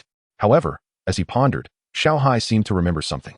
That kid once mentioned to himself that there were unusual movements of a zombie tide around Tianfeng. Now that I think about it, could it be that the awakener behind him informed him of this? It seems I need to pay more attention to this kid. There's a suspected tier 3 threat behind Yuning, and I can't underestimate it, no matter what. I must prioritize investigating Yongyu first. For now, we shouldn't disturb the presence behind Yuning. After all, the other party is hiding their identity and may not want to reveal themselves. Huang Xiao, you should get in touch with Yuning, but don't say too much. Just ask him to come over. As soon as he finished speaking, Liao Tian, who had been silent among the senior members, suddenly interjected without warning. Captain Xiao, what if Yuning doesn't have anyone behind him? Is it possible that he sourced the materials himself? His gaze flickered, recalling the day of Yuning's testing. The ruthless and decisive actions he had displayed left a deep impression on him. The expressions of everyone present turned strange, and they couldn't help but burst into laughter. As if they had just heard the biggest joke. Liao Tian, are you thinking too much? Yuning just became an awakener. How could he possibly hunt down mutated creatures on his own? Without peak tier 1 strength, don't even think about it. Moreover, as a mental type, what kind of combat power could he have? Do you really think that having SS-level talent means invincibility? If Yuning could kill a tier 1 mutated creature right after becoming an awakener, what would we be doing? We might as well just elevate him to a god. I could only manage that when I was tier 2. In an instant, the room erupted in laughter, making Liao Tian feel he had acted impulsively and said something foolish. Shaking his head, Xiao Hai glanced at Liao Tian, also feeling that his thinking was a bit too far-fetched. To his knowledge, in the current Ember plan set by the higher-ups, the son of General Zhang from the first sequence, Zhang Lin, was another SS-level talent who had only just risen to tier 1 under the protection of many tier 3s. Even so, this abnormal upgrade speed was regarded as a miracle by the entire higher-ups. A mental type without resources or protection, trying to compare himself? Chapter 68, Ruins Battlefield Night Ning. If you have time, come to the military headquarters. You have some supplies that haven't been picked up yet. Outside the Zhenjiang safe zone. Night Ning was somewhat surprised to see the message from Huang Xiao. There are still quotas to be claimed? In his impression, B-level treatment only included monthly credits and standard equipment. At most, during hunts for mutated creatures, the military would arrange for higher-level personnel to lead the teams, reducing risks. For him, these benefits were of little use, and they only added restrictions, which was why he couldn't be bothered to make the trip. Without giving it much thought, he casually replied to Huang Xiao that he was out, and then ignored the matter. He had a good impression of Huang Xiao. Closing the communication, Night Ning looked at the crowded entrance of the safe zone for a while before deciding on his direction. Compared to the Tianfeng safe zone, this privately established safe zone, built by several third-level awakeners, was undoubtedly better developed. After all, military safe zones were strictly managed, and many powerful awakeners preferred not to be constrained, with quite a few choosing to go independent and establish themselves as kings. Living under someone else's management was far less enjoyable than being a local emperor. As he squeezed through the crowd, if one disregarded the slums outside the safe zone, Zhenjiang appeared to be a bustling city reminiscent of the pre-apocalyptic era. Vehicles flowed like water, and even advertisements for competitions to recruit awakeners hung on the tallest corporate buildings. Trade caravans and trucks passed by incessantly, while many awakeners lounged under parasols outside the city, enjoying the sunshine and sipping coffee. Class distinctions were clear. After 30 years of recovery, humanity had long adapted to the post-apocalyptic world. Mutated creatures rarely attacked human settlements, and zombie hordes remained fixed in one location. Many safe zones had simply dismantled their defenses, deploying only a few awakeners for patrols in the vicinity. With prolonged peace, everyone felt that the disasters had come to an end. Various mutated beasts, creatures, zombies, and dungeons became mere prey for humans to strengthen themselves. Many even believed this was a new world where strength reigned supreme. a better world. As long as one dared to fight and had talent, success was guaranteed. Standing in line among the crowd, Night Ning gazed at the merchants negotiating business deals with a complex expression, envisioning future workers. Although life in the post-apocalypse was tough for many, there was still hope. Everyone believed that the future would only get better. Factories were constantly being rebuilt. The number of awakeners was steadily increasing. High-rise buildings were rising again. And farmland was being reclaimed. Compared to the initial outbreak of the apocalypse, when everyone lived in fear, the current survivors paid little attention to the monsters outside the safe zone. People were more inclined to discuss who had hunted down mutated creatures and struck it rich with equipment, or which awakener had been promoted to 3rd level and ascended to high ranks. But Night Ning knew that it was all an illusion. The peace and beauty were nothing more than a fleeting flash, a momentary brilliance. At most, within a year, the endless army of mutated creatures would destroy all safe zones, and the ravenous hordes would consume everything in sight. The human world is filled with confidence, believing that their 3-tiered army can withstand the monsters, but in reality, it is like a single drop of water facing an endless ocean, without the peak combat power of the 4th tier. Any awakened individual at the 3rd tier appears as vulnerable as an infant when confronted with a 4th tier monster. Taking a deep breath, Yuning suppressed his heavy thoughts and decided not to dwell on them any longer. In this life, he would surely reverse everything. After nearly half an hour of waiting, Yuning finally entered the city, glancing helplessly at the medal hanging from his neck. 2nd-tier individuals received special treatment and could enter the city directly. But since he bore a 0-tier medal, he had to queue up slowly. He had considered changing his medal, but the hassle was just too much. Typically, switching tier medals required a test, and after that, it had to be reported to the safe zone for classification, followed by a review and issuance of the specialized medal by the Awakeners Association or military. The whole process could take at least a month, and in some cases, even up to half a year. While this time frame might not seem significant to most awakened individuals and was often worth it, after all, a medal represented one's identity. A 2nd-tier medal symbolized the prestige of driving a Ferrari in the pre-apocalypse. Wherever one went, there would be flattery and admiration, with many commoners and even awakened girls eager to cling to such a figure, hoping to ride the coattails of their success. Sleeping with a 2nd-tier individual was quite a status symbol, and various merchant associations would treat them like VIPs. But for Yuning, he figured he could have reached the 3rd tier in that time. "Sir, would you like to buy some milk?" Just as Yuning was searching for the task reception area, a timid female voice called out from behind him. He turned to see a woman in her 20s, carrying a child on her back and holding another in her arms, looking at him cautiously. Her hair was a dull yellow, and she forced a smile, saying, "Sir, it's fresh milk, very nutritious. 1 credit point for 3 bags, I'm healthy." As she spoke, the woman used her free hand to brush aside the hair falling over her forehead, her expression weary as she pointed towards a gathering place in the distance, indicating where she lived. Yuning was slightly taken aback. Looking into the pleading eyes of the woman, he instantly understood her situation. Many survivors would go to great lengths to earn credit points for their livelihood. It was common for nursing mothers to sell their milk. In a world where resources were scarce, many awakened individuals would buy nutritional supplements or even keep a group of young girls, both to relieve their boredom and to serve as milk cows. "No, thank you," he replied gently, refusing her offer. Having risen from the bottom, he certainly didn't look down upon these individuals, but just as he was about to wave her off, a harsh voice shouted from behind him, "Get out of the way. Move aside. Damn you filthy commoners, can't you see the road?" A white SUV jostled onto the sidewalk, nearly crashing into the crowd. As a 1st-tier awakened individual inside the vehicle wore an impatient expression, ready to accelerate. Noticing the car almost hit the child behind the woman, Yining's gaze turned cold, and without hesitation, he kicked the tire, causing it to explode. Bang! In an instant, the blown tire caused the SUV to dip sharply, startling the awakened individual inside to stand up. "How dare you touch my car?" He began to curse, but upon locking eyes with Yuning, words seemed to get stuck in his throat, unable to escape. What a terrifying gaze. He shivered. In that moment, he felt as if some kind of monster had set its sights on him. If the noise continued, he was certain he would die. Even though the other person was at level 0, he sensed a terrifying aura emanating from Yuning. Ignoring the young man who was stunned by his presence, Yuning turned around and directly supported the woman who had been frightened to the ground. After glancing at the identity card hanging around her neck, he sighed and decided to transfer 20 credit points. Any more than that might not be good for the woman. He turned and left. Once the woman snapped back to reality and heard the sound of her identity card beeping, she stood there in shock. After tightly holding her child, she looked at Yining's departing figure, a hint of gratitude crossing her face. Accepting the mission, In the safety zone's mission hall, Yining waved his identity card at the receptionist, signaling that he wanted to accept a mission. The cute girl behind the counter took the card with both hands and couldn't help but steal a few more glances at him. After seeing so many burly awakened ones, a handsome young man like Yining was truly a sight for sore eyes. Hello, what mission would you like to accept? I recommend taking a C level. Facing a good-looking guy, the girl found herself talking more than usual. But before she could finish, Yining interrupted her. B level, Ruins Battlefield. Without further ado, Yining watched the girl's stunned expression and simply placed his palm on the testing device. Team mission, just register my name. Strength level, advanced second tier. The testing device could only measure broad tiers, not specific levels. So Yining decided to declare himself as advanced second tier.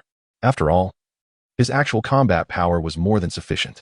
The location he planned to enter required a team. Otherwise, given his personality, he would prefer to go solo. As the blue light illuminated, the receptionist's eyes widened in disbelief, looking at Yining as if he were a monster. So young, not only at second tier, but also advanced second tier? Oh my god, I must be dreaming. Even for the Zhenjiang safety zone, an advanced second tier was considered a significant figure.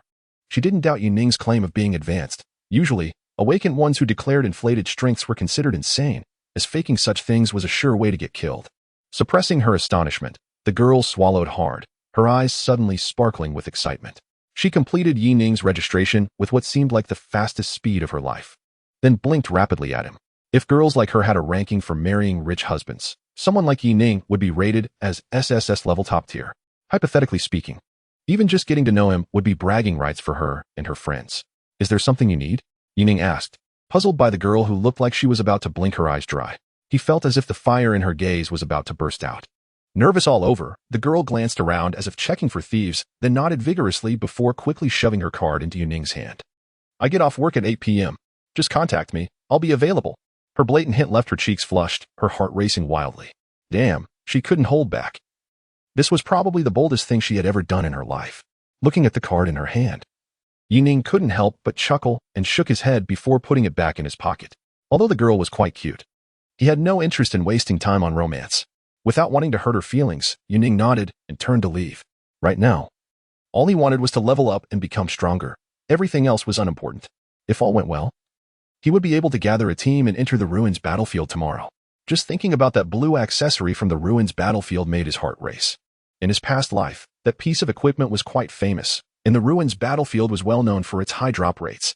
Chapter 69. Into the battlefield assembly point outside the Zhenjiang safe zone.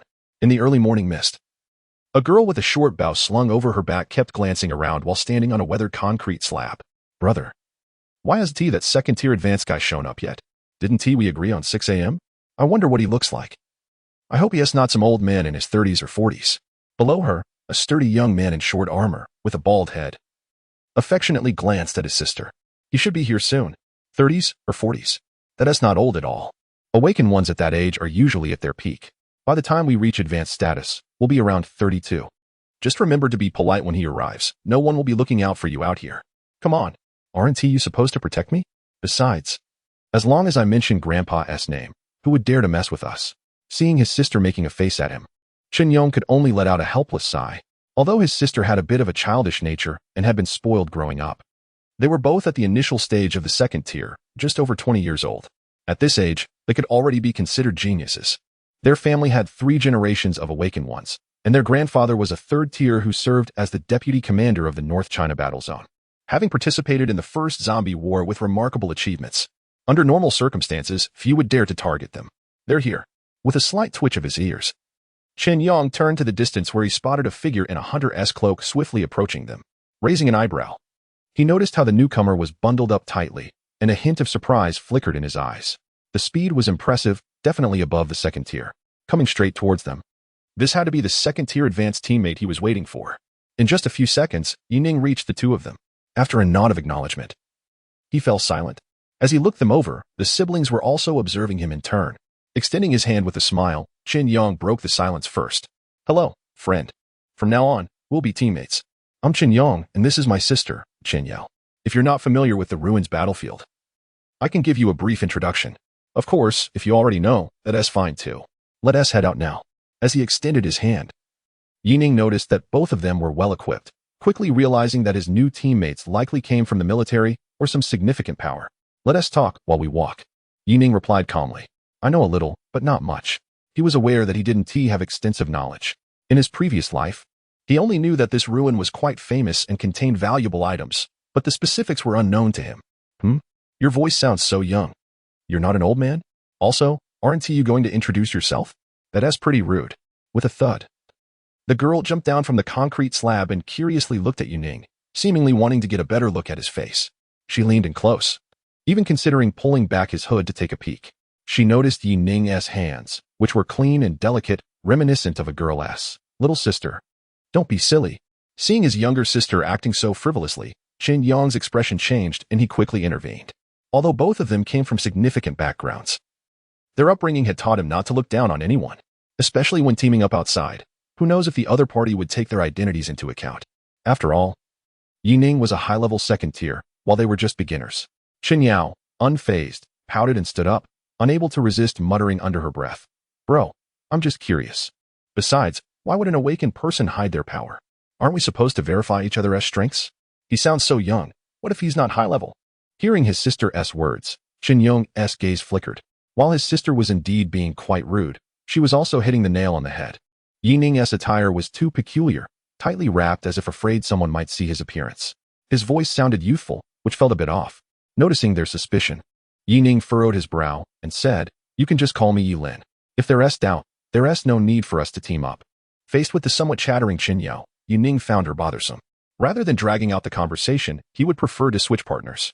If it weren't for the system's requirements, he would have gone solo long ago. Seeing that Yining seemed displeased, Qin Yong paused for a moment before giving a dry laugh. Brother Yilin, you misunderstand. My sister has that kind of personality. I hope you can be understanding. Suppressing his own doubts, Qin Yong hesitated for a moment but decided not to verify anymore. Generally, an awakened individual wouldn't falsely claim their strength. Moreover, he couldn't sense anything from Yining, which at least indicated that the other party's attributes were likely not low. Convinced, he took the lead to introduce Yining. Brother Yi, the Ruins battlefield is a special outdoor event, somewhat similar to a dungeon, but there are no tasks, and you can exit any time as long as you stop fighting. It can be considered one of the safer types of special events. Our main enemies are large hordes of zombies and mutated creatures.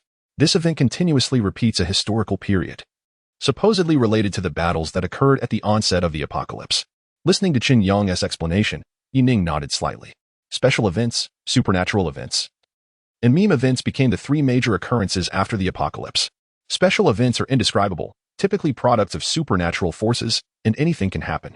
Supernatural events, like the one they encountered with Li Zhiping, involve supernatural entities as enemies.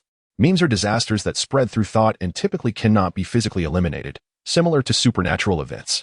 Before long, the group arrived at a massive ruin. All around were the remnants of crumbled walls, with many heavily corroded tanks and artillery scattered across the battlefield. The entire ruin covered a vast area, and from the 15-meter-high walls that had gaping breaches, it was evident that a fierce battle had once taken place here. At a glance, the ruin's battlefield, shrouded in a faint light barrier, showed a twisted space, as if in another world. Faint sounds of battle cries and roars echoed in the air. Brother Yi, let us prepare to go in. Drawing their weapons, Qin Yong took a deep breath and pressed his hands against the light screen. Although the relic battlefield was considered a relatively safe special event, the difficulty was still no walk in the park. The tension before entering was palpable. Even the usually lively Qin Yao couldn't help but close her mouth and follow closely behind her brother.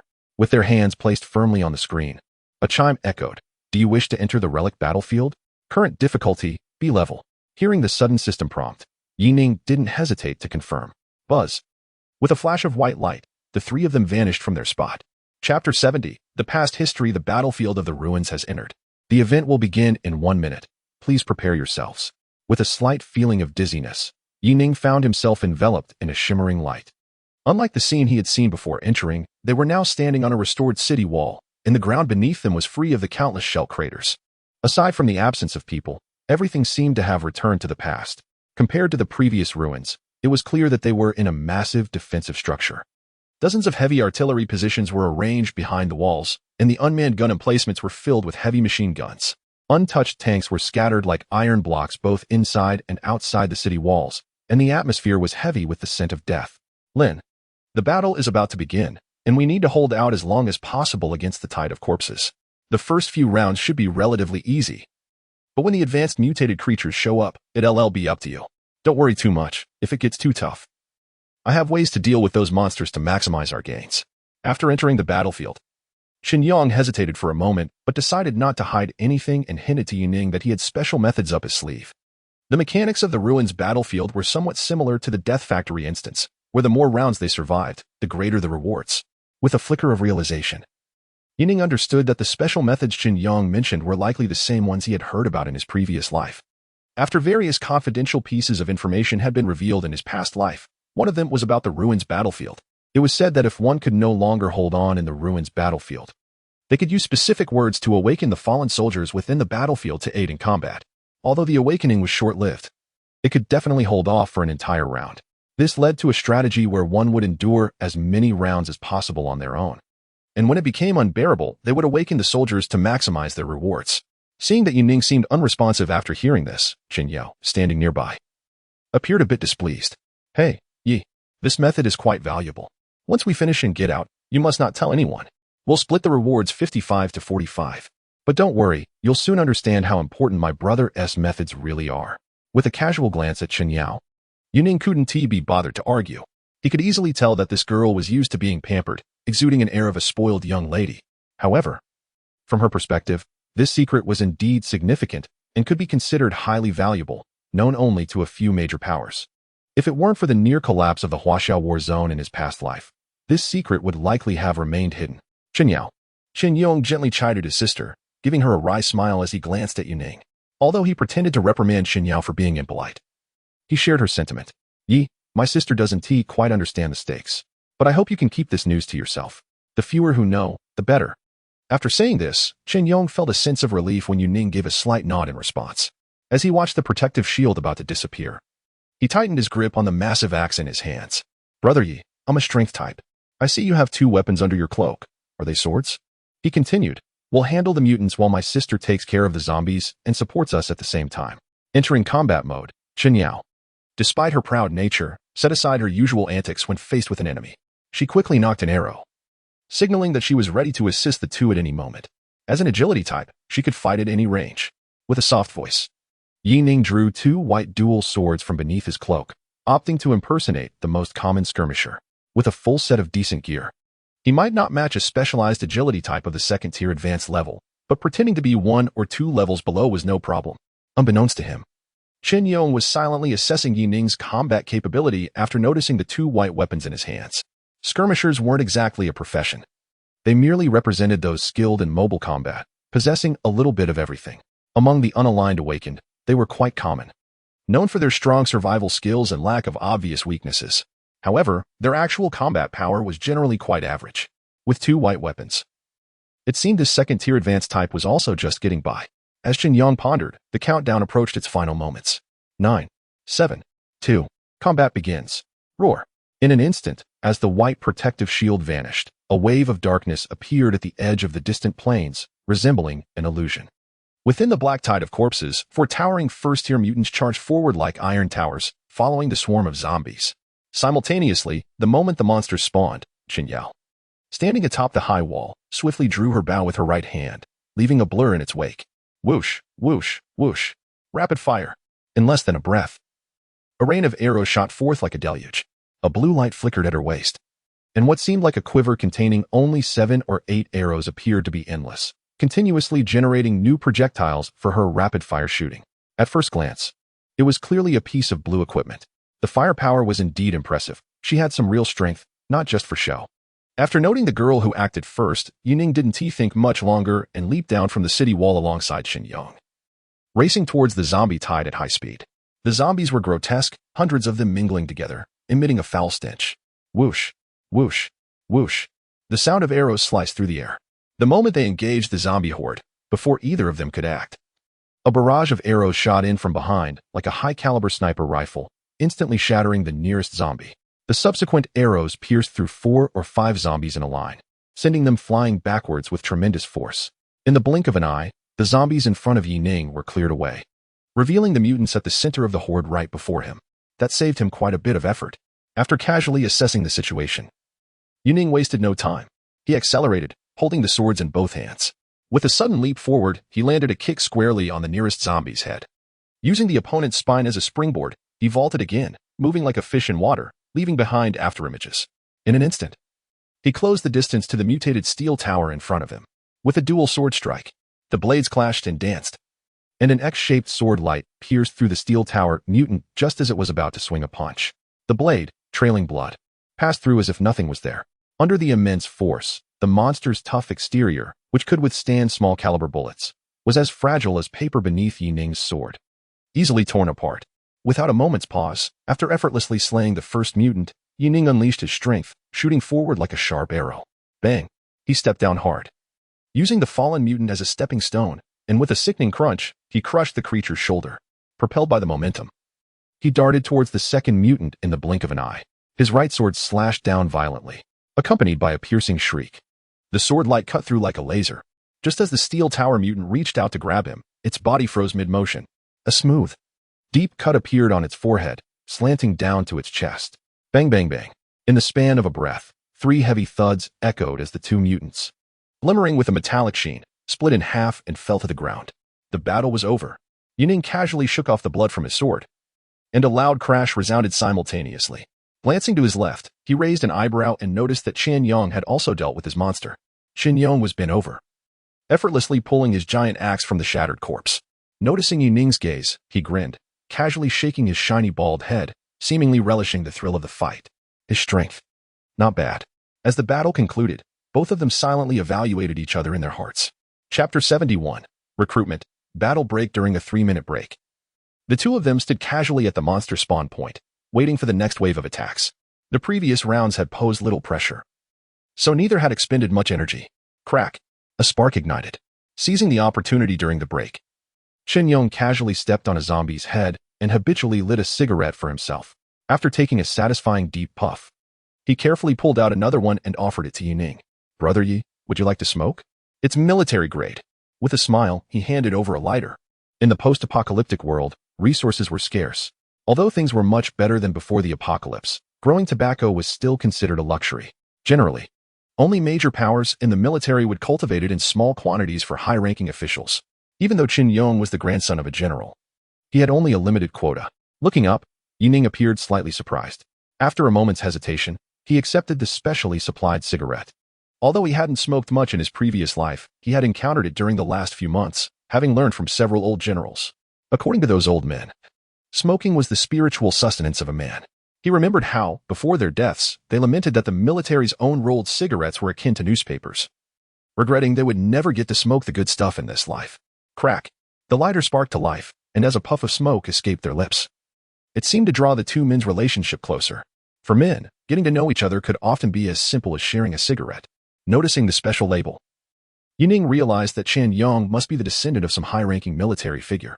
However, when Yi Ning lowered his mask, a look of astonishment flashed in Qian Yong's eyes. Brother Yi, you look so young. In his eyes, Yi Ning appeared to be only 18 or 19, seeming even younger than himself. At his age, becoming a second-tier fighter was already considered a talent, though his family held significant power. All his abilities were honed through countless life and death experiences. Often, he and his sister took pride in their advancement speed, unlike some second-generation elites who merely coasted through life. They had never let their guard down for even a day. But looking at Yi Ning's face, he couldn't help but feel surprised. Could this young man be the descendant of a top-tier powerhouse? Was he also out here making a name for himself? What kind of talent or bloodline would allow someone to level up so quickly? Noticing Qian Yong's astonishment, Yi Ning frowned slightly and casually explained, I just look young. The next wave is coming. Before Qian Yong could ponder further, a series of shimmering phantoms suddenly appeared in the center of the battlefield where they stood, instantly transforming into solid forms. Whoosh! Bang! Covered in blood, after cleaving a screeching banshee in front of him with a massive axe, Qian Yong gasped for breath, feeling somewhat disheveled. His body was drenched in blood, and the dismembered corpses around him piled up like a small mountain, nearly burying him. Glancing back at the blood wolf that had been shot to pieces by a dagger, a wave of fear washed over him. Just a second ago, while he was battling a second-tier monster, he was suddenly ambushed by another mutated creature from behind. With no way to evade, he braced himself for serious injury, only to be astonished as a flash of silver light cut through the mass of corpses, directly eliminating the enemy behind him. Watching the daggers darting around Night Ning like silver fish, he felt a wave of surprise. In his eyes, Knight Ning resembled an efficient killing machine, wielding dual swords to mow down the surrounding zombies effortlessly, while the rapidly moving daggers ensured that any mutated creature daring to approach him was swiftly dispatched. Compared to his own strenuous fight, Knight Ning's combat was like art, precise and efficient. What incredible skills! What exceptional fighting techniques! With a whoosh, as the silver light flashed once more and pierced through the last female demon, the battle came to a complete end. Letting out a light breath, Knight Ning glanced at the astonished Qin Yang, aware that his telekinetic control over objects had caught his attention. The flowing light daggers, a sustained skill, was effective against low-level second-tier foes. No matter how strong the mutated creatures were, he couldn't achieve instant kills against them. Casually inventing a name for his skill, Knight Ning had no intention of explaining further. Flowing light daggers? Is it some kind of ranged skill? Qin Yang's heart skipped a beat. Although he didn't fully understand Knight Ning's ability, which appeared to be akin to manipulating the void, he didn't dwell on it. Skills were abundant in this world, and it was perfectly normal for him not to recognize one. However, as he looked at the corpses of the mutated creatures beneath Knight Ning's feet, he couldn't help but feel a surge of excitement. Initially, he thought Knight Ning was merely a decent second-tier fighter, but after several rounds of combat, he realized that Knight Ning's strength and agility were only marginally above average for a high-level second-tier. Yet, with the emergence of his dagger-manipulating ability, Knight Ning's combat power had effectively doubled. His overall prowess could be considered quite impressive among high-level second-tier fighters. So young. Although Knight Ning claimed to be small for his age, he couldn't be that young. With such superb combat skills, he seemed to be an awakened individual who thrived in solo combat. With a flicker of his gaze, Qin Yang, sincerely thanking Knight Ning for his assistance, couldn't help but say earnestly, "Brother Yi, it seems you haven't joined any factions. If you're on your own, why not join me in returning to the military district after this battlefield ends? I apologize for not introducing myself earlier. I'm actually Qin Yang, the grandson of Qin Kailai, the deputy commander of the North China Battle Zone." Feeling a strong desire to recruit, Qin Yang looked at Knight Ning with increasing enthusiasm, practically bursting with the impulse to bring him under his wing. As long as Knight Ning was a lone wolf, he was confident he could offer terms that would be impossible for him to refuse. As a descendant of high-ranking officials, he had naturally learned the importance of talent from a young age. With such youth and remarkable strength and skills, if he could recruit Knight Ning, he would undoubtedly become a core member of his team. Despite being the grandson of a deputy commander, he still needed to build his own forces amid the struggles of the upper echelons. Seeing Qin Yang's intent to recruit him, Yi Ning shook his head slightly. "Sorry, I'm used to being alone." Although Qin Yang's status was considered top tier among the survivors in the outside world, 9 out of 10 second-tier individuals would be tempted. Yi Ning wasn't particularly impressed. In his last year of life, he had encountered all sorts of influential figures. By the final month of the apocalypse, the entire Huaxia war zone had handed over command of the 3 armed forces to him. Qin Kailai? Never heard of him. As a deputy commander of a war zone, he was probably just a mid-level third-tier officer, lacking even the qualifications to be directly commanded by Yi Ning. It's worth noting that at the last moment, he had over 100 third-tier generals under his command, all of whom were high-level third-tier officers, each one at the level of a general. Chapter 72. The Buried Battle Stunned. Qin Yang couldn't help but speak urgently after Yi Ning decisively rejected him. "Brother Yi, there's no rush to turn me down. My grandfather is a deputy commander, and my father is also a third-tier officer, appointed as the leader of Safety Zone 191. If you're willing to join us, I can promise you a starting position with a regiment-level salary of 3,000 credit points per month. I'll personally top it up with an additional 1,000. Once you join, I'll apply for a blue weapon for you at no cost. Your family can also join the military. Once I take over the Safety Zone, it wouldn't be impossible for you to become my deputy." After saying this, Qin Yang looked at Yi Ning with eager anticipation. He believed the conditions he offered were exceptionally generous, even excessive. A monthly total of 4,000 credit points, a free blue weapon upon joining, and security guaranteed for the whole family. Such offers would undoubtedly attract countless awakened individuals, not to mention the bright prospects that lay ahead. Of course, he was also drawn to Yi Ning's potential, which justified his willingness to extend such an offer. However, just like before, Yi Ning shook his head slightly at the earnest expression on Qin Yang's face, signaling that he was not considering the matter. If Qin Yang could offer a monthly salary of 100,000 points, he might contemplate sticking around for 2 or 3 months. But even if Qin Yang sold his whole family, it probably wouldn't amount to that much. With a stiff expression, Qin Yang stared at Yi Ning, who showed no signs of interest, feeling utterly baffled. Just as he was about to make another attempt at persuasion, a nervous voice came from behind him. Brother, are you okay? The girl with the longbow on her back rushed over with a look of concern in her eyes. Though she was still a distance away and could see that her brother seemed unharmed, she had noticed the moment Qin Yong was ambushed. Unable to contain her worry, she came to check on him. However, amidst her concern, she had her doubts. On her way over, she had overheard her brother trying to recruit this guy. In her view, while Yi Ning had performed well, he was only a high-level second tier, and there were plenty of such individuals in the military. Why would her brother go to such lengths for him? After confirming that Qin Yong was mostly fine, she shot a displeased glance at Yi Ning. Brother, if he doesn't agree, then forget it. It's embarrassing to act like we're begging him. Just because he's a high-level second tier. He should think he's all that special. I know plenty of people at the peak of the second tier. Hearing his sister's arrogant remarks, Qin Yong's expression darkened. It was normal for his little sister not to recognize Yi Ning's value. After all, Chen Lan was a long-range combat specialist and had hardly faced mutated beings directly, so she couldn't appreciate the impressive skills and reactions Yi Ning had displayed in battle. He was different. He dealt with mutated beings daily and could clearly see that Yi Ning's fighting style had been honed through life and death experiences.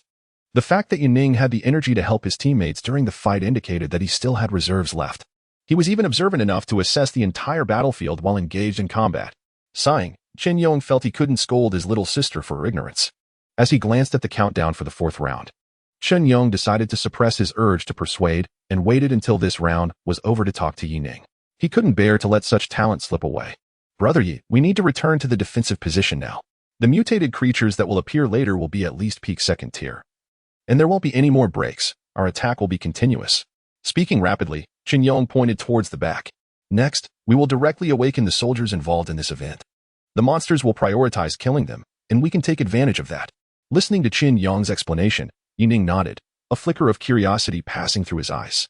Although he knew how to awaken the soldier phantoms, he wasn't entirely sure how it worked. However, he didn't plan to awaken the soldiers just yet. Instead, he intended to hold off a bit longer. According to information passed down from his previous life, the awakened soldiers could fight continuously for a certain duration, which was highly effective. For Yi Ning, he could easily eliminate the peak second-tier enemies on his own first. There was no rush to awaken the soldiers. He could do that at the last moment.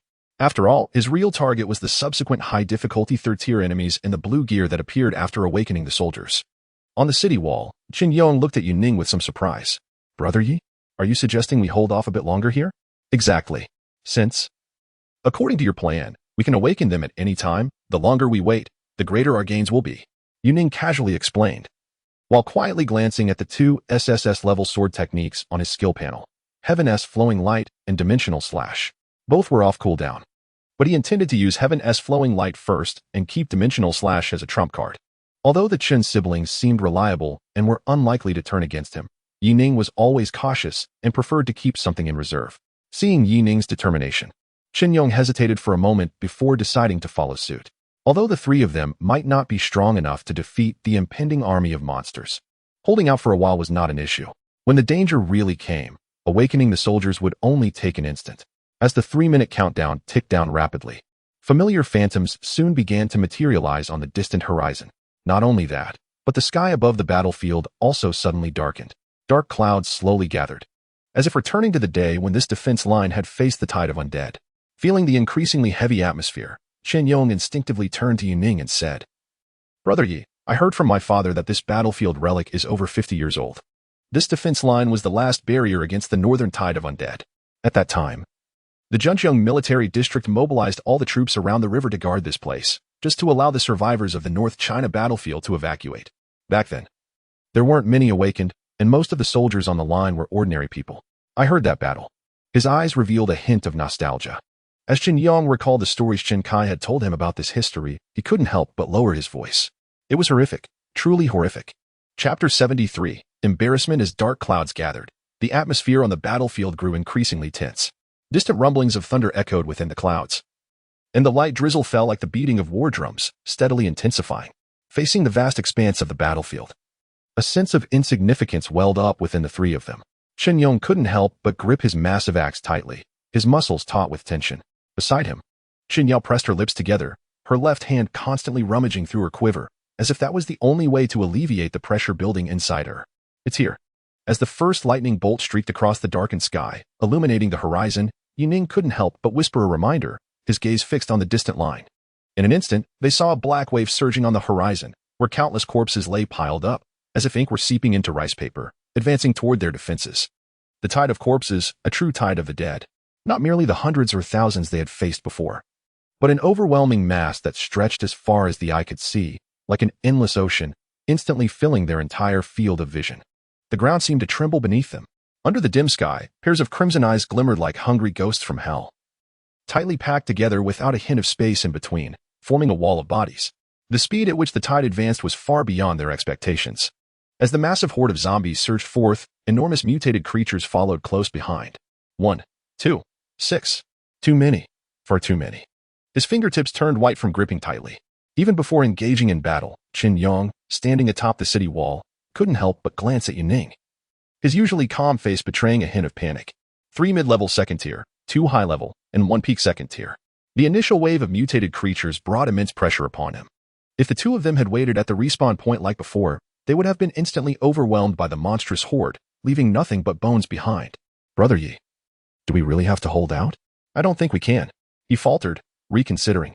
Just one high-level creature would be more than enough trouble for them, let alone the other monsters. In that moment, Chen Yang regretted agreeing with Yining. He had thought about how terrifying a true tide of corpses could be. But imagining it and facing it in reality were two entirely different experiences. Even though he had been tempered in the military since childhood and had participated in numerous zombie clearing operations, the number of zombies he faced back then was nowhere near comparable to the current threat. Endless, boundless. Especially knowing that this was just the beginning and that the following waves of monsters would be even more numerous. A deep sense of helplessness filled his heart. Even standing on the restored high wall, he felt as if the three of them were merely a small boat in a vast ocean, perpetually at risk of capsizing. Just hold on a bit longer. I can handle it. Without further explanation, Yining spoke calmly. Compared to the overwhelming pressure visibly weighing on the other two, he appeared remarkably composed. It wasn't merely because he wielded an SSS-level sword technique. It was because he had witnessed such scenes countless times in his past life. Brother, don't listen to him. Hearing Night Ning's response, Chen Yao, who was already on edge, anxiously spoke up, her beautiful face filled with panic. Once the monsters reach the city wall, we'll wake the soldiers. If they charge at us, we won't be able to hold them off. She was right. Awakened ones typically couldn't defeat mutated creatures of the same level. To Chen Yao, Night Ning's only impressive feat was holding off a high-level monster. Once the rest of the mutated creatures came rushing in, both of them would be in mortal danger at any moment. They said waking the soldiers would ensure safety.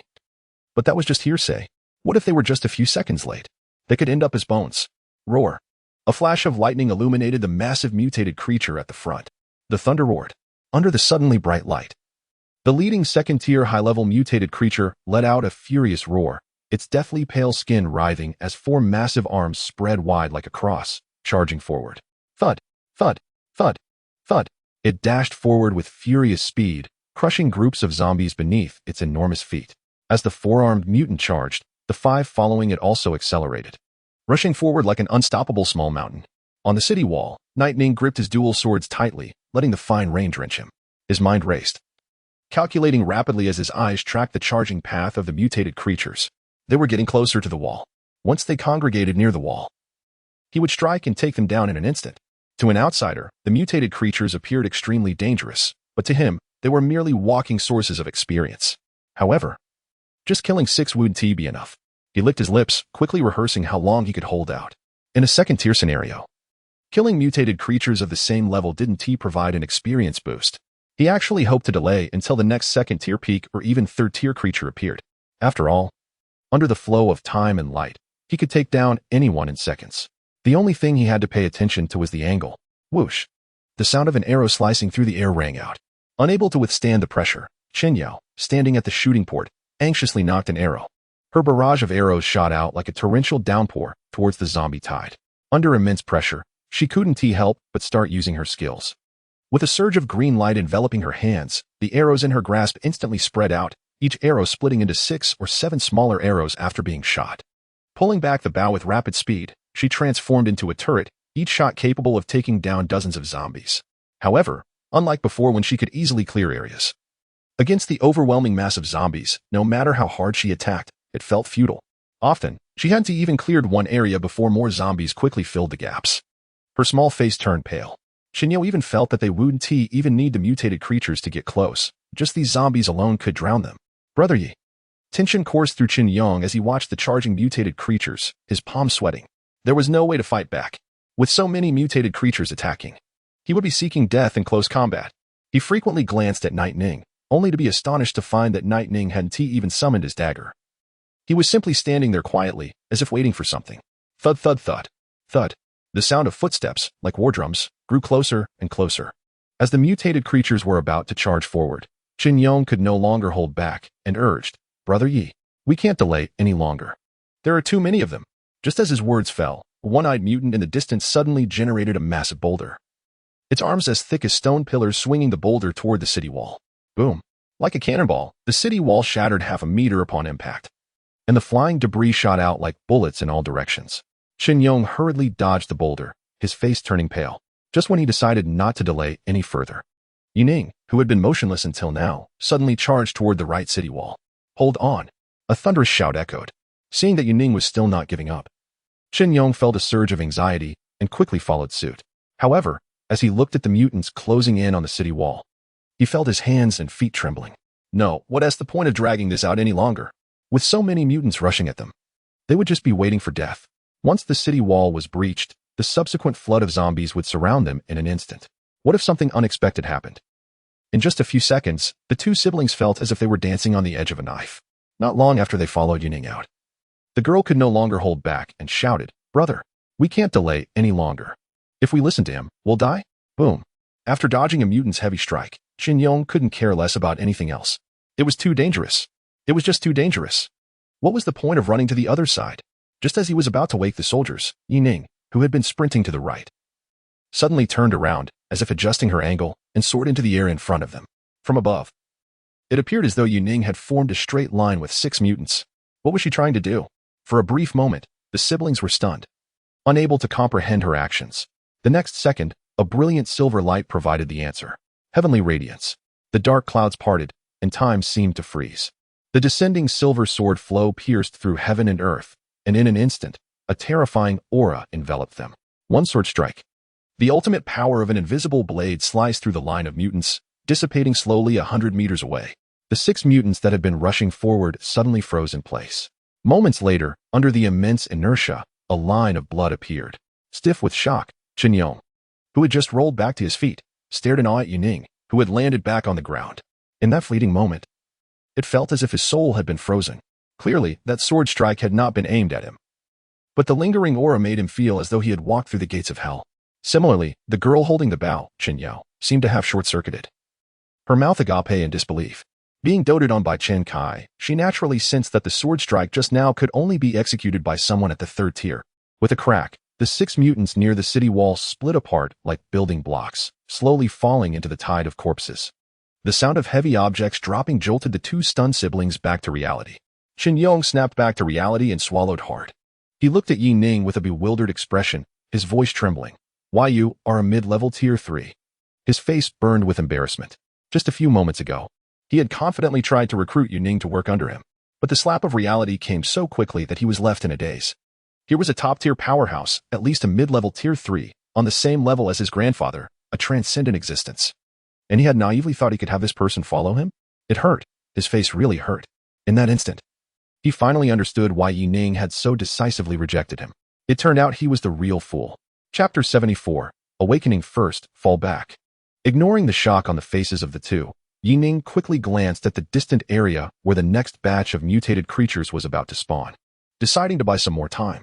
Although he might not necessarily take action again, according to the information revealed in his past life, soldiers who were awakened were invincible for a duration of time. The longer he could delay, the higher the evaluation would naturally be. Not far away. After hearing Yining's command, the Chen siblings hurried over, no longer mentioning their previous plan. Although they couldn't understand why a mid-tier 3rd-level fighter would hide his strength to come here, they dared not question it even for a moment. It wasn't a 3rd-level fighter they were up against, but that sword strike. Even their grandfather might not have been able to pull off something like that. Their expressions were a mix of awkwardness and excitement. Following closely behind Yining, even the usually proud Xin Yao looked like a frightened chick. Keeping her head down and not daring to speak, she could still act a bit spoiled in front of other awakened ones, who would give her some leeway. But in front of someone like Yining, a top-tier existence, she didn't dare to act out at all. Strength represented everything. The importance of the 3rd level was far too high. Even if Yining were to slap her on one cheek, she could only present the other cheek in return, enduring any grievances she had. True, she was the granddaughter of Chen Kai, but there were more descendants of Chen Kai than just her, unless in extreme circumstances. No third-level fighter would willingly offend someone of the same rank, especially since Yining looked frighteningly young, with excitement in his heart. Chen Yong quickly searched his mind for any top-tier experts with the surname Yi. Logically speaking, a person of such caliber would be well known, likely a leader in their own right. However, despite racking his brain, he couldn't find a suitable match. Forget it, it didn't matter. Having a third-level fighter on this expedition was like hitting the jackpot. He just needed to hold on tight to this big shot. Reflecting on whether he had been impolite in any way aside from trying to recruit allies, Chen Yong was now fully focused on how to build a relationship with Yining after this incident. Damn it. If he could get on good terms with this big figure, wouldn't the family conflicts be a piece of cake to handle? Who could compete with him for the next leadership position? Running at full speed, the defensive line, the longs, came to an end in less than half a minute under Yining's sprint. The pile of corpses was already accumulating at the foot of the city, but for now, it didn't pose a threat. Constantly observing the positions of the mutated creatures in the distance, Yining was rehearsing the retreat path while searching for the location where the blue equipment was buried. According to his past memories, that piece of equipment should appear in a trench behind the wall after the soldiers were awakened. Unlike conventional modern defensive structures, in the face of enemies like zombies, the entire defensive line not only had walls on the outermost edge, but also dug numerous trenches within to slow the tide of corpses. One could say the entire position was a meat grinder composed of various lines of defense, striving to delay the horde until the last possible moment. Lord Yulin, 2 peak second-level mutated creatures are approaching. They're moving fast. What should we do? After more than a minute, Chen Yong glanced at the incoming mutated creatures and couldn't help but ask. Unlike the previous tension, he felt somewhat relaxed this time. After all, with a tier 3 fighter around, he just had to follow behind and shout a couple of times. No need to hold back. However, to his surprise, Yining quickly glanced at the mutated creatures and directly said, "Awaken the soldiers. Let's retreat inside." Huh? He was taken aback for a moment. Didn't they say to delay the fight? Why the sudden change? It seemed like Yining was unwilling to engage anymore. Although 2 tier 2 peak creatures were tricky, they shouldn't pose much trouble for a mid-tier 3, right? With one more strike, wouldn't they be eliminated instantly? Doubtful. Chen Yong's gaze became suspicious. As he followed Yining to retreat, Chen Yao, who was next to him, seemed to have thought of something and couldn't help but whisper, "Brother, what if he is not actually a tier 3? Did we misjudge him? Or maybe he used some kind of one-time consumable just now. Otherwise, why would he engage?" Chen Yong paused, already surprised by Yining's uncharacteristic youth, and he couldn't help but somewhat agree with his sister's speculation. Is it possible? A mid-tier 3 this young? He had never even heard of such a thing. Considering all the doubts, Chen Yao's guess wasn't without reason. Yet, he didn't dare to ask more questions. Stop guessing. Even if he is not a tier 3, he is still a high tier 2. Whatever he says, we follow. After quickly advising Chen Yao, Chen Yong fell silent, watching as the mutated creatures relentlessly attacked the city walls. He decided to follow Yining's instructions and prepare to awaken the soldiers. Taking a deep breath, Chen Yong shouted clumsily at the wall, "Marans! Marans! Marans!" It was like some sort of command, and the next moment, a large number of soldiers in military uniforms suddenly appeared within the defensive line. The noise became palpable. It was as if in a 3D projection. Yining's gaze sharpened as he watched the soldiers rush past him. They seemed to have emerged from thin air, with squads either carrying machine guns or transporting shells charging up the walls, their deafening roars echoing throughout the defense line. Prepare for battle. Hold the line. The 1st Artillery Corps is ready to fire. Kill them. As the battle began, just like the information he had learned from his past life, the mutated creatures that rushed near the walls instantly turned their attention to the soldiers. After awakening the soldier phantoms, Chen Yong let out a long sigh. His expression filled with relief. He walked over to Yining and remarked with a sense of nostalgia, "Lord Yilin, from here on out, we just get to watch the show. As long as we shout "Marans," these soldiers will fight for us. They can't see us, just like NPCs in a game, and will continuously attack the horde. However, they won't last long. After they take out the first wave, they disappear. At that point, we'll have to make a quick exit." His gaze flickered. "Marans?" Yining recognized the command, but didn't know its exact meaning. However, it seemed effective. With the soldiers' appearance, the 3 of them felt as if they had returned to history, watching the battle unfold as spectators. Amidst the billowing smoke and the whistling of shells flying overhead, explosions erupted among the piles of corpses. You all waited there. Coming back to his senses, Yining casually dropped a line before making his way along the inner city defense line in search of equipment. With a willpower attribute higher than both of theirs, he managed to vaguely sense the general area. Chapter 75, The Past Push Forward. Everyone, push forward. The deafening explosions echoed as orders were relayed through the messengers. Each time a machine gunner at the firing port was killed by the shockwave, soldiers waiting in the rear rushed to take their place. Young soldiers grabbed the hot machine guns, roaring as they opened fire, under the relentless assault of zombies. The corpses quickly piled up into a human ladder at the foot of the city. With no time to break the corpse ladder, the swarming zombies reached out with their decaying hands, dragging down the nearest soldier. Amidst the screams, they were consumed. The battle was brutal, and soon the first line of defense was in jeopardy. Watching the zombies scale the walls, everyone's eyes were bloodshot. By this point in the fight, they had long forgotten what fear felt like. There was no retreat. Beneath their feet lay the last line of defense. With no time to reload, many soldiers drew their knives, using their teeth, hands, and anything they could to fight the monsters. Awakened squad, push forward. Don't let those monsters breach the walls. At the rear of the defense, the commanders of various teams, who were supposed to be coordinating from the back, were fixated on the approaching giant mutants. Witnessing their men fall one after another, many officers, driven by rage and despair, charged forward themselves, trying to seal the widening gaps. If these mutants reached the city walls, the destruction they could wreak would be catastrophic. With a single swing of their massive hands, swathes of soldiers could be turned into a puddle of flesh. Life seemed like just a number, a rapidly expiring commodity on this battlefield.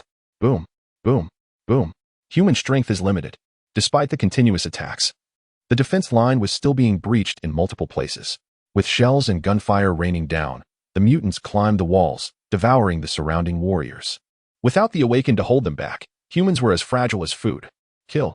Like a death march, the Awakened in the rear rushed toward the monsters, shouting in fury. In Yining's eyes, these soldiers were mostly first-tier Awakened, with the highest being only second-tier, charging into battle like moths to a flame, fearlessly rushing forward. Bang, bang, bang. Blood mist exploded.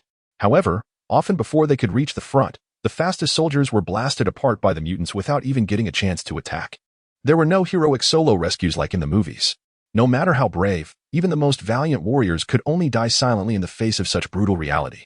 Relying on the path paved with the lives of their comrades, low-tier Awakened soldiers, divided into dozens of small squads, frantically climbed onto the bodies of the mutants like ants, attacking desperately, trying to take down these monsters through sheer numbers. One group would die, and another would take their place. During his search for equipment, Yining unexpectedly discovered that these Awakened soldiers could resurrect from the camp each time they died, rejoining the battle like an endless swarm of ants. Through this cycle of rebirth, the Awakened soldiers managed to hold back the tide of zombies with their flesh and blood. The continuously resurrecting warriors and the seemingly endless horde of zombies turned the battlefield into a gruesome meat grinder, where they slaughtered each other mercilessly. After being struck by the unique atmosphere of the battlefield, Yining quickly used his heightened mental perception to locate a subtle system fluctuation. This must be it. However, he couldn't help but feel a heaviness in his heart, as if he were affected by the tragic battle around him. He glanced back at the soldiers who were still fighting fiercely, feeling the weight of their struggle. Compared to his past life, this defense battle from decades ago was undoubtedly more brutal. In the final moments of the Huaxiao battle zone, there were still batches of third-tier Awakened ones. But now, it was just a group of ordinary people risking their lives to buy time. Taking a deep breath, Yining turned back and focused, quickly searching through the trenches. A few seconds later, his eyes lit up as he finally found the necklace in a small pit. However, as he picked it up, he unexpectedly discovered a thin notebook, seemingly bound like a letter, buried beneath the soil. What is this? He instinctively opened it, revealing several neatly written lines on yellowed paper. June 7, 2033. The battalion commander appointed me as the secretary, and I came to Zhenjiang with the troops. I heard they are building the largest defense line north of Guangxi, and the zombie tide from the south is moving towards here. July 15th, the defense line is being built quickly, and everyone is confident in holding back the approaching zombie tide. Although it's tough and exhausting, if we can hold this position, maybe we won't have to abandon the safe zone we worked so hard to establish. We've been running for too long. July 17th. I heard that the recent zombie tide has already crossed Zhenjiang, but troops have been sent to intercept. Unfortunately, I'm not an Awakened one, or I could have gone with them. I have to say, the new recruits from Lianshan are really tough. These young guys dig trenches with such efficiency. It's just that I don't understand their dialect very well, which led to quite a few funny moments. July 19th. The battalion commander seems to be in a bad mood. I don't know who upset him. Today, those new recruits from Lianshan taught me a lot of their slang. It seems that all the soldiers on this defense line are from that area. I feel like an outsider. They say this is their home. July 20th. A Yin told me that the girl he likes is in the safe zone behind us. This kid is only 17 and is already thinking about getting married. But according to him, people from his place marry quite young. July 21st, news from the front lines has arrived. The first batch of intercepting troops seems to have failed. A few kids from the 6th Battalion came to me, saying they wanted to send a letter back home. I think they might know something. July 23rd. It seems that orders have been received from above. Early this morning, a mobilization meeting was held, and many tanks from the military district were transported here. I heard many awakened ones are being deployed as well. The situation seems dire, and many people have started writing letters. I hope we can win. July 24th. The battalion commander privately approached me and handed me a letter. He told me that if the situation deteriorates as a civilian worker, I would be allowed to leave with the last troops. July 25th. The first wave of the zombie tide has begun its assault. I never imagined everything would happen so quickly. Ian is dead, and we couldn't even find his body. The first wave of corpses has been wiped out. But I know this is just the beginning. On July 26th, the squad leader asked me to check with the brothers under his command if they had anything they wanted to say. He died in the afternoon. I didn't even get the chance to ask him what he wanted to say before he passed. It all feels so unreal, really unreal. The letters have been sent back, but I didn't go with them. Although I've always thought I was afraid of death this time, I don't want to leave. If I go, I'll have no home left. On July 27th, I think I might die too. I've seen them. We have no way out. In the last moments, I sought out many people, asking if they had anything to say. I don't know how many will make it back alive, and I feel like I should say something. But I didn't expect this group of new recruits, who usually love to write letters, to only manage to tell me one thing after holding it in for so long. It felt like going back to the past. Looking at the dark red stain seeping through the last page, and Night Ning couldn't help but fall into silence. With a rustle, he carefully flipped it open. A few lines of crooked handwriting filled the final page, the last words left by those young soldiers. Take me home. Take me home. Chapter 76. The Oath with a soft chime, a blue necklace, oath, appeared, triggering a special quest, Last Wish. Last Wish. Discover the cause of the ancient battlefield and resolve the incident. Completing the quest would yield a special reward. Almost as soon as Yuning finished reading, 2 system notifications chimed in succession. The quest information was straightforward, even lacking clues. But for Yuning, there was no need for further explanation. Slowly rising to his feet, Yuning looked at the necklace in his hand with a complex expression. The necklace appeared quite ordinary, with a silver chain and a circular clasp in the middle. When opened, it revealed only a small photograph cut from a larger one. The photo depicted a young mother and daughter, both smiling beautifully. However, the passage of time had blurred their features, making them hard to discern. Based on the information on the note, Yuning surmised that this was likely a relic of a scribe. For the first time, he chose not to check the item's attributes or whether it resembled the one from his past life. He felt a heavy sensation in his chest instead. Take me home, he murmured softly. Yuning instinctively glanced at the soldiers rushing past him, heading toward the city wall to meet their demise. They couldn't see him, as if history was repeating itself. It felt like 2 worlds coexisting in this place. In the distance, he could vaguely see the Qin siblings whispering to each other. A phantom soldier attracted enemy fire, making this battle almost irrelevant to them. While some were heading to their deaths, others engaged in idle chatter. The 2, familiar with the ancient battlefield, appeared to be watching a play, already accustomed to the scene. His gaze shifted to the soldiers swarming the mutated creatures like ants. Although Yuning had witnessed similar horrific scenes in his past life, scenes that were even more tragic at the end of human civilization, watching the ancestors face death decades ago struck him differently. He had only read a few lines in textbooks that praised these events, most of which related to third-tier awakeners. In 60 years, the new generation of survivors had long forgotten history. No one would remember the nameless soldiers who perished on an unknown battlefield. There were too many, too ordinary. Compared to the most inconspicuous defensive battles, people preferred to remember those who turned the tide, the top-tier third-tier awakeners. After all, that sounded far more thrilling than a dry number of deaths. Last Wish. Clenching the necklace tightly, Yuning exhaled softly and reverently tucked it back into his chest. He had a rough idea of the cause of this special incident and how to resolve it. But he still needed to verify. Lord Yilin, are we ready to leave? Noticing Yining's sudden return, Xinyong instinctively blurted out. Although he had briefly doubted whether Yining was indeed third tier, it did not diminish his respect and regard for him. He pointed to the soldiers who were continuously respawning. Lord Yilin, the duration of these soldiers is nearly up. Once the third-tier mutated creatures appear, this group of soldiers will vanish after a brief struggle. We need to leave before they disappear. Otherwise, It would be troublesome if the Tier 3 mutant set its sights on them. A slightly flattering smile appeared on his face. Chen Yong was currently preoccupied with how to approach Yining after they got out, trying to gauge whether he was truly a Tier 3. Meanwhile, Chen Yao obediently lowered her head, secretly observing Yining. They were not keen on encountering a Tier 3 mutant, even with soldiers around. As for whether Yining would continue, in their judgment, it was likely he wouldn't to deal with a Tier 3 mutant. The optimal strategy would be to awaken the soldiers the moment the Tier 3 appeared. This way, they would have ample time to use the soldiers to wear down the creature's strength.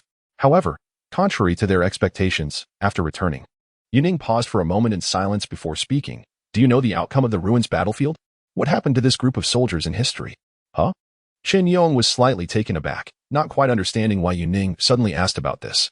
It was something that happened long before he was born. After pondering for a moment, he furrowed his brows.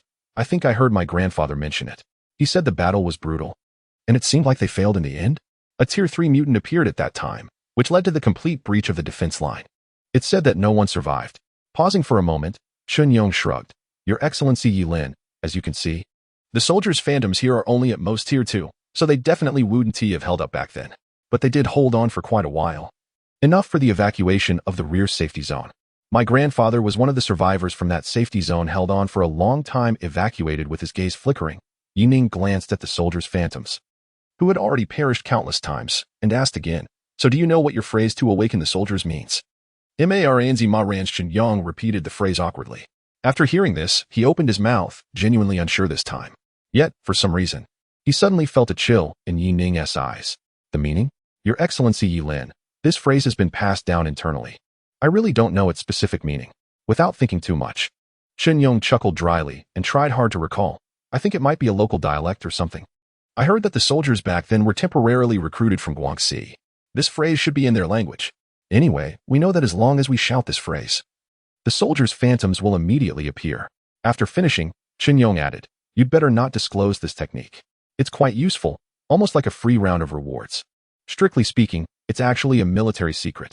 As for how many times it has been used, after hesitating for a moment, he thought and replied, probably a few hundred times. This method is generally used for farming equipment. Using it once can at least exhaust a round of the mutant. However, each person can only use it once. If the same person shouts it again, the method will fail. Chen Yong's eyes flickered, and his words hinted that by sharing this method with Yining, he was actually doing him a significant favor.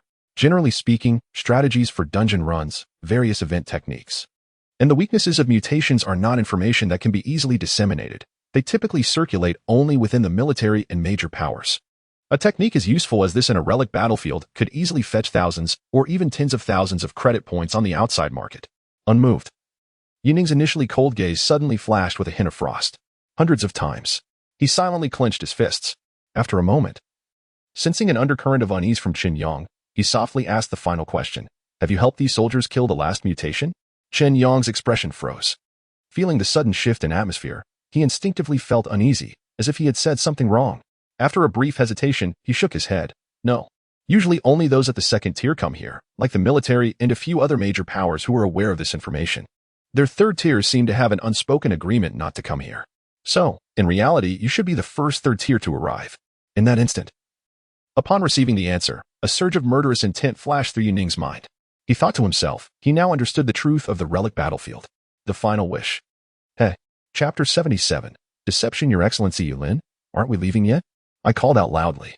The Qin siblings, who were hiding far behind the defensive line, looked at Yining in confusion. He didn't seem to have any intention of leaving after asking his question.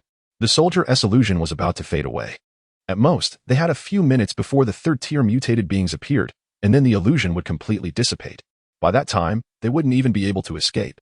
Standing at the foot of the city, Yining only chuckled softly at the urging of the two behind him. He silently watched the corpses being crushed and falling from the walls by the mutated creatures, listening to the horrific sound of the charged trumpet. And a sense of sorrow spread within him. Leave? Leave for what? He already knew how to resolve the mission and understood what this event was really about. Ma Ranz. Ma Ranz. Ma Ranz.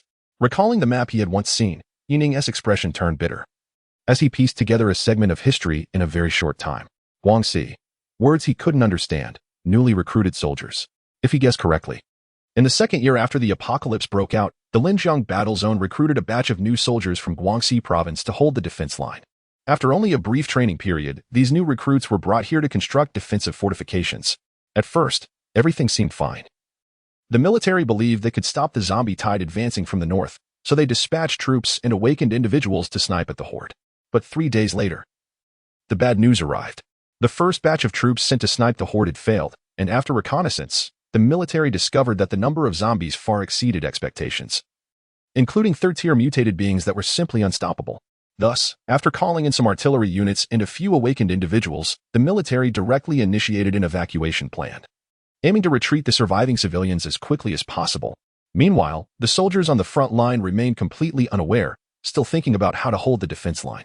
However, in the undeniable atmosphere of impending doom, many commanding officers on the line began to sense what was happening. But there was no retreat possible. Their homes were right behind them.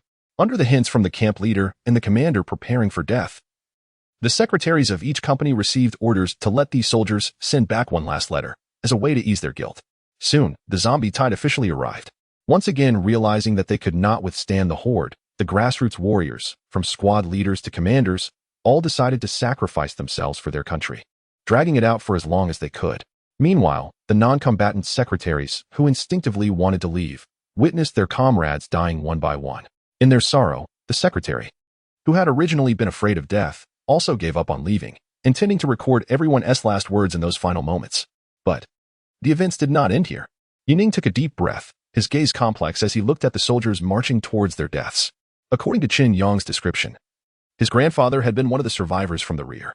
For the following decades, his grandfather lived in the nearby battle zone and became a local leader. This meant that the zombie tide from back then had actually been stopped. The reason was simple. The emergence of the third-order mutants has led to the collapse of the defense line at a speed far beyond anyone's expectations. From the information on the letter, it is clear that they simply do not have enough time to retreat. Therefore, the zombie tide must have vanished. They may not have even breached the safe zone. Otherwise, given the speed at which the zombie tide spreads, there would hardly be any survivors able to escape from behind. But the zombie tide doesn't just disappear? Where are they? The answer is clear.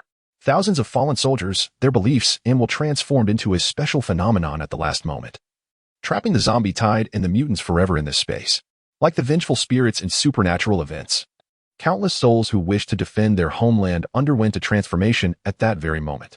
They became eternal guardian spirits, forever watching over this place.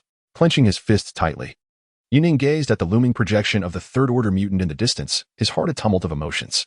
If the events ended here, he wouldn't have felt a hint of murderous intent when he questioned Qin Yang earlier. If it ended just like this, it could only be described as a forgotten chapter in history, a tragic yet heroic legend. But the truth of the matter is far more complex. After these guardian spirits trapped the zombie tide in this space, the military or some powerful faction discovered this place. Perhaps it was accidental or maybe intentional. But they uncovered a secret. All they had to do was shout Marans, Marans, Marans, and these spirits, meant to rest in peace, would reappear to help them kill the enemies within the space, thus acquiring resources, whether driven by greed or other motivations. Those who tasted the benefits began to exploit this without restraint. 10 times, 100 times, even 1,000 times. They used this method repeatedly to acquire gear and resources, watching helplessly as these warriors continued to die.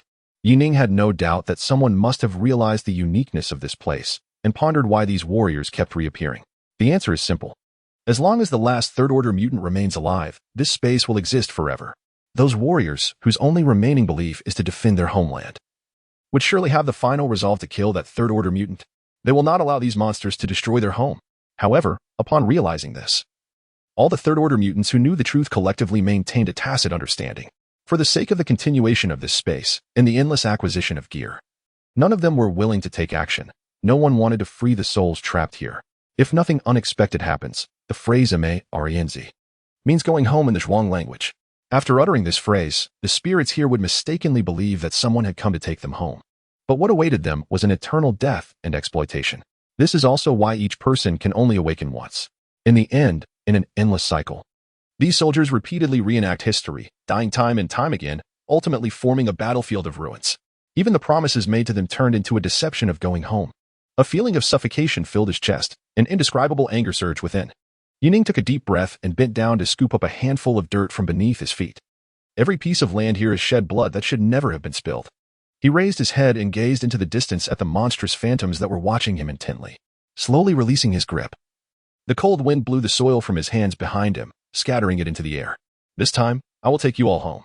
Chapter 78. Unfinished business. Hiding at the back of the camp, Chen Yong anxiously watched the figure standing on the wall. He couldn't understand why Yu Ning hadn't left yet.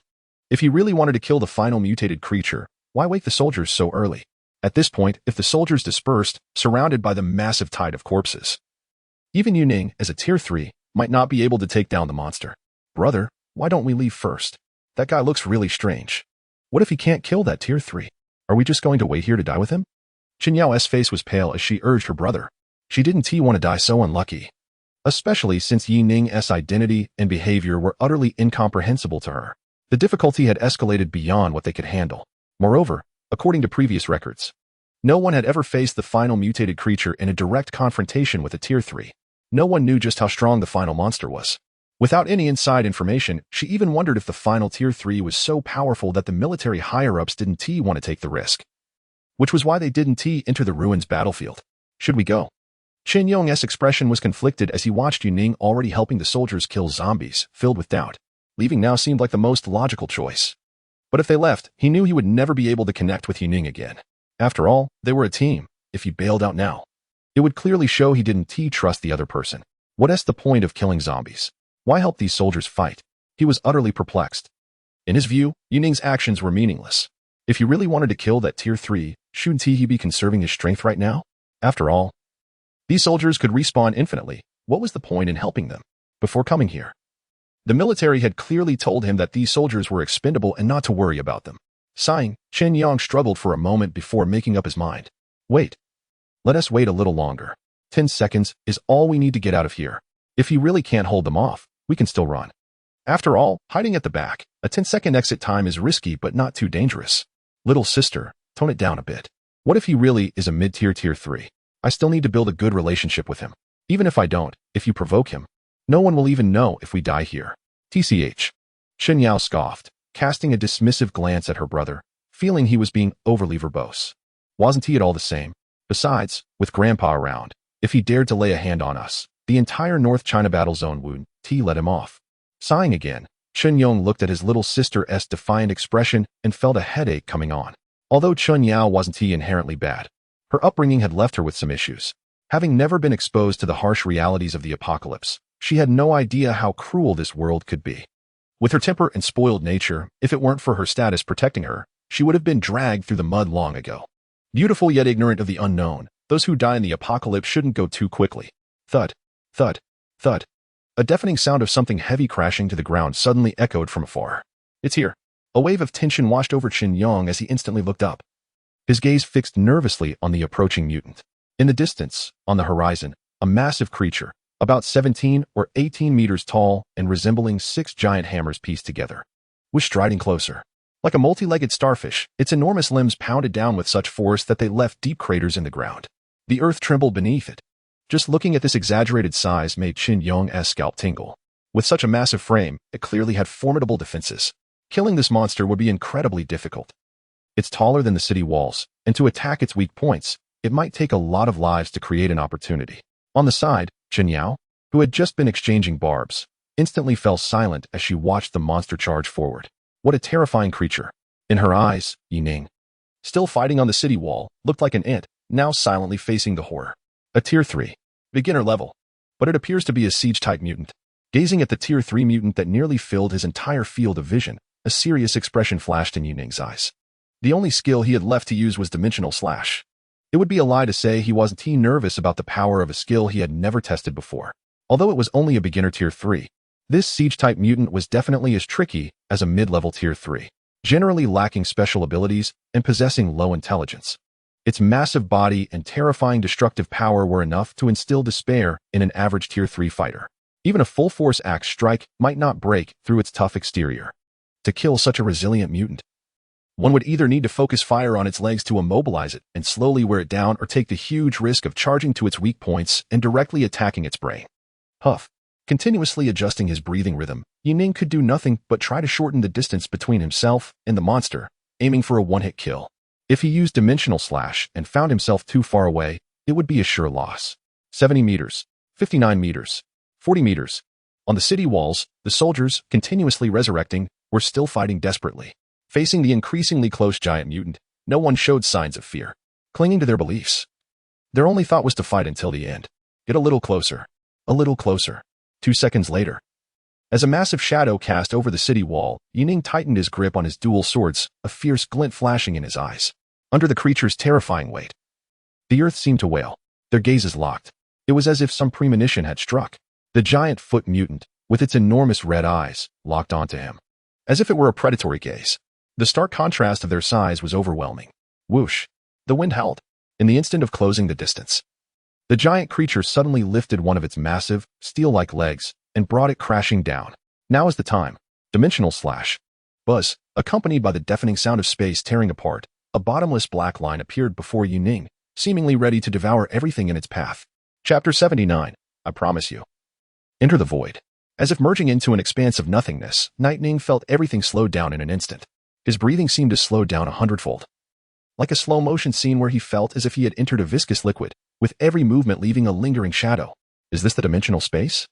Looking at the massive steel foot that had already passed through his body, he suddenly realized that he had detached from the reality of the world. Here, he was invincible. They were separate, unable to interfere or touch one another.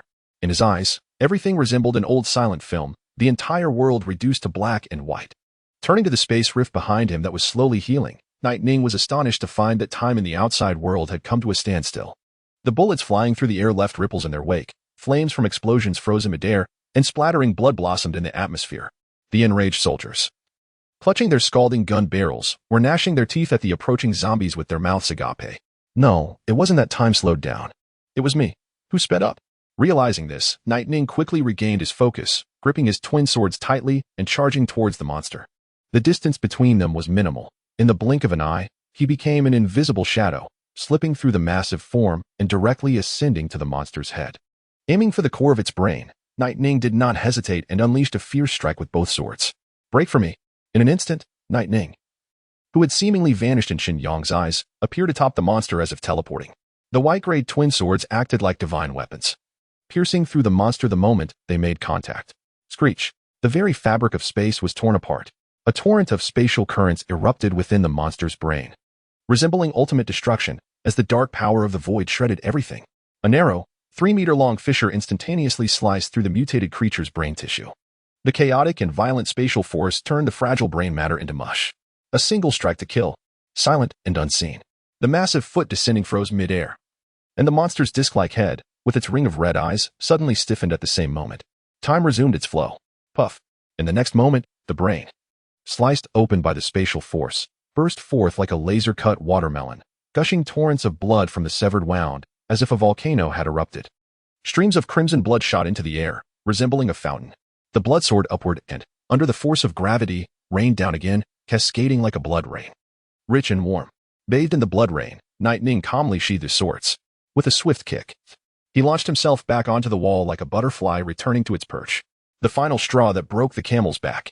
At the moment he landed back on the wall, the mutated creature he had stepped on seemed to lose its balance under his foot. Its massive body tilting like a building before crashing down to the ground. Boom! Dust and debris erupted. The thunderous sound of the heavy object hitting the ground startled the two siblings hiding in the back. Watching the calm night return to the wall, the two of them stood there, mouths agape, eyes filled with confusion and disbelief. Did he just kill it? Just like that. Killed it. Everything happened too fast. Too quickly for them to even comprehend what was going on. Was it 1 second or two? In the blink of an eye, this third-tier mutant was dead? They couldn't even grasp what Yining had done. All they saw was Yining vanish in a flash, then reappear just as quickly, after a casual strike. That super mutant, capable of destroying an entire safe zone, was sliced in half with a soft thud, dead beyond recovery. Am I watching a horror movie? Their worldview seemed to be shattered, and in their utter shock, they no longer doubted that Yining was indeed a third tier. Damn, with such terrifying power. Even if my grandfather came, he'd have to call him Dad. They had witnessed battles between third-tier beings and mutants before. Each time, it was cautious. Careful probing for weaknesses before striking, exhausting to the point of near death. A moment's inattention could lead to fatal consequences. They had never seen anyone dispatch a third tier so effortlessly. Could it be that Yining is a high-level third tier? Filled with awe, Xin Yang took a deep breath. His gaze towards Yining filled with disbelief and fear. He had only interacted with mid-level third-tier awakened ones before. At this moment, He sadly realized he couldn't even assess Yining's strength. Strong, incredibly strong, absurdly strong. Beside him, his sister seemed equally stunned, instinctively gripping his arm tighter. Before they could regain their composure to say anything, the entire battlefield of ruins seemed to freeze again. An unfamiliar system prompt suddenly echoed in their ears. Beep. The event has ended. Please evacuate within 10 seconds. After 10 seconds, the battlefield of ruins will permanently vanish. Huh, what is going on? Startled, Qin Yong stood up and looked around, seeing the battlefield gradually dissolving at the edges, like melting snow. The blood-stained wall. Yining silently stared at the necklace in his hand, slowly tightening his grip. At the instant of the system prompt, the quest for his last wish was also updated. Looking around, the warriors and zombies that had been fighting suddenly halted at the roar of the third-tier mutant, as if they sensed that this world was about to disappear. On the battlefield, within the city, outside the city, and in the camps, countless heroic souls turned their gaze towards him simultaneously. In that moment, history and reality overlapped. As if transcending time, the soldiers who had once died on this land seemed to be able to see him, all halting their charge, laying down their weapons. Not far from Yining, several soldiers, armed with steel guns and ready to replace their fallen comrades, silently met his gaze. After a moment, Yining could sense that those pairs of clear, weary eyes seemed to be tinged with a special hue. It was relief and gratitude. As the countdown echoed, everything, soldiers and zombies alike, seemed to disintegrate into fragments, slowly drifting away with the wind. In the midst of countless grateful gazes, Yining silently nodded and spoke softly, "I will take you home." A sense of relief washed over him. Supported by his comrades, he steadied himself and rose from the ruins. The warriors, reborn in the camp, seemed to hear his promise at that moment. Smiles appeared on their soot-stained faces, and as their eyes met, they silently mouthed, "Thank you." Outside the battlefield of the ruins, Yining calmly listened to the post-event summary, feeling neither joy nor sorrow. The rewards were substantial, and his level had jumped to high rank too. Beside him, Chen Yong and another comrade were in shock, staring helplessly at the vanishing ruins. But at this moment, he simply watched the final wishes with quiet resolve. Ding. The wish mission has been updated. This event has ended. You can choose to continue the mission. Returning to your hometown in place of the soldiers in the special event to check on the situation, or terminate the mission to claim special rewards early. Note, continuing the mission will alter the rewards, and the oath necklace you received will undergo an unknown transformation. Please choose wisely. Watching the flashing system notification, Yining remained silent for a moment before clicking to confirm. At this point, he no longer cared about the rewards. He had promised everyone one last look at their hometown. Chapter 80.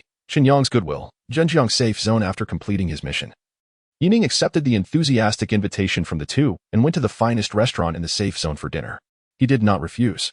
To find out where the hometowns of those soldiers from the mission were, he still needed Qin Yong to contact the military. It had been too long. And apart from the military, it was hard to find anyone else who knew the specific locations. Although completing this task would take some time, Yining felt it was worth it. After all, being alive means having a conscience. Furthermore, all his skills were on cooldown, and with his second-tier strength, there weren't many dungeons worth grinding. Inside the lavishly decorated private room, the mahogany floor reflected the bright yellow light of the crystal chandelier above.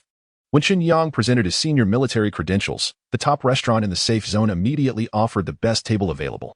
Lord Yulin, as per our previous agreement, half of this bounty is yours. Across from him, Qin Yang sincerely pushed a nameless card across the table, his expression tense as he looked at Yining. The warm, bright light illuminated the face of the young man opposite him. Under the shadow of his cloak, it was hard to discern any emotion. Carefully observing, Yining noted Qin Yong's choice of words was quite clever. Before entering the relic battlefield, the profits from their joint efforts were to be shared equally, as he was the one who came up with the technique to awaken the soldiers. In his mind, he was the only one who knew this. However, the credit points he was offering now were from his own share, about 700 points, and with the safe zone task, it totaled approximately 800 points. I took the liberty of rounding it up, he said. In total, it comes to 4,000 points. I hope you won tea refuse. With a faint smile, Qin Yong observed Yining's reaction. It would be a lie to say he wasn't feeling some pain over this. For 1,000 credit points was not a small number for him. Moreover, the sudden disappearance of the relic battlefield made his situation even more challenging. Although he didn't know the exact reason, he suspected it was related to Yining's action of killing the third-tier enemies. The relic battlefield was crucial, a veritable cash cow for many factions. Now that it had suddenly vanished, he was at a loss as to how to explain it to the military. With a calm demeanor, Yining accepted the card and spoke indifferently. Speak. What's on your mind? He was well aware that Chun Yong was trying to curry favor, and it was simply because his displayed strength had sparked a desire for friendship from the other party. As for the Chin siblings, he couldn't say he had any particular fondness or otherwise for them. Deep down, he felt a flicker of anger. The spirits in the relic battlefield had already sacrificed their lives, yet the living exploited these spirits' trust, creating a living hell. Such actions, frankly, were no different from those of beasts. Even if they didn't remember them, at the very least, the young soldiers should be allowed to rest in peace. Yet Yuning also understood that taking his anger out on Chen Yong was pointless. The other party likely had no idea about this matter. Otherwise, he would have surely tried to stop Yuning from taking action. Regarding the fate of these spirits, Yuning had made a silent vow in his heart. Once his strength grew stronger, he would seek justice for them, no matter what. Hearing Yuning's straightforward approach, Chen Yong chuckled lightly, feeling relieved inside. Lord Yilin, my sister and I mean no harm. We just want to get to know you. If you have the time, why don't we take a trip to the North China War Zone? I will do my utmost to host you and treat you to a warm welcome. Also, I would like to introduce you to my father. As he spoke, Chen Yong discreetly glanced at his sister, signaling Chen Yao to pour tea for Yuning. Given their status, it shouldn't have been necessary to go to such lengths, but every time he looked at Yuning's youthful face, he couldn't help but be amazed. Regardless of Yuning's appearance, he had already recognized the potential within him. With such a powerful ally, Chen Yong believed he would secure a place in the military in the future. He was sure that once his father learned of his actions, he would wholeheartedly approve. Sitting beside Chen Yong, Chen Yao reluctantly stood up. With her status, when had she ever done such a thing? Holding the teacup, Yuning remained oblivious to their underlying thoughts. I will visit when I have the time, but I need your help with something. Please investigate the original hometowns of the soldiers from the relic battlefield. First surprised, then taken aback, Chen Yong's heart soared when he saw that Yuning did not refuse. However, as he listened to Yuning's request, he felt a bit puzzled. After a brief hesitation, he dismissed his doubts. No problem, Lord Yilin. I'll contact the military right away. No, I'll do it now to check where these soldiers were recruited from.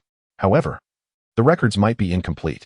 As you know, in the early days of the apocalypse, everyone was fighting for themselves. Eagerly, he spoke up. He had initially thought Yuning would have a different request, but he never expected it to be this. Nevertheless, it didn't matter. As long as he could build a connection, he wouldn't mind helping Yuning acquire a batch of arms if needed. Shortly after, Chen Yong's expression turned cold as he finished relaying the information to the military district. He then forced a smile and turned to Yuning. The information has come through. If the records are correct, most of these soldiers were recruited from Wenshan and Bibu Gulf. In the early days of the apocalypse, many large cities suffered heavy losses, while some remote autonomous regions managed to survive with a significant number of people, especially young adults. So, a troop was formed there at that time. As he spoke, Chen Yong thoughtfully brought over a piece of blank paper and sketched a simple map. Zhenjiang is not far from there, about 600 kilometers or so. However, there's south only one gathering place, which is now controlled by a private force. If you want to go there, I can arrange a helicopter for you. If everything goes smoothly, you'll arrive in a few hours. After hearing this, Yuning took the map directly. He had to admit that Chen Yong was quite adept at handling matters. Youngsters raised in such powerful families were exceptionally perceptive. By leveraging his father's influence in the military, Chen Yong had managed to obtain the information in just a matter of minutes.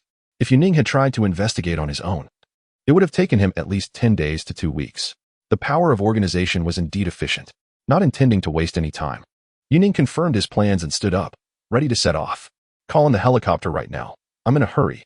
Startled by the sudden command, Chen Yong quickly stood up, unable to believe that Yuning was skipping a meal.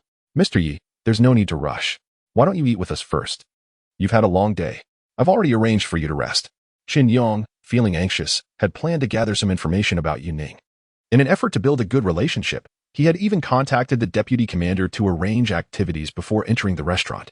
Although time was tight, they had brought in the best resources available within the safe zone. As long as Yuning spoke up, he was confident he could satisfy this mysterious powerhouse. That's not necessary. Without any further ado, Yuning declined and gave a slight nod, acknowledging the gesture. Seeing Yuning's resolute attitude, Chen Yong could only manage a bitter smile before calling for the helicopter to be prepared. Moments later, he watched helplessly as Yuning's figure disappeared, letting out a long sigh. At the entrance, the restaurant owner, who had just walked in to greet them, was taken aback by Chen Yong's gloomy expression. When had someone of Chen Yong's stature ever shown such a demeanor? In the North China War Zone, was there really anything that could make Chen Yong sigh like that? Young Master Chen, what's wrong? Who was that esteemed guest just now? The restaurant owner's curiosity was piqued, but upon noticing Chen Yong's sudden shift in expression, he quickly turned cold and looked up. Today's matters are confidential. The identity of that individual is not something you need to know. The atmosphere instantly turned tense. The restaurant owner, who was considered a notable figure in Zhenjiang, was momentarily speechless before hastily agreeing. He could tell just how much this commander's son valued the other party. Reflecting on Yi Ning's earlier departure, he couldn't help but feel a surge of curiosity. Who was this big shot? Chapter 81. Old haunts, bro. Are you really just going to let him walk away like that? What about the relic battlefield? How are we going to explain this when we get back? You know how much the military values the relic battlefield. The quota for this awakening was even obtained by Grandpa. Not only are you giving him this gain, but you're also planning to help him cover it up. In the private room, Chen Yong looked helplessly at his younger sister, who was voicing her doubts, feeling a headache coming on. His sister was good at everything. But her thoughts were too simplistic. Or perhaps she just was thinking things through. Although Chen Yao was right that this matter was indeed serious. Chen Yong straightened his expression, sighed, and looked earnestly at his sister. Chen Yao, you are underestimating the value of the other party. I can say this. Not only will I help this mysterious figure conceal the matters of the relic battlefield, but I will also take on the responsibility for its disappearance. Don't think that just giving him this gain is enough. Even if I were to give him 10,000 or 20,000 more points, what would it matter? Seeing that Chen Yao didn't understand, Chen Yong decided to explain further. First, we can't escape the responsibility for the disappearance of the relic battlefield. Once our father's rivals find out, they will definitely make a big deal out of it. If it drags Lord Yilin into this, we'll be in a tough spot both internally and externally. We could also be caught by political enemies. Second, this mysterious powerhouse may not say much. But I can tell he is definitely someone who values relationships. Look at what he requested. It's to go to the hometown of those soldiers. If I'm not mistaken, he intends to look after them. Perhaps this Lord Yilin is actually very old and is one of the super strong survivors of the last war. Otherwise, there's really no way to explain his strength and actions. As he spoke, Chen Yong's eyes flickered. The more he thought about it, the more likely it seemed. In his speculation, Yi Ning might even know the soldiers who had died in battle. Perhaps he entered the battlefield this time to pay homage. Taking a deep breath, Chen Yong showed confidence. Sister, think about it. If I take on this matter for this tier 3 individual and help him out, do you think he won't appreciate it? As long as we can build a good relationship, when it comes time to compete for the position of commander, we would have a powerful ally. It's no exaggeration to say that if we can gain his support, we can elevate our standing with Grandpa, at least to tier 3 intermediate. Excited, Chen Yong grew more enthusiastic as he spoke. Did you not notice? This Lord Yilin still needs my help to retrieve information. What does that indicate? It shows he lacks influence. As long as we can get him to join us, don't even mention a few thousand points. I'm willing to invest even 100,000 points. Trying hard to calm his excited emotions, Chen Yong secretly shook his head at his dazed sister. Chen Yao was too young and simply didn't understand how fierce the competition at the top had become. On the surface, the military appeared united, but in reality, they had long been fighting their own battles. Aside from the core circle of the capital, other war zones had been forming their own powers. From small private gatherings to those tier 3 peak safe zones, everyone was on the move. It was evident to everyone that the apocalypse had been peaceful for quite some time, unless something unexpected happened in another decade or so. Humanity's situation would only get better. When the time comes, it will be a battle for supremacy, a time to hunt. The most difficult moments of the apocalypse were bearable when everyone worked together, but internal strife leads to death. But what about now? Everyone is at the 3rd tier. Who would yield to whom? Those monsters are merely resources for leveling up, and no one cares about the threat of mutated beings anymore. In the dead of night, aboard the Black Panther helicopter, the expensive psychic chopper trembled slightly as it ascended slowly, heading straight for its target. Inside the cabin, Yi Ning ignored the curious gazes around him and quickly checked his recent gains. On the battlefield of the ruins, he had killed a total of 2 low-level 2nd-tier monsters. 1 mid-tier, 1 peak-tier, and 1 3rd-tier. It seemed like a decent number, but the drop rates were disappointing. Out of the 5 mutated creatures, he only obtained 2 white items and 1 blue item, along with a skill book dropped by the 3rd-tier monster. The 2 white items held little value, roughly around 1 for 100 points, while the blue item dropped by the peak-tier monster was a pair of leg armor with average attributes, estimated to be worth about 30,000 points. Compared to weapons, the value of armor is the lowest. The only thing that piqued Yu Ning's interest was the skill book dropped by the 3rd-tier giant foot monster. B-class skill, Destructive Stomp, consumes 20 stamina and 300 psychic energy to deliver a single area stomp attack. Deals an additional 195 damage based on strength at the core, causing a brief stun. Damage decreases outwardly, and the skill provides a defensive boost when activated. The skill requirement is a common single attribute of strength, which ISN T2 demanding. The entire skill combines offense and defense, offers area damage and a stun effect, making it quite exceptional. If all goes well, this skill should fetch a high price. After all, in the apocalypse, strength-type awakeners are the most common and the strongest fighters. All things considered, this haul, excluding the necklace, is worth around 90,000 to 110,000 points. After handing over the skill book and equipment to Li Dafu, Yining couldn't help but feel a sense of nostalgia. Killing third-tier monsters is definitely the fastest way to earn. In just 2 days, he had already exceeded the credit points he had originally planned. After finishing this task and running another dungeon, he could start working on reaching the peak of the second tier. He would gather his equipment and maximize his attributes. Then comes the most crucial trial for advancement to the third tier. It's all happening so fast. In just over a week since his rebirth, his leveling speed feels like he's on a rocket. If the surviving outsiders knew about his rapid progression, it would probably scare a lot of them. To be honest, even Yining himself finds it a bit unreal. If his godly talent from his previous life was like cheating, then having a dual system in this life is downright unfair. The only thing that leaves him feeling uneasy is the incident of his coma. He can't shake the feeling that things aren't that simple. But where the problem lies, he has no evidence to point to. If someone really wanted to harm him, why only put him in a coma instead of killing him? If there is indeed a hidden hand at play, and they can make someone commit suicide right under Tianfeng's nose, then they could certainly take action against him too. In the early stages, he had protection from people like Huang Xiao, but that was no longer the case. Yining furrowed his brow, pondering for a long time, but unable to reach a conclusion. Forget it. Once he reaches the peak of the second tier, he would return and investigate this matter directly. With the strength of a peak second tier, he would have a certain level of influence, and he could barely explain his SSS level sword technique.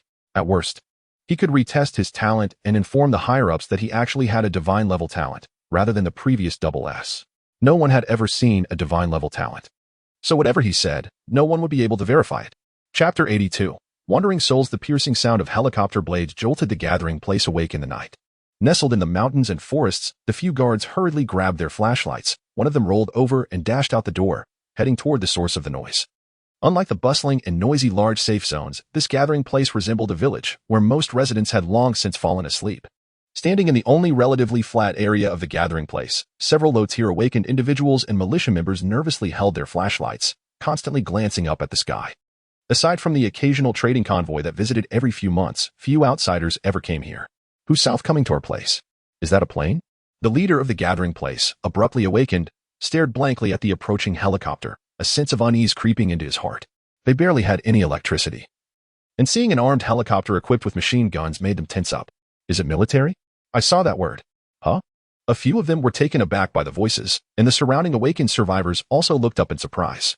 Following the beam of the flashlight, they could clearly see the white letters painted on the helicopter's body. Is it really military? The leader, a middle-aged man, let out a slight sigh of relief, but remained puzzled.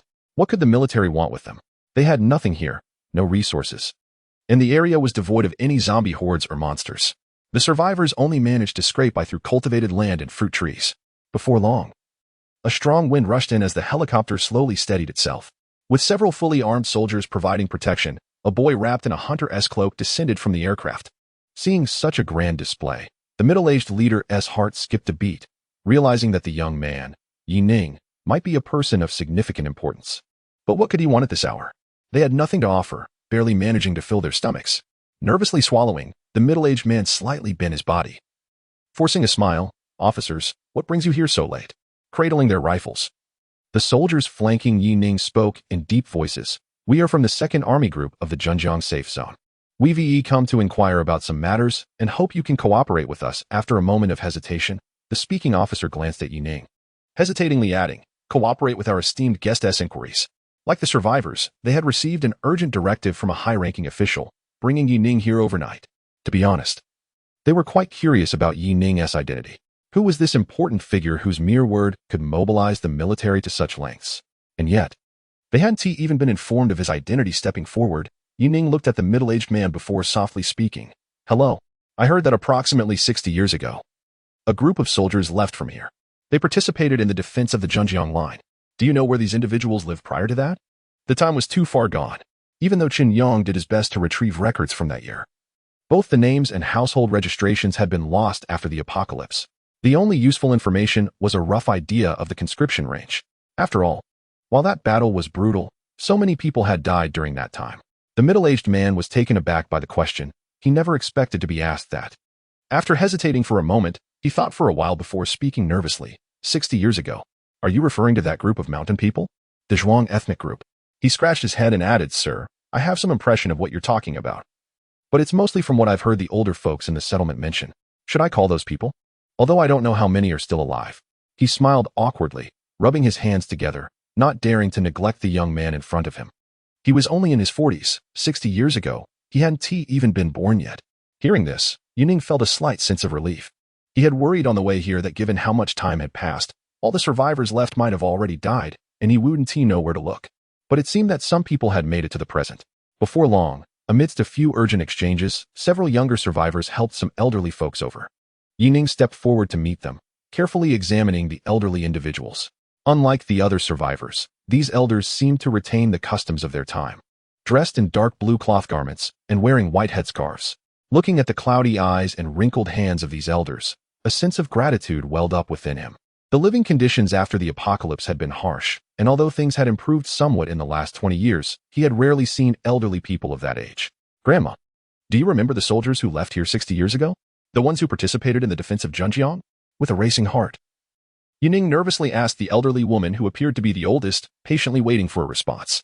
Beside him, a middle-aged man who also seemed to belong to a minority ethnic group chuckled lightly. Sir, my grandma has trouble hearing. She might not understand what you're saying. Saying this, the middle-aged man raised his voice and leaned closer to the grandma's ear to speak. After a moment, the old woman's hand suddenly trembled, and a glimmer of awareness seemed to flash in her cloudy eyes. She suddenly grasped Yining's hand tightly, as if sensing something. Meng Do Pailon.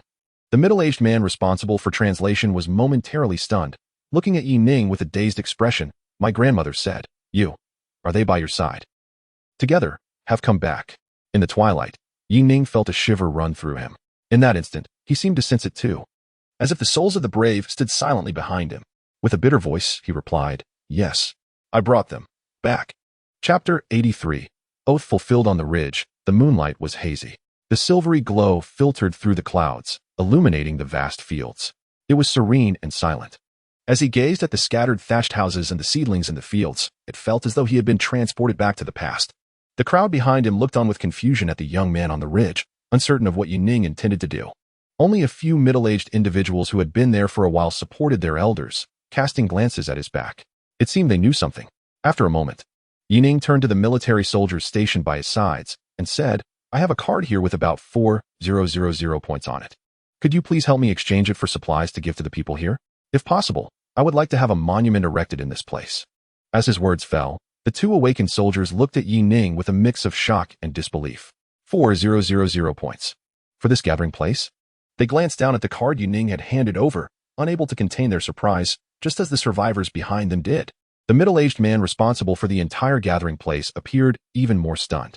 My goodness, this important figure comes here, says a few words, and wants to give them 4,000 points worth of supplies. This place they call a gathering center is really just a forsaken village. The only reason he can survive here is that he has some strength, maybe at the first tier. Overwhelmed with excitement, he nearly rushed up to Yuning, bowing respectfully. Sir, you can rest assured. We will definitely erect the monument. Our entire gathering place will make sure to protect it well. What would you like us to engrave on it? Regarding Yuning's request, the middle-aged man was so eager that he would have agreed to anything, even if Yuning wanted to stay at his home.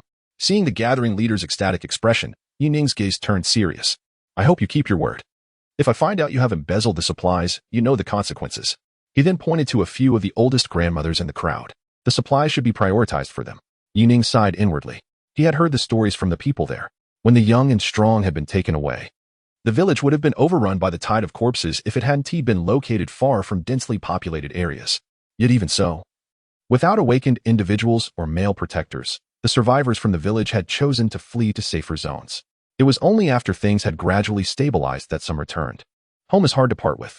Here, it seemed that only those grandmothers remained as survivors from back then. For the soldiers who died on the battlefield of the ruins, the only way Yuning could express his respect was by ensuring that the people here had a better life. Absolutely. You can rest easy.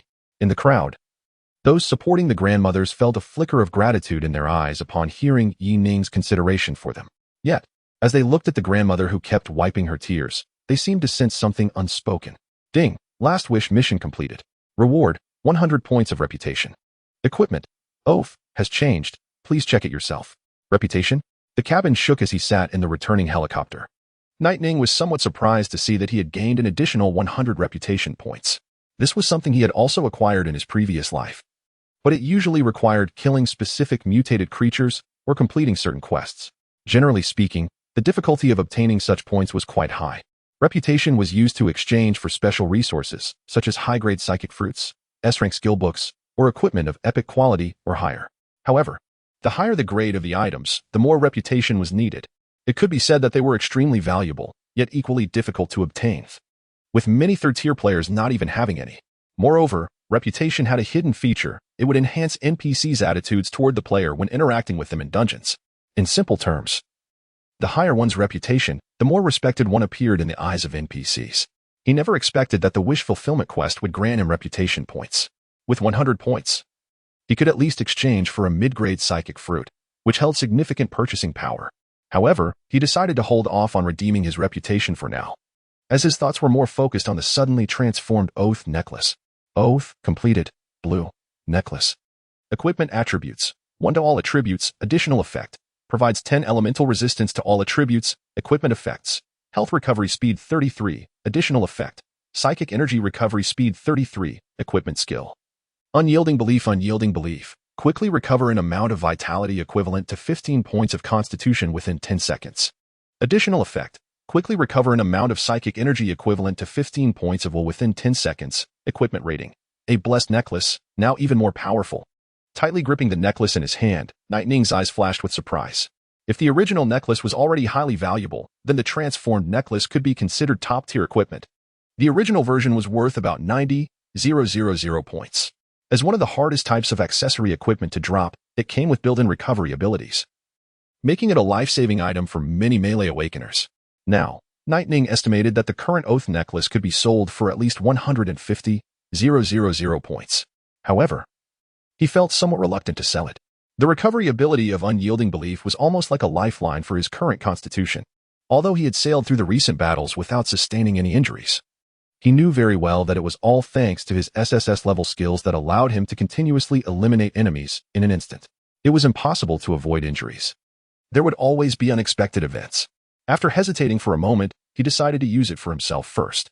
He could always sell it after reaching the 3rd tier. Taking a deep breath, he equipped the necklace, feeling a warm current flowing through his limbs. As for the shortage of credits, perhaps he could adjust his goals and directly tackle higher-level dungeons. With the experience of disguising himself as a 3rd-tier player, Nightning quickly contemplated and concluded that he could definitely mix it up in 2nd-tier peak dungeons, or even 3rd-tier ones. Grinding low-level dungeons or killing low-tier mutated creatures for white gear was simply not worth his time. He could only gather a few blue items to make it worthwhile. With this thought in mind, Nightning soon recalled a suitable dungeon from his memory. Well, if I want to tackle higher-level dungeons, I'll have to wait for my skills to cool down. In another day, the Sword Storm will be ready, but that's still far from enough for Yuning. By the time all my skills are off cooldown, with 3 SSS level skills at my disposal, I believe I'll be able to disguise myself as a tier 3 without any issues, as long as nothing goes wrong. Even if I do encounter unexpected challenges or hostile tier 3 players, I'm confident I can take them down. For some reason, a face suddenly flashed in Yuning's mind, and he found himself reminiscing about that person. If I can get another breeding team, I won't be afraid of any gaps. Chapter 84. The 3rd stage behind Yuning. Tianfeng Safety Zone. Captain Xiao, here are the materials we gathered. After submitting the report, Huang Xiao respectfully stepped aside, waiting for Xiao Hai to finish reading. In the conference room, whispers filled the air, and many people looked visibly shocked.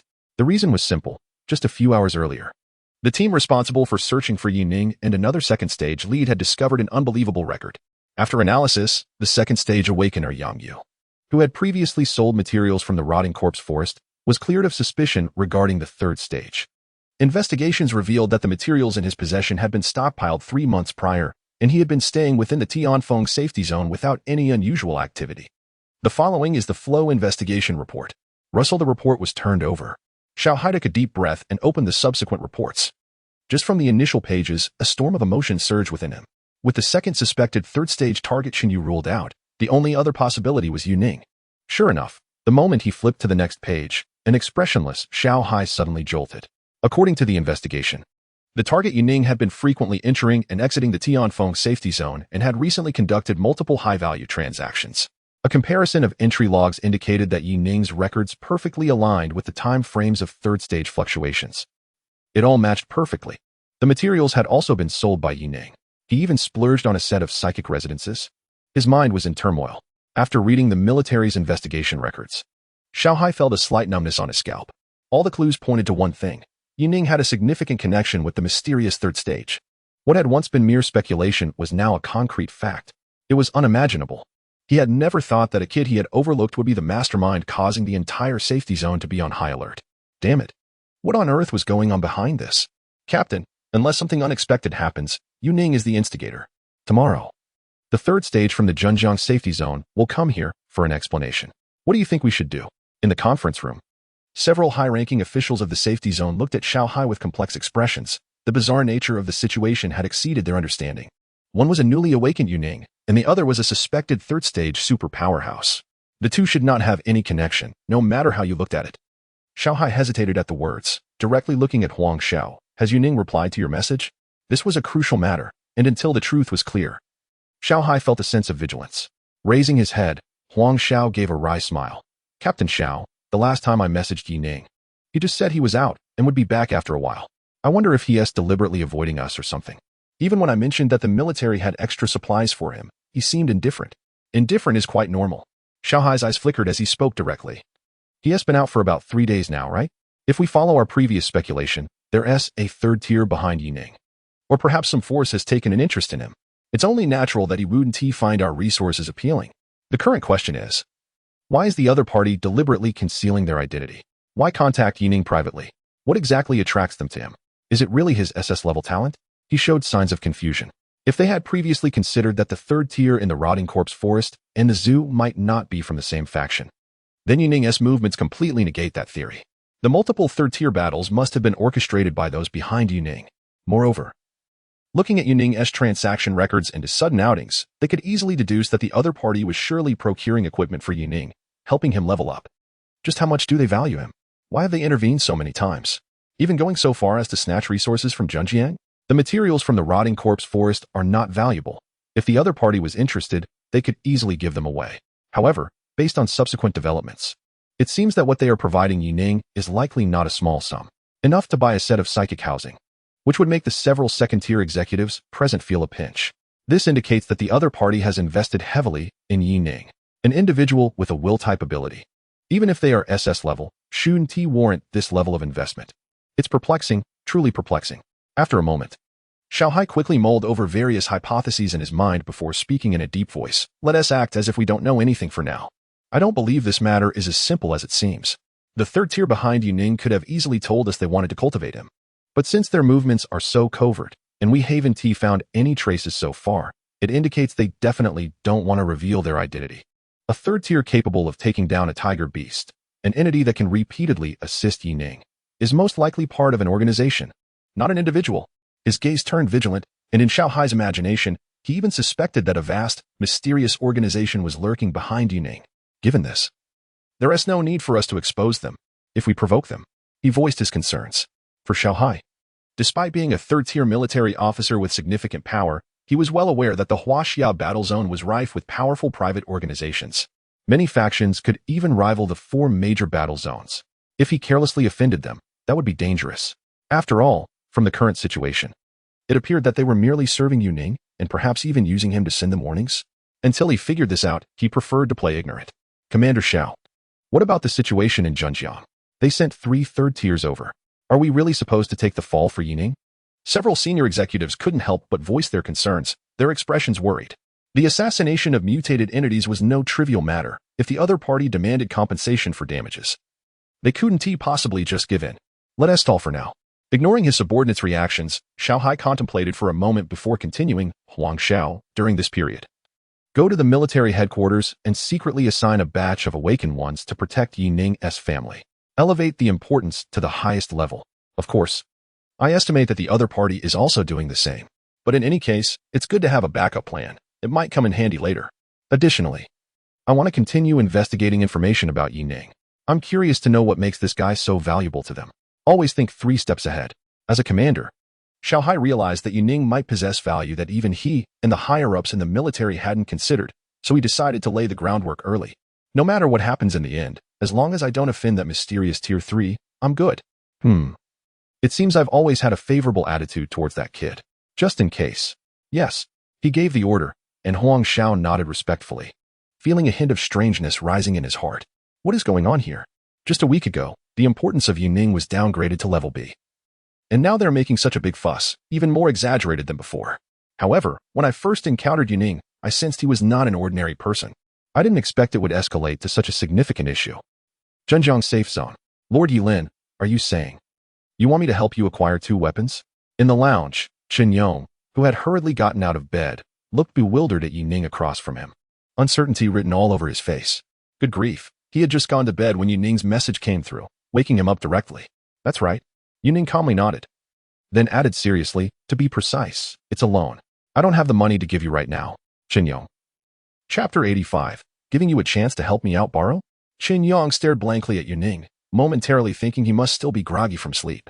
A top-tier third-level expert was asking him to borrow money to buy gear. He couldn't tell if Yuning was mocking him or if he was just plain serious. With a serious expression, Yuning calmly looked back and said, I need 2 sword-type weapons, preferably blue-grade with skills. The skills should have a short cooldown or consume spirit energy. I'll return the equipment and the credits within a month. Having made up his mind to tackle a high-level dungeon, Yuning was clear about his intentions. He wanted to pretend to be a third level to avoid trouble. And at the very least, his combat power had to be on par. He couldn't afford to buy the gear himself at the moment, and it would waste time.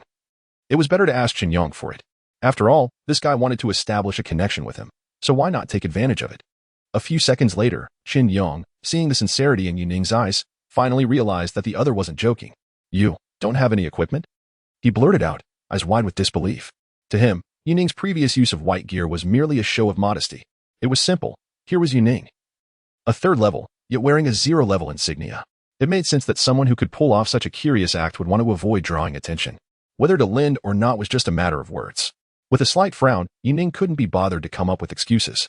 As long as Chen Yong's imagination was strong enough, the less he said, the better the outcome would be. Sure enough, moments later, Chen Yong's eyes flickered. He had learned about Yuning's actions in the gathering place from the soldiers, setting up monuments, donating money, paying respects to the soldiers' hometowns from 60 years ago. Although he didn't understand the significance, he could sense that this mysterious third-level expert was definitely sentimental. Would such a powerful person really deceive him about equipment? Taking a deep breath, Chen Yong steeled himself and quickly replied, I'll lend it to you, Lord Yilin, but the gear you want. He forced a bitter smile. 2 blue weapons were no small expense, although he had previously told Chen Yao that he would spare no effort to win over Yuning. 2 blue items would easily cost around 100,000 points, not to mention Yuning's demand for skills. After a moment of hesitation, Chen Yong seemed to make a firm decision. Lord Yilin, please wait a moment while I contact my father's subordinates. He hurriedly sent private messages using the system. Not caring about the time, directly asking around. Old Chen, does the logistics department have any sword-type weapons? General Feng, didn't you say you had a few weapons from the last competition? Uncle Zhang, can our military district get 2 blue weapons? Watching Chen Yong take this so seriously, Yuning nodded slightly and patiently waited. Good quality weapons rarely circulated outside, which was why the gear he had sold before was so easy to move. Similarly, to find weapons that would boost his combat power in a short time, he would have to rely on the military or major powers. If he were to gather them himself, he would either have to pay a high price or spend a lot of time searching. Half an hour later, Chen Yong relaxed, letting out a sigh of relief. I found them. Sir Yilin, I have 1 high-quality white weapon and 1 blue weapon here. The white one is a sharp stabbing sword, which comes with the skill Swift Thrust, has no cooldown, and only consumes stamina and spiritual energy. The blue one is a flame blade, which has an enchanting skill that boosts damage after consuming spiritual energy. Both weapons should meet your requirements. Raising an eyebrow, Yuning's eyes flickered with a hint of barely concealed delight upon hearing this. It sounded promising. No wonder he was the general's son. He certainly had the resources.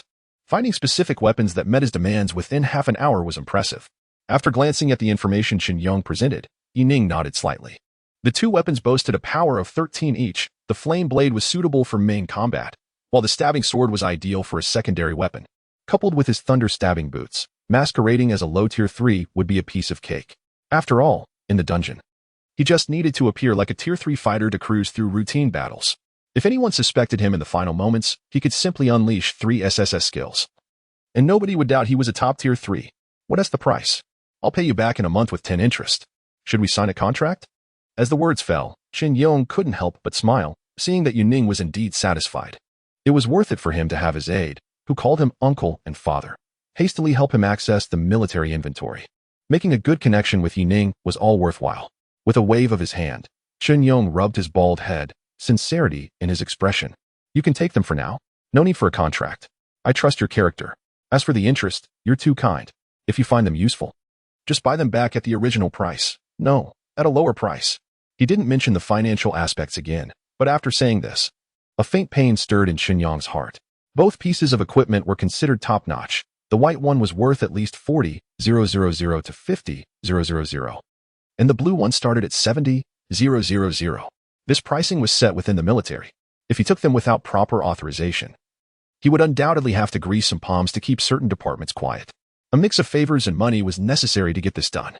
Despite his strong background, there were still 4 others in the North China War Zone who were at the same level as his grandfather. After all, he was just a deputy, and much of the role was about honor. Of course, this was also why he valued Yuning so much. He still couldn't forget Yuning's incredible swordsmanship. All right, I'll remember you, big spender. Yuning replied calmly, his voice steady, looking at Chen Yong with an air of authority. Hearing this, Chen Yong was taken aback. He noticed Yuning's inscrutable gaze and his demeanor, which resembled how his grandfather treated his subordinates. For some reason, he felt a sudden surge of pressure from Yuning, as if he wasn't asking for a loan but offering him an opportunity instead. His heart skipped a beat as countless thoughts raced through his mind. Could it be a test? Was Yuning not using these for himself but for someone else? A loan, to be repaid in a month? Lost in his wild thoughts, he suddenly heard Yuning stand up. All right, that's settled then. I'll take my leave now. It would be best if you could complete the transaction by tomorrow. With that, Yuning turned calmly and walked away, as if he had only come to discuss trivial matters, completely unfazed, suddenly snapping back to reality. Chen Yong looked at Yuning's nonchalant demeanor and felt even more convinced of his suspicions. He quickly forced a smile and stood up to see him off. Please take care. I'll escort you. Rest assured, I will definitely have it delivered to you by tomorrow. Half a minute later, Chen Yong, grinning widely, watched Yuning depart. Feeling a sense of pride wash over him. His judgment must be correct. Hey, what are you doing up at this hour? In the neighboring room, Chen Yao burst through the door, looking at her brother with a teasing expression. To her, Chen Yong seemed frozen in place, lost in thought. Coming back to his senses, Chen Yong remembered something and grinned widely. It's nothing, little sister. Your brother just wrapped up a big deal. Who knows? Maybe Dad will even praise me for being capable. Recalling the appreciative look Yuning had given him, Chen Yong's smile widened, and he felt a warm glow inside. Although it had been a bit painful earlier, now that he thought about it, he hadn't really lost anything. After all, Lord Yi had said he would return his weapon in a month, so he essentially gained a favor without any cost. A favor from a third-tier individual. Wow, I'm truly a genius. With such remarkable skills and the ability to befriend powerful people, I bet Grandpa would be impressed. Chapter 86, A Sudden Threat on the Street. The weather was slightly cool. Yuning instinctively pulled down his hat and walked alone in the late-night streets. A gentle drizzle fell.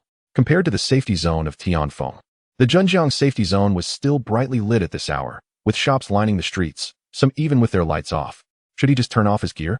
He murmured softly to himself, hesitating, but eventually shook his head. Forget it, it wasn't necessary. If he were still as miserable as in his previous life, then it would make sense to take such measures first. But with a month's time limit, he figured he wouldn't be far from reaching the 3rd tier. Given his potential, the military would have to be insane not to provide him with resources. With his status, repaying favors was just a matter of words. In a sense, Chen Yong had indeed made a wise investment. Suppressing his thoughts, Yuning looked at the bustling crowd and momentarily didn't know what to do. Whether in his past life or after his rebirth, he had grown accustomed to constantly getting stronger and fighting.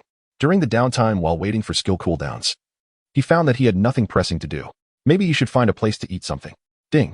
A private message request? Yuning glanced at his system's private message with some confusion and opened it. Very few people knew his communication ID, aside from his family. The only ones from the outside were Huang Xiao and the instructors from the training camp. Upon opening the message, he saw it was from Wang Kuan. Could you lend me some credit points? I'll pay you back soon. Or I can offer crossbow bolts as collateral. Taken aback, Yining's expression suddenly turned serious. Wang Kuan was the owner of the stall where he had bought wrist crossbows at the Tianfeng market. After purchasing, he had accidentally overpaid and left his ID. He had a deep impression of this taciturn middle-aged man, even feeling grateful towards him.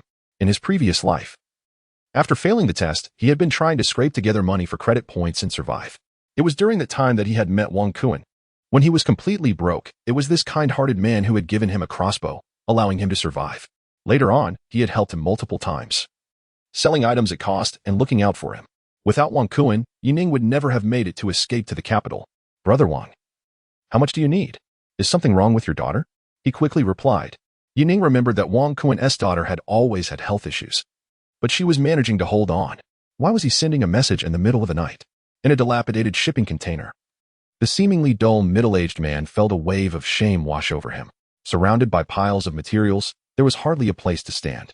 He sat on a low stool, bitterly watching a clean little bed where a 7 or 8-year-old girl lay.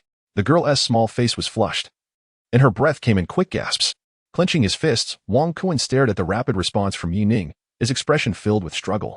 Finally, he managed to speak. Albeit with difficulty, little brother, could you lend me 170 credit points? 160. 160 would also work. I promise I'll pay you back. Or you can take something of mine as collateral. Take whatever you want. After sending the message with great effort, Wang Kuan took a deep breath.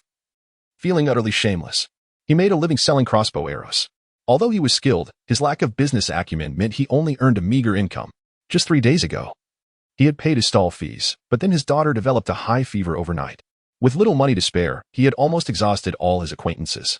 However, being socially inept, he had no friends, only fellow poor souls like himself. After finally scraping together some money, he was swindled by a fake doctor. In utter desperation, he thought of Yining, who had been so generous that day. A proud man, he felt that asking a stranger for money was akin to begging. But seeing his daughter suffer made his heart bleed. Doctors in the safe zone were expensive, and so were the medicines. The poor had to tough it out. If they couldn't, it was death. But his daughter was already weak, and he couldn't bear to let her suffer through it. 160 points. With his savings over the years and selling some materials at a loss, he should be able to gather enough to take her to the inner city for treatment. He hesitated to check his messages, fearing rejection. 160 points was no small amount. It was enough for a family of 3 to eat for half a year. Useless. He felt like a complete failure, being deceived, unable to earn money, and making his child suffer alongside him. How shameless he was to ask a stranger for help. Holding his head in his hands, this honest middle-aged man listened to his daughter's painful whimpers and couldn't help but pound his fist against his own head. A few seconds later, several notification pings suddenly sounded. Ding! Your identity card has received 2,000 credit points. Wang Ge, take the money and use it. If it's not enough, just let me know. If you want to pay me back, there will be conditions. He was taken aback, staring blankly at the 2,000 credit points that had appeared on his card. Such a large sum nearly left him speechless. He had never seen so much money in his life. It felt like a dream as he quickly snapped back to reality, looking at the private message from Yining. Thank you, little brother, this is too much. Way too much. Instinctively, he thought to return the excess credit points, but found that Yining had already rejected the transaction. Wang Ge, just consider it as me buying all your crossbows. Your craftsmanship is so good. I'm the one benefiting here. Looking at Yining's last message, this honest and simple man felt his eyes well up with tears. Even if he was dim-witted, he could understand that Yining was trying to preserve his dignity. Overwhelmed with gratitude, sorrow, and a mix of complex emotions, Wang Kuan slowly walked to his bedside and picked up his little daughter. Taking a deep breath, as if making a significant decision, he sent a message to Yining. Brother Yining, I'm not good with words, but from today on, my life belongs to you, Wang Kuan. On the street, Yining looked at the message from Wang Kuan and couldn't help but chuckle. He was all too familiar with this honest middle-aged man. Initially, he thought about transferring a full 10,000 points, but after considering that it might scare his friend Wang Kuan, he decided to send a smaller amount instead. Yining firmly believed in repaying even the smallest kindness with a mountain of gratitude, especially to those who had helped him in his past life. Whoever treated him well, he would repay them 100-fold. With a smile on his face, he felt that this somewhat made up for the regrets of his previous life, and his mood was quite good. However, the next moment, his smile froze on his face. In the distance, several indistinct yet soul-piercing killing intents were locking onto him. His muscles tensed up, and he stood frozen in place. The hair on his body stood on end, and with his heightened sixth sense, Yining felt as if a predatory beast was lurking behind him, ready to strike at any moment. Third stage. At least the energy was at the third stage. Chapter 87. Not going home tonight, who is it? Who wants to kill me? Struggling to suppress his reaction, Yining forced himself to remain calm and walked forward without looking back. with his willpower far exceeding that of a typical level 2. He could vaguely sense the presence of a killing intent nearby. Although his pursuer was well hidden, thanks to the life-and-death challenges he faced in his previous life, he was particularly sensitive to such threats. This was the inner city of the Zhenjiang safe zone. Logically, aside from Qin Yang, no one should recognize him. He hadn't revealed any wealth or equipment. Who would target a mere level 0 like him? Was it the level 3s he had stolen monsters from in Zhenjiang? Or had Qin Yang changed his mind? Impossible. His mind raced as he quickly eliminated these two options. Qin Yang had no reason to send someone to kill him, and the energy behind this threat was definitely from a skilled level 3. The people of Zhenjiang couldn't possibly know who he was. He had acted without wasting a second that day, and a strength-based fighter would have no way to discover him. Was it Blood Wolf? Was that woman Lin Lan seeking revenge on him? Under the intense sense of crisis, Yuning felt a heavy weight on his heart. All his skills were on cooldown, and if they wanted to kill him, he had no chance to resist. No. To be precise, even if his skills were ready, aside from the dimensional slash, which could help him dodge a level 3 attack once, if a level 3 aimed to assassinate him, he would undoubtedly die. Although he could take down level 3s effortlessly, he always attacked when they were completely off guard. To put it plainly, in front of a level 3, he was just a high-damage, low-health super fragile target. Survivors on the street chatted and laughed as they passed by, and modified cars splashed water along the way, just as Yuning hesitated whether to activate his thunderboots and take a chance. The piercing killing intent behind him suddenly vanished. It came quickly and left just as fast, as if it had never existed at all. Calmly, he walked into the largest tavern along the street, lifting the heavy windbreak curtain, and a cacophony of music filled his ears. Beneath his cloak, Yuning didn't appear as relaxed as he seemed. His right hand was tightly gripping the hilt of his sword. He couldn't determine the source of the killing intent, so he could only try to get to a crowded place. This tavern only had one entrance, and if someone continued to follow him, he would see them at a glance. Who is it? For the first time since his rebirth, Yuning felt such a strong sense of unease. No matter how much he replayed the suspicious events of the past few days in his mind, he still couldn't pinpoint who wanted to take action against him. Was the reason they hadn't struck earlier due to being in the inner city? If that were the case, the suspicion of Zhenjiang's level 3s would be eliminated. He was on their territory. There was no reason not to act. So, was it that ghost woman Lin Lan, or... No, Lin Lan couldn't be in Tianfeng. Her Blood Wolf team entered randomly. Suddenly, Yuning recalled his incident of losing consciousness. He had intended to investigate who had harmed him in Tianfeng, but had been interrupted by an inexplicable force. Could it have been them? His expression hardened. He had always suspected that things were not that simple. There might be a higher-level mastermind behind it all. A young trainee, consumed by jealousy, drugged himself and later committed suicide.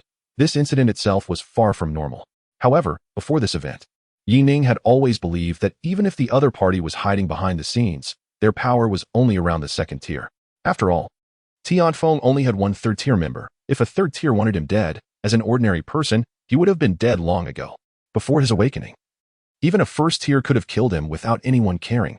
It wouldn't have been necessary to complicate matters like this. If the killing intent came from a third tier, and if the earlier threat was related to the mastermind, what were they really trying to do? If they could come to Zhenjiang, did that mean he had been tracked all along? Taking a deep breath, Yuning calmly ordered a cocktail at the bar, trying hard to steady his emotions. There were too few clues. Nearby, a girl who also seemed to be out for some late-night fun noticed him. After glancing at Yuning's exposed face a few times, her heart skipped a beat, and under the influence of alcohol, she felt compelled to move closer. A few seconds later, the girl with red hair caught sight of the awakening mark on Yuning and didn't seem to care. A young, handsome cutie. Looking a bit nervous about drinking, he must be out for the first time. Hey, handsome, the girl chuckled lightly, leaning in close to Yuning, completely oblivious to the fact that her chest was practically brushing against his arm. All alone? Want to share a drink? Amidst the loud music, the girl, who looked no more than 19 or 20, leaned in closer to Yuning's ear. Instantly alert, Yuning felt a warm softness brushing against his hand.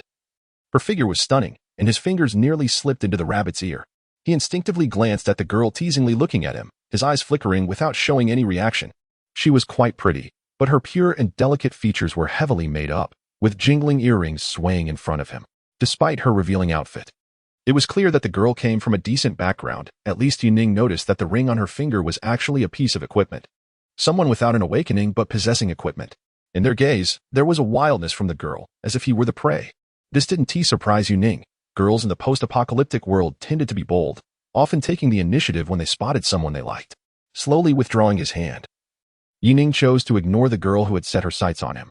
If he weren't worried that leaving abruptly would reveal his vigilance, he would have already walked away. The red-haired girl arched an eyebrow, noticing Yining's subtle movements. She wasn't interested in the rough men in the tavern. It was rare to encounter someone who matched her aesthetic and was so cute. In that instant, the thrill of teasing him intensified in her heart. Bartender, 2 drinks tonight. Put them on my tab. After saying this, the girl leaned one hand on the bar, curiously observing Yining's profile. Do you have the guts to play a couple of rounds with me, little brother? As her words fell, the surrounding crowd immediately cast envious glances at Yining. With so many of them, almost everyone had their eyes on this girl. However, those who can blend into the inner city are not fools. They have noticed the awakened one who has been following the girl. It wouldn't be surprising if she is the descendant of some big shot who has come out to play. Turning to look at the girl, Yining also noticed 2 second-tier awakened individuals sitting nearby, their expressions blank as they pretended to drink. Clearly, these 2 were the girl's bodyguards. It's rare for an ordinary person to have second-tier protectors, especially ones equipped with luxury gear. The power behind the girl must be at least peak second tier. No, it would take a third-tier force to pull that off. As a thought crossed his mind, Yining moved and took the cup from the girl's hand. Li Gu, what should we do if the young lady decides to leave with someone? What if Captain Liang finds out about this? On the inner city streets at 4 in the morning, the 2 second-tier awakened ones stared blankly at the scene before them. A red-haired girl was playfully draping herself over a boy's neck, acting like lovers, her steps clearly unsteady from the apparent drunkenness. Do you dare to stop her? If you do, she'll make sure you get fed to the zombies. What do you suggest we do? Hurry up and follow. In a state of extreme tension and anxiety, the 2 awakened ones exchanged a wry smile and could only rush after them, helplessly watching as Yining led their young lady into a luxurious hotel. Chapter 88. Misty rain and clear skies soft, so soft. Glancing at the girl draped over him, Yining subtly reached for her waist. No matter how much he tried to avoid contact, being nearly glued together meant he could still feel her skin, smooth like jade. A faint fragrance wafted into his nostrils, and her long hair brushing against his chest made him itch slightly. Under the ambiguous and envious gaze of the front desk manager, Yining handed over the girl's ID card and booked a single room. Although he had the intention of using the girl as a cover, the cost of the room had to be borne by her. After the apocalypse, peace had reigned for a long time, and many industries had recovered. However, in the high-end hotels within the safe zone, where every inch of land was precious, the price for one night could equal what an average person would earn in 6 months. Hold me, her gaze was dreamy. The girl tilted her head back, her delicate lips brushing against Yining's ear, breathing softly. Her legs felt weak, and under the influence of alcohol, she felt the world spinning around her. Unlike Yining, who had the physique of an awakened one, the girl, although she appeared to have enhanced her body with energy fruits, was clearly unable to control herself after a night of drinking. With ease, he lifted her up, and inadvertently, his fingers slipped under the hem of her hot pants, immediately sensing a smooth elasticity. Her backside was quite perky. He mentally underestimated the situation a bit, but the enticing scene didn't lead him to excessive thoughts. On the contrary, he remained vigilant about the movements outside. It was unclear whether the group that had been tracking him had vanished before entering the tavern, or if they disappeared upon seeing him come out with a woman. But in any case, under his heightened awareness, Yining finally let out a slight sigh of relief. The hotel had excellent security, and he noticed that the girl's bodyguard had been following closely behind. Not knowing the other party's true intentions, the only thing he could do was pretend not to notice, giving himself as much leeway as possible. Ding! The elevator opened. Fatigued from the day, Yining headed straight to the room after getting upstairs. After hanging a silk thread on the door, a hint of weariness flashed in his eyes. He had fought during the day, completed a task in the afternoon, tricked a couple of weapons afterward, and faced a crisis at the end. His mind felt like a tightly strung violin string, only relaxing at this moment. Casually tossing the girl onto the bed, he planned to freshen up first. The tool was used up. He would slip away by morning. Splash! The warm water cascaded down, and as the steam rose, Yining quickly went over the events since his rebirth in his mind. Everything had gone smoothly, and he would soon reach the 3rd tier. The only problem that had arisen was the 3rd tier who had been stalking him, with murderous intent but no action. Appearing in Zhenjiang, Yining quickly deduced in his heart, if the stalker was related to the incident with the unconscious girl. It indicated that the other party had no intention of killing him before, but rather did not want him to participate in the test. The current display of murderous intent likely stemmed from realizing his rapid growth and strength. But the problem was, he had just been reborn. It was impossible for anyone else to know about his talent. Could it be that his abilities had been secretly tested by someone who didn't want him to grow so quickly? In his previous life, he was also overlooked when he first arrived in the capital. Perhaps it was a tactic from the other party? It sounds too much like a conspiracy theory. Yining furrowed his brows, feeling that this was simply too far-fetched. Moreover, if there truly was a force aware of his potential and trying to hinder him, there would be no reason not to kill him. There were far too many opportunities to take action, with so few clues. Yining even began to wonder if he was being overly sensitive and misjudging the situation. If it were the second scenario, he might have miscalculated the time the other party started tracking him. Perhaps they only encountered him in Zhenjiang, assuming there was communication between the breeding teams. Even if Lin Lan wasn't in Zhenjiang, they could still delegate the task to other teams. It's possible that his likeness was being circulated among the breeding teams. Given Lin Lan's hatred towards him, she could definitely manage that. His thoughts flickered, and combining all the clues, Yining concluded that the second possibility was relatively logical. It was quite normal for a breeding team to target him, and it was reasonable for them to avoid revealing their identities while taking action. If that were the case, he wouldn't have to worry about his safety within the safe zone. But when he stepped outside, thinking about the high-level dungeon he planned to enter, Yining felt a sense of certainty. He needed to purchase disguising items as soon as possible. After sneaking out of the city tomorrow, he would shake off the pursuit. Moreover, with a light chuckle, a hint of killing intent flashed in Yining's eyes. He feared that the other party would launch a surprise attack while his skills were on cooldown. But if the tables were turned, he might just be able to take them out. A third-tier breeding team might even surprise him. With a thought, disregarding the purchase of psychic fruit and enhancement items, Yining directly instructed Li Dafu to procure high-level stealth equipment. Just as he stepped out of the bathroom, Yining heard a few soft moans. He turned to see the young lady tossed onto the bed, now pulling off her short sleeves, tossing and turning under the covers. It seemed she was too hot. In her dazed state, she instinctively tried to remove her tight denim shorts but found herself unable to do so for a moment. A faint blue light flickered across her body, flowing like water, resembling some kind of system item that cleared negative effects. Walking to the window, Yining lit a cigarette and leaned against the wall, deep in thought. He couldn't help but notice those fair, beautiful legs swaying in front of him. They were indeed eye-catching. Compared to the dark-skinned women who toiled in the gathering place all day, the girl was as white as jade. Her skin so delicate it seemed one could almost squeeze water from it. During a drinking game in the bar, Yining had learned the girl's name, Yin Yuqing. It was a lovely and rare name, so rare that Yining instantly realized who this young lady's father was. Yin Laijun, the leader of the 317th Safe Zone and president of the New Dawn Chamber of Commerce, a mid-tier awakened one. In short, he was powerful, wealthy, and influential. The shop where he had previously sold materials was a procurement point for the Xingyao Chamber of Commerce, which spanned the entire North China war zone. As the youngest daughter of Yin Laijun, Yin Yuqing also had two older brothers. Not only that, but Yining was also acquainted with this little girl's father.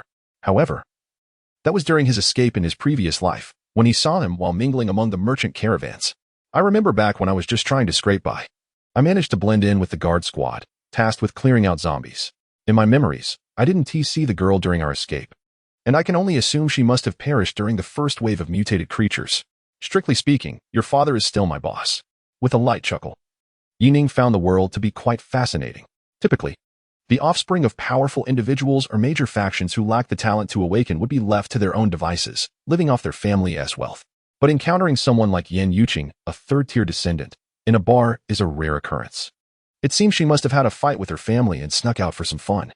As he extinguished his cigarette and watched the dazed girl struggling to untie her shorts, Yining felt a stir of emotion. He slowly walked over and sat down beside her, casually toying with her hair. What to do? Should he sacrifice a bit of himself for the sake of humanity? This little girl's father is wealthy, so she probably has plenty of credit points on her. Just as Yining was hesitating, a delicate little hand suddenly grasped his,